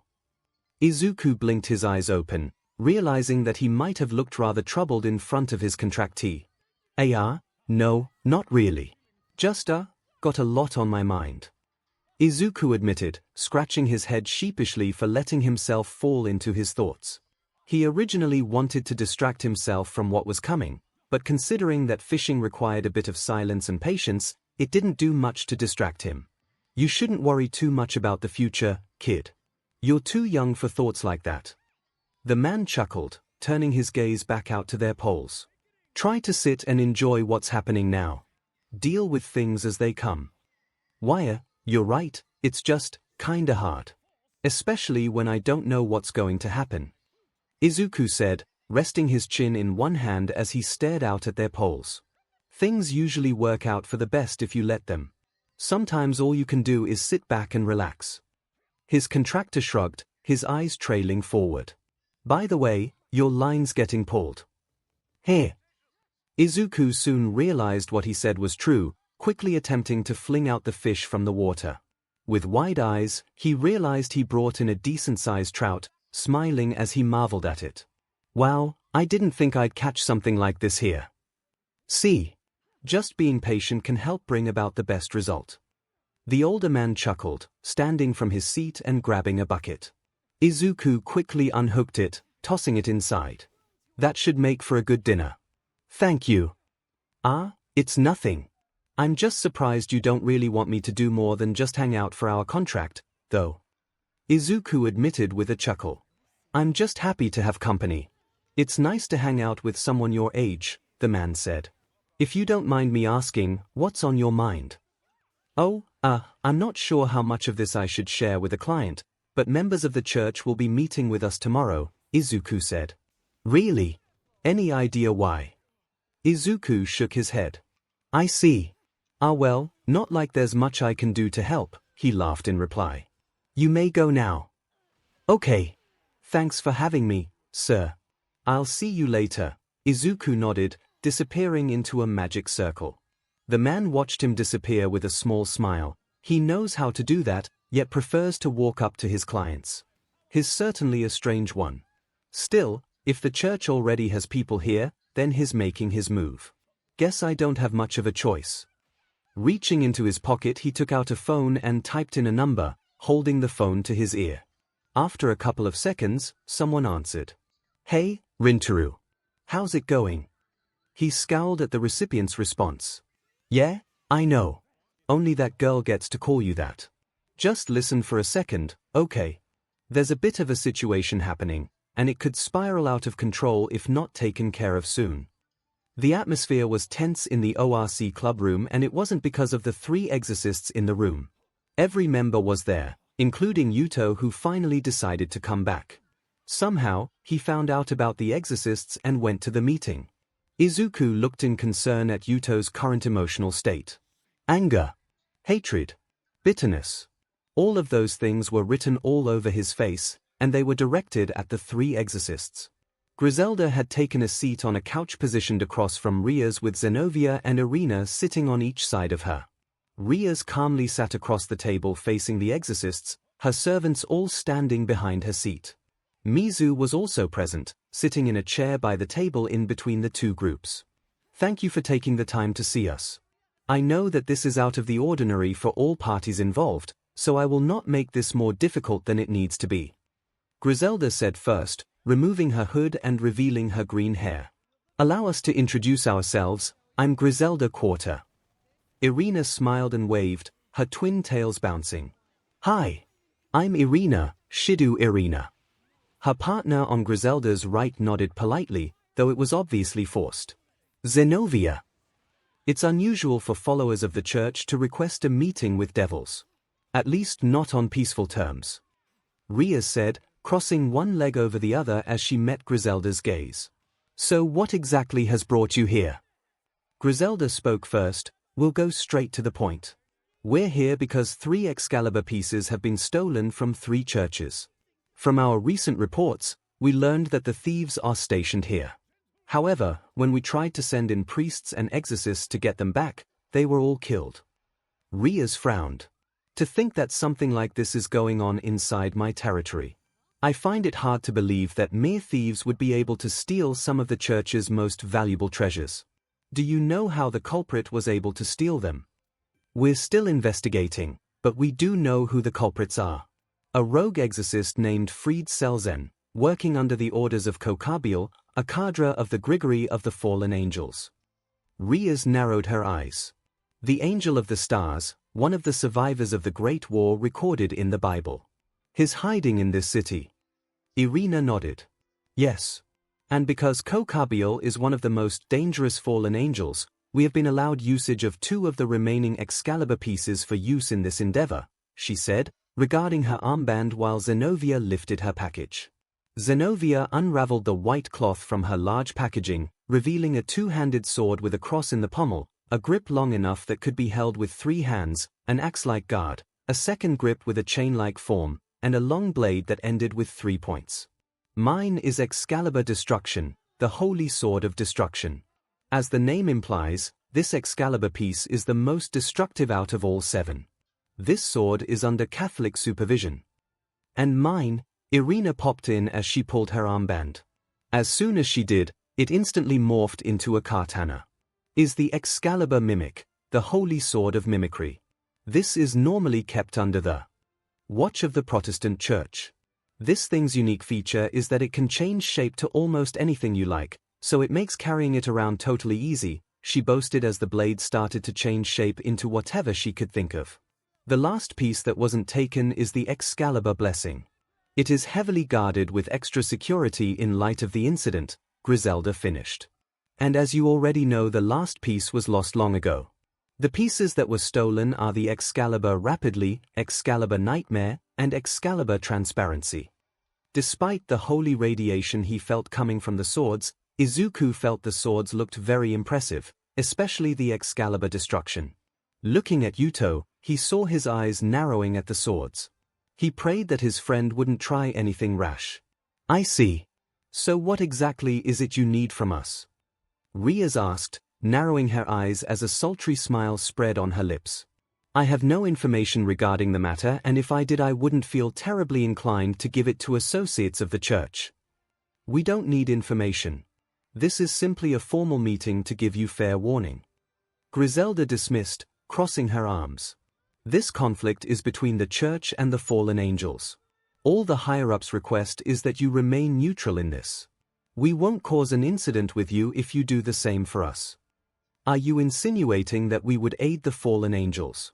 That's a bold accusation, Rias asked, her own eyes accusing Griselda of such. The higher-ups might believe so, but I don't, Griselda said.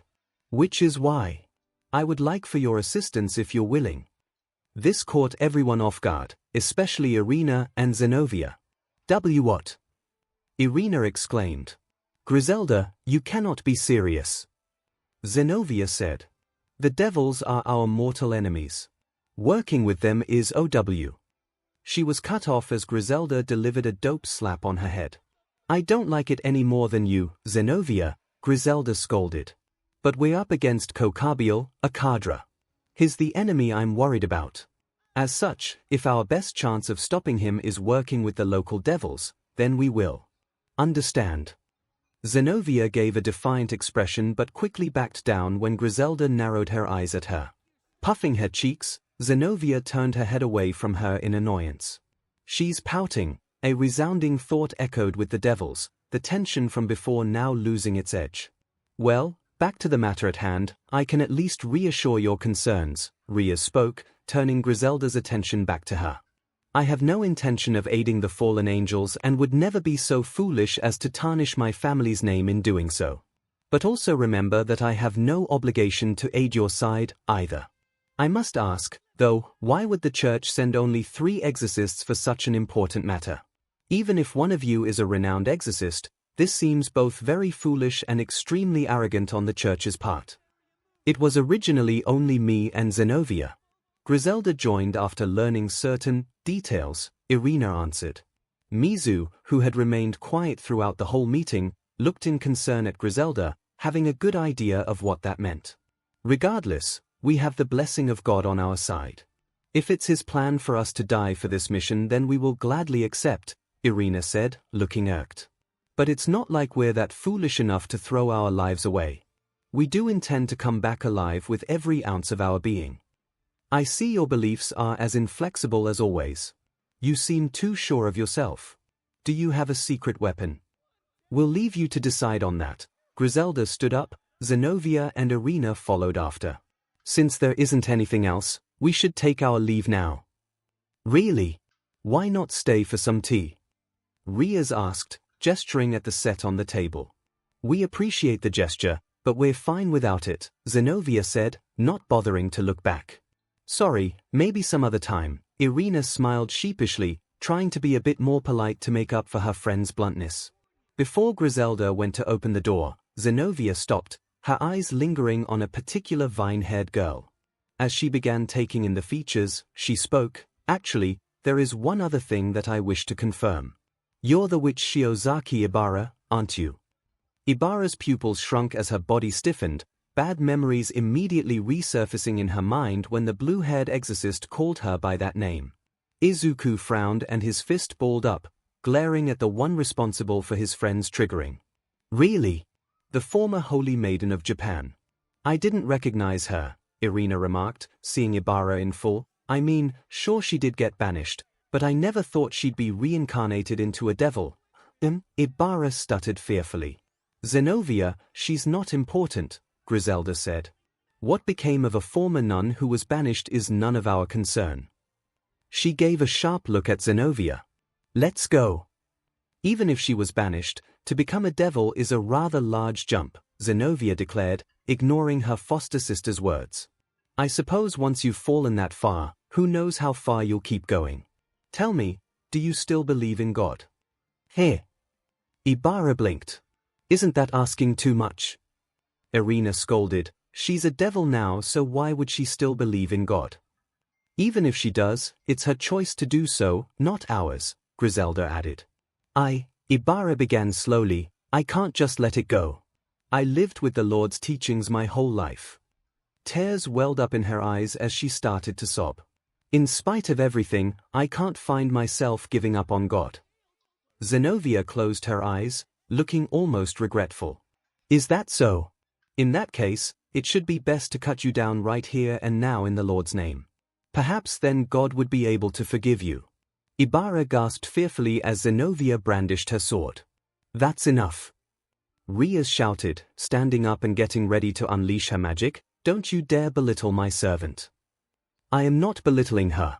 I am simply offering her a chance at redemption as a fellow woman of faith. Oh wow oh oh. Tears started to form in Zenovia's eyes as Griselda pulled on her ear. Hard. Zenovia. The older woman growled, causing the blue-haired exorcist to wince in fear. Whether or not she still believes in God is not our concern. We're here to prevent a war, not start one. You won't lay a finger on her.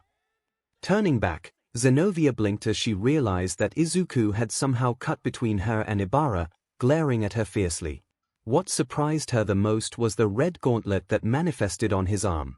What the hell gives you the right to judge someone simply because they wanted to help someone in danger? Irina couldn't help but be slightly intimidated by her childhood friend. Though, she wasn't that surprised at the reason for Izuku's anger. I guess, even as a devil, he's still a hero at heart, she thought, a warm smile spreading on her lips. Is that a challenge to the church? Zenovia asked, getting loose from Griselda's grip. Perhaps I should teach that big mouth of yours a lesson. Oh, you won't be fighting him. Everyone turned to the other person who suddenly spoke. Yuto chuckled darkly as he approached them with his hands in his pockets. If it's not too much trouble, I'd like to take a crack at you. And you are? Zenovia asked. You can call me your senpai, Yuto replied venomously, demonic swords sprouting around him, although compared to you, I'm just a failure. Rias looked back and forth between Izuku, Yuto, and the exorcists, with a look of panic and worry. After everything she tried to do, emotions still ran high and it was all about to be let loose in a bad way. And now, a fight was inevitable. She looked to Mizu, a hint of desperation in her eyes for the sorcerer to intervene. What she got, though, was not what she had hoped. I have a suggestion, Mizu spoke up. Since Yuto and Zenovia are so keen on fighting, let's have a little spar to help settle things. What? Rias exclaimed.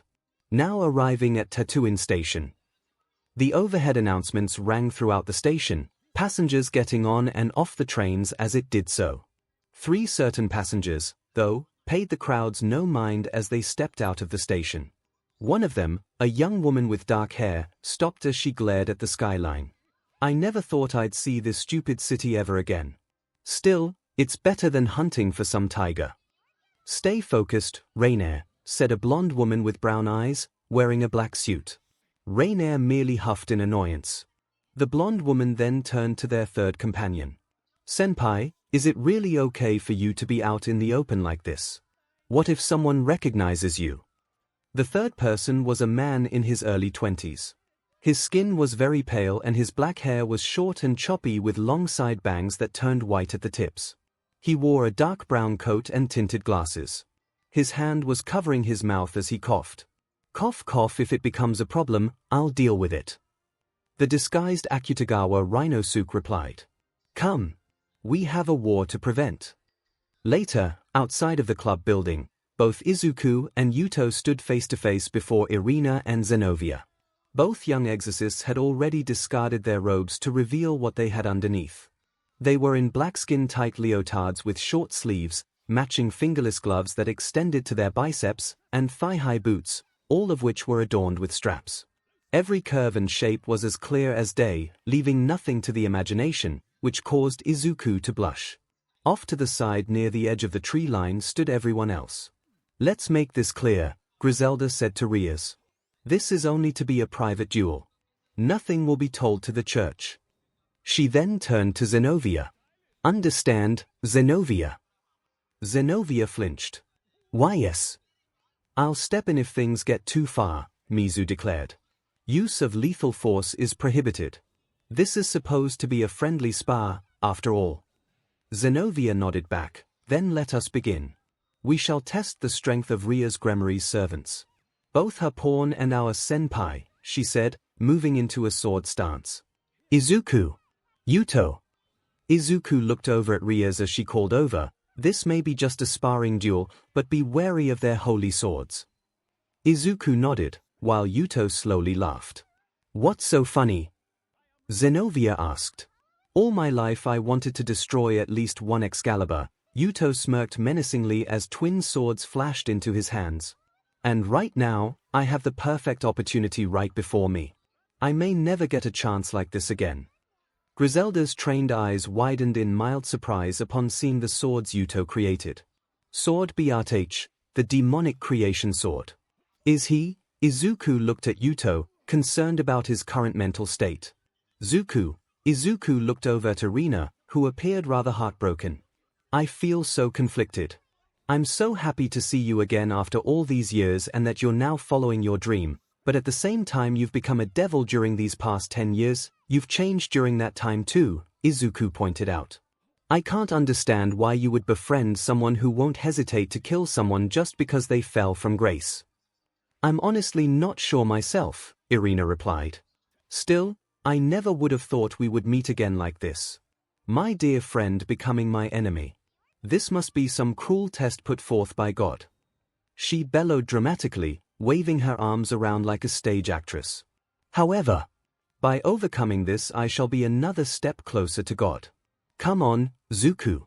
I shall pass judgment on you with this Excalibur. Erina declared, pointing her sword at him. Izuku's sweat dropped. Okay, she's a bit loopier than I remember. And what is with her outfit? Izuku internally screamed, having a hard time ignoring how Erina was wearing a one-piece leotard that perfectly conformed to her body. Was she even wearing a brother? Seriously, why did the church give her that? Is there some unspoken law that women need to wear form-fitting clothes? As a being that's been around for hundreds of years, I can assure you that yes, it is an unspoken law. Shaking down his blush, Izuku summoned his boosted gear and took on his dragonic appearance as he did so. He slightly spread out his legs and moved into a fighting stance. Both exorcists looked in awe and curiosity at Izuku. What the? Erina exclaimed.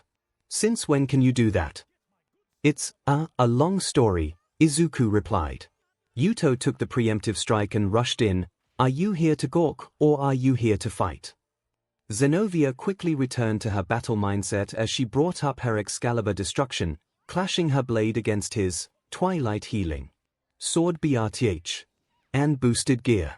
Those sacred gears are seen as a mockery to those of us at the church. And then there's the fact your friend is part dragon. She broke away from Yuto and moved to a guard. Perhaps it was fate for all of you to become devils. My power is also the power made from the hatred of my comrades. Comrades that were killed while they were still full of regrets. And they won't rest in peace until I destroy every Excalibur in this world. Yuto roared as he rushed into another attack. Izuku watched in worry at how Yuto was fighting. He was normally calculating and careful when in a fight, but his dropped that in favor of attacking blindly. His rage with the Excaliburs clouded his judgment. Focus, brat. She's coming. Phrasing. Izuku fought down his blush. He jumped to the side, just missing a swing from a katana. Already in motion, Erina glanced at Izuku from over her shoulder. You need to pay attention. She chided, dropping to her hands and throwing a horse kick. Izuku rose up his arms and guarded himself against the blow, getting knocked back several feet. Erina flipped through the air and landed a good distance from him before rushing forward with her sword drawn in front. Izuku jumped into the air and spread his wings, avoiding Erina's attack. Quickly, he grabbed Erina by her shoulder and head. Flying up into the air, Izuku hurled her toward the ground. The young exorcist gagged as she landed, dropping her Excalibur in the process. She groaned as she slowly got up, looking up at Izuku who was still suspended in midair. Despite herself, she couldn't help but smile, happy at how strong her childhood friend had become. That looked like a move All Might used on the Nomu, Okiko noted. She and the rest of the ORC watched the duel in worry. Mostly due to the fact that the two were fighting against two Excaliburs, two powerful holy weapons that could cause fatal damage if they weren't careful. It certainly looked like it, Kyoka said. Izuku-san seems to be faring well against an Excalibur-wielding exorcist. He hasn't even boosted yet, Momo commented, an impressed smile on her face. Rias looked at the fight with a serious look. Still, I'm worried about Yuto-san, Ibara said with a worried look. The ORC looked at the duel between Zenobia and Yuto. Judging by the fight, Zenobia seemed to be taking the lead. The exorcist smashed the holy eraser into the ground with a single swing, an explosion following after it. DMN. Yuto swore, quickly backing off as soon as his holy eraser fell. Burn up. Freeze. Flare brand, freeze mist. Swords of fire and ice appeared in Yuto's hands and he rushed forward to attack again, using opposing elements of fire and ice to add to the knight's natural speed and agility. Zenobia observed, avoiding the trails of flame and frost with little effort. Impressive strategy, but... She swung her Excalibur destruction again, colliding with Yuto's swords. Just like before, they shattered with a loud explosive burst. Yuto was forced to back off again. I said before, the Excalibur destruction is the most destructive of all the Excaliburs, Zenobia boasted proudly. It's an invincible sword that can never be broken. Can never be broken, you say? Yuto repeated, wiping the sweat from his face. Why don't we test that theory? He stretched out his arm to the side as a glow entered his palm. Sword 𝐔𝐬𝐚𝐲 𝐔𝐬𝐽𝐻. A familiar katana with its silver snowflake-shaped guard appeared in his hand. His hand latched onto the handle before Yuto went on to the assault again, throwing rapid moves at his enemy. He copied my 𝐤𝐿𝐴. Mizu wondered out loud. It wasn't that much of a stretch. Sword 𝐵H was capable of making any demonic sword Yuto could think of, and she did let Yuto borrow the real 𝐤𝐿𝐴 for the rating game against Raiza. He must have memoized the blade's characteristics during that time. Izuku took a moment to watch Yuto in worry. Reminding himself that he was getting distracted again, Izuku quickly ducked from another blade swing before it reached his head. You seem to be worried about your friend, Zuku, Irina said, her sword stretching around her like a snake. Are you sure your mind is in this? Don't worry about me, Rinchen, Izuku replied. I can take care of myself now. I've noticed. She giggled before looking down. You know, Zuku, it was really fun playing with you and dreaming of being heroes. I was really sad when my family had to move to England. Izuku gave her a sympathetic look. Yeah, me too. I was really crying back then when I heard you had to move. Honestly, even though we're on different sides now, I'm just glad to see you again. He assured her. Irina smiled. So am I. I'm glad that you're able to follow your dreams now, Zuku. Guess the gift I gave you before I left helped. Here. What gift? Izuku asked, raising an eyebrow. Irina blushed red and shyly looked at Izuku as if realizing she made a mistake. Well, she stuttered. I didn't want to have any regrets before I left. So she muttered. What? Izuku hesitantly asked. I kissed 𝐤𝐴𝐺 𝐷 the night before I left. Irina confessed before covering her mouth, her face red. Izuku's mouth dropped while Rias, Ibara, Okako, and Ravel gasped in shock. Momo, Kyoka, Mizu, and Griselda blinked in surprise while Yuto and Zenobia stopped fighting for a moment. And Koneko didn't seem to react at all, though her eyes did widen somewhat. Why you were my first kiss? Izuku stuttered, unable to move. An opening. Irina smirked and dashed forward. Shaking off the shock, Izuku quickly dodged to the side, avenging Irina's attack and countering with a swift kick to the blade. Irina's grip on the sword was tighter than he expected since it didn't slip out of her hand. Irina gave a loud shriek as she gripped her wrist in pain. Before she could recompose herself, Izuku was already at her side, his fist rolling back. He quickly delivered a punch to Irina's abdomen, causing the girl to GG as she dropped her sword. Irina! Zenobia shouted. Yuto, seeing her distracted from her partner's defeat, mustered all the speed he had and gave himself another go. You should watch where you're looking. Yuto shouted. Let's finish our duel as well. The blue net turned to an incoming strike from an ice blade, fired by Yuto. She narrowed her eyes as she swung her Excalibur destruction, shattering the ice blade. Yuto was already upon her, the ice blade being a distraction, as a wave of cold emanated from the 𝐼𝐭𝐻. Zenobia narrowed her eyes and brought her Excalibur destruction down as soon as it was within her striking range. Crack! And the blade instantly broke into pieces. Goo! Yuto gasped, watching as the 𝐼𝐭𝐻 shattered in his hands. A very unique weapon, if I do say so myself. Unfortunately, Xenovia swayed her sword upside down into a reverse grip and jabbed the pommel deep into Yuto's stomach. Normally it wouldn't do much for any normal person, but with the blonde being a devil, it caused much pain for Yuto and made him vomit blood. He was thrown several feet away from Xenovia and crashed onto his back, gasping loudly as he tried to force air back into his lungs. Your weapon is just an inferior copy of the true thing. If you had decided to focus on defeating me and not Excalibur itself, you could have won, Xenovia explained, planting the blade of her sword down on the grass next to her. Looking over her shoulder, she saw that Izuku was ready to fight her. But over his shoulder, she saw Griselda shoot her a look saying that they were done here. Deciding to show a little humility, and not wanting to earn a folding from Griselda, Xenovia turned to Izuku. You did well against my friend.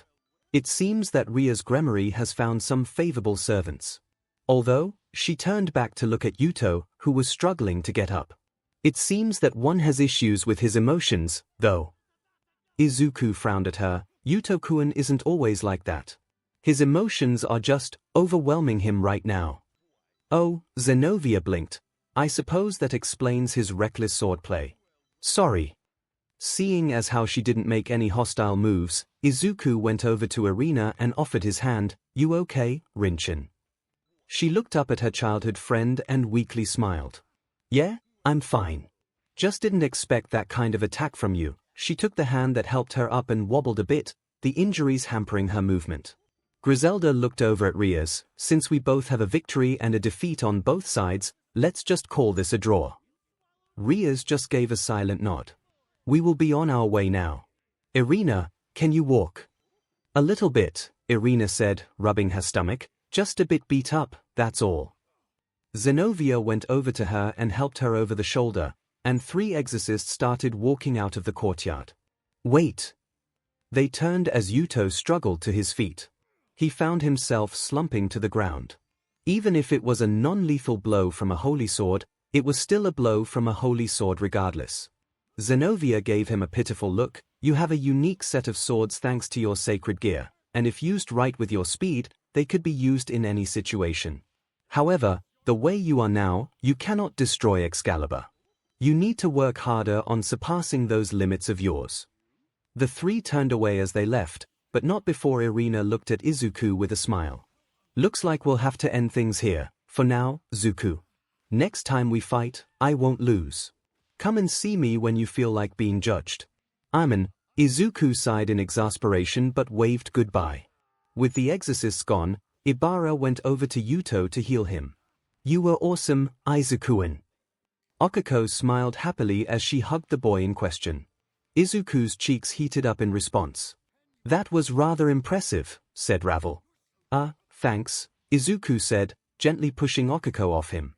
So, about what Erina said. Was it true? Rias asked as she walked up. Izuku gulped nervously, looking at the demanding faces of Rias, Okiko, Ravel, and even Koneko, expecting an answer. Wait. The 3 looked over, seeing Yuto suddenly get up as soon as Ibara had finished tending to his injuries. Rias was already running after him and grabbed Yuto's arm. Where do you think you're going? As your emissary, I cannot allow you to leave. You're going to cause trouble for everyone. Yuto shrugged her arm away from him, not even looking back at her. I'm sorry, Ucho. As long as I have these feelings inside me, I don't think I can let this chance get away. Thank you for everything, but now I have to set off to fulfill what my comrades asked me to. Yuto didn't say anything else as he walked out of the courtyard, no one having it in them to stop him. Rias grimaced as she unknowingly rested her hand over her chest.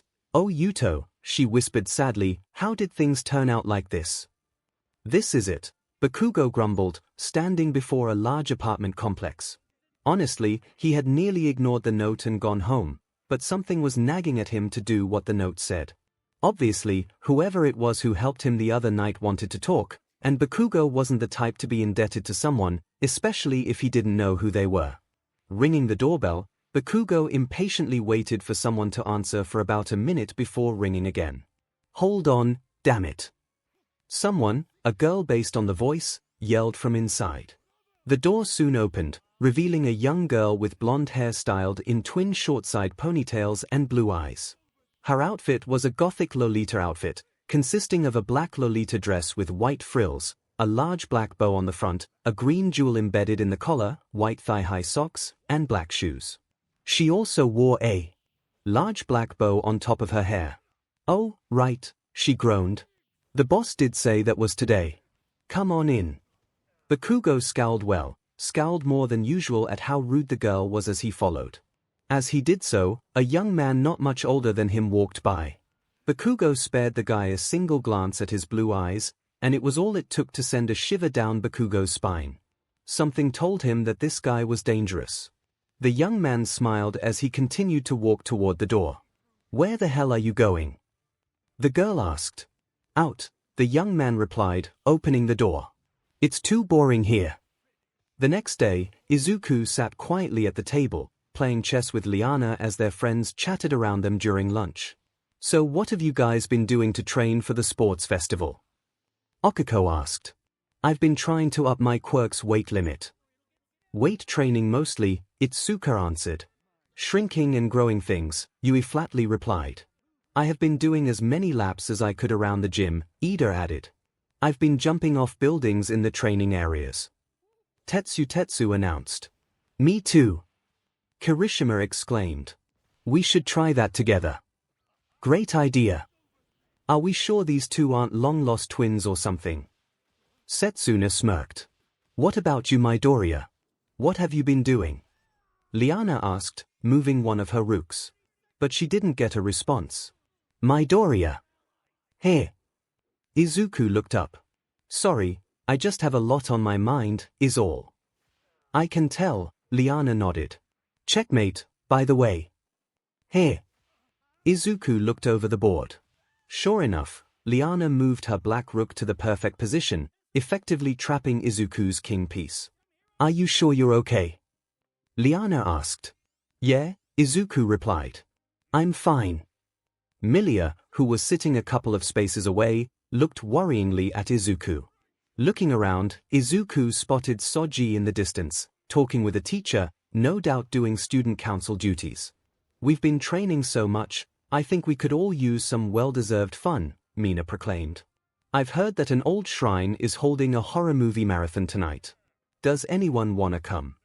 "Sounds intriguing," said Leiko. "I shall partake in this."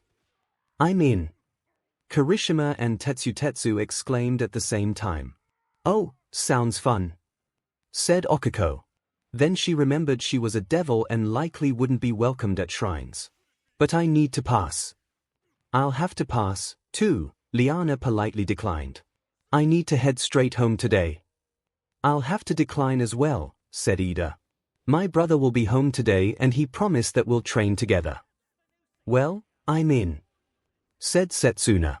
"What about you, Itsuka?" "Sorry, but I'll have to pass," Itsuka said. "You have plans, as well?" "No, not that," Itsuka shook her head. "I just don't like shrines or churches that much. I always get the chills when I'm near one." "What, afraid of ghosts?" Setsuna teased, wrapping an arm around Itsuka. "And no." Itsuka denied. "You in on this, Midoriya?" Kirishima asked. "Sorry, but I'll have to decline, too," Izuku replied. "I have plans later." With that, he got up with his tray and left. Milia watched as Izuku approached Soji and talked with him for a moment before moving on. "Is something wrong, Milia?" Pony, who was sitting next to her, asked. "I'm not sure, Pony," Milia replied. "But I'll find out." As soon as classes ended, Izuku left the school grounds. He had been surprised when Soji had agreed to meet up with him so easily, even when Izuku had told him that he couldn't tell him what it was until after the school day had finished. The two had agreed to meet at a nearby cafe after school. As he walked, he couldn't help but think about the mission Rinchen and those other exorcists were on. Why would the fallen angels steal 3 Excaliburs? He thought. The only reason I could think of would be to use them. It must be someone important if they want to start a war. But who?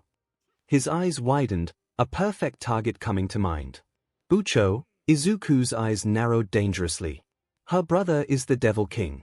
If someone wielding an Excalibur attacked her, then everyone would assume the church was responsible. If that were to happen, Izuku was cut off by a strong tug on his shirt and turned. His eyes widened in surprise from seeing Koneko, looking at him with narrowed eyes. "What are you doing?" "You should be at the club building doing activities," the middle schooler said. "I was just on my way. I decided to take the scenic route today, that's all," Izuku replied, trying to feign ignorance. "You're horrible at lying," Koneko said, looking unimpressed. Her gaze slowly softened. "You're worried about Yuta-senpai, aren't you?" "Yeah," Izuku nodded. "I want to ask those exorcists from yesterday if they'll let me help them take back the holy swords, or destroy them." "You want to cooperate with the church?" Koneko asked. "Yuto-kun wants to destroy Excalibur, and Griselda-san is willing to work with us, so it works out," Izuku pointed out. "And I'd rather not let Rinshin handle this by herself." "Who?" Izuku nearly jumped out of his skin before turning around.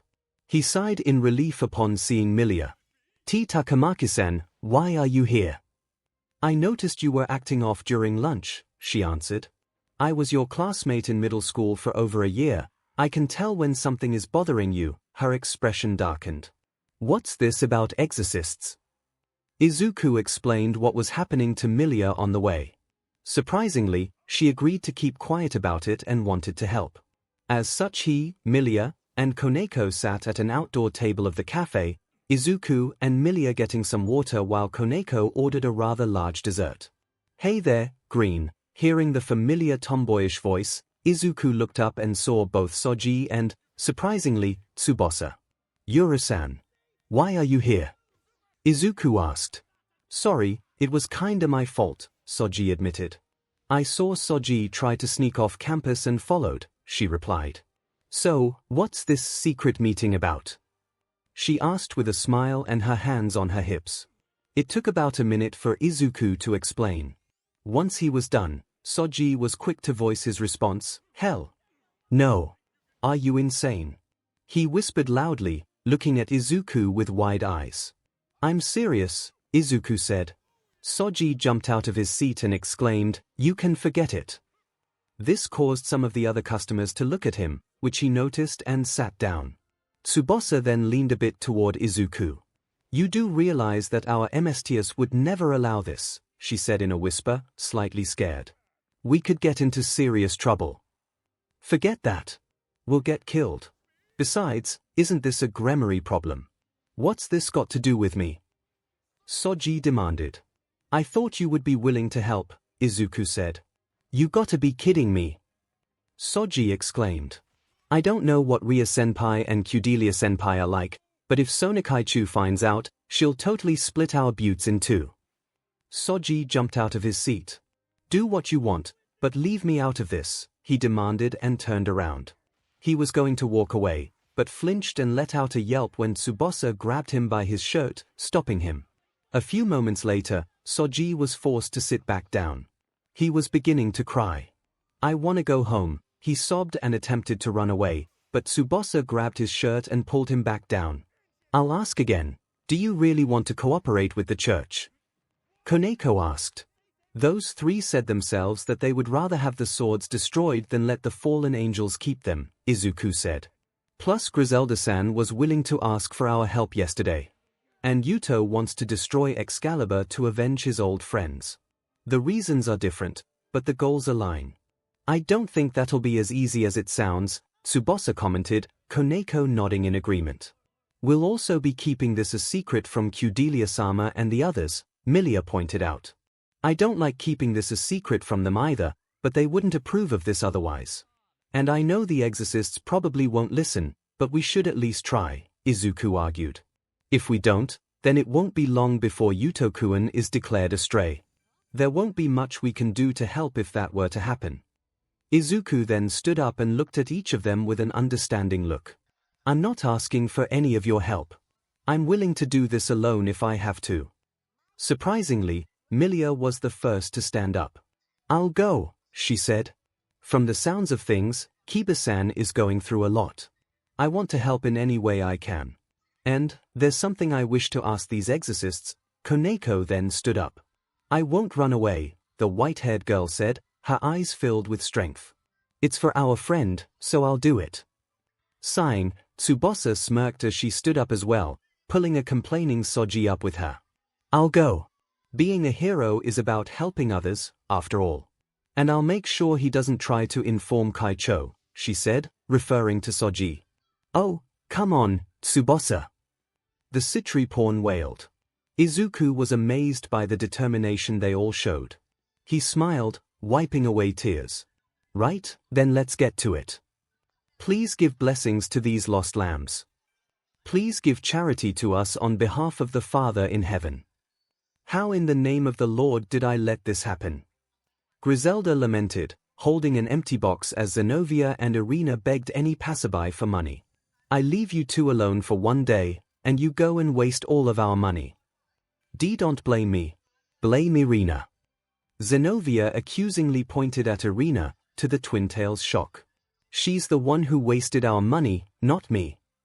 It's both of your faults. Griselda yelled, causing the two young exorcists to flinch. The church only gave us enough money for food and transport. Now, all we have left is that stupid painting. At this rate, we're gonna have to sell to get by, she argued as she tried to take the picture. No way. Irina frowned, taking hold of the picture. This is a picture of a saint. You can't do that. Irina, there's a chance that it's fake, Griselda said. Even if it is real, just who, pray tell, is this picture supposed to be of, anyway? Zenovia asked. Saint Peter. Yes, Saint Peter, that's right. That doesn't look anything like Saint Peter and you know it. Zenovia snapped. It looks more like a finger painting that a fourth grader would make. Just look around. There's nobody giving us charity at all. I never had much respect for countries that lacked faith, but this is a new low. Zenovia continued, gesturing her hands at the pedestrians. If you Protestants had the amount of respect for saints that we Catholics did, you'd be able to see it for the counterfeit that it is. Ha! Irina exclaimed, looking cross. You dumb Catholics are way too stuck in your old laws to try and say anything about respecting saints. What? Zenovia growled, I dare you to say that again. Dummy. Dummy. Flat earth dummy. Irina sang mockingly, pulling down an eyelid and sticking out her tongue. New Age heretic. Zenovia shot back. Stop it, both of you.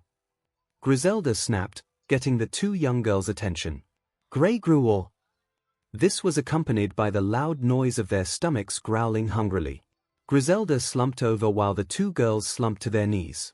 We need to get some food soon or we'll never be at full strength, the older woman sighed. Can we ask that sorcerer friend of yours for help? Zenovia asked. I never asked where she lives. Besides, it's a school day and she may be too busy, Griselda admitted. I got an idea. What if we try robbing pagans of their money? Irina suggested as a mischievous smirk appeared on her face. Since it's for a dire cause, I'm sure God will forgive us. I'll do one better. We should raid a temple, Zenovia said, the same smirk appearing on her face. A couple of problems. 1. We run the risk of angering the Shinto gods. Griselda countered. And 2, she pointed across the street. There, a pro-hero and a police officer were having a conversation. Oh, yeah. Then we'd have to deal with the heroes and police, won't we? Irina sighed. Yeah, you got me there, Zenovia said as she rubbed her cheeks to think of something else. We can use our quirks in a street performance. That should give us a decent amount of money. But Japan has very strict quirk laws, Irina pointed out. Without a license or a permit, we can't use them out in public. Even if we have those, only Griselda's quirk is in any way flashy. Ours are pretty much useless for something like this. Oh, good point, Zenovia sighed. Then maybe we can use our swords to skewer fruit or something. But we don't have any fruit to cut, Griselda pointed out. This caused Zenovia to take hold of the picture, then let's cut this thing instead. But you can't do that. Irina shouted, snatching the picture away. Fine. Then let's look for the merchant who sold that counterfeit to you and get our money back. I told you that it's not counterfeit. It's a portrait of St. Paul. Ha! Zenobia pointed accusingly.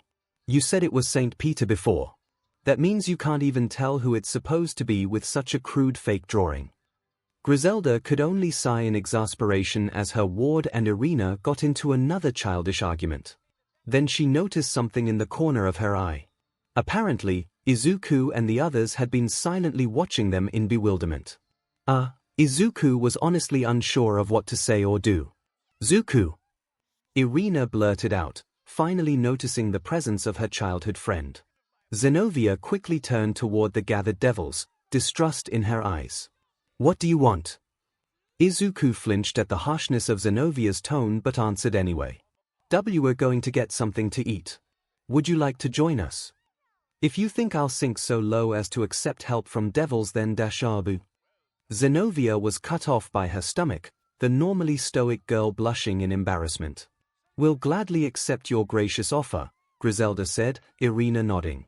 I was kinda hoping they wouldn't, Soji lamented, tears streaming down his face.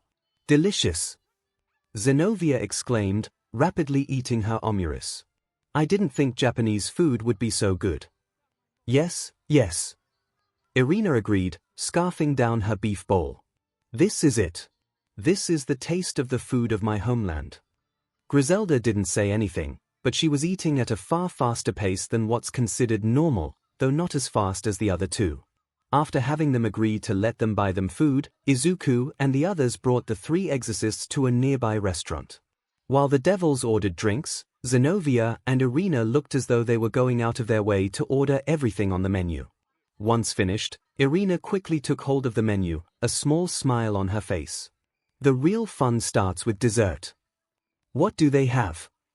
Zenobia excitedly asked, leaning over Irina's shoulder to get a better look at the dessert menu. After finishing her water, Griselda placed her cup on the table.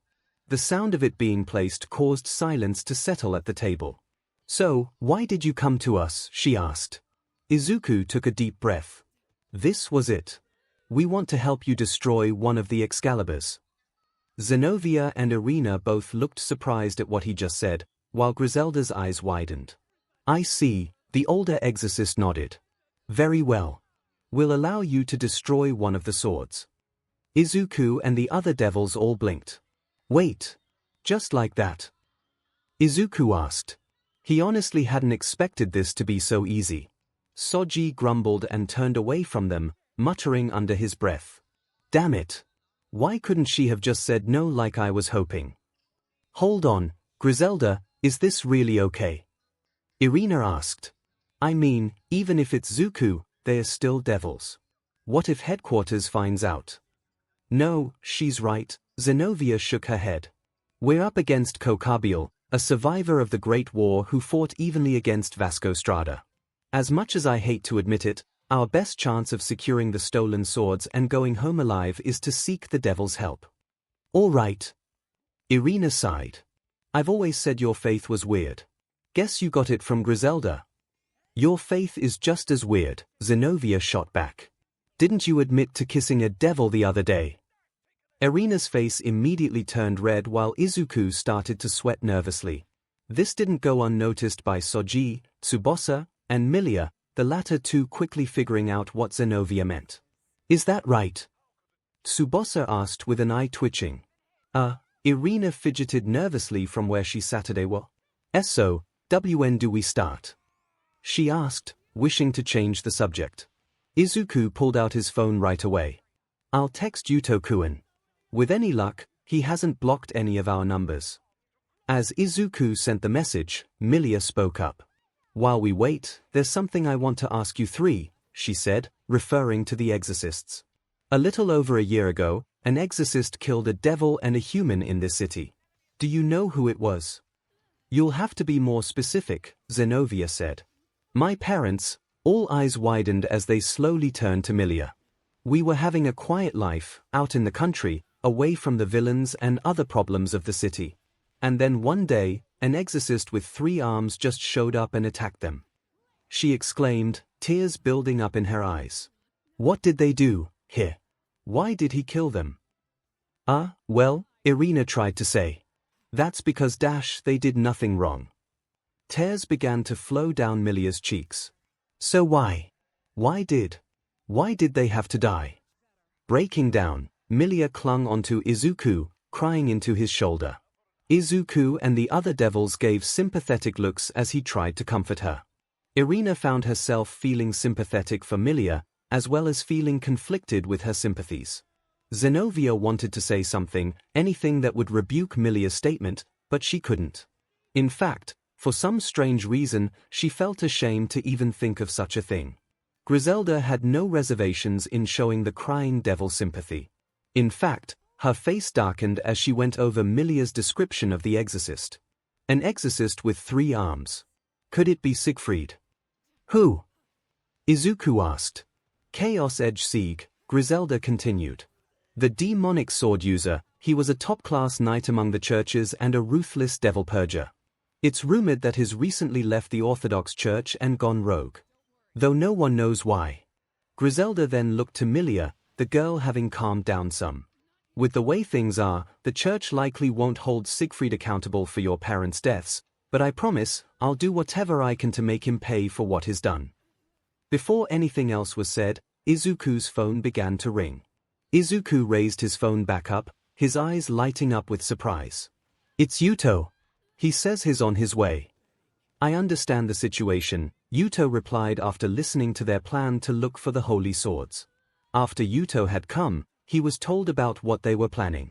He listened quietly as he was told about the alliance between the 2 groups. His expression was still cold, but he appeared to be more willing to listen. To be completely honest, I really regret that I have to come crawling to some holy sword user and ask for help. You've got quite a way with words, Zenovia commented. I understand your grudge against both Excalibur and the Holy Sword Project, said Irina.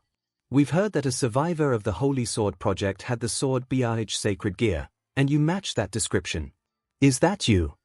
Yuto nodded, that's right. But the project did help. More holy sword wielders have increased significantly thanks to the results, she added. Oh. Did you also hear about the failures of the project? Yuto hissed. The church could have simply let us go after we were shown to not have any aptitude for the holy swords, but instead they opted to kill us. You're right, Griselda nodded, looking remorseful. What happened to you and the other children is unforgivable. It's one of the worst incidents to happen under the church's watch. However, the higher-ups, in their wisdom, decided to charge the one responsible for the project with heresy and excommunicated him. Now he's working with the fallen angels. What's this man's name? Yuto asked. Valpa Galilei, the genocidal archbishop, Griselda answered. Yuto gave a hate-filled look. Yeah, it was him. He growled. Then what does this have to do with Fried? Izuku asked. It's not uncommon for there to be commotion among those who've been banned from the church, Zenovia stated. That's why we have to stop them, Irina said, so I can reach him if I go after the fallen angels with you. Yuto asked and, when Griselda nodded her head in confirmation, stood up from his seat. In that case, I can't think of any reason for me not to cooperate with you, he muttered in a resigned tone. This brought a sense of ease for everyone as Griselda nodded. We will contact you when we're ready with a plan. When that time comes, meet us at the abandoned church. Zenovia then handed Izuku a piece of paper. If something happens, call this number, she said. Before we leave, there's one thing I want to ask. Griselda's expression darkened immensely. Have any of you encountered a woman with spider-like traits? Izuku, while frightened by Griselda's tone, nodded. Why, we kinda did. Griselda's eyes narrowed. We were hunting what we thought was a stray devil, but this woman had already killed it, along with a dozen other people, Koneko added. Can you describe her? Griselda demanded. Well, she wore mostly black with a bit of purple and gold, was about 194 centimeters tall, had spider-like legs coming from her back, and had 6 purple eyes. As Izuku finished her description, Griselda's fist tightened. It is her, Griselda hissed, her voice seething with rage. So much so that it caused everyone present to recoil a bit in terror. Griselda then took a deep breath, calming down, before saying, Thank you for the food and for the information. Girls, let's get going. Thanks for the meal, Zenobia said. We'll be sure to repay you for this favor, Midoriya Izuku, she said as she stood up to take her leave. Thanks for the food, Zuko. Even though you're a devil, I'm sure he will forgive me since it's your treat. Irina waved as she and her partner followed Griselda. As the group watched the three exorcists go, Tsubasa let out a sigh of relief. Well, that went well, she said. That could have gone horribly. Soji yelled at her. Not only could we have gotten killed, but we could have also started another war. Yuto turned to Koneko and Izuku with an uncertain gaze. I don't understand, why would you help, he told them. Izuku looked at him a little sadly. Because I'm your friend, simple as that, Izuku answered. And if I did something rash on my own, it'll cause trouble for Bucho, Yuto quickly added. I'm sure you had that in mind, too. Kinda, yeah, Izuku nodded.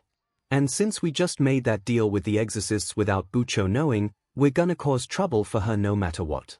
But at least this way you won't become a stray. Yuto didn't reply, still very unsure about what to do.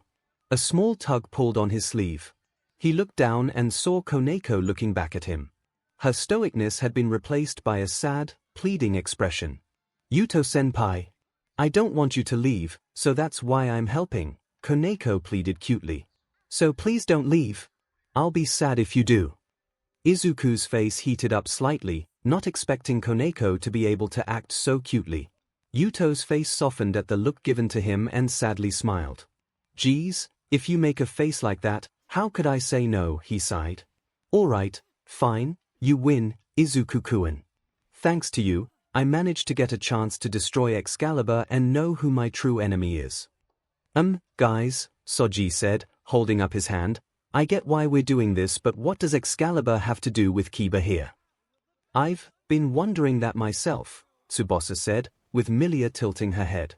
Oh, that's right. Since you're not part of our peerage, you don't know, the blonde sighed.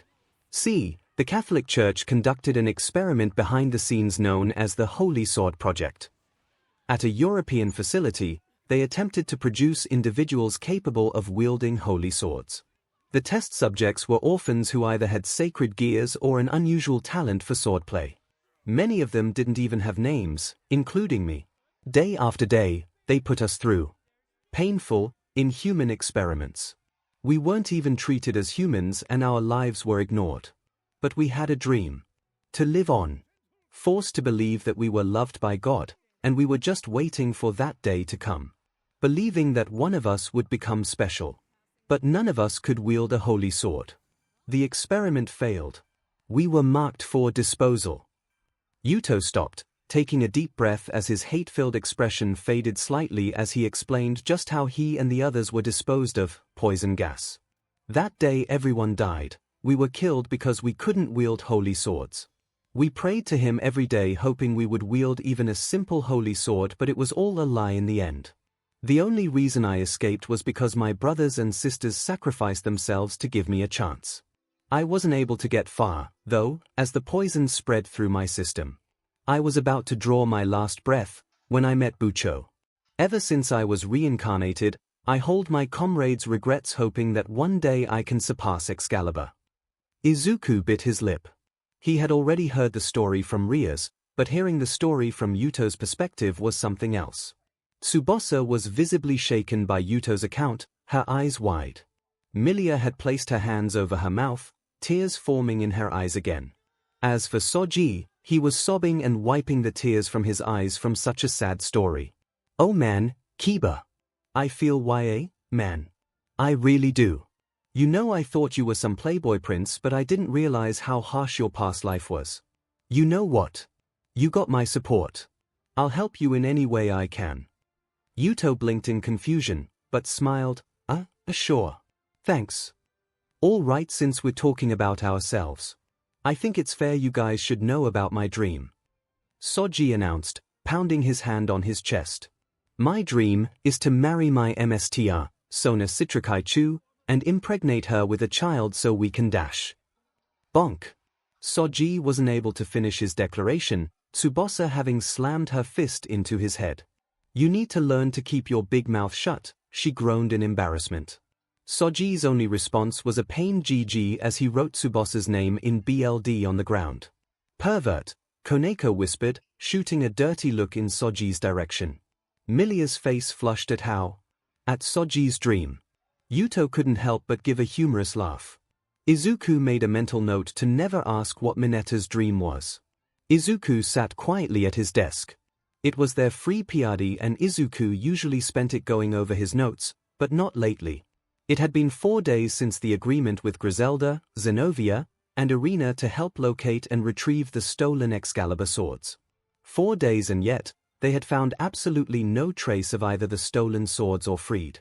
To say it was frustrating would be a vast understatement. Every night, after he and Koneko had finished their obligations with the ORC, they would join up with Yuto, who couldn't bring himself to return back to Rias without finally getting closure. Milia, Tsubosa, 𝐂𝐠, and the 3 exorcists disguise themselves by dressing up in priest clothing and explore the town to draw out the insane exorcist. But that approach quickly proved more complicated than it sounded. The city was already big to begin with, and there were plenty of places for Freed and Valpa to hide, so it wasn't expected that they would find them even with the added help to cover more ground. Izuku was trying to come up with a way to help narrow their search. He was currently writing down areas that few people frequented, thinking that Freed and Valpa might be hiding in places like that. Izuku-san. He looked up, seeing a concerned Okiko. "Oh, Okiko-san. Is something wrong?" "That's what I should be asking you," she said. "You've been coming home late for the last few days and you've been acting off. What's wrong, Izuku-san?" Izuku hesitated to answer. A big part of him wanted to tell her and everyone else, but he didn't want to get them in any further trouble yet. "I've just been doing some late-night training is all." Okiko's eyes narrowed slightly, clearly not buying it. "Okay, definitely not the best excuse I ever made," he admitted. Okiko sighed as she shook her head. "Izuku, if something's bothering you, you can tell us. That's what friends are for, after all," she said before leaving the classroom. Once outside, Okiko sighed again as she leaned against the wall. "Nothing." Ibara, who had been waiting outside, asked. "Yeah?" Okiko replied. "I wish Izuku-san would open up and tell us what's going on." "What's going on?" The 2 devils turned and saw Kiryu walking toward them. "Oh, Eika-san," Ibara greeted. "Something happening with your boyfriend?" Kiryu teased. Ibara and Okiko blushed in response, unable to formulate a response for a few seconds. Okiko recovered first. "Izuku-san's not our boyfriend. And he seems depressed." "Really?" Ibara nodded. "We honestly don't know what's wrong or how to help." "So Midoriya is depressed and you two want to make him feel better?" Kiryu asked. The girls nodded. Kiryu hummed in thought before snapping her fingers. "I know what'll do the trick." Reinai scowled as she overlooked the Musutafu skyline, the sun long set. They've been here for nearly a week and still, nothing. The Port Mafia's underground sources have failed to bring in any information, and none of the old hideouts Reinai frequented didn't turn up anything. Clearly, they need to broaden their search. To think I'd return to this wretched city to stop a war. And worst of all, I may have to fight 𝐭𝐭𝐲. She sighed, thinking back to the meeting with the boss a few days ago. "You want us to prevent a war?" Reinai asked. She, along with Akutagawa and his subordinate Higuchi, stood before Mori in his office. "Yes," Mori replied. "A rogue group of fallen angels have stolen 3 of the Excaliburs and plan to use them to reignite the Great War between the 3 biblical factions. They are currently residing in Musutafu, which is where 2 younger siblings of the 4 Satans are residing. Their leader just so happens to be your old superior, 𝐭𝐭𝐲."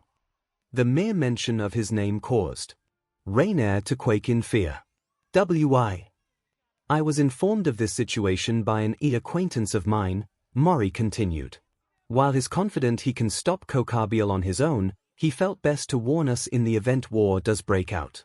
If that were to happen, it would be bad for our business. As such, I felt it best to intervene. Reinai, you are familiar with the enemy and know the layout of the city, as such you will take part in this mission. Akutagawa and Higuchi will accompany you." Reinai's fist tightened. The only reason I'm here is because I'm more afraid of the boss than 𝐭𝐽𝐫. Ring ring. Reinai silently took out her phone and answered. Yeah. It's me, the voice of Higuchi answered. I may have found a lead. That piqued Reinair's interest.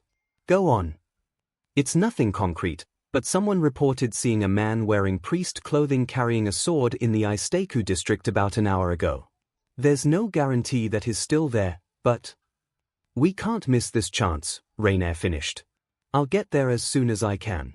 What about Akutagawa? I've already informed Akutagawa-senpai. He's still on the other side of the ward, so it'll take him a little while to arrive. Irina did her best not to GG as she, Griselda, and Zenovia walked the late-night streets of the 𝐈 Deku district, the less than pleasant part of the city. The place was filthy. Trash littered every nook and cranny. The air tasted like an ashtray and smelled of rotting carcasses and cheap marijuana. The nearby ore processing factory where most of the residents went for work was the likely culprit. Looks like nothing tonight, either, she sighed. This is starting to feel hopeless, Zenovia lamented. We can't get discouraged, said Griselda. Maybe one of the others found something. Ever since they started, the makeshift alliance split into groups of 3. Irina, Zenovia, and Griselda were one group, Izuku, Koneko, and Milia were another, and Yuto, Tsubasa, and Soji were the last.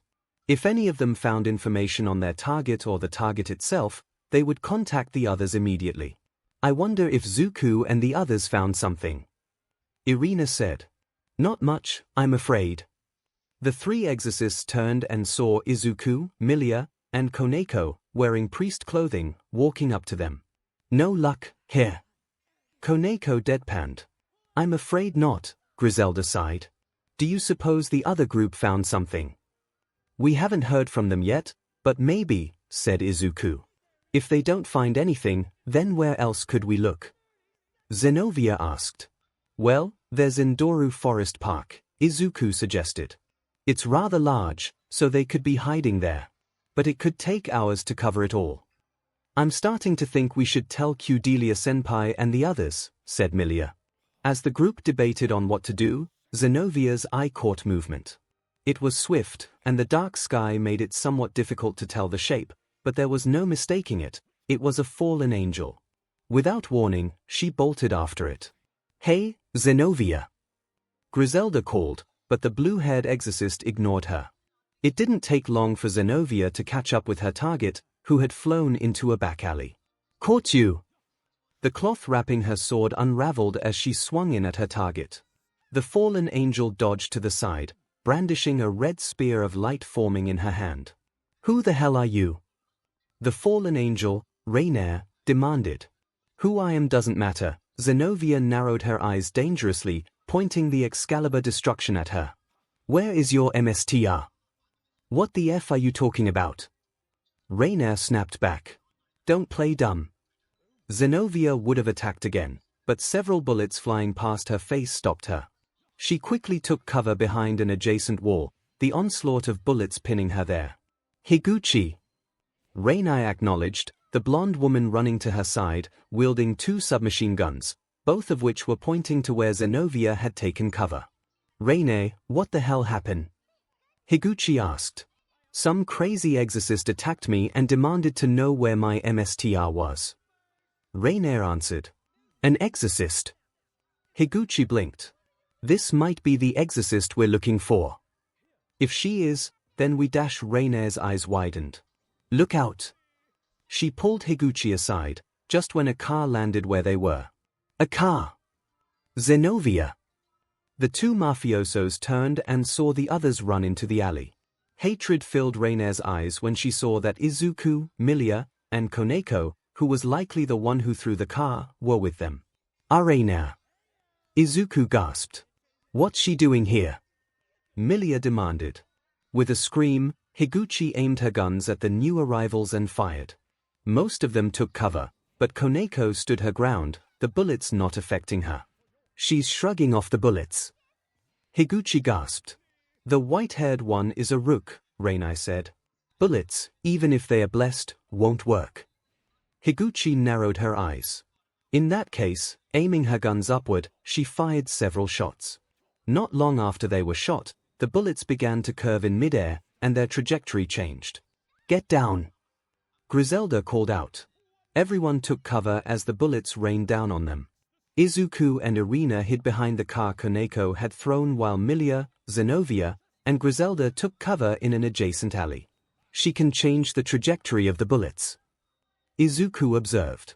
"Higuchi Ichiu, quirk, trajectory control.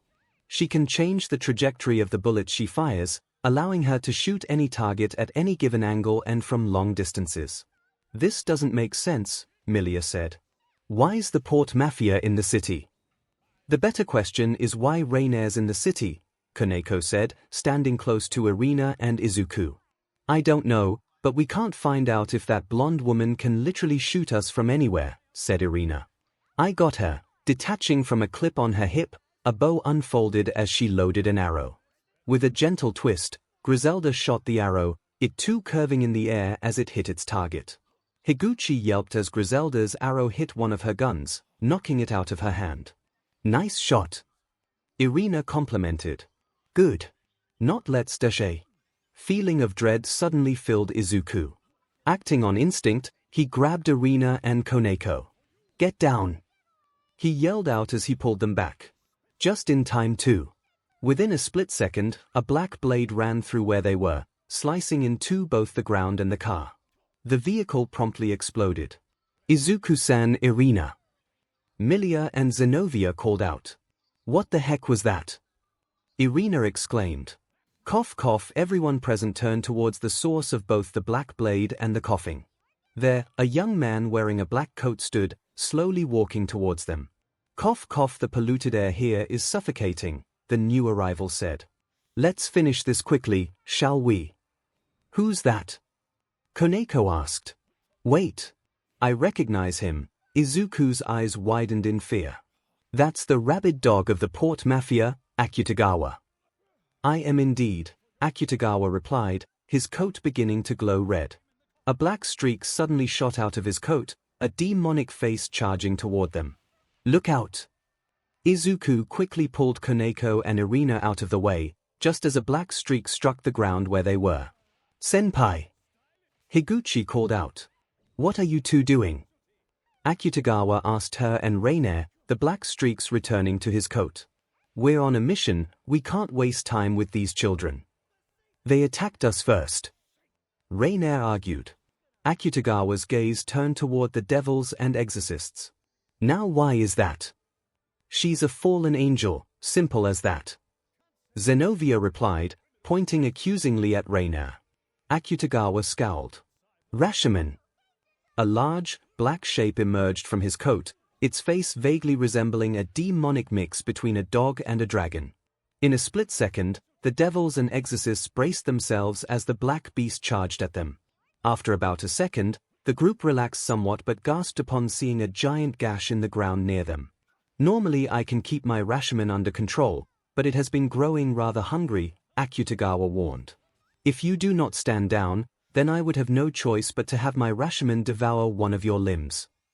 What a terrifying power, Griselda thought. That was when she noticed that one of them was missing, and behind Akutagawa. "Zenovia!" With a yell, Zenovia swung the Excalibur Destruction with all her might, intent on cutting Akutagawa in two. But right as the blade was about to make contact, a barrier of some sort formed between the blade and Akutagawa, stopping the attack. The blowback forced Zenovia back several feet. "What?" Zenovia gasped. The back of Akutagawa's coat soon formed the demonic face of the Rashomon. "A valiant effort, but ultimately futile," Akutagawa commented. "As I said, my Rashomon's hunger knows no bounds." The rabid dog turned to Zenovia. "It devours anything, even the space between me and your attack. No matter what weapons you may use, none can reach me." But the holy light of the Excalibur Destruction should have dispelled that beast," a disbelieving Zenovia said. "You are mistaken, Exorcist. You assumed my Rashomon is magic in origin, and thus susceptible to your holy sword. But it is actually a quirk, as such your typical methods will not work." Akutagawa Rhinosuke, quirk, Rashomon. He can turn certain articles of his clothing, mostly his coat, into an omnivorous, shadow-like black beast that can even manipulate space to an extent. That monster is a quirk. How is such a thing possible? Zenovia gritted her teeth. Unfortunately for you, exorcist, Akutagawa shot a look at Zenovia. I keep my promises. Roar. Rip. Zenovia wasn't sure what happened. 1 second, she was standing, facing the rabid dog. The next, she was on the ground, BLD splatters on her face, the scream of someone filling her ears. She soon realized that it wasn't her BLD or her screams, but Izuku's. In that split second, he had pushed her out of the way of Akutagawa's attack, but not unscathed. Part of Izuku's wing had been torn off. Izuku-senpai. Milia and Koneko cried out, running to the screaming Izuku's side as he tried to stop the bleeding. That was rather reckless, Welsh dragon, Akutagawa commented, his Rashomon retreating back to his coat. Had you hesitated for even a moment, you would have lost an arm at the very least. Though I must say, I'm rather surprised a devil would be so willing to save an exorcist. Zenovia silently agreed. First, he pulled Irina out of danger, now her. What is wrong with this devil? How could you do something so stupid? Koneko demanded. I just acted without thinking, is all, Izuku replied through gritted teeth. Honorable, but also reckless, Drake said. You're lucky it was only part of the wing. You can grow that back in a week at least, but anything else won't. I'll try to keep that in mind. Zenovia, Zuku, you okay? Irina said as she ran up to them, Griselda behind her as she picked up Izuku's dismembered wing. I'm fine, Zenovia answered. She then turned to Izuku, who was trying to stand up with Koneko's help. Thank you, she said earnestly. Ring ring. The sound of Izuku's phone ringing caught everyone's attention. Quickly taking it out, Izuku saw that Tsubasa had sent him a message, accompanied by a GPS map location. Tsubasa, we found him. Get here quickly. Where are we? Soji asked. The group that consisted of Soji, Tsubasa, and Yuto had arrived at an abandoned manor on the outskirts of the city. Me and the others in Bucho's group fought a stray devil here not long after Izuku, Ibara, and Momo joined, Yuto explained. There's a chance that they could be here. They walked towards the building but stopped that instant when a chill ran through their bodies. It was killing intent, and it was aimed at them. No one made a sound, as they looked around with the greatest of caution.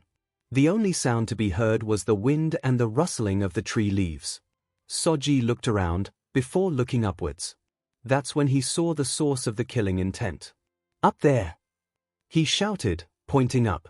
When they all looked up, they saw a familiar white-haired boy priest falling down with a long sword. Yahoo! Freed shouted in murderous glee. Yuto quickly summoned his demonic sword out and blocked Freed's slash. The white-haired boy then jumped and flipped backwards, before landing on the building. Well, what do we have here? Some maggot devils playing dress-up. Freed. Yuto growled. Freed blinked a couple of times before he recognized Yuto. Oh hey, I remember you. You're one of the SHT Dragon Emperor's pals, right? Where's the midget and that glasses-wearing blonde? They are not here, Yuto replied, creating a demonic sword. And I don't need them to beat you. Oh, really? Freed asked. Why no, I caught you all at a great time. I just got back from a boring night of priest hunting and I need some fun. He laughed, brandishing his weapon before the three young devils.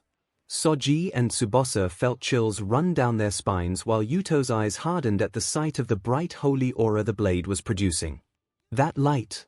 There's no mistaking it. Oh SHT. Soji cursed, readying his sacred gear. Tsubasa didn't waste any time in sending a text message to Izuku along with their location. She just hoped that he and the others get here soon. Ring ring. The sound of Izuku's phone ringing caught everyone's attention. Quickly taking it out, Izuku saw that Tsubasa had sent him a message, accompanied by a GPS map location. Tsubasa, we found him. Get here quickly. They found Freed. Izuku exclaimed. This caught Reiner's attention. What did he say? You know him? Higuchi asked. Griselda gritted her teeth. If the other group did indeed locate Fried, then they need to hurry. But first, they needed to get away from these mafiosi. Griselda's hand began to glow. "Cover your eyes," she yelled, several small spheres sprouting out of the palm of her hand. The group did so, though the devils wondered what Griselda was planning. As were the Port Mafia. "Here. What a dash. Flosh." Higuchi's question was cut off when the spheres suddenly exploded, filling the alleyway with a blinding light. Higuchi and Reina screamed as they shielded their eyes, Akutagawa's Rashomon shielding his. Soon the light faded. When it did, the group was gone. "They're gone," Higuchi said. "I'll get them." Reina was about to fly after them, but Akutagawa stopped her. "Stop, Reina," Akutagawa commanded. "Let them go." "We're just letting them get away," Reina hissed. "Of course not," Akutagawa replied. "From the sounds of things, it appears that they are looking for the same prey as us. If that is the case, then it would be best to follow them for now. Eventually, they'll lead us straight to the rabbit." At the old manor, the sounds of metal clashing against each other rang loudly. In a bright flash of sparks, both Yuto and Fried reappeared in the middle as the collected rain poured around them, both of them trying to overpower the other with their blades. Fried cackled with his tongue hanging out as Yuto glared with his teeth gritted. "So you're not a little scrawny but shitstain anymore, I see," Fried laughed. "But up against my little Excalibur." As soon as Yuto came down with his sword, Fried swung hard and shattered Holy Eraser to bits. "Gah!" Yuto gritted his teeth. "Your demonic swords ain't nothing to write home about." Fried grinned menacingly. "DMN." Yuto frowned as he backed up, another Holy Eraser already forming in his hand. "I'm not done yet." "Already up for more, beach." Fried laughed, planting his sword on the ground in front of him. "Go ahead. I'll bust all the swords you throw at me." "Not if I can't help it." Absorption line. Soji pointed his gauntlet at Fried and shot his rope. Fried twisted around and swung his sword to cut the rope, but it looped around him and wrapped itself on his leg. It glowed blue right away. "What the SHT? This stupid rope is draining my energy," Fried exclaimed, attempting to cut the line again, to no avail. "How do you like that?" Soji exclaimed, holding onto the line tightly. "My sacred gear will drain you until you're out cold. I effin' hate dragon types." Fried screamed, doing his best to cut the line, to no avail. "Where's an ice or fairy type when you need it?" Still, it doesn't matter in the end. He liked his blade before charging at Yuto. "Your weapons are still no match for my holy sword." He raised the Excalibur high above his head, his sadistic smile returning to his face. "Now, die," he bellowed as he brought it down fast on top of Yuto. Ching! The sword was intercepted before it reached its target by a certain blue-haired holy sword user who seemed to appear out of nowhere and blocked the potentially fatal blow mere inches from striking a downed Yuto. "You are a traitor to the church, Fried, and shall be punished accordingly," Zenobia hissed with utter contempt for the insane man before her as she continued to hold back Fried's blade before he jumped away. "Where'd she come from?" Soji exclaimed. "Hey! Are you guys all right?" Milia called. "Guys!" Yuto was pleasantly surprised by everyone's arrival. "We got your message, Yura-san." Izuku greeted. Tsubasa smiled, but then her eyes widened in shock. "Midoriya, what happened?" Tsubasa exclaimed upon seeing Izuku's damaged wing. "We'll explain later," Griselda said. "Is Fried secured?" "For now," Soji answered. "I'll try to weaken him so you guys can finish him off. I'd rather destroy the Excalibur. But as much as I hate to admit it, Soji has a point. Fried's far too dangerous. Yuto created two different demonic swords, both charged with demonic energy. Hem's sword 𝐵𝐻𝐻. Another person spoke up. When they all looked in the direction of the voice, there stood an old man wearing priest clothes. He had gray hair, a mustache, black eyes, and wore glasses. "Is that you, old man Valpa?" Fried asked. Yuto's eyes widened in both recognition and rage. "Valpa Galilei." Griselda's eyes narrowed. "That's him," she growled. "Fried." What are you doing? Valpa asked. This guy's weird lizard tongue is making it hard for me to kill these cockbites. Fried snapped, trying to cut the absorption line again. And these shitty devils teamed up with hunters from the Vatican and they're giving me a hard time. Still immature in using Excalibur, I see, Valpa sighed. Just imbued your sword with the holy factor that I've granted you. Yeah, Fried grunted in understanding, getting some distance to focus on his sword. As the sword started to glow in brighter golden energy, Fried grinned in anticipation. Oh, so I do it like this. Fried cut through the absorption line with ease. I won't let you get away. Yuto charged at Fried, swinging both swords at the insane exorcist. Fried easily blocked Yuto's attack. Sorry, pretty cockbite, but you'll have to do better than that. Fried proceeded to push Yuto back. Now, how about I dash? Suddenly, several black blades shot out of the ground, each aiming at Fried. Within a couple of seconds, they had skewered him, or at least the coat Fried was wearing. Yuto gasped. What the dash? Holy F. That was close. Fried breathed heavily, landing on the roof not far from Valpa, sporting a couple of scratches and torn clothing. Who nearly ruined my perfect face? If you ask me, it would have been an improvement. Izuku shivered at hearing the voice. Turning, he and the others saw Akutagawa, his Rashomon still embedded into the ground, Higuchi, and the source of the voice, Reiner. What they followed us? Irina gasped. Oh hey. It's my old boss.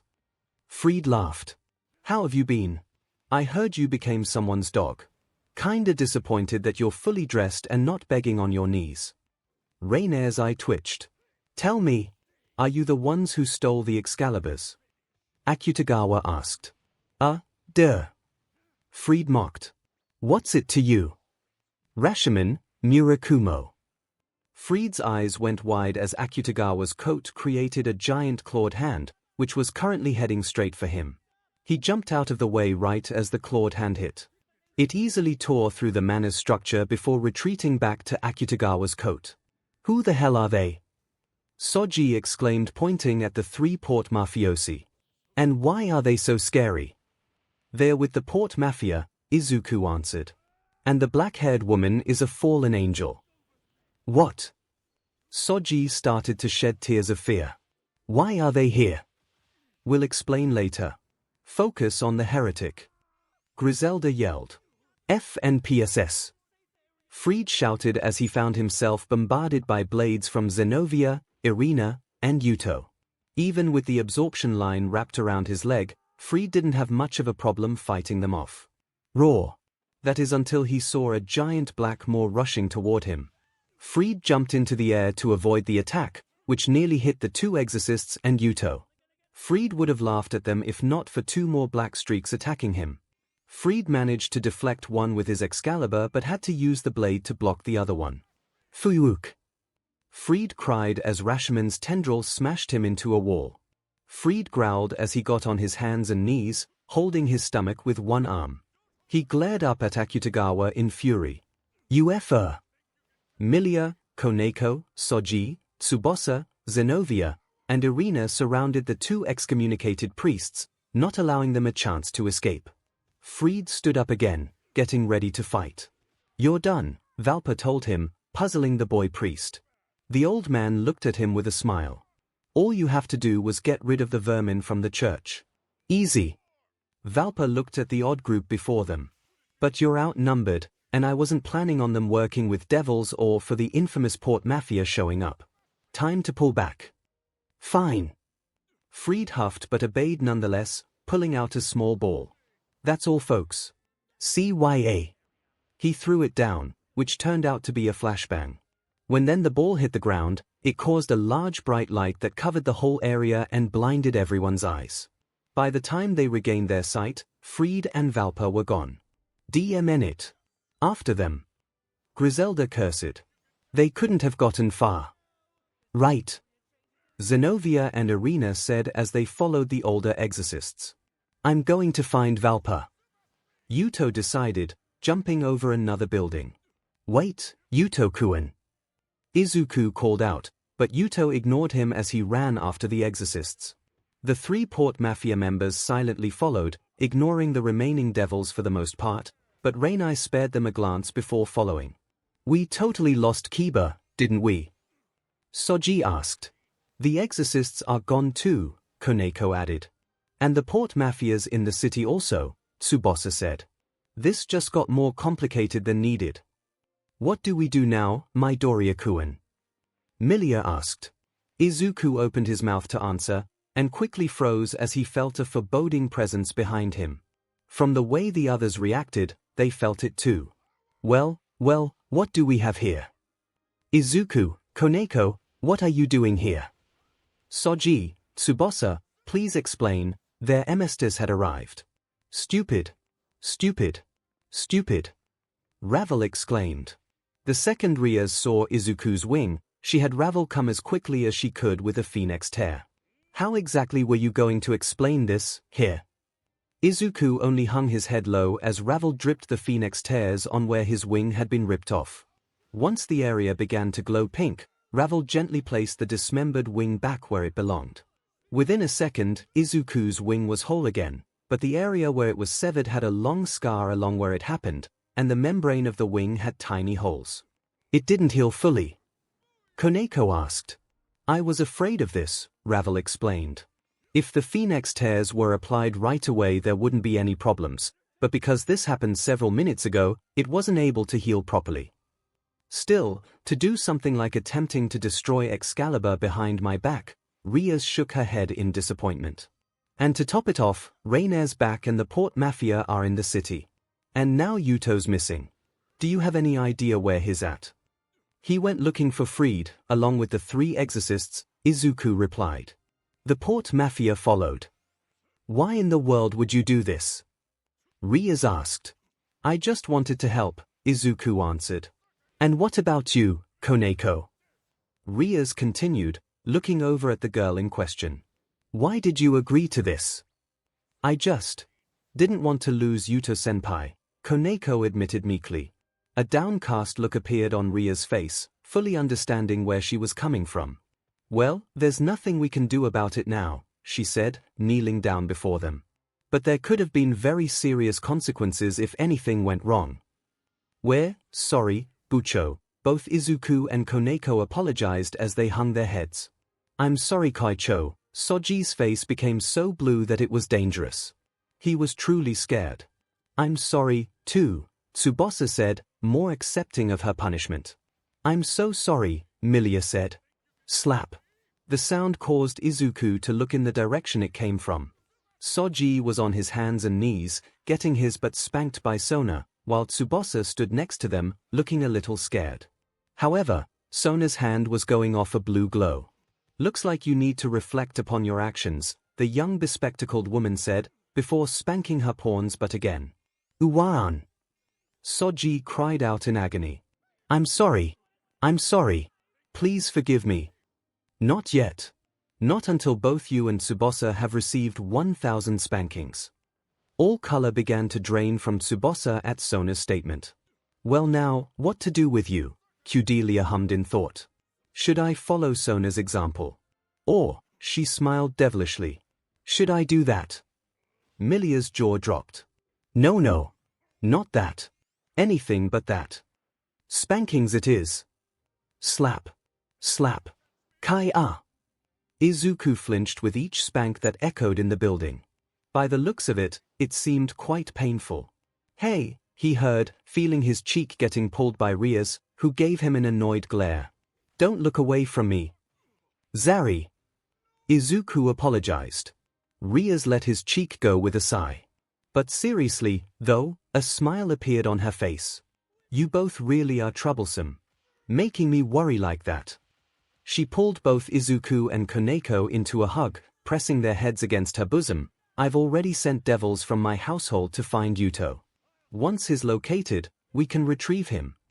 "Why, yeah." Izuku blushed, entranced by the softness of her biases.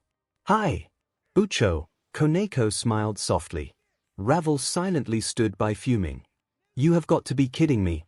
Why are they getting off so lightly?" "Oh. Soji whined over his punishment. Rias has her ways, and I have mine, Sona replied coldly. Only 980 more to go. Then we move on to Tsubasa. Slap. Izuku couldn't help but feel lost in the warmth and softness of his MSTR. Okay, Izuku, Koneko.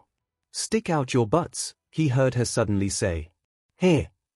Izuku blinked as he and Koneko backed away. The mood in the atmosphere had suddenly become unpleasant. But, I thought, it's still the duty of the MSTR to de-escalate her servants, Rias said as her hand glowed in a red aura, a dangerously sadistic smile on her face. That'll be 1,000 spanks for both of you. Oh, and since all this was your idea, Izuku, you get an additional 1,000 spanks. 2,000 spanks. Izuku gulped. That day, Midoriya Izuku's but died. Irina, Zenovia, and Griselda hurried after the stray exorcist and priest. They had lost sight of both Yuto and the Port Mafia. Their search soon led them to the front gate of a park. A really big park. Before them, there was a small parking lot, an even smaller restroom building, a picnic bench, a moderately impressive sign, and then a forest. Though the word didn't do it justice. Endoru Forest Park had been an industrial park about 40 years ago. A group of eco-terrorist villains decided to destroy all traces of industry. While the heroes at the time managed to stop them, the buildings were all damaged beyond repair. In the end, another group bought the land, removed all traces of industry, and brought in people with plant quirks and similar abilities, turning the park into the recreational area it is today. The park itself looked as if a section of the old California redwood forest had been transplanted to Japan. And it was unspoiled, cleaner than almost any other Japanese park. Though given its history and who managed it, Endoru did not get a lot of visitors, and the ones who did were more respectful than average. In short, it was the perfect place to hide. Almost 80 square kilometers of woods where anyone could hide without notice. You think they ran in here? Irina asked, breathing heavily from all the running. This is where they were heading, and I saw Kiba run in, said Zenovia.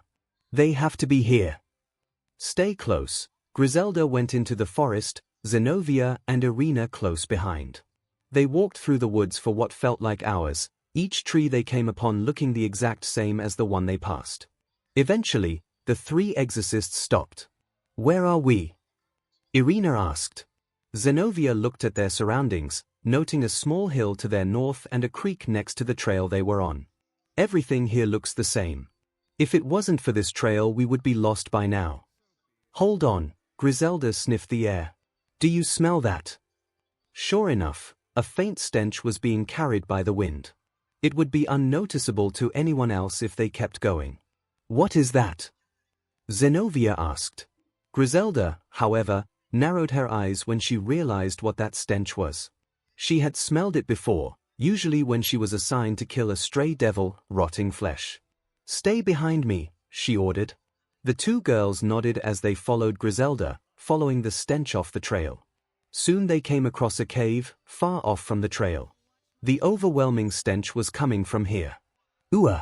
What is that? Irina gagged. Does this have to do with Freed or Valpa? I don't know, Griselda readied an arrow.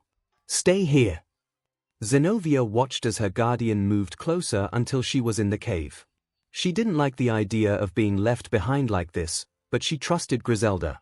So, with reluctance, she stayed behind with Irina and watched as Griselda entered the cave.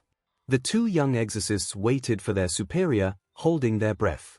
Eventually, Griselda stepped back out, but something was wrong. The older exorcist actually stumbled out of the cave, almost in a daze. Griselda! Zenovia and Irina ran towards her in concern. It was obvious that Griselda wasn't hurt, and no sound came from the cave indicating a struggle. So then why did she look so terrified? Miss Griselda! Griselda! Irina and Zenovia's calls brought her back to reality. Griselda, are you okay? What happened? Griselda's eyes, once the shock was gone, were filled with rage. I know who's been hiding out in this cave, she grimaced. You two keep going after Freed and Valpa. Don't wait up for me. What? Why? Zenovia questioned, having never seen Griselda like this before. "Miss Griselda, if something is bothering you, maybe we can help," Irina offered. "No, you can't. Not against her," Griselda hissed. "Ha!" Zenobia repeated. "Just go." Griselda told them before glaring into the forest. "This is something I gotta do." Griselda ran further into the forest, following some sort of trail. Zenobia scowled as she and Irina watched Griselda disappear into the woods. She had an idea of who this was, but that didn't give Griselda the right to ignore both her and Irina. "Zenobia, what do we do?" Irina asked. Zenobia looked back at the trail, then looked to where Griselda had gone. A part of her knew that the mission to retrieve the Excaliburs came first, but an equal part of her wanted to help Griselda. Then she remembered how the Red Dragon Emperor helped her earlier, saying that he acted without thinking. With a determined look, Zenobia began to go after Griselda. "Come on." Irina nodded, following Zenobia into the forest. Griselda followed the trail as fast as she could. She knew that she had to do this by herself. A part of her did feel bad leaving Zenobia and Irina behind like that, and she knew that they weren't helpless. Zenobia and Irina were strong, but they were still inexperienced. No match against someone like her. Speaking of, her tracks were still fresh. She couldn't be far. Griselda's target was definitely somewhere within these woods, no question. If she didn't know that Griselda was here too, maybe it would be her chance to get the drop on her. The hunter would become the hunted. As Griselda walked, she heard a strange sound and turned to look in shock, almost horror, at the sight of a tree being melted away by some form of acidic substance. The sight made her recall events she'd rather forget. 13 years ago the village was practically destroyed. There was nothing left of it but the foundations and a few still standing walls. But an 18-year-old Griselda kept calm and confident as she ran by, contacting her fellow exorcists. "Griselda here. Can anyone hear me? Griselda, you lost again. Your sense of direction could use some improvement." Her friend and mentor teased over the radio. "So does your aim, Christus." Griselda teased back. "If you had taken care of those fallen angels back at the mine, I wouldn't have to break rank and engage the enemy hand-to-hand. From the sound of things, I'm guessing you ran into some trouble." "Nothing I couldn't handle. Try waiting up this time and I'll give you the play-by-play." Griselda responded as she took cover behind a wall. "What's your position?" "About half a click north of the village, near a grotto," Christus responded. "Think you can find it, sister?" "Trust me, Christus. My navigation skills are..." Griselda didn't get a chance to finish as she was suddenly pinned to a nearby wall by some form of web-like substance. She struggled but couldn't stop another patch of the same stuff from being shot to cover her face. The next thing she knew, she was strung up by her arms via some webbing with her ankles webbed together. She struggled within her bonds, but they wouldn't budge. And she wasn't alone. There was a woman as well, a spider-like woman. She walked around her captive, almost as if she was toying with her. "Piece of advice, make yourself comfortable," Griselda's captor told her. "You're going to be here a while." She slowly traced her finger along Griselda's cheek, leaving a burn mark. Not far away, the very same spider-woman that Izuku and the others faced several nights ago stalked the forest. Silently, she approached a small campsite, the light from its dying fire still visible even from over 15 meters away, thanks to her enhanced eyesight. She could tell that whoever was at the camp was asleep. She didn't know who they were or why they decided to camp here. What mattered to her was that they were prey. She inched closer to the camp, her spider legs carrying her over the forest floor without making a single sound. She knew that 𝐒𝐭𝐲 wouldn't be happy she left her post, but she didn't care. The only reason she was even working with such an egocentric warmonger was that it gave her the chance to butcher and kill whomever she liked, assuming his war even started. Either way, she needed to pass the time, and this was the perfect way to do so. The closer she got, the more her bloodlust intensified. She could already feel it. The sensation of blood spilling over the ground as she gutted her prey, the feeling of the skin being removed from the body, the soothing sounds of the agonizing screams of terror, the look of hopelessness in their eyes as their life ended. A small figure exited the tent. It was a little girl, no older than 5.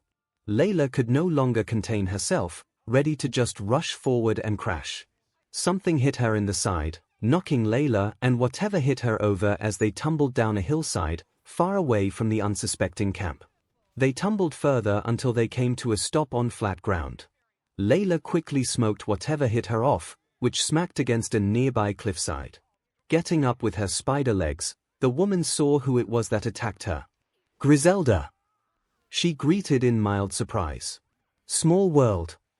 "Too small, Layla. You're still holding a grudge." Layla teased. "The Second European War has been over for years now. That still doesn't excuse what you did. Or have done," Griselda stated, readying her bow.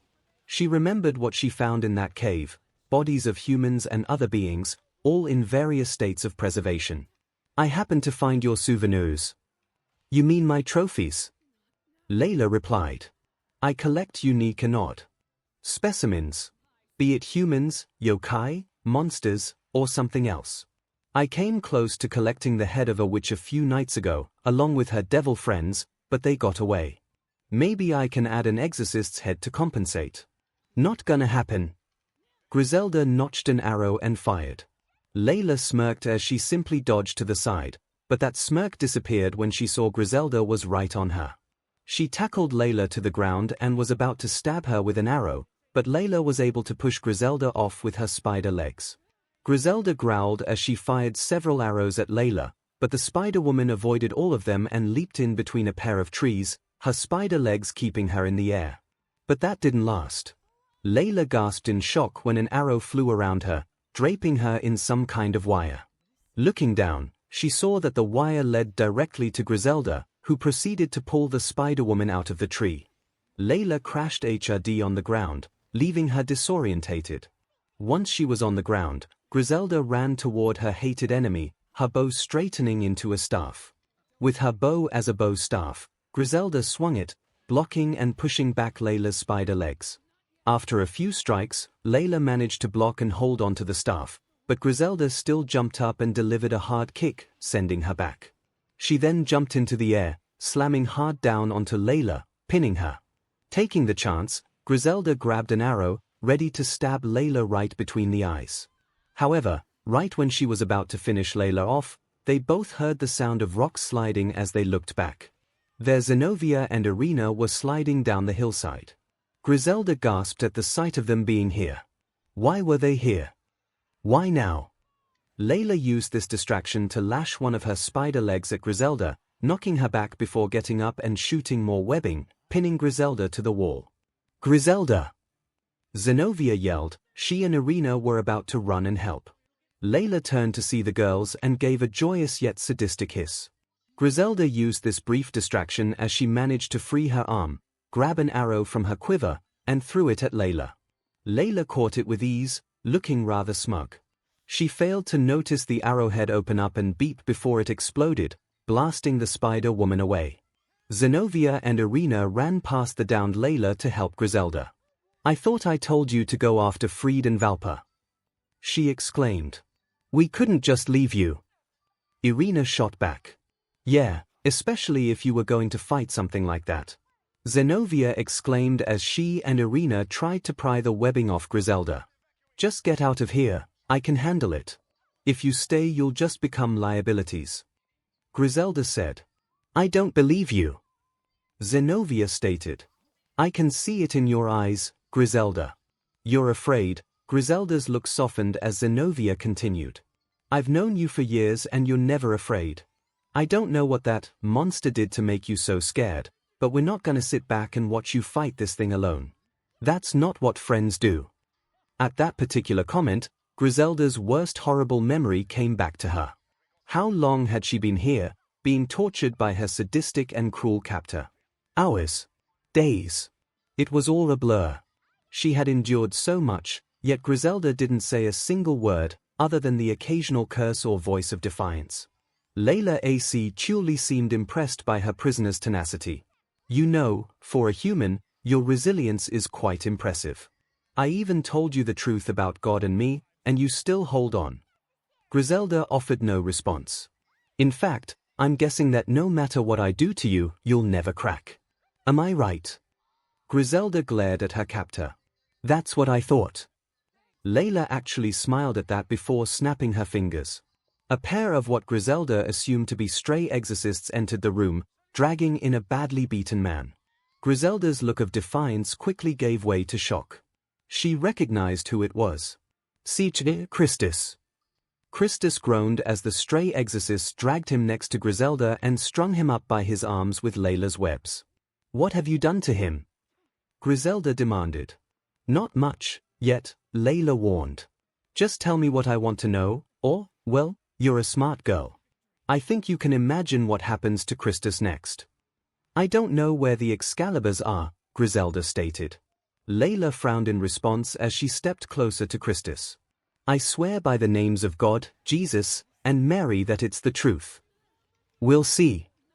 Layla sang mockingly as she stopped in front of Christus, one of her spider legs reeling back. No. Please. Griselda begged. But it fell on deaf ears. Layla gave a sadistic hiss before butchering Christus, right in front of Griselda's eyes. Christus. Griselda's expression was one of absolute fear, not just from that horrible memory she'd never be able to forget, but the strong possibility of it repeating here and now. You're right, Zenobia. I am afraid of losing you. That caught the two girls by surprise, Zenobia especially as she looked at her guardian in shock. You sure have trouble hanging on to those close to you, don't you? Layla taunted as she got back up. We both know what happened to Christus, but I can't imagine how many more partners or friends you lost both during the war and the years since then, either at the hands of fallen angels and devils or because they became strays. At some point you really have to ask yourself, Griselda, is it them? Or is it me? Zenobia, Irina. You need to get out of here. Griselda told them, just go. Run. Layla fired more webbing at Griselda, trapping her even more onto the wall. So, with great reluctance, Irina took hold of Zenovia's hand and ran as fast as she could. Irina! Let me go. Zenobia protested as she was dragged away. Layla chuckled as she walked ever so close to Griselda. And that's why I prefer to work alone. She jammed one of her spider legs into the wall close to Griselda's face as she slowly danced around her. It's so sad when bad things happen to those closest to you, she trailed her finger under Griselda's chin as she crawled around her, hanging upside down as she continued to taunt her. But don't worry, I fully intend to end your life. And I promise I will make it hurt. But, Griselda's eyes widened in fear at the drawn-out, but as Griselda turned to look at the girls. That won't compare to the pain you'll feel knowing I'm adding your little Zenobia and her friend to my collection. Zenobia looked back at Griselda as she and Irina ran up the hillside. She desperately wanted to stay and help her, but Irina wouldn't let her as she continued to drag Zenobia away from Griselda and Layla. All she could do right now was glare at the monster before running into the woods.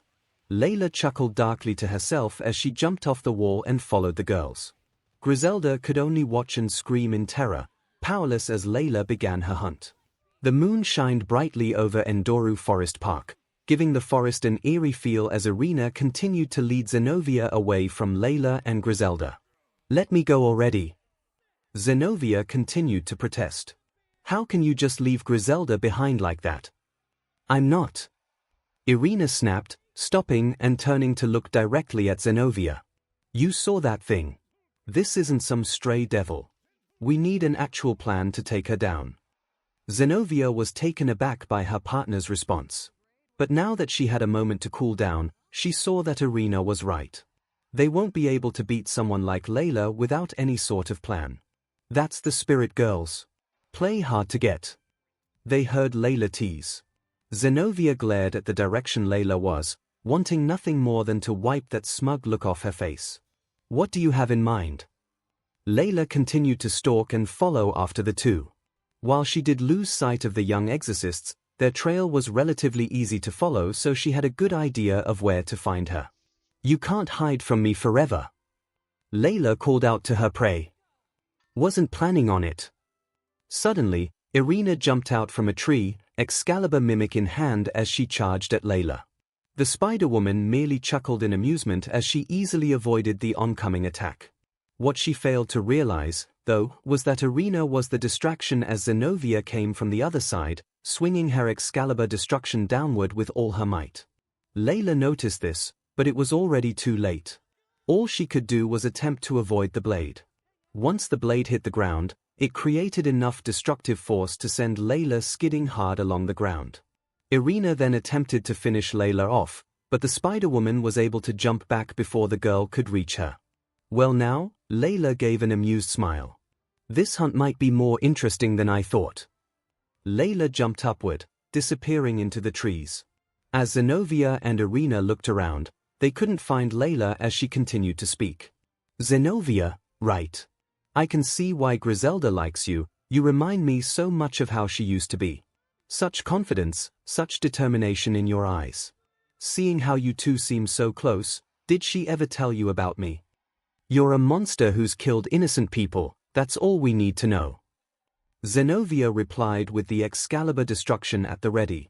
𝐼𝐼𝐼 backed into Zenobia and asked, do you know her Zenobia? I've only heard a few things about her, Zenobia admitted. So Griselda did talk about me. They heard Layla giggle. Did she ever tell you about Christus? Layla asked, still hiding in the trees. During the Second European War, Griselda was brought to me for interrogation. But unlike most others I had the pleasure of dismembering, she kept her mouth shut, no matter what I did to her.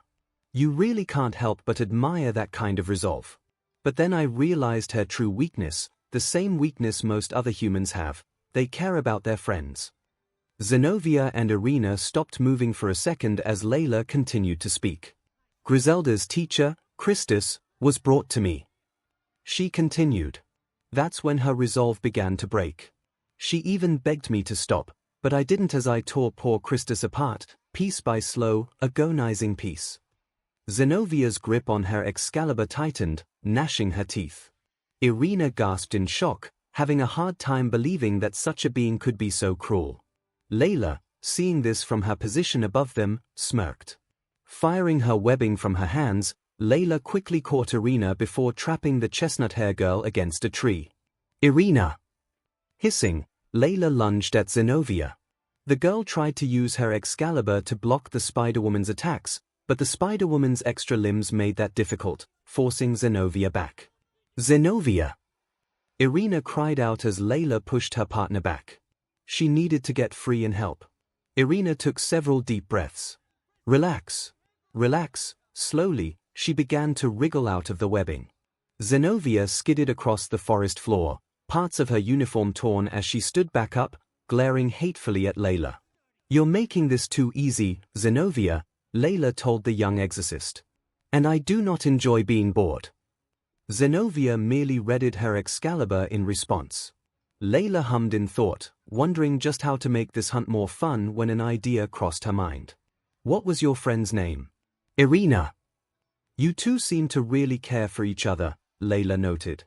Zenovia's eyes widened slightly, which was all the answers Layla needed. You care for her, don't you? Good news then. I won't kill you. Instead, I'll keep you alive long enough for you to watch. As I slowly slice her to pieces. She lulled. Zenovia's eyes widened as her pupils seared with anger. With an enraged yell, Zenobia swung her Excalibur down, shattering the ground beneath Layla, and knocking the Spider-Woman off her balance. Don't you dare lay a finger on her, you beach! Zenobia roared, wildly swinging her Excalibur at Layla. I won't let you harm her, Griselda, or anyone else. Do you hear? Unfortunately, Zenobia had been so focused on Layla that she failed to notice her spider-like legs as they quickly shot from her and blocked her swing. Thwip! Zenovia's eyes widened in shock as Layla proceeded to web the Excalibur and tear it out of her grip. Zenobia backed away and then noticed that her hands had been webbed as well. The Excalibur destruction had been webbed to a nearby tree. Zenovia's eyes widened as she tried to free her hands, to no avail. Another thing you and Griselda seem to have in common, Layla gave a triumphant smirk. You let your emotions get the better of you. She shot more webbing, pinning Zenovia's feet to the ground. Zenovia's eyes were filled with fear as Layla leaned over her. Now then, how should we begin? Layla purred, placing a hand under Zenovia's chin. Should we start with agonizing? Or excruciating? How about neither? Layla turned just in time to see Irina deliver a hard kick to her side, knocking the Spider-Woman away from her partner. Then, using her Excalibur mimic, Irina cut the webbing binding Zenovia. You okay? Yeah, Zenovia nodded, rubbing her wrists. I sometimes envy your quirk, Irina. The chestnut-haired girl smiled, lifting her leg up until her foot was next to her head. Yeah, well, having a quirk that makes you more flexible than the average person does have its uses. It's a rare feat to catch me off guard like that, Layla commented as she got up. Irina quickly cut the webbing binding of the Excalibur destruction, freeing it as Zenovia quickly took hold of the blade. Zenovia, Irina whispered. Remember when we fought that giant Tatzelworm in Germany? Zenovia nodded, knowing what she had in mind. Irina ran toward the Spider-Woman. Please, like that trick will work again. Layla tried to shoot Irina with webbing, but the girl rolled out of the way before swinging her Excalibur, the blade elongating and curving around Layla. Before long, the Excalibur mimic had wrapped itself around Layla. Not so fun now, heh. Irina mocked, earning a glare from the Spider-Woman. Zenovia, now. Layla gasped as she looked at Zenovia. The blue-haired exorcist stood still, concentrating on her blade as it glowed brightly with a holy aura. With a yell, Zenovia swung the glowing Excalibur destruction at Layla, Irina jumping away to avoid the hit, carving a path of destruction several feet long. Once the light had died down and the dust settled, Zenovia and Irina looked to where Layla was. A large gash was in the ground, and several trees had been knocked over, but there was no sign of her. Did we get her? Zenovia asked, Irina's Excalibur returning to its katana form. Not quite. Irina and Zenovia looked upward, and gasped in shock. There, up in the air was Layla. But she wasn't being suspended by webbing or her spider legs. She was being kept in the air by 4 gray wings. Above her head was, unmistakably, a halo. You're an angel. Back with Griselda, she struggled as much as she could to escape the webbing, but no matter how hard she struggled, it wouldn't budge. She had to get out of here quickly. Zenovia and Irina were capable fighters, but they had no idea what Layla was capable of. Or what she really was, for that matter. It was only a matter of time before that butcher cornered them and, just like Christus. Griselda screamed in emotional agony as another memory resurfaced.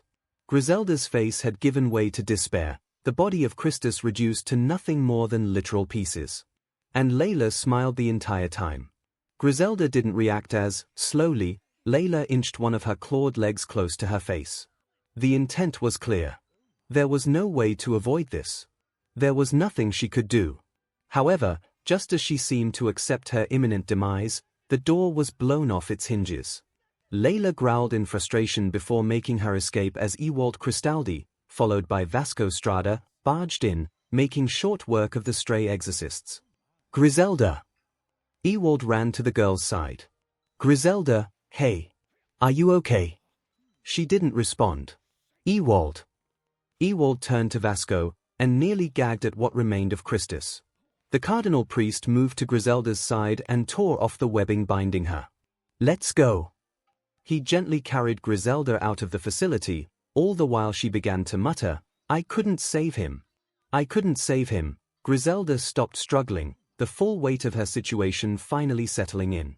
Tears began to build up in her eyes before spilling over, forming long streaks down her face. Zenovia! Irina! I'm so sorry, she wept. She regretted not getting more exorcists to come. Regretted letting Irina and Zenovia come to Japan to begin with. Regretted everything. As she continued to sob, a black feather floated down in front of her. You're an angel. Irina gasped. Layla's wings quickly retreated and her halo disappeared as she landed in the treetops before vanishing from sight. Zenovia and Irina were still processing what they saw to respond right away until Layla spoke. What's the matter? No utterance of God or the Messiah. I'm hurt, Layla mockingly said, her voice sounding as if it were coming from everywhere around them. Zenobia quickly shook off her stupor and readied her Excalibur, followed by Erinna. I don't understand. How can someone like you be an angel? Layla finished Zenovia's question. Simple, God made me like this. What? What do you mean? Erinna demanded. During the Great War, God gave me the duty to interrogate captured enemies, Layla explained. It was my duty to get any intel from prisoners by any means necessary. Simply put, I was his chief torturer.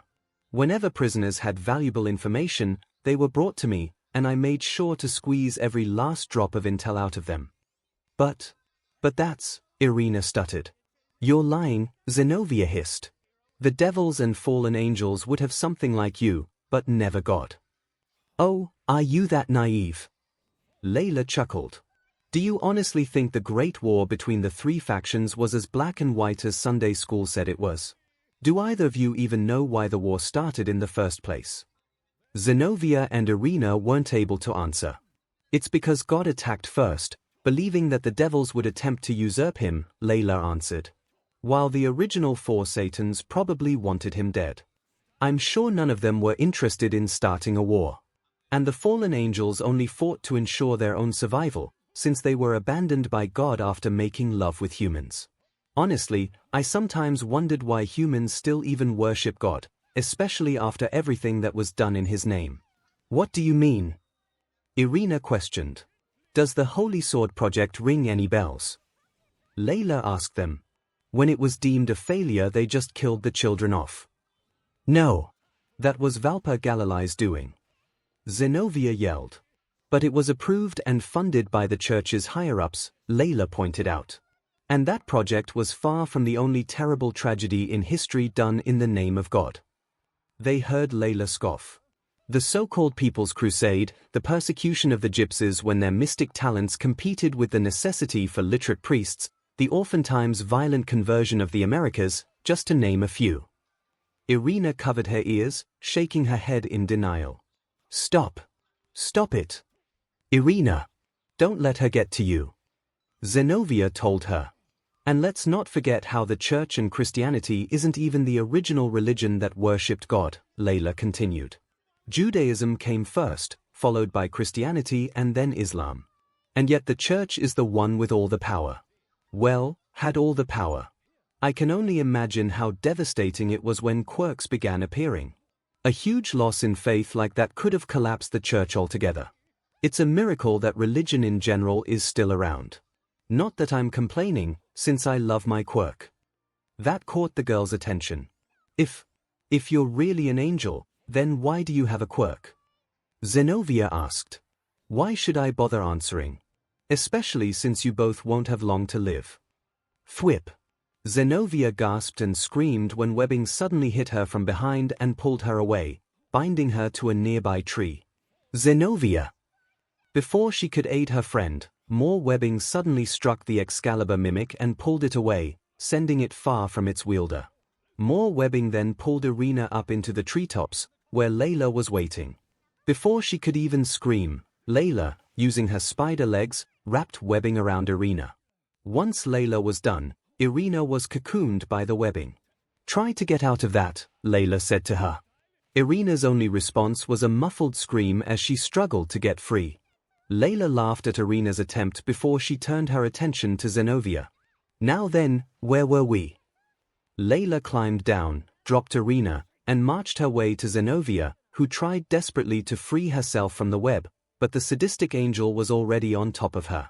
Layla smiled evilly as she felt her fingers along Zenovia's face. She was going to enjoy every single second of this. Zenobia was about to scream in terror when several small spears of light suddenly floated down around Layla, stopping the spider angel as she stared at them curiously. Zenobia, recognizing the spheres, shut her eyes as tightly as she could. Flosh! The spheres suddenly exploded, the resulting light being so bright that it completely illuminated the part of the forest they were in for a brief moment. Layla screamed in agony as she covered her eyes. The light had blinded her. With a yell, Griselda took this chance and delivered a swift palm strike right to Layla's face, knocking her back. Still blind from earlier, Layla attempted to attack, but Griselda delivered several strong punches which sent the spider angel back several feet. With Layla disposed of, for now, Griselda rushed over to her ward and Irina. Zenobia! Irina! Are you okay? She pried the webbing off to free them. Yeah, I'm fine, Zenobia said in between breaths, all the fear from before gone now. Once freed, Zenobia aided Griselda in freeing Irina, which took a bit more time as they freed her from the cocoon. Irina briefly gagged for air once they freed her, but otherwise, she was fine. Griselda quickly embraced the two young exorcists, who returned it. Thank you, the two girls said. Their embrace quickly ended as the loud sound of drilling came from behind. They both quickly turned to see Layla's spider-like legs pointed downward as her body spun rapidly like a drill. She was quickly burrowing underground to escape. Griselda reached for her quiver to try and shoot her, only to remember she ran out of arrows. Even if she had some, it was already too late. Layla was already gone. Layla! Griselda growled, cursing her hated enemy. The green-haired exorcist gave a deep and regretful sigh. So much for closure. She won't get away for long, Zenobia said. Yeah, Irina nodded.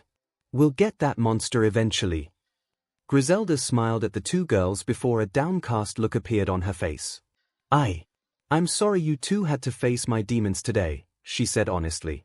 It was terrifying, worrying about you, Zenobia smiled. How'd you get free? Irina asked. Reyna freed me, Griselda answered. Irina and Zenovia's eyes widened in surprise at hearing this. Reyna! That fallen angel. Irina gasped. Griselda nodded. Griselda looked up when she heard something land in front of her. There she saw Reyna, a spear of light in hand. Without saying a word, Reyna cut through the webbing binding Griselda to the cliff wall and took off. Griselda watched her go in surprise before she ran after Layla. She just cut me free and took off without a word, Griselda recounted. Why in the world would she do that? Irina asked. I don't know, Griselda admitted. Whatever her reason, it doesn't matter. What matters is that we get out of here. Because of me, we lost both Valpa and Freed. There's no telling where they could be. Do you both still have your Excaliburs? Zenobia does, but Layla tossed mine somewhere over there. Irina pointed to where Layla threw the Excalibur mimic.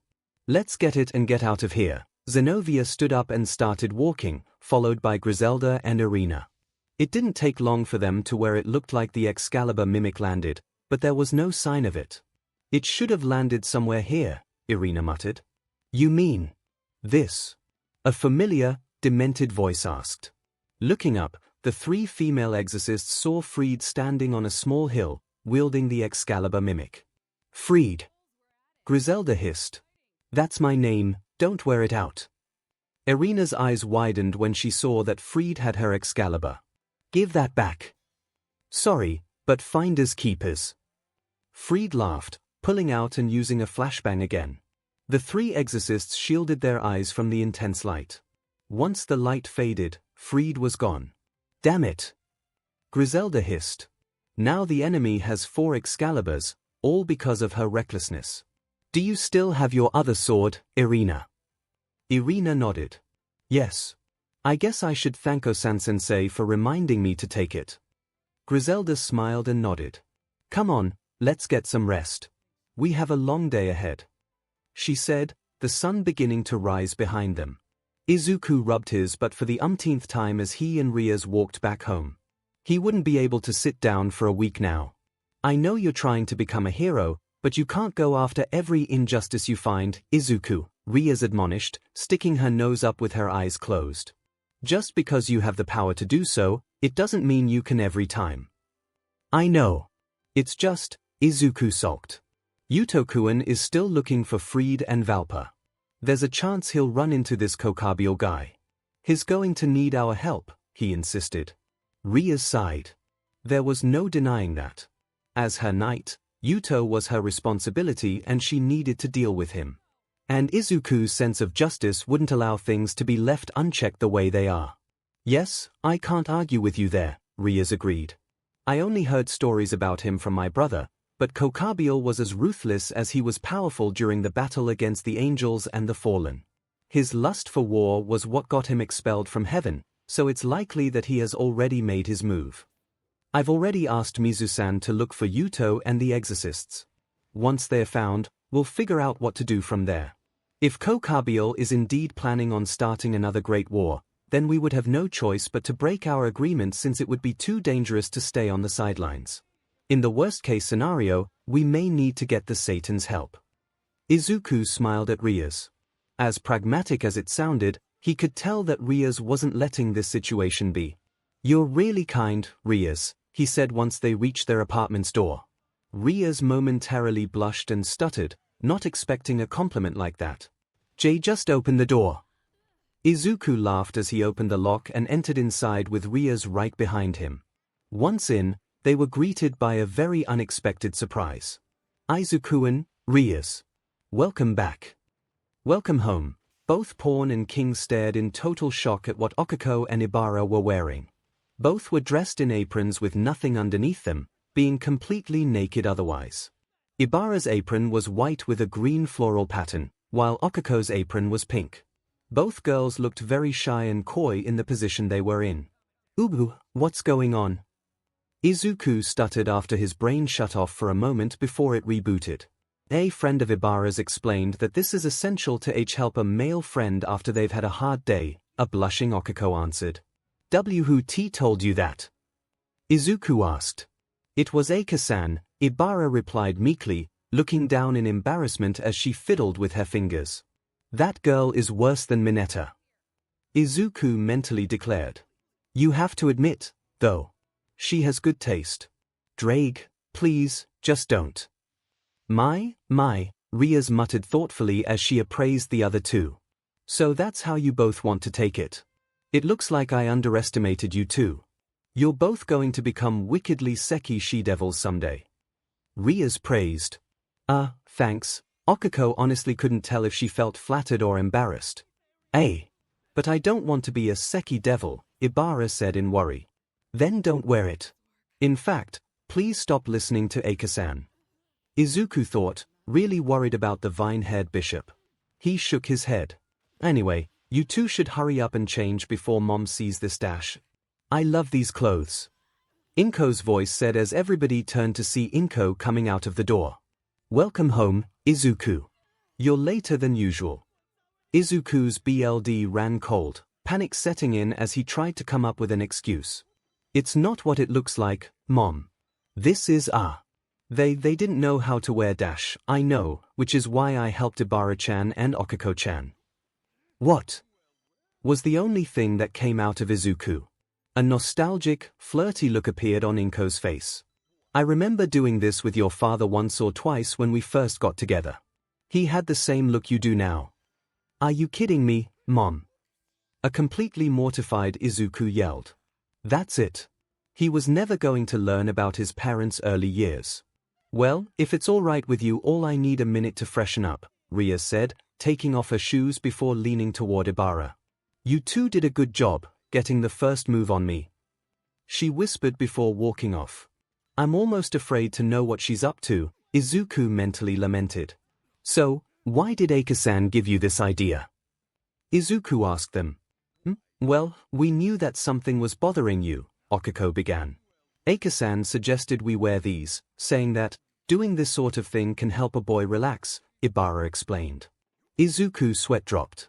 The naked apron thing was definitely having some sort of effect, though not the one Ibara and Okako had in mind. "This is relaxing how?" "Izuku-san." Izuku turned back to look at Ibara with a worried expression. "Do you not like it?" "No. Of course not. I mean. Why you both look great," Izuku stuttered. Both girls blushed a little but smiled, flattered by Izuku's answer. But Ibara's smile was soon replaced by a downcast look. "Hey, Ibara?" Okako asked, she and Izuku having noticed the change in Ibara's demeanor. "You're still bothered by what Zenovia said the other day?" Izuku guessed. "Yes," Ibara nodded. "I don't regret becoming a devil. Even though I can't abandon my faith, there are people whom I love more than I love the Lord," she continued. "Bucho, everyone in the club, my classmates at school, your mother, and Izuku-san. You're all very precious to me. Ibara, Izuku muttered. I never want to be alone again. Ibara exclaimed as she hugged Izuku, making the boy surprised. Okiko smiled. We'll always be by your side, Ibara, no matter what, she declared as she hugged the two. In between the girls, Izuku was having a small mental breakdown again. While he started to get slowly accustomed to the female attention he's been getting, he still had his limits when it came to this sort of thing. The fact that he was sandwiched between a nun and a witch, both of which were wearing only one piece of clothing each, well. Yeah, it's fine you two, Izuku stuttered, his face already turning red. Both of the girls blinked in confusion. Oh dear, seems like I've become the third wheel already, 𝐒𝐿 suddenly said, her head sticking out from her bedroom. I'll go to sleep and leave you three to your dinner in the kitchen. Just be careful, okay? I don't want any accidental grandkids. Izuku shouted, his cheeks completely flustered along with Ibara and Okiko's. 𝐒𝐿 just gave a mirthful laugh as she left. Oh my, already having fun. Izuku looked over as Rias came into view, dressed only in a red apron over her knee body. Well, what do you think? Does it suit me? She asked, showing herself off in full view with a playful wink. Izuku's already steaming and red glowing head got redder as blood leaked from his nose. Wow, was all he could mutter. Oh you, Rias giggled, looking amused at his expression. It's getting pretty late, so let's make something quick and simple. Right. Okiko affirmed. Why yeah. Ibara nodded. I promise not to mess up. Responding to Ria's suggestion, the 3D apron girls started preparing dinner in the kitchen. As they moved around, Izuku instinctively averted his eyes in embarrassment, burying his face in one of his hero notebooks, which he held upside down. What has become of my life? He thought to himself. The blizzard raged unforgivingly, yet he could not stop. His body was getting weaker, yet he could not stop. His feet sank into the snow with each step he took, yet he could not stop. The young boy, around the age of 13, with short blonde hair and wearing just a dirty shirt with tattered jeans tiredly walked through the frozen wasteland, coughing up blood that splattered into the snow. The pain in his chest was unbearable, but he continued to march on through the middle of nowhere. Thankfully the snow-covered ground gave way to a brick-laid road. He had finally reached civilization it seemed. But then his legs failed him as he suddenly collapsed, his hands just barely catching him. Coughs continued hammering out of his mouth as more blood fell and his vision began to weaken. No, not yet, he whispered weakly. His legs were too exhausted to keep going, so he crawled his way through the ice and storm. His focus seemed to return slightly, just for a moment, when he thought he heard a pair of footsteps approaching him. He thought he was losing his mind now, but then noticed a pair of winter boots walking up before him. Looking up, he saw a shadowy figure with long hair flowing in the wind. The most distinct feature he noticed most of all was a pair of demonic wings protruding out of their back. A dark one, he whispered, his voice becoming hoarse. His heart began to sink. So, I've been DM'd, why did this have to happen? What did they do wrong? He and the others were trained to the best of their ability to mstr the holy swords to fight for the will of the church. They were promised that their suffering was only part of his trials. That one day soon, they would earn their place in the world. That was what they were promised. Then those same people who made those promises gathered all of them in a tight, cramped room that could barely fit all of them, where they were told that they were deemed as lost causes and ill-equipped to serve God. In the midst of shock and confusion, the gas came and covered everyone. With the last of their strength, they staged a rebellion and managed to break out of the gas chamber and fight off the people that they trusted. It was for naught, of course. Many had already succumbed to the gas. Those who didn't were cut down without mercy. But they knew that they were all done for. It was a distraction to get at least one of them to escape, to expose what happened at the facility. Their one last hope. But it would appear that God had no use for him either. What do you longing? The Dark One spoke, in a gentle voice. He gave a small, bitter smile as blood dripped from his mouth. It makes sense, for one who left his comrades to die to lose his blessings, but despite that, I still want to live, just once more. His consciousness disappeared soon after that. Yuto woke up with a start, gasping as he took in his surroundings. He was in a small cave, sunlight shining in through the exit into the cave. He then remembered the events of the previous night, about how he had gone after Valpa and Fried, chasing them into Endoru Forest Park. He lost track of them somewhere near a lake. He had gone into this cave to see if they were hiding there, but he must have fallen asleep. Shaking off the drowsiness and the dirt and rocks that stuck to him, Yuto stepped outside. I haven't thought back to that day in a long while. In front of him was Endoru Lake, the largest body of water in the park. The rising sun gave the lake an incredible appealing shimmer. Yuto couldn't help but smile at the sight. Rias and the others would love to see this. His eye then caught something shining on the other side of the lake. There, hidden by trees and overgrowth, stood an old manor, likely built during the park's industrial past. Yuto narrowed his eyes, though.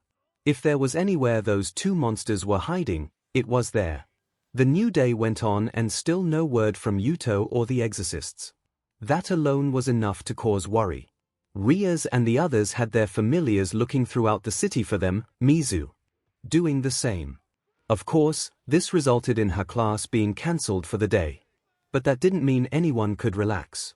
The sports festival was only a week away, and as such some in their class had gone to train at the school's gym. Unfortunately, the heroic students of the ORC couldn't partake in any after-school training for the sports festival. They had far more pressing matters to deal with. Still nothing?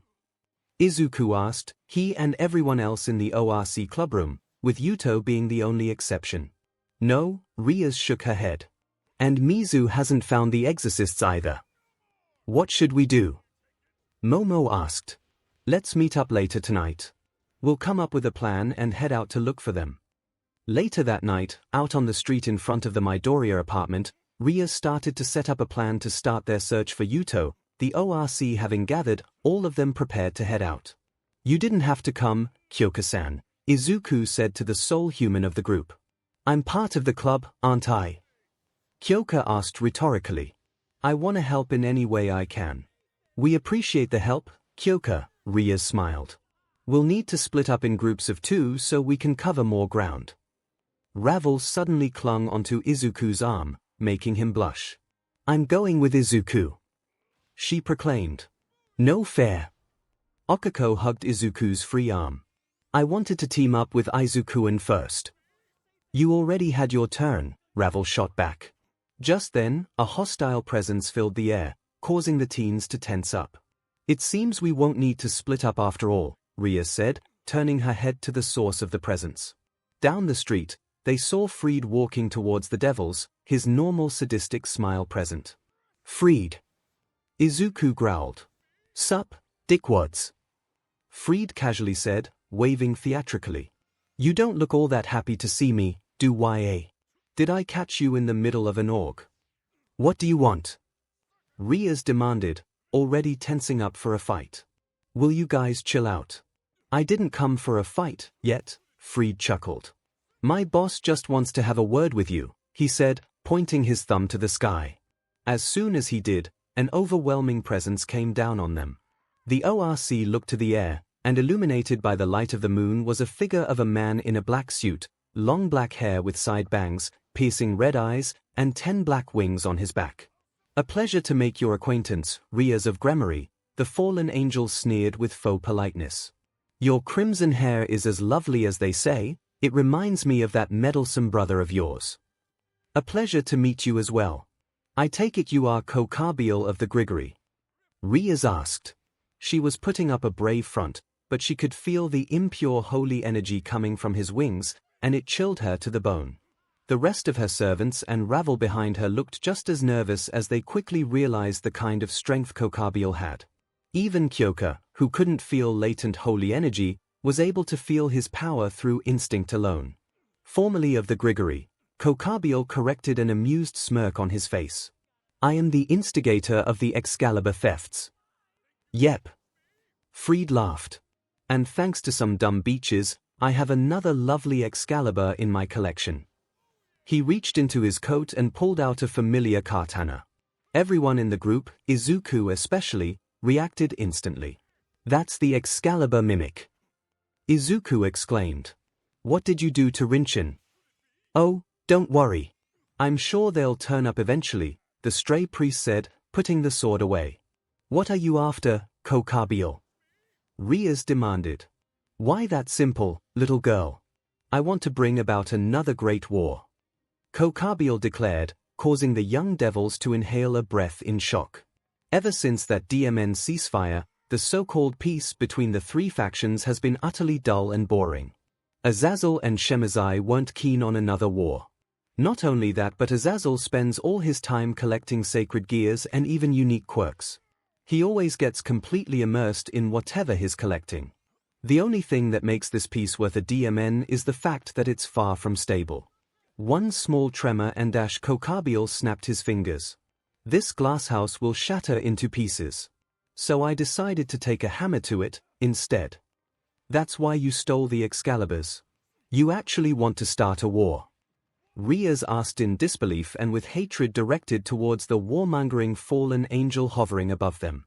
Then why come to Musutafu of all places? A precaution.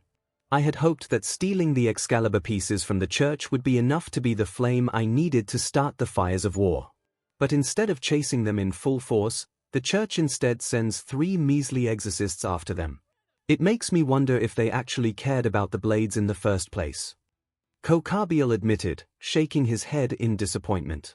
And so, if the angels weren't willing to start a war, then, perhaps the devils might instead. Izuku's eyes widened before they narrowed. I knew it. You were after Riaz all along. What? Riaz blanched in disbelief, but the cruel cackling above them immediately confirmed his suspicions. Very perceptive, Red Dragon, 𝐭𝐽𝐫 complimented. That is correct. The sister of the great devil king, Serzex Lucifer, and the sister of the great Seraphor Leviathan, 𝐿. I imagine that killing one or both with an Excalibur would be quite the match I need to ignite this war. The school where the younger sisters of Lucifer and Leviathan study, and where the symbol of peace teaches, will be the perfect stage. You wouldn't? Riaz shouted. Oh yes, I would. 𝐭𝐽𝐫 sneered back. Of course, ravishing and killing Serzek's kid sister has its own merit since it would definitely send him coming after me, but that alone isn't very fun. Freed. Yeah, boss man. Do you still have them? As you'd like me to keep my word, I'd rather you keep yours as well. Yeah. It's all right here. Freed huffed slightly before opening his robe. On the side, 3 swords were glimmering with holy power. The holy radiation from the swords was unmistakable. Those swords, those are the Excaliburs. Momo gasped. Ain't my boss totally awesome? Really makes me glad I teamed up with him. He's just cruising for a bloody brawl just like me. Not to mention his letting me play with lots of spiffy new toys. Freed laughed as he pointed at each of his swords. You already know Excalibur rapidly, this one is Excalibur Nightmare, then there's Excalibur Transparency, and we can't forget about Excalibur Mimic. I was hoping to get my hands on Excalibur Destruction, but that DMN Spider Beach couldn't deliver. I wanted a complete collection, but oh well. And the holy factor Old Man Valpa gave me makes me feel pretty invincible. Indeed, Valpa's research is starting to show its merits, 𝐭𝐽𝐫 noted. You've done well. Riaz's teeth gritted. And you think that the leaders of heaven and the underworld would let you get away with this? Not even the fallen angels will forgive you. I'm counting on it. If you want to stop me so badly, then meet me at your school. I look forward to it. 𝐭𝐽𝐫 smirked as he finished and disappeared in a snow of black feathers before Riaz could have said anything. Don't keep us waiting, beaches. Freed also disappeared after throwing off his flashbang. After a few moments of mulling over what 𝐭𝐽𝐫 just said, Izuku spoke up. Bucho, what should we do? We don't have any other option, Riaz decided after being silent for a moment. We're going to have to get back to you before 𝐭𝐽𝐫 can destroy it. If he does, there's no telling what the reaction would be. There really was no stopping 𝐭𝐽𝐫 from entering UA ground. And given just how big UA's campus was, he could be anywhere. However, there was still something that could be done to prevent innocent people from being caught in the crossfire. Riaz had contacted Sona, Cordelia, and their peerages, telling them what was going to happen. Rias and her peerage were going to confront 𝐭𝐽𝐫 and stop him, while the other two peerages would erect a barrier to keep the battle contained on school grounds. With two devil peerages keeping the barrier in check, there was a greater chance of keeping the battle from spilling out of control. "We need to be careful of any faculty," said 𝐒𝐽𝐫. "Any commotion 𝐭𝐽𝐫 will make will get the hero's attention." "We would also have to worry about any camera drones," Sona added. "They often patrol the school grounds after hours. There's also the possibility some teachers or students could still be present.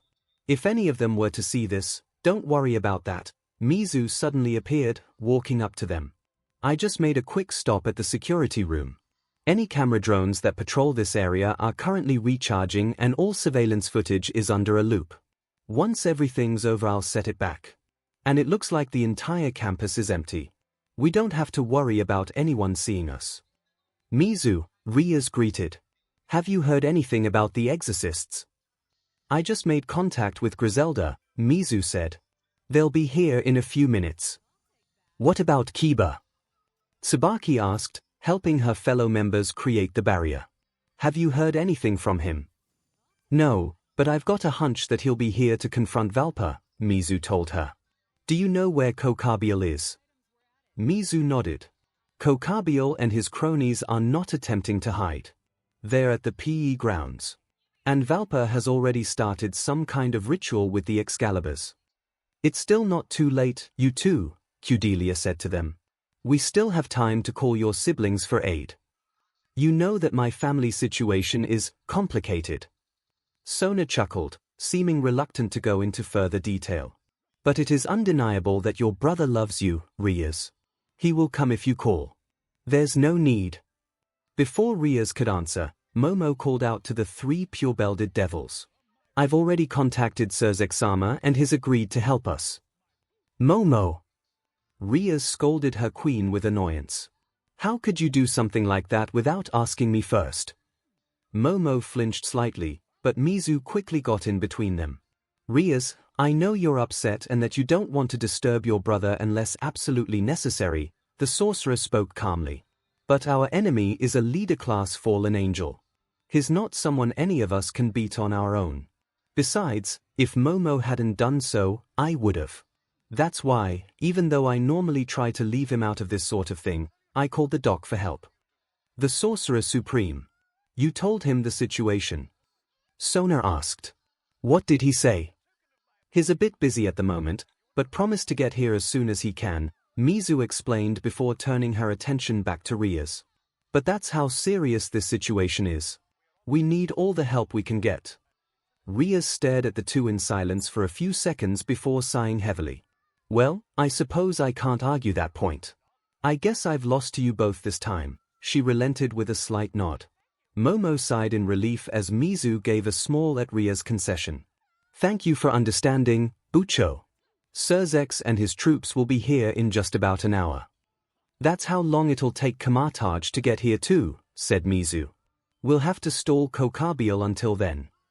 "We can easily hold the barrier until then as long as nothing excessive happens," Sona said. "Kaicho, 𝐒𝐽𝐫-sama." The two pure-belted devils in question turned to their servants, Tsubasa and Milia. "What is it?" 𝐒𝐽𝐫 asked. "We want to help," Tsubasa answered. "We weren't able to catch Fried or Valpa when we could. Let us rectify that, please," Milia begged her MSTR. Sona was tempted to tell them no, wanting as much help as she could get to keep the barrier up. But 𝐒𝐽𝐫 had already beaten her with an answer. "I say we let them," said 𝐒𝐽𝐫, to Sona's surprise. "We already have more than enough to keep the barrier up. Besides, they're trying to become heroes, right?" Sona gave a small smile. "Very well. I suppose this will be their way to make up for their earlier mistake." Both hero students smiled and nodded.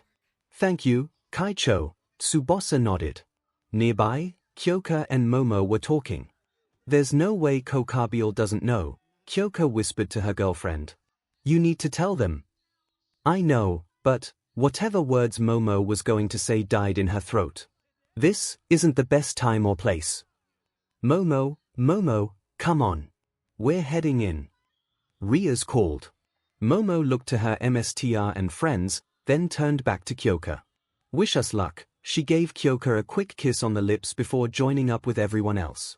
Kyoka could only watch in worry as Sona and Cudelia created a large, blue, and purple transparent dome around the school, Rias and the others inside. Izuku, do you think you can use your balance breaker? Rias asked as they made their way to the PE grounds.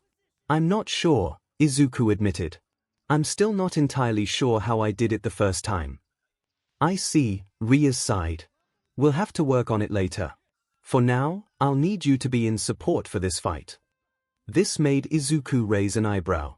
Support? I want you to increase your powers so that you can transfer them to the rest of us to increase our strength. If that's the case, we'll watch his back, Tsubasa proclaimed, Milia nodding in agreement. Ravel then asked Rias, so does that mean the rest of us are going to be doing the fighting until he transfers power to you guys? That's right, she responded with a smile, looking at Momo and Koneko. I think we'll be able to stall them for that amount of time, don't you? Yeah, I think we can manage that, Momo said. Absolutely, Koneko replied. Are you sure about this? Izuku asked. I want to be able to help you all in the fighting. Rias looked over her right shoulder to smile at him. Yes, I am, and you will be helping us, she said. Then, she looked over to her peerage. All right, everyone. Our target is 𝐒𝐽𝐫 of the fallen angels. Our objective is to stall him and keep him from destroying the school before reinforcements arrive. Let's be careful. He intends to do whatever it takes to destroy everything and we can't allow that to happen. She raised her fist up into the air. We cannot hesitate. If we see an enemy before us, we must destroy it. Right? Her servants all nodded fiercely. Izuku closed his eyes and promoted to queen. Now the real fight will begin. Hyde gave out a long yawn as he walked home, having spent a bit too much time at UA's gym training. Man, I didn't realize Ida took training so seriously. Then again, he takes everything seriously, he muttered, rubbing his aching shoulder. He was going to be sore for days, he just knew it. As he walked, a figure suddenly appeared before him. Here. Who are you? He couldn't tell who it was as they wore a black, hooded coat that hid their face. They were about the same height as him, just barely taller by a centimeter. Wait a minute. You're that guy Ida told us about. Hyde realized. Ida had told his classmates about the mysterious figure who helped him during the USJ incident. Why are you here? The hooded figure remained silent. Instead, they pointed up toward you. Hyde looked up the hill, and saw that some kind of energy dome had appeared over the main building. The hell? How did I miss that? When did you? Hyde blinked in surprise. The hooded figure was gone. Okay. Got serious ninja vibes there. Hyde looked back up at you. Something told him that something bad was happening there. And he needed to get there now. Sitting on a golden throne that was floating in the air by a magic circle was 𝐒𝐽𝐫. Before him on the ground was Valpa in the center of the sports field. He stood in the middle of an ominous magic circle with 4 of the Excaliburs circling above him.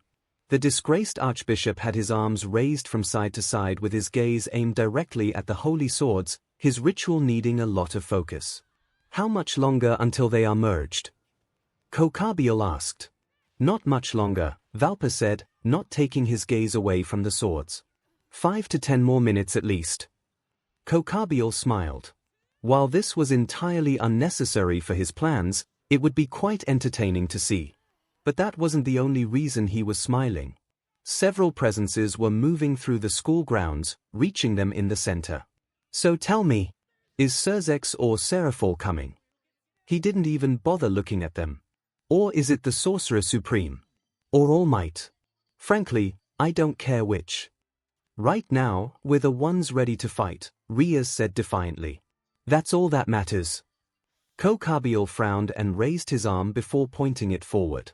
A ray of light shot out from his hand and darted over the group. It hit the gymnasium behind them, causing a devastating explosion as it blew up brightly.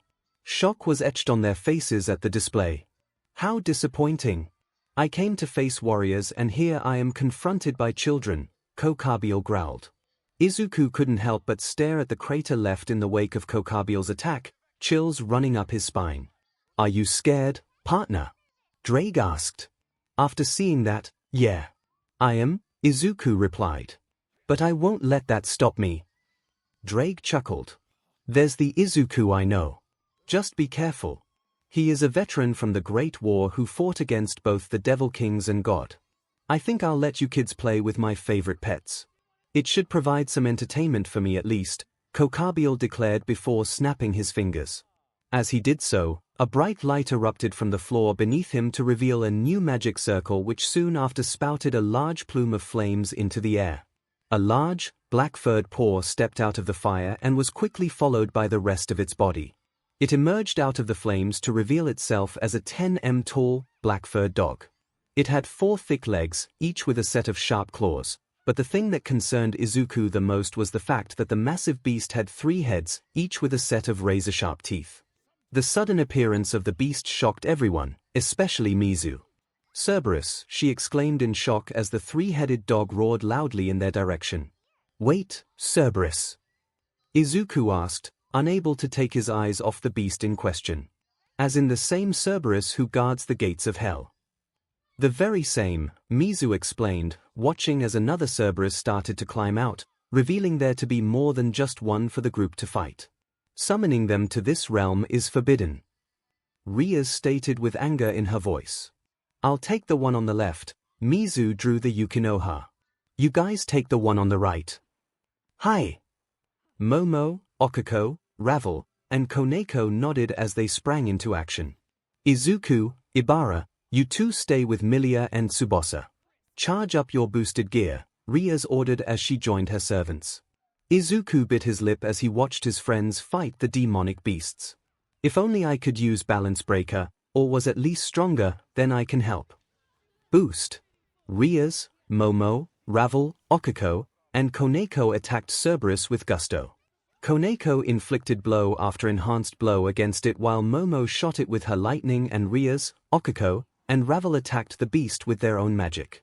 If this wasn't enough of a challenge, they also had to contend with the ball of fire that the large dog fired from out of its 3 mouths, but Ravel was able to deal with those easily.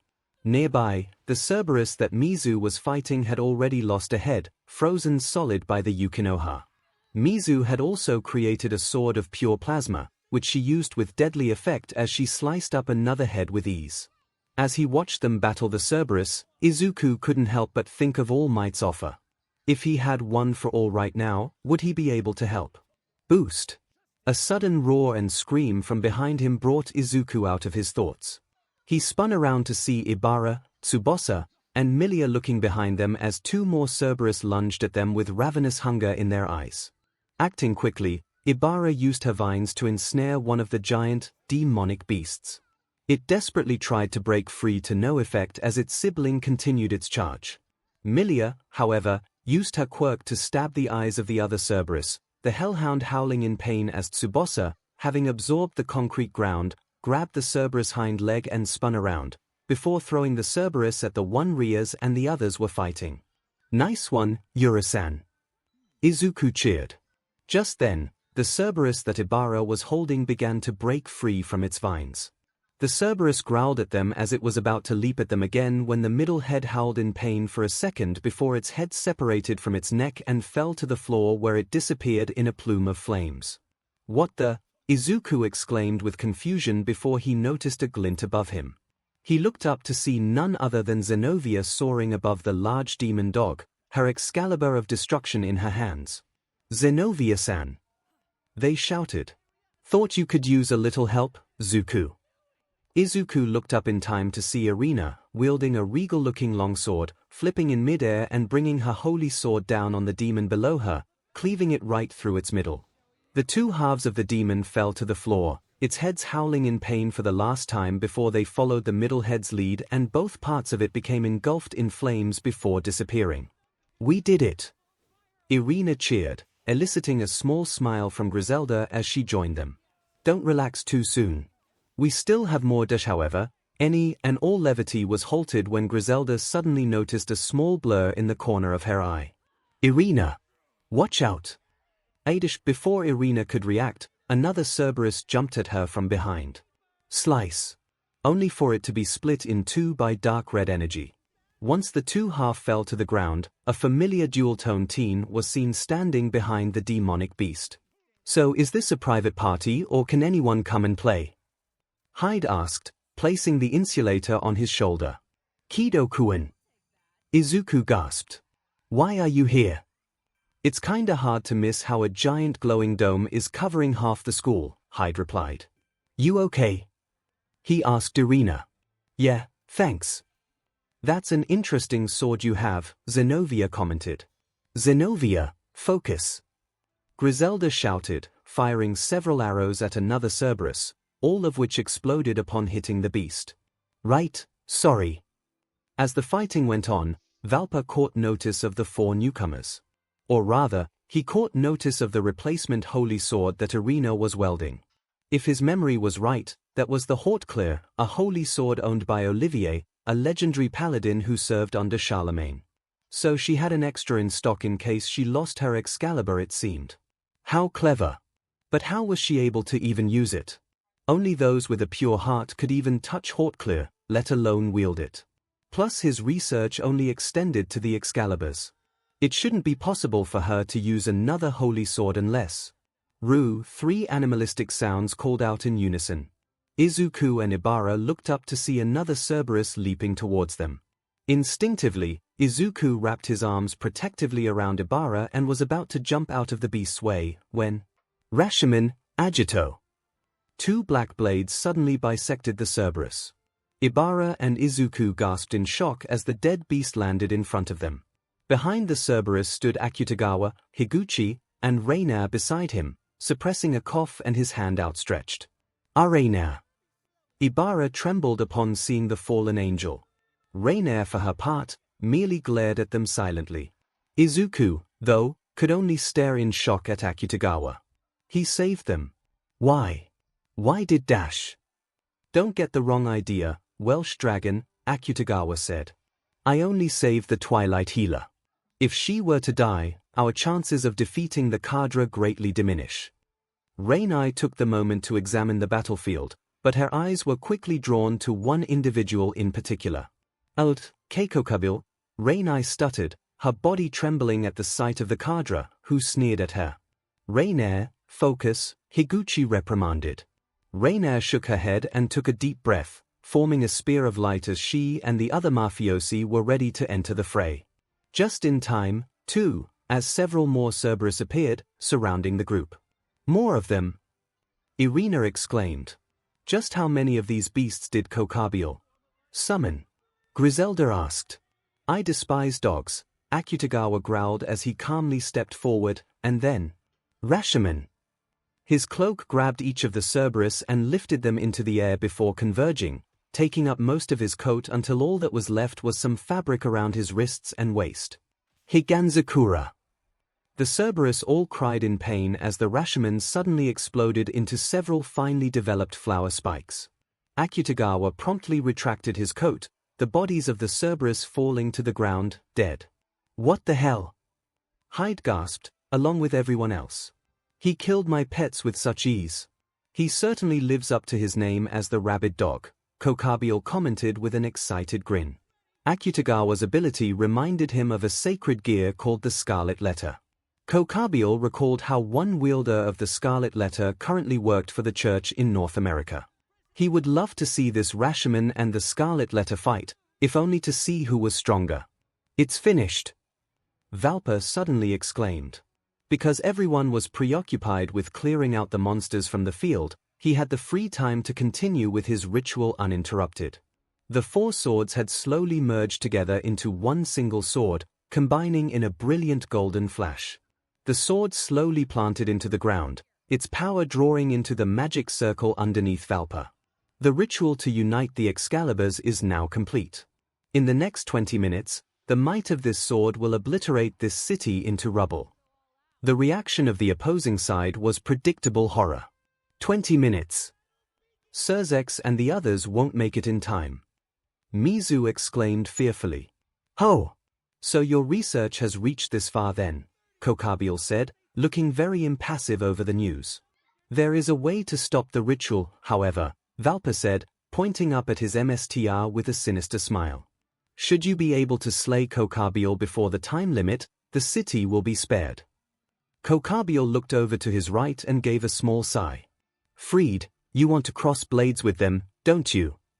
Freed, who was watching the battle from a nearby tree, dropped down and walked over to the sword with a fidgety grin plastered on his face. That's right. That's right. Can't tell you how excited I am, boss man. Then go ahead and play. This will be a suitable test for the 4 united Excaliburs before the war begins, 𝐭𝐽𝐫 ordered. He. Finally. Freed laughed as he took the sword into his hands and gave it a few swings. And then he took off with the new Excalibur, ready to sate his bloodlust and other desires. He already had a target in mind. Freed leaped into the air, right over Griselda. The green-haired woman gasped, unprepared to be targeted so soon.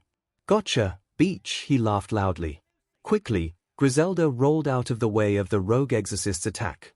Freed quickly swung his fused Excalibur at her. Griselda quickly parried Freed's sword with her bow. My boss sure knows how to put his henchmen to work, 𝐼𝐺. Freed grinned wickedly as he forced pressure to push her back. But it ain't such a bad deal since I get to play with an awesomely awesome sword. Excalibur and I are gonna have a hell of time slicing up devils into itty-bitty pieces. That sword doesn't belong to you. Griselda spat in disgust. Well, it feels fine to me. Just like my sword. Freed moved himself at her. Griselda quickly broke the deadlock and jumped back, seriously not liking the gesture. You son of a beach, Griselda cursed, notching an arrow. You've soiled Excalibur. It can hardly be called a holy sword now. Oh ho, what a mouth you've got, Freed retorted crudely. I wonder how it feels wrapped around my dash, Rashomon. Rushing in out of nowhere, Akutagawa's quirk came rushing toward Freed, forcing the ex-priest to quickly raise his sword to block the attack. But Rashomon proved stronger as its attack sent Freed flying. The mad priest tumbled through the air before landing on his feet, only to jump out of the way as several black blades attempted to skewer him. You're fing annoying, why I know that? Freed yelled before smiling. But you're also slow. Using the power of Excalibur rapidly, Freed zoomed past Akutagawa's attacks, closing in on him within a split second. Here I come dash! Freed exclaimed, jumping in midair, with the Excalibur raised intending to cut the rabid dog down. But Akutagawa smiled, something Freed noticed too late as a giant black maw appeared behind Akutagawa. Rashomon, 𝐭𝐽𝐫 agito. The giant maw closed down on Freed, a sickening crunch sounding from it. As the maw receded, Freed's lifeless body fell. But the body quickly disappeared. An illusion. Akutagawa quickly realized as the real Freed appeared behind him, swinging his blade. Akutagawa didn't have time to fight back. Devoured space. A red glowing barrier stopped Freed's attack right as he was about to cut off Akutagawa's head. But that didn't stop Freed from drawing his gun and shooting Akutagawa in the leg. Due to the pain, Akutagawa was unable to concentrate and his shield dropped. Cackling like mad, Freed quickly kicked Akutagawa, sending the rabid dog hurtling into a nearby tree. Akutagawa, senpai! Rainier and Higuchi cried out, the latter running to him as he emptied the contents of his stomach. Oh! What's this? Don't tell me that little kick was all it took to take you out. Freed teased. As Akutagawa sat there, a familiar feeling crept over him, like he had been in this situation, or at least this position, before. Then he remembered something that happened not long after he first joined the Port Mafia, nearly 6 years ago. Akutagawa coughed BLD, his body badly bruised as he lay on the ground. It was dark in the warehouse he was in, the only source of light being the moon. His head felt to be on the verge of splitting open any second, and BLD was dripping from his nose. In front of him, expectation in his eye was desire. He wore a black coat as a cape and a black suit, and bandages were wrapped around his right eye. Your quirk is pathetic. Not only is it slow to activate, but you also get headaches when you use it for any amount of time. Your opponent won't be polite enough to wait for you to recover or attack. Akutagawa knew that Dazai was right. Before Dazai recruited him into the Port Mafia, the most Akutagawa ever used his quirk for was repairing his clothes on occasion, which always took a toll on him. Even now, he needed to rest to use his quirk effectively again. But 𝐷𝐼 wasn't the type to wait. Get up. Answer back with your quirk. Slowly, Akutagawa stood back up. With a yell, Akutagawa concentrated, willing his quirk to create a small black streak. It shot out of his coat and charged at 𝐷𝐼. 𝐷𝐼 simply lifted his hand and blocked the streak, which immediately retreated back to his coat. Before Akutagawa could react, 𝐷𝐼 ran up to him and kicked him in the stomach, sending the young mafioso flying into some crates, coughing out more BLD. A weak attack like that won't be enough to survive in the port mafia. 𝐷𝐼 yelled. Your quirk is basically a muscle. The more you tear that muscle, the stronger it becomes. That's the only way for you to get stronger and discover your quirk's full capabilities. If you can't do that, then you're better off going back to the slums as a stray dog. Shakily, Akutagawa pushed himself and stood up, determination in his eyes. Excellent. Let's go again. Guess you're nothing more than a weak WhatIf pretending to be strong, Fried taunted. This nearly resulted in him being split in half as one of Rashomon's blades came charging at him. Fried quickly dodged the attack, glaring at Akutagawa. Senpai! Higuchi called out, but she and Reiner didn't go to his aid. Something about him was different. Akutagawa no longer had an indifferent expression. Now he looked utterly cessed. Rashomon! Renmon Agito! Several jaws shot out of Akutagawa's coat, rushing toward the mad exorcist. Fried laughed as he effortlessly avoided the jaws of Akutagawa's attack. Is that the best you got? Fried laughed, only for an arrow to pin him against a tree by his coat. The F dash! That was all he could say before the arrow exploded. Fried cried in pain, part of his face burned and scarred from the exploding arrow before he glared hatefully at the one responsible, Griselda. Beside her were Irina and Zenovia. Oh right, I nearly forgot about you three. He gripped the fused Excalibur. Let's have a four-way. Fried proclaimed as he charged ahead at the three. Just then the blade of the sword shifted and changed as if it was alive before the priest swung it like a WHP and the blade extant. The three exorcists dodged the attack as it hit the ground, but the blade extended again as it went to Griselda, and the exorcists parried before it could stab her. The blade then rose up before the tip changed into something fork-like as three extended blades went after the three, one on each. Griselda parried again, Zenovia blocked it as it bounced and Irina dodged one before parrying. Irina growled at how her Excalibur mimic was being used against her. Turning the blade back to its original self, Fried then charged ahead. It'd be more fun if we had more people. As soon as he said that, copies of him appeared out of thin air, all charging at them at once. Hyde, who was watching from nearby, exclaimed in shock. He can clone himself. Illusions, Zenovia corrected. The Excalibur Nightmare has the ability to create illusions and manipulate dreams. As Fried and the illusion clones were charging, the blades of the swords disappeared, a sign he was using the power of Excalibur transparency. We won't be able to see the blades. Get ready. Griselda warned. The squad of Frieds cackled in unison as they all swarmed around the three of them, slashing around with bladeless hilts. All three of them clumsily flinched and backed away from the swordless slashes, unable to tell which one was real. Each time they struck back, a version of Fried vanished and another took their place. Which one's the real one?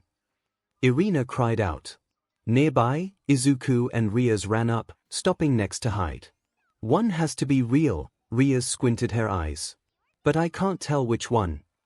Midoriya, now's a good time for your big brain to come up with an idea. Hyde told him. Izuku squinted his eyes, looking at each Fried carefully. All of them were perfectly identical, making it impossible to tell them apart. They even cast shadows. But then one of the Frieds, in preparation to attack, kicked up a little dirt. It was a small amount, easy to miss, but Izuku noticed. That one. He pointed at the Fried in question. Nodding, Hyde ran ahead, gathering dark energy in his insulator. Black Orbiter. He fired a ring of dark energy at the Fried. Fried gasped when he saw the Black Orbiter coming for him, having barely enough time to block the attack. The illusions of Fried all vanished as the real Fried was pushed back. You little. Fried charged forward, aiming the invisible fused Excalibur at 𝐻𝐻𝐈, intent on stabbing him in his stupid face. 𝐻𝐻𝐈, realizing he didn't have many options, stabbed the insulator into the ground. Giant vortex. A massive burst of dark energy caught Fried off guard, sending him flying back, crashing into a tree. 𝐻𝐻𝐈's attack had left a small crater underneath his position, and Fried was covered in rubble.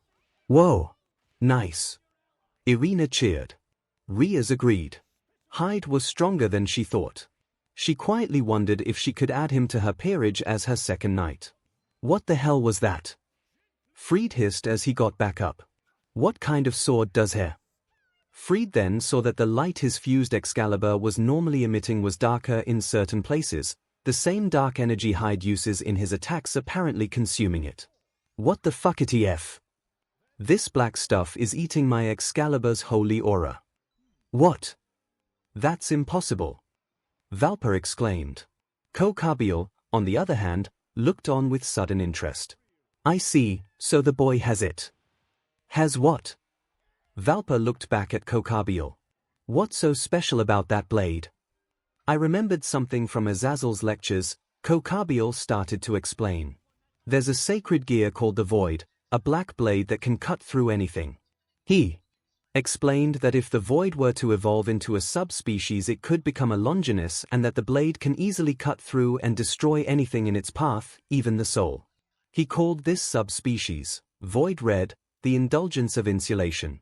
If he remembered right from Azazel's lectures, the Longinus sacred gears, from the true Longinus to the boosted gear to Telos Karma, all have one thing in common: they are all powerful enough to kill gods.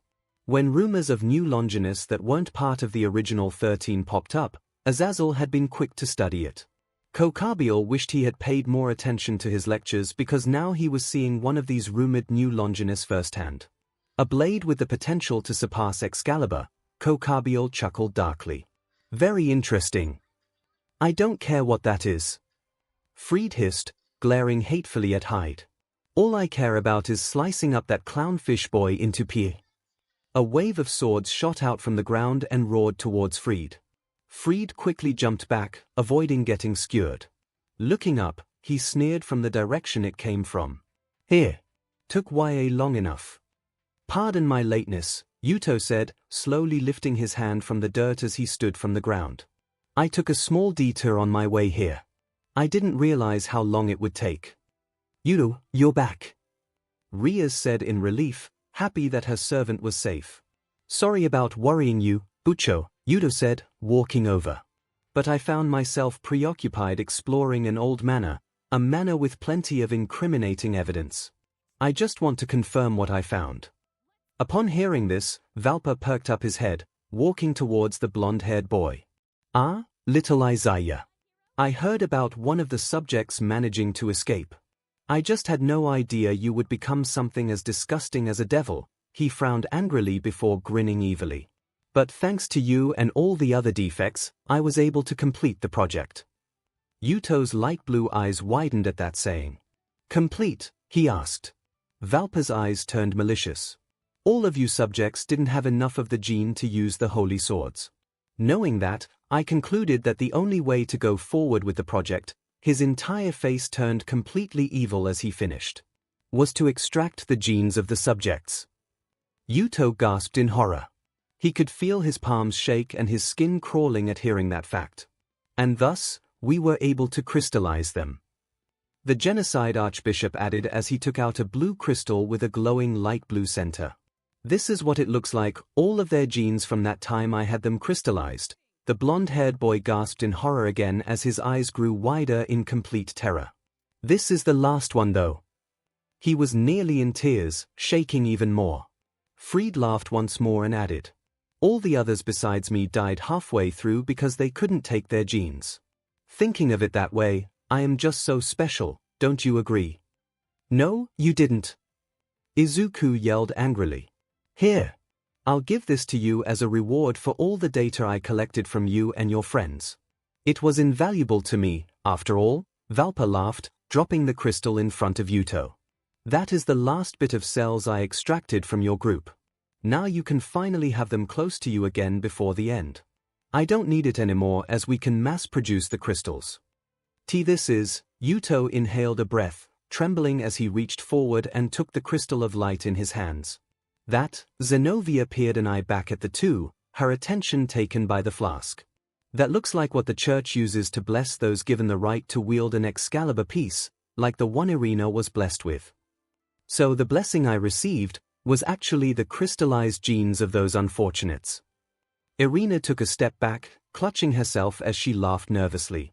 No, that's a lie, you're lying.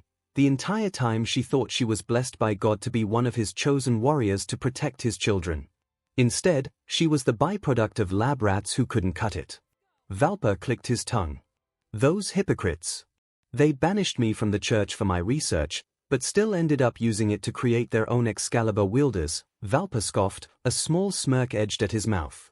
Though considering it was Michael giving it, I doubt that he killed anyone doing so. He's more human than I'll ever be, after all. This is all that's left of them. Yuto muttered, pushing off the ground and standing up, holding the flask close to his chest. The flask began to shine, several figures taking shape around him. I'm so sorry, everyone. Every day, I couldn't help but wonder if I deserved to be the one to survive. The other devils, the mafiosi, Mizu, and Hyde all watched in shock at the sight as the figures began taking shape. What's happening? Hyde asked. People? Asked the white-haired rook. That's what it looks like, Izuku answered, unsure but awed. I may be wrong, but it's possible that the various powers on the battlefield, Mizu began explaining, being absolutely serious. And the trembling within Yuto's heart freed the souls from the crystal. The spirits then formed into people, some younger than others. I wasn't the one with the biggest dreams or the most heart. I wasn't the one who wanted to live the most out of any of my friends, either. I just happened to be the one closest to the exit. I would have given anything to let one of the others survive in my dash. Yuto felt a small tug on his shirt, freezing for a moment before looking down, suddenly taking notice of the figures gathered around him. He trembled as he saw their faces, tears streaming down his face as he bit his lip. Everyone, one of the souls, a little girl with brown hair, tugged on his sleeve and made him look down. She smiled at him, making him even more shocked. The souls then dissolved into shooting star-like rays, flying all around him and making him slowly feel at ease. It's okay, said one of the female souls to him, making him look at her. If everyone gathers together, said another, now the boy. Looking at her. Take us in, stated a male soul. Yuto began looking at all of them, absolutely shocked and happy. It's not scary, said the little girl spirit.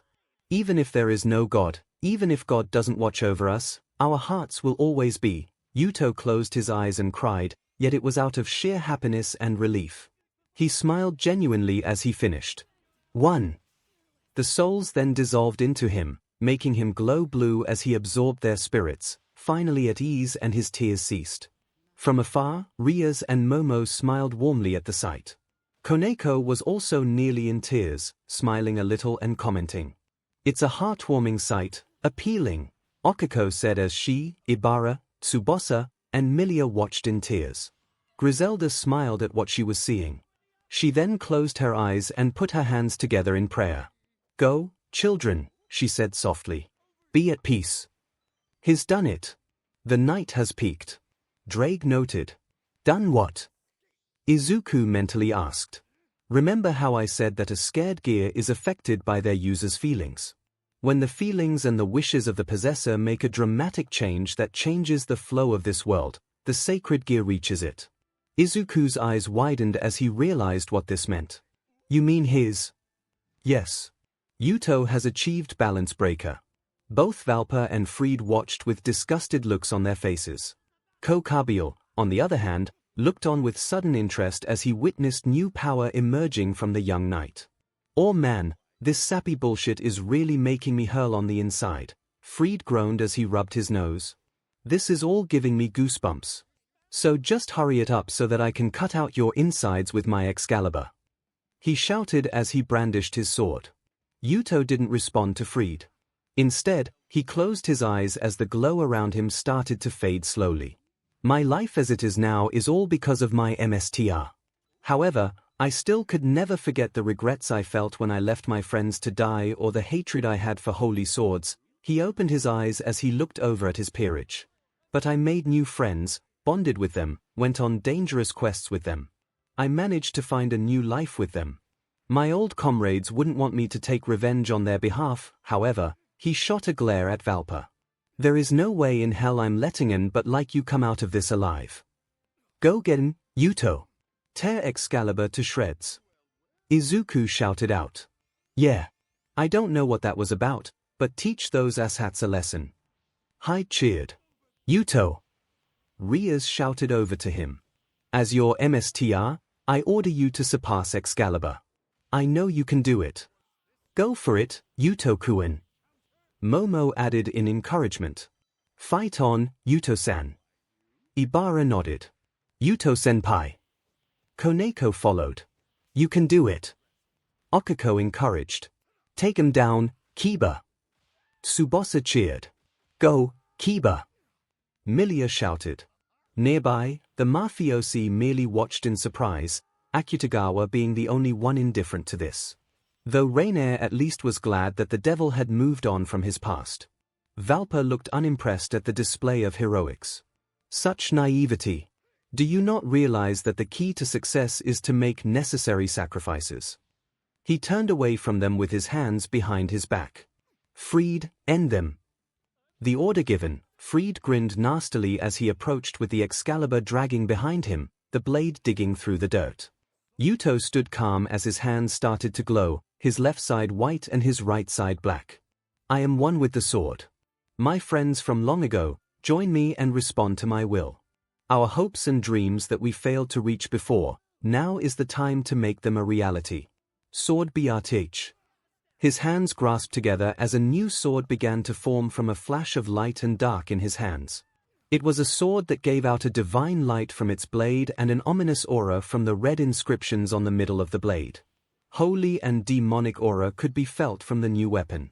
Balance Breaker, Sword of the Betrayer. Yuto announced as he readied his sword. Holy attribute and demonic magic united in a single blade. This will be your demise. As soon as he heard this, Valpa looked at Yuto with a look of shock. What did you just say? Freed paid no mind to Valpa's reaction and went on the attack. Yuto moved in and crossed his sword against the priests. Both young men clashed their weapons together, moving at brisk speeds. With the power of Excalibur rapidly and Yuto's night traits, both of them were moving in blurs of speed. Both of them were matching blow for blow. What's the matter, bucko? Having one sword waving in your face not enough for you? Well, try a bunch. Freed shouted as the blade morphed and extended like a flail WHP. Yuto started to blur all around, swiftly avoiding all the blade strikes. Freed's eyebrows started to twitch in annoyance. Don't F with me, you little SE. He yelled as he retracted the sword back to normal. A squad of Freed copies appeared again with the blades turning invisible. All of them roared as they all charged at Yuto. That's not gonna work, Yuto frowned. I can read your bloodlust like a book. He rushed through all the copies without care, reaching the copy that was second to last. As soon as the copy gave a move, Yuto raised his foot and slammed it down. An audible thunk was heard, and the blade of the sword phased back into reality. All the copies vanished, leaving the real Freed in shock. DMN it, the hell! Freed shouted.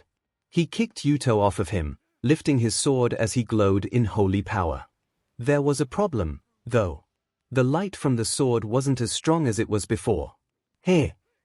You're wide open! Irina shouted, jumping up with Hauteclere in hand. As soon as she landed right beside Freed, she gave a hard swing. Freed rolled over to the side to avoid getting bisected. Zenobia came down after her with an overhead swing from her Excalibur destruction, prompting him to jump away again. Zenobia didn't seem to be concerned as she planted her sword down next to her and extended her right hand into the air. Saint Peter, Saint Basil the Great, Saint Denis, Virgin Mother, lend thine ears to. Hear my humble request. Space started to distort around her as a hole appeared in front of her. Zenobia reached inside the pocket dimension and pulled out a sword, a uniquely shaped broadsword with a blue blade and a golden edge. The sword had a semicircular guard on the left side of the handle that extended to the bottom just above the pommel, with a small extension on the right side of the handle. Standing from the tip of the blade, the sword was slightly taller than her, just by a few inches. In the name of the saints living in this blade, I set you free. Holy sword Durandal. She shouted, brandishing the sword before her. Everyone but Irina and Griselda gasped in shock at the sight of her blade. 𝐒𝐭𝐞𝐲 even appeared startled. She had another holy sword too. Okiko asked in disbelief. Durandal. Yuto whispered. Is that another holy sword? Izuku asked. It is, Rias confirmed. Durandal is a holy sword that's said to be on par with Excalibur, able to cut everything in this world, she explained. Impossible. The research that the church seized from me didn't look into Durandal. I can buy someone wielding 𝐻𝐻𝐾𝐻, but not that blade. No one should be able to use that thing. Valpa exclaimed in disbelief. You're wrong. Unlike Irina or Kiba, I am one of the few natural-born holy sword wielders. I'm capable of using any holy blade without the use of the light attribute crystals. Zenobia hoisted the large blade with ease, pointing it at Fried and smiling. This blade is ill-tempered. Despite being mine, I can't always fully control it. It's like a wild dog that will snap without my permission at times. Carrying it alone would be dangerous, so it is stored in another dimension for safety. Ha! You think I'll buy that bullshit? No way that hunk of junk can match up to my baby here. Fried laughed, the golden blade of his fused Excalibur illuminating as it changed shape. Several long streams of metal sprouted out from the edges, shooting forward at Zenobia and the others to stab them through. Humph! Zenobia merely narrowed her eyes, raising her blade and swiping out at the strands. With a single slash, Durandal cut through the blades like butter, the stray priest gawking at the display. As I thought, Zenobia sighed. You've corrupted Excalibur through your bloodlust. It's no match for Durandal. Are you kidding me? The mad ex-priest hissed as his blade reverted back to its original form. Once it had done so, he disappeared into a blur in an attempt to flank Zenobia and cut her down where she wasn't expecting. Unfortunately for him though, Yuto expected this and also disappeared into a blur as he engaged Fried in combat. They fought ferociously for a few strained seconds before Yuto's holy devil sword shattered Fried's Excalibur into pieces, knocking the insane exorcist to the ground. This time, the fused Excalibur did not revert back to its original appearance. Fried landed on the ground with a thud, before sitting on his knees and glaring hatefully at Yuto. Are you serious? Are you really serious? The legendary Excalibur shattered into pieces. Shattered by lame devil no less. I refuse to accept it. He drew out his gun and aimed. I refuse to be defeated by Dash. Shink! Fried screamed in pain, dropping his gun as a black blade pierced his arm. He glared hatefully at the one responsible, Akutagawa. Akutagawa gave a small smirk as if mocking the rogue exorcist. You son of a Dash! More black blades pierced Fried's body, lifting him in the air for a brief moment before they retracted back to Akutagawa. Now play dead, like the mad dog you are, Akutagawa commented. Yuto gave a victorious grin. We did it. We finally surpassed Excalibur. The adrenaline was still pumping through him as victory continued to sink in. His goal, after all this time, was fulfilled. A sword that uses both holy and demonic power. Valpa whispered in disbelief. That can't be possible, to think that both opposite forces would be united in such a way. Looking forward, Yuto glared at the source of all the tragedy he had to endure, pointing his sword at the genocidal archbishop. You're next, Valpa Galilei. I hope you're prepared. Of course. It all makes sense now. Valpa exclaimed, not even responding to Yuto, who began to approach him. Holy and demonic. Now I understand. This is the result of the balance between good and evil being shattered. In which case, not only the Devil Kings but also God Dash. Not wasting any time, Yuto quickly sped to Valpa. With a single slash, he bisected the genocide archbishop at the waist. Valpa's eyes trembled as he looked at Yuto, dying within seconds as the blonde knight looked down at him with a look of satisfaction. With this, I can be free. Yuto, taking a deep breath, flicked his blade to the side, ridding it of the man's billion. Are you okay? Izuku asked. Yes, but not because I was able to kill him, Yuto admitted, looking up at Izuku and the others with a smile. It's because I was reunited with my friends that I feel this way. Thank you, Izuku. You and everyone else. Izuku smiled and nodded. No time to celebrate yet, Mizu reminded everyone, glaring up at the cadre above. That certainly was amusing, 𝐭𝐾𝐲 smirked. It's impressive that Valpa came to that deduction. But his usefulness has come to an end. He rose up from his throne and slowly descended down. The unconventional allied group steeled themselves for a fight against the cadre. Well done, all of you, 𝐭𝐾𝐲 praised, the grass underneath him folding under his feet as he touched the ground. That was certainly quite the show. Now, Red Dragon Emperor, transfer your increased power to someone. I don't care who. Hurry up and do it. Are you saying you're giving us a chance? Don't be ridiculous. Riaz proclaimed. You're the one being ridiculous if you honestly think you can take me on like that, 𝐭𝐾𝐲 remarked. You'll need all the power you can get if you want to stop me. What do we do now? Izuku asked. Riaz glared at 𝐭𝐾𝐲. As much as she hated the cadre's arrogance, she couldn't afford to waste any more time. She grabbed hold of Izuku's right hand and squeezed it tight. Izuku blushed in reflex. We don't have much time left. Izuku, transfer the power to me. Izuku nodded. Okay. Here it goes, transfer. Riaz gave a soft gasp as she felt the sudden rush of energy flow into her power rising to a much higher scale than she could have hoped for. Green light illuminated around her body, gaining every last drop from Izuku's boosted power in one moment. Once she had absorbed all of the power into her body, her entire body radiated pure, demonic energy, covered by the green aura from the boosted gear. The very space around her began to shake from the enormous power she now wielded. 𝐭𝐾𝐲 didn't seem fazed by Ria's sudden increase in power. In fact, he seemed to find it amusing. Come on, sister of the Lucifer Satan. Show me what your combined might is capable of. 𝐭𝐾𝐲 dared as he stretched out his arms to paint a target on himself.